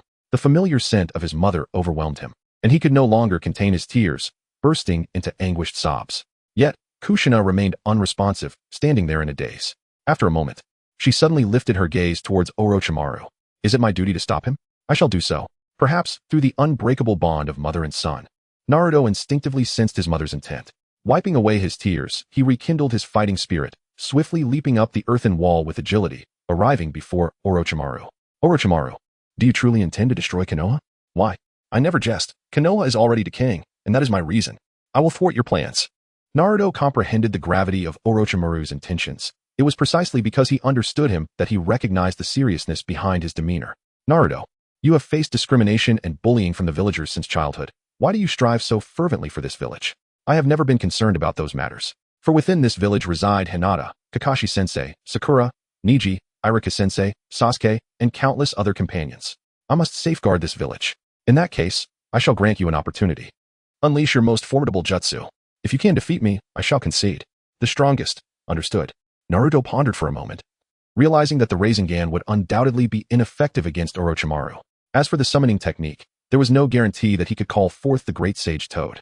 And he certainly did not wish for the old Toad to risk its life on his behalf. The shadow clone technique was out of the question as well. Just then, an idea struck him. Hinata. Naruto-kun, are you alright?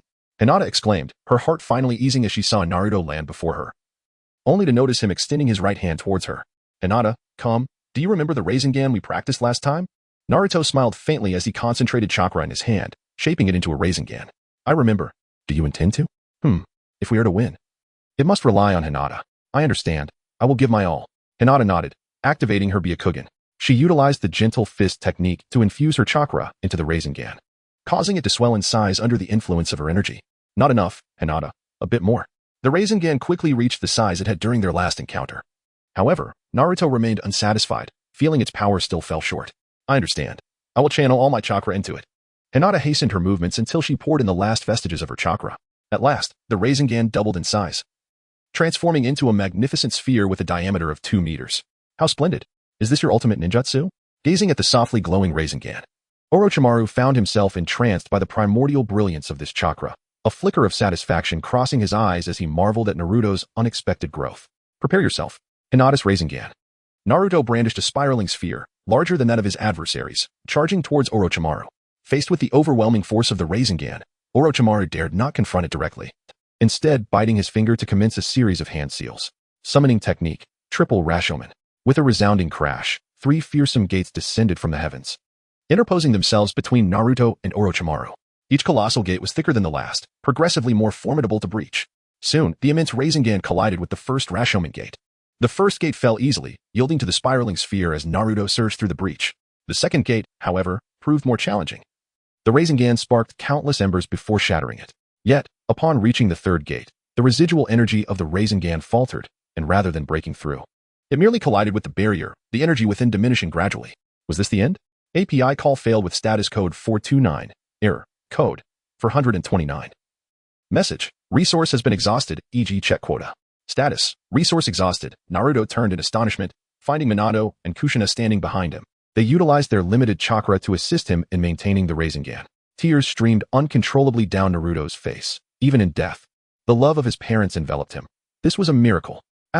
As the final impact of the Rasengan struck, the third gate began to show cracks before it shattered with a resounding crash, propelling Naruto before Orochimaru. You have lost. Orochimaru grasped Naruto's wrist with one hand while the other held a kunai against his throat. The Rasengan dissipated as it broke through the last barrier, determining the outcome. Why? Why did you leave without a word? I had so much to say to you. Why didn't you say goodbye? Naruto did not succumb to fear despite the imminent threat to his life. Instead, tears streamed down his face, for time was fleeting. Orochimaru, witnessing Naruto's tears, felt a pang of compassion in his heart. He had never anticipated that there would still be someone in this world who would weep for him, causing his tone to soften. I have often pondered when I might see Uncle Snake again, yet why must we meet as adversaries? Do not cry.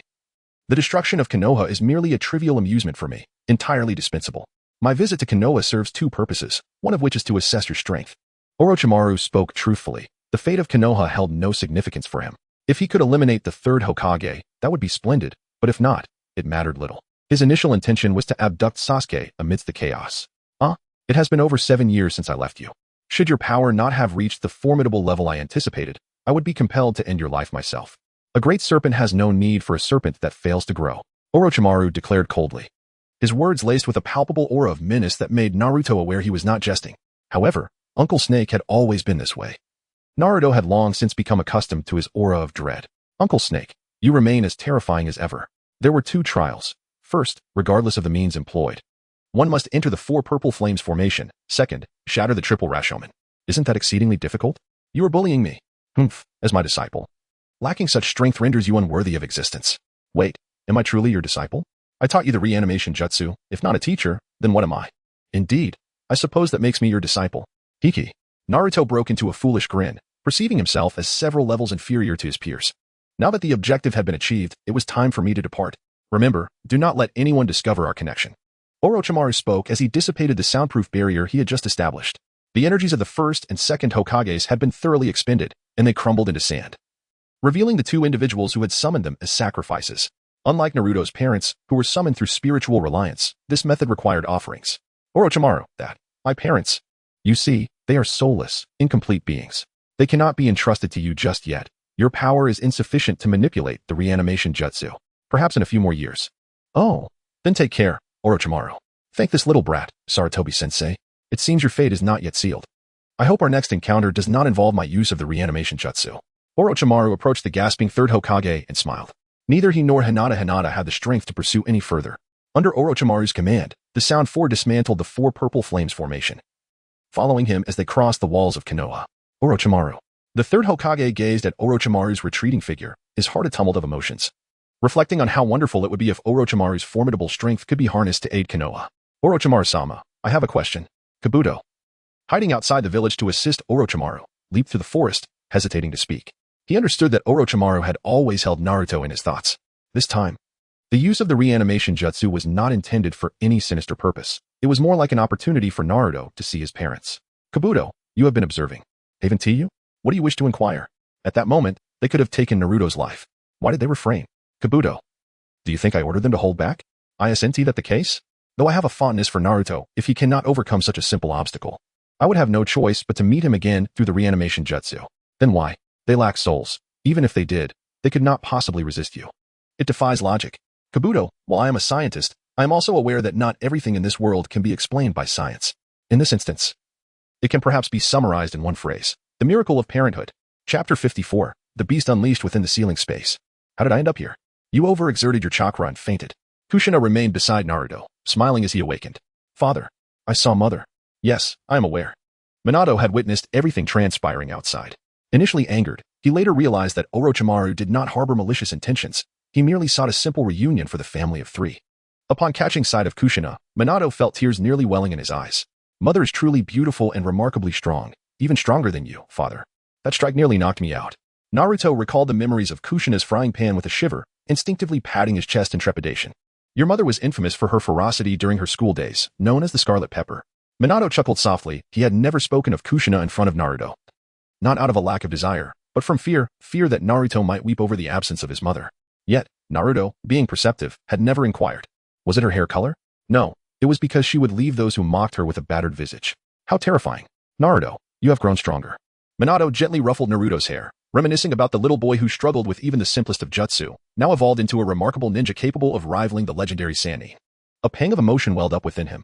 Perhaps there was some leniency from Orochimaru, yet it was still a testament to Naruto's accomplishments, was it not? Hiki. Isn't that only natural? I aspire to become a ninja even more handsome than my father and stronger than my mother. Now is not the time for a chat with Dad. Sasuke is still waiting for me to join him. Naruto suddenly recalled something and hurriedly attempted to leave the ceiling space. Wait, Naruto, you have no chakra left. It would be futile to go now, Minato admonished, gesturing with his eyes towards the slumbering Ninetales nearby. The Ninetales scoffed, lifting its eyelids in annoyance at Naruto's tendency to remember it only in times of need. Ninetales, could you lend me a bit of chakra, please? Absolutely not. Go away. Don't be so fierce, Ninetales. Just a tiny bit, just a smidgen will suffice. Naruto nestled close to the body of the Ninetales, donning an excessively ingratiating expression that nearly caused the creature's fur to bristle in disgust. Oh, then what will you do for me? I can trim your claws. The Ninetales glanced at its own talons, seeming to acknowledge their length. I can clean your ears. The Ninetales' ears twitched slightly. I can groom your fur. The colossal body of the Ninetales shifted. Enough. I shall lend you my power. But you must adhere to my wishes thereafter. No problem. Naruto-kun, you are awake. As Naruto regained consciousness, his head rested upon Hinata's soft thigh. During his unconsciousness, she had once again fulfilled the role of his pillow. What is everyone doing here? Naruto found himself surrounded by a throng of onlookers, prompting him to inquire with curiosity. Not only were the third Hokage and Hinata Hyuga present, but Kakashi and several other elite jonin also regarded him with peculiar expressions. Naruto. I extend my heartfelt gratitude for your assistance during the most perilous moments of Konoha. Had it not been for you, my frail old bones would likely have met their end here, the third Hokage began. Although he remained uncertain about how Naruto accomplished such a feat, it was undeniable that he had triumphed over Orochimaru and forced him to retreat. Without Naruto's intervention, his fate would have been to perish alongside Orochimaru. Making the assertion that he saved his life far from an exaggeration. Please, do not speak so humbly, third Hokage. It is my duty to protect Konoha, for it is where my family resides. Naruto and Hinata exchanged a glance, and the young girl shyly lowered her head. I see, the third Hokage said, nodding with a sense of reassurance, a tear glistening at the corner of his eye. Fourth Hokage, your will of fire has truly been passed down to an exceptional successor. Well then, Kakashi-sensei, I must embark on my mission now. Sasuke is still waiting for me, though there are many questions I wish to ask you. I shall save them for your return. Naruto, are you all right? Your chakra. Hinata, you are someone very important to me. And my comrades hold great significance as well. I must go. Naruto is always so busy, isn't he? I will prepare a meal and wait for your return. All right. See you soon. Naruto nodded and swiftly leapt over the walls of Kaiki City, heading toward Sasuke's direction. The woods surrounding Konoha could scarcely still be considered a forest. A colossal monster loomed within, relentlessly assaulting the trees with its sands, transforming the lush expanse into barren earth. Trees were uprooted, and the air was thick with dust, making each breath a struggle. What manner of beast is this? Sasuke lay on the ground, unable to move, his body riddled with cursed marks. After being defeated by him, Gaara had suddenly transformed into a gigantic creature nearly 50 meters tall. Thankfully, its immense size made it difficult to detect. Otherwise, he would have perished long ago. Sakura, you should flee. No, I will never abandon you, Sasuke. I found you. The monstrous entity spoke with human words, and Sasuke turned in astonishment. Behind him floated a sand-formed eye. Shikaku had utilized the Eye of Sand to locate them. Wind release, vacuum sphere. Shikaku unleashed a massive, transparent orb, its sheer size rendering Sakura unable to escape with Sasuke. Instead, she positioned herself in front of him, shielding him with her body. At the very least, I must protect Sasuke. As Sakura resolved herself to face certain death, she suddenly felt a lightness at her waist, and in an instant, she was whisked away from the vacuum sphere's range, landing in the branches of another tree. Having Sakura protect you is quite uncharacteristic of you, Sasuke. Naruto carefully placed his rescued companions in a safe spot, and, with a smile, remarked, You slowpoke, you were too late. I almost got beaten to death. Sasuke, noticing Naruto's relief, thought that with this slowpoke's presence, there was no need for fear anymore, for the slowpoke had proven unexpectedly reliable. I apologize, though I long to join you in vanquishing that monster. The combination of your Chidori and my Rasengan could potentially forge an unparalleled jutsu. However, judging by your condition, it would be wise for you to rest and not overexert yourself. Leave the rest to me. Naruto, you fool. Why did you arrive only now, you idiot? Sakura exclaimed, her anger boiling over as she pounded her fists against his head, tears streaming down her face, truly frightened by the ordeal. It hurts. Sakura, this isn't the time to hit me. Is there really a way to overcome this? You're not just putting on a brave face, are you? Yes. Naruto lifted his gaze to the colossal creature, uncertainty gnawing at his heart. He had no choice but to resort to the summoning technique, leaving the outcome to fate. Little one, I wish to emerge. Huh? The sudden voice of the Nine-Tails caught Naruto off guard, leaving him momentarily stunned, even questioning his own hearing. I said I wish to come forth to see my old friend. But won't your appearance frighten Sakura and Sasuke? How am I supposed to explain this to them? That is your concern now. You promised to heed my words. Have you forgotten? Very well, I shall explain.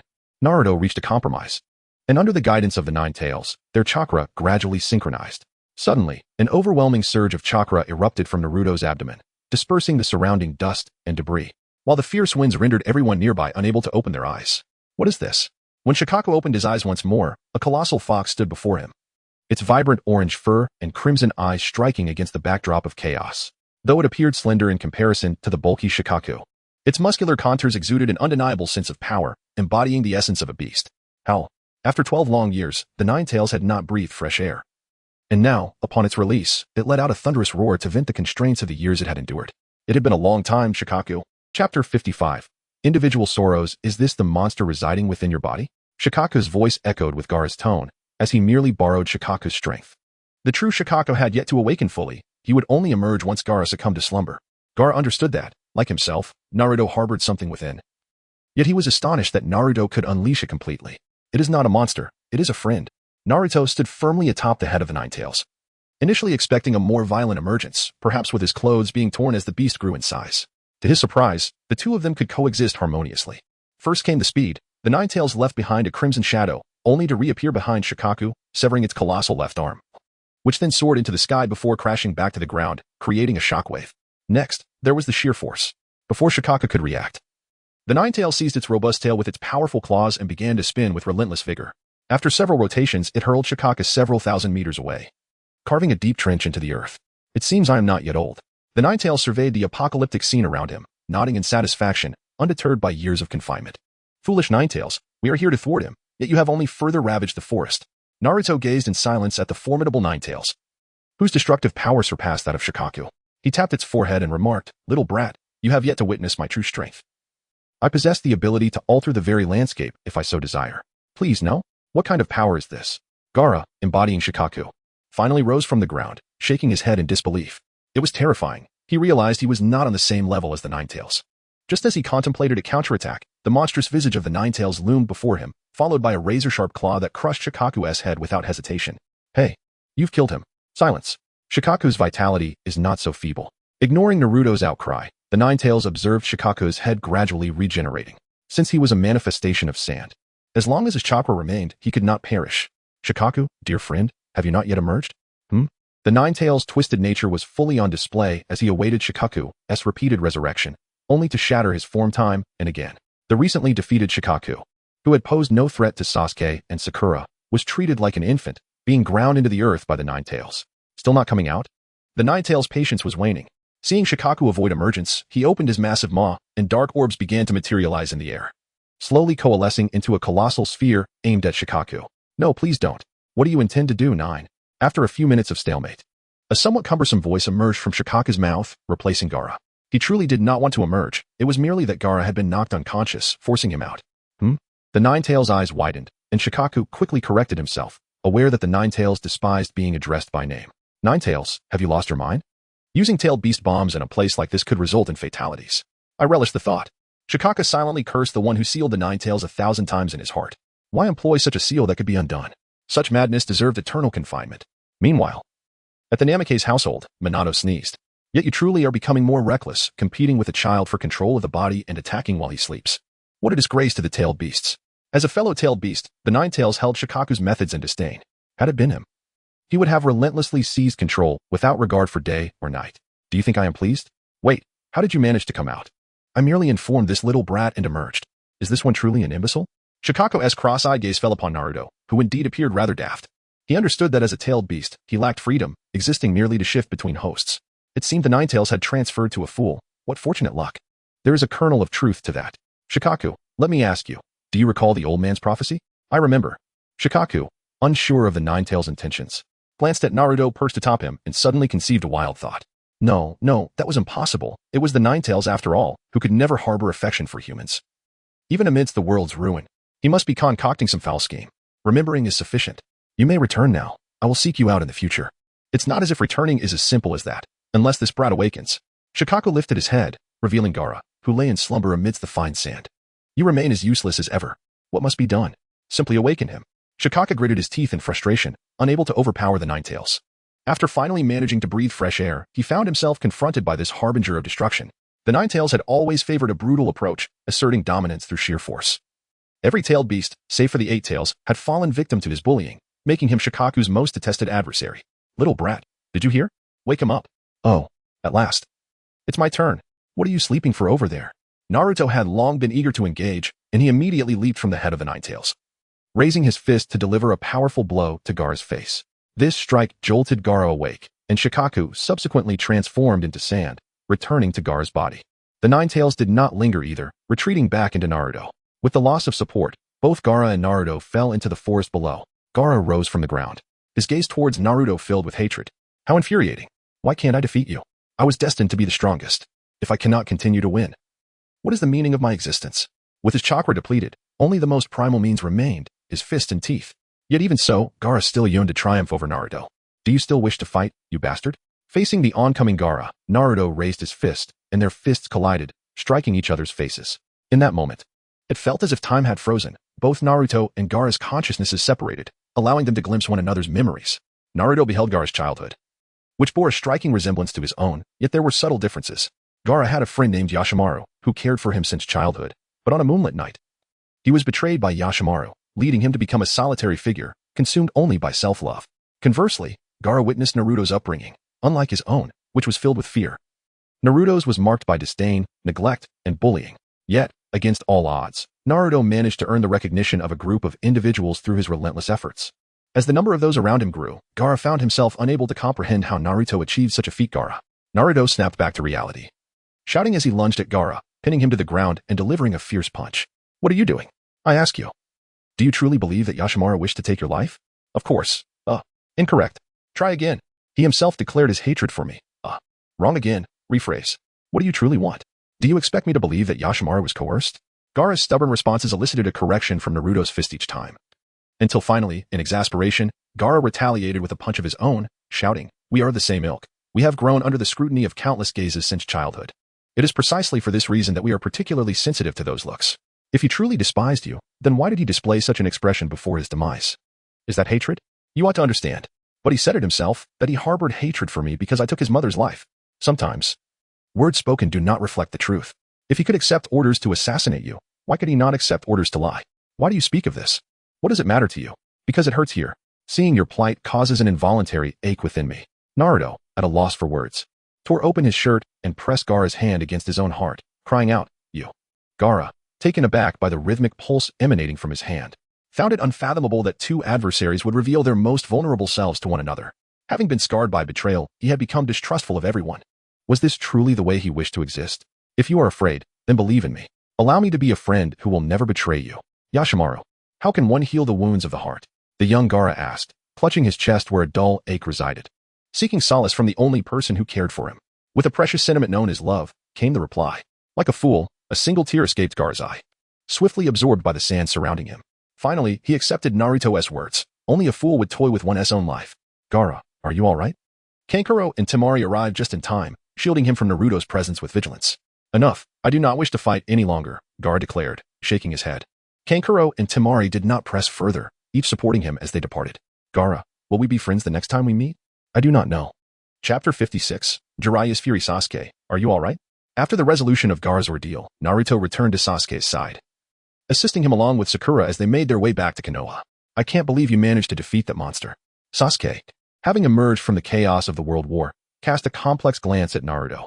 It seemed that, even without his assistance, Naruto had adeptly resolved the predicament, leaving Sasuke feeling somewhat dissatisfied. Sasuke, I appreciate your efforts. Had you not exhausted Gaara's strength, I likely would not have triumphed over him. In reference to the battle that ensued after that monster's disappearance. API call failed with status code 429. Error. Code 429. Message. Resource has been exhausted, e.g. check quota. Status. Resource exhausted. Naruto is incapable of deceit. Concealing the truth from others is a task far more arduous than battling Orochimaru. After considerable effort, he concocts an odd response. A frog? Sakura's eyebrows twitch slightly. For Naruto's fib is glaringly apparent. One would have to possess poor eyesight to mistake a frog for a fox. Sakura, refrain from inquiring further. Sasuke shakes his head. Everyone harbors their own secrets, and Naruto's are likely more numerous than most. Yet, such matters are inconsequential, as long as Naruto remains their ally. Oh, welcome back. Upon their return to Konoha, Kakashi awaited them at the main gate. His gaze fell upon the curse mark on Sasuke, and a shadow of concern crossed his features. Naruto, please proceed to the third Hokage's office. You too, accompany me for medical attention. Kakashi gestured to Naruto, grasping Sasuke and Sakura's hands before vanishing from sight. Oh. Naruto was aware that he was about to be taken for questioning. However, at that moment, the voice of Minato reached his ears, providing him with an unexpected yet reasonable response. Jiraiya, what brings you here? Upon entering the office, Naruto immediately spotted the figure with white hair and, astonished, inquired about the whereabouts of the lecherous sage, who had departed on the eve of the examination, reportedly to attend to matters in my Bokuzen. I, too, am unaware.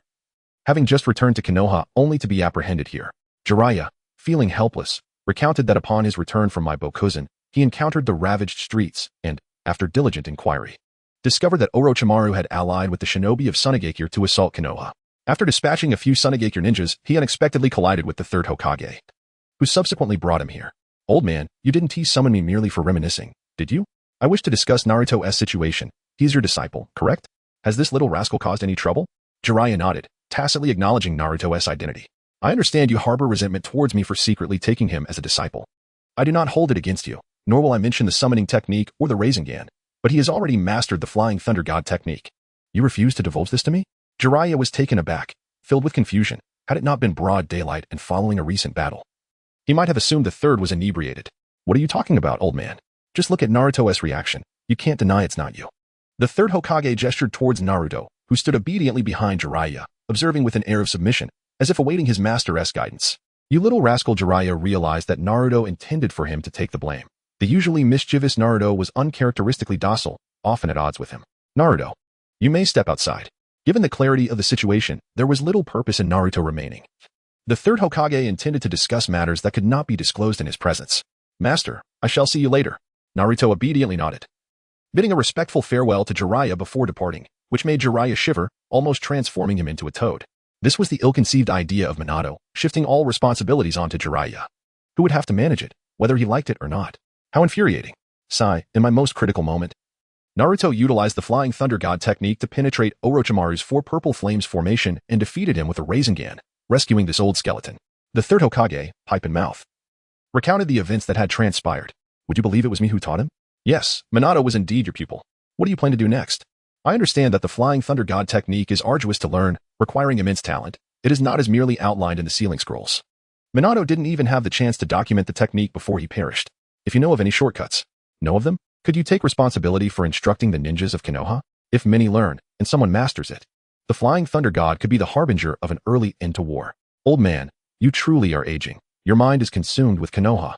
Jiraiya gazed at the third Hokage with disappointment, refraining from questioning how Naruto had acquired his skills or the hardships he had endured, instead fixating solely on this jutsu.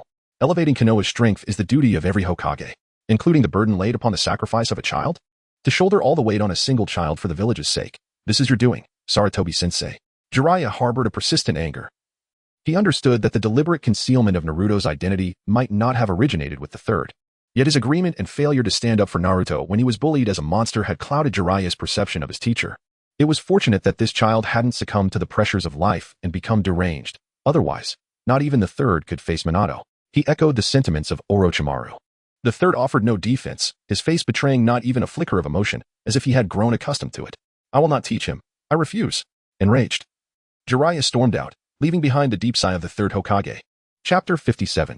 Who will you save when sisters fall into the water? Days had passed since Orochimaru's assault on Konoha, since the day Naruto rescued her. Hanabi had been observing him closely. Hearing her father's words about the jutsu that Naruto employed, one used by the fourth Hokage, a rare space-time ninjutsu, had garnered her father's admiration.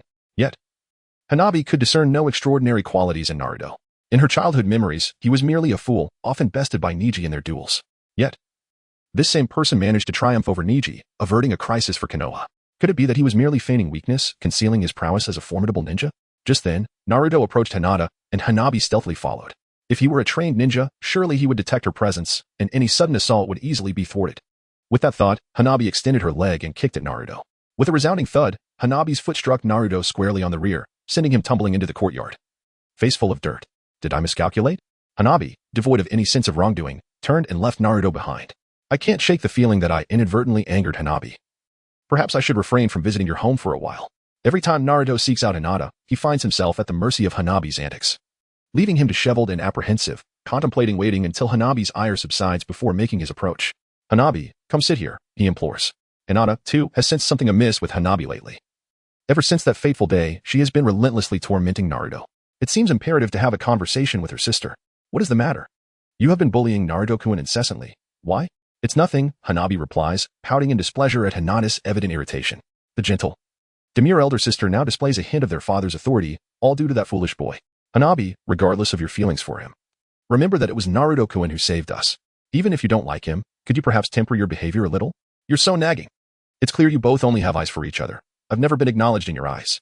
You claim he saved us, but it was primarily to save you. If we were in opposing positions, he would certainly save you first, wouldn't he? Hanabi, you are being unreasonable.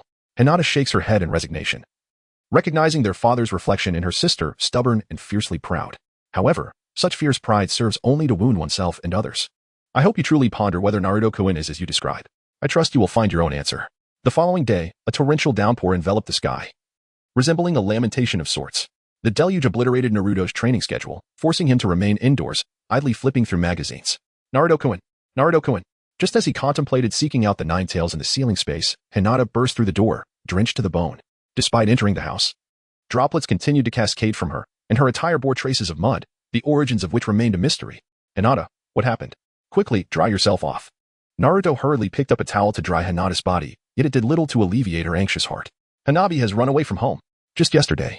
I spoke to her and perhaps my tone was a bit harsh. Today, she left a note in her room and vanished. What should I do? She has rarely stepped outside. What if she encounters someone dangerous? Hinata recounted the events of the previous day to Naruto, filled with self-reproach. She hadn't anticipated that such a young child would possess such a stubborn temperament.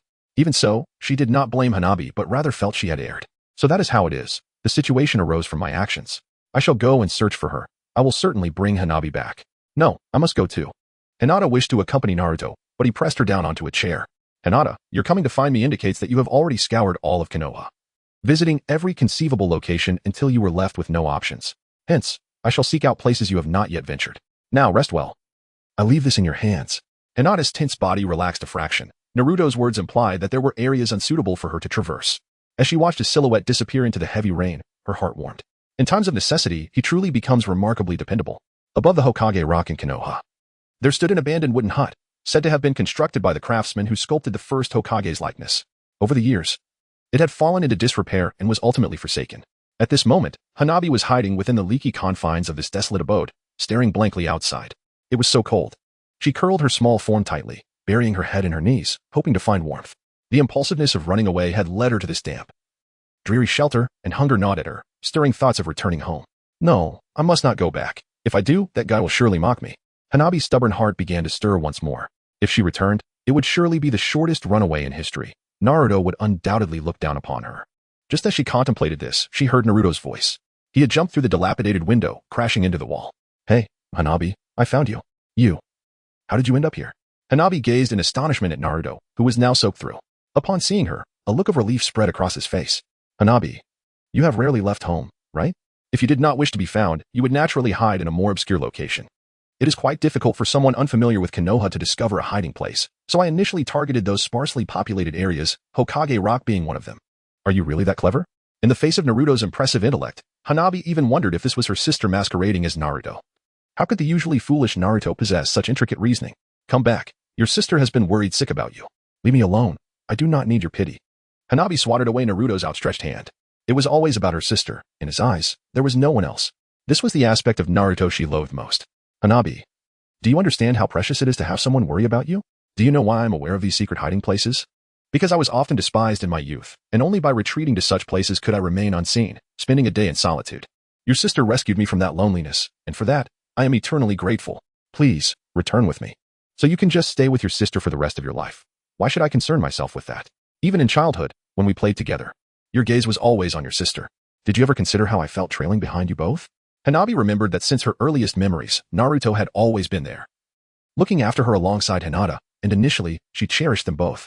However, as time passed, she realized that in Naruto's eyes, only Hinata existed. She felt like an unnecessary presence. Whenever something enjoyable came to light, it was always Hinata that he thought of first, like that stag beetle, which she had adored. Hanabi vividly recalled that summer when she and Naruto discovered an unusual insect, only for Naruto to capture it and immediately gift it to Hinata. I am truly sorry, Hanabi. I had no idea you endured so many grievances in your childhood. Perhaps I was a bit oblivious, but I have always regarded you as my little sister. And Hinata has never ignored you either. That stag beetle, while I knew you cherished it, I also recognized your fondness for it. I intended to give it to you. But unfortunately, it perished under my care. Hinata and I searched for a long time to find another, but we were unsuccessful. If I have wronged you in any way, feel free to strike me, but please do not harbor resentment towards your sister. Naruto reflected upon himself and realized that, as Hanabi had said, he was indeed overly concerned about Hinata. He could only silently apologize. Do you think I lack the courage? Go to hell. Hanabi attempted to lift her leg to kick Naruto, but the dilapidated state of the room caused the floorboard beneath her to suddenly crack, plunging her down and thwarting her attempt. Come on, get out. Upon seeing Hanabi's body half submerged in the floorboard, Naruto couldn't help but chuckle as he supported her under the armpits and pulled her free. It hurts. Hanabi squinted and exclaimed, a sharp splinter having grazed her fair calf, causing a steady trickle of blood to flow from the wound. Just a moment.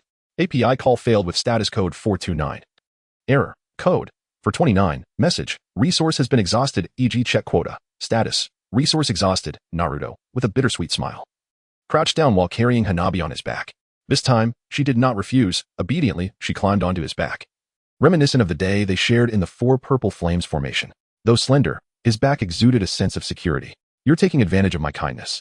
You really meant it when you said you would protect me that day? Of course, I never tell lies. I shall trust you this once. And I will call you Naruto as promised. You remember, But I was hoping you would call me Naruto and II. Not a chance. I don't even call Neji and II. How about brother-in-law? Are you getting a bit too full of yourself? Hanabi tightened her grip around Naruto's neck until he was nearly breathless before releasing him. Naruto. If the time comes when I and my sister are not facing the same direction, who would you save? Isn't it obvious? I would save both of you. But it would be just you, right? I can use the shadow clone technique. Ninjas. Truly a cunning profession. Chapter 58. The Meeting of Master and Apprentice Hinata. I am deeply sorry for the many wrongs I have committed against you in the past. From now on, I shall fulfill my duties as a branch family member and protect you with my life.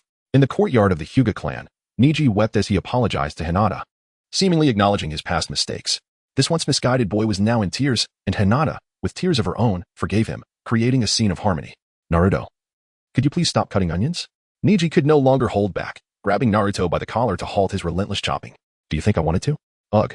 I told Hinata I would make you cry while apologizing, but you wouldn't cry. It's making my eyes burn. Naruto's tears flowed uncontrollably. To put it plainly, his apologies were far more effective when accompanied by such emotion. You really must be unwell. Do you wish to fight? Two fools. Hanabi, standing at a distance, refrained from joining the foolish duo, observing the two boys as they clung to each other. Hanabi, while I do not expect you to call me Niji, at least show a modicum of respect. How can you possibly compare me to Naruto? Is that what you truly care about? I might just have to teach you a lesson. As the so-called genius of the Hyuga clan, how does it feel to be bested by a bottom-tier ninja? Ugh. This guy is utterly unlikable. Neji emitted a wounded sound. He was aware of Naruto's strength, but others were oblivious. Those who had not witnessed the match only knew he was defeated by a low-ranking ninja. Hanabi continued to stoke the flames. In comparison, Hinata was 1,000 times more endearing. Enough of this racket, Hinata said as she wiped away her tears, revealing a blissful smile. She had longed for moments like this, for of them together in harmony, free from barriers, like family, with a brother, a sister, and Naruto. It seems I have arrived at an inopportune moment and interrupted you all.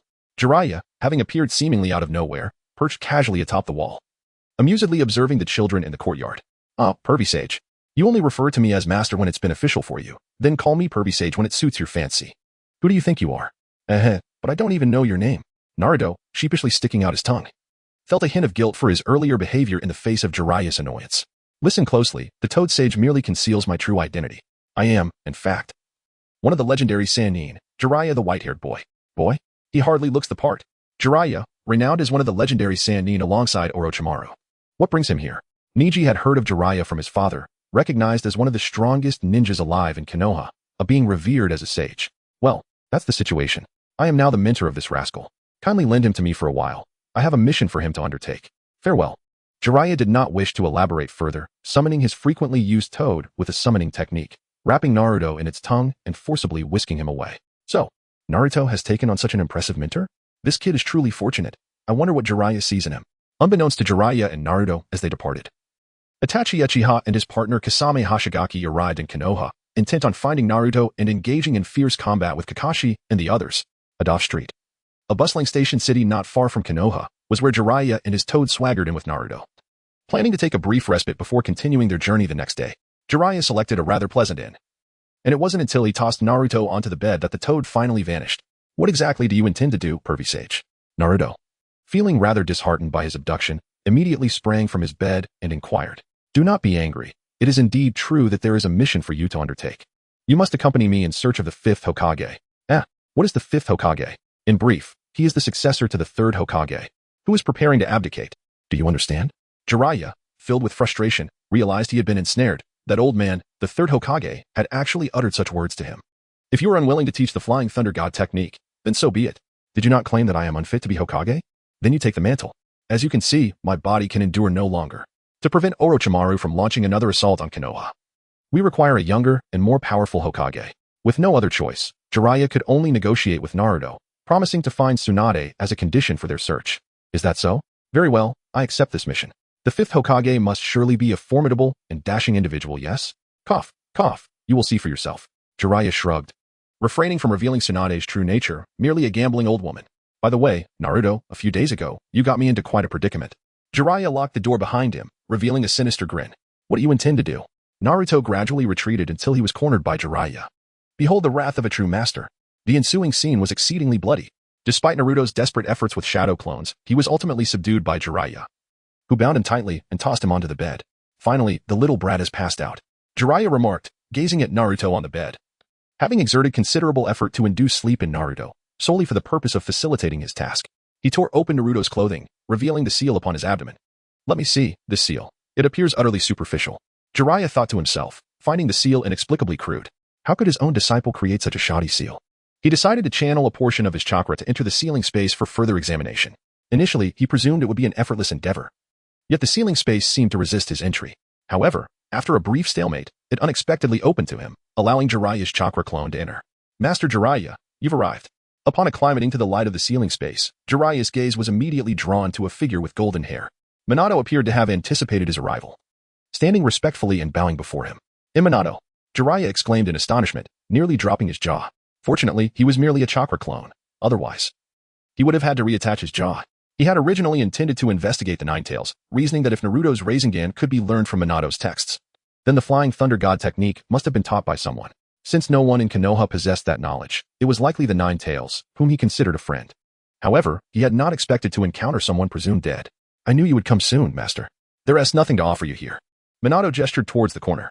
Nine Tails, why not greet Master Jiraiya? Humph. Following Minato's gaze, Jiraiya beheld a massive beast lying in the shadows, propped up on one hand. Its back presented to him, letting out a disdainful snort. I apologize, that's just his nature. This scene feels eerily familiar. Jiraiya's mind raced as he tried to recall the source of this sense of deja vu.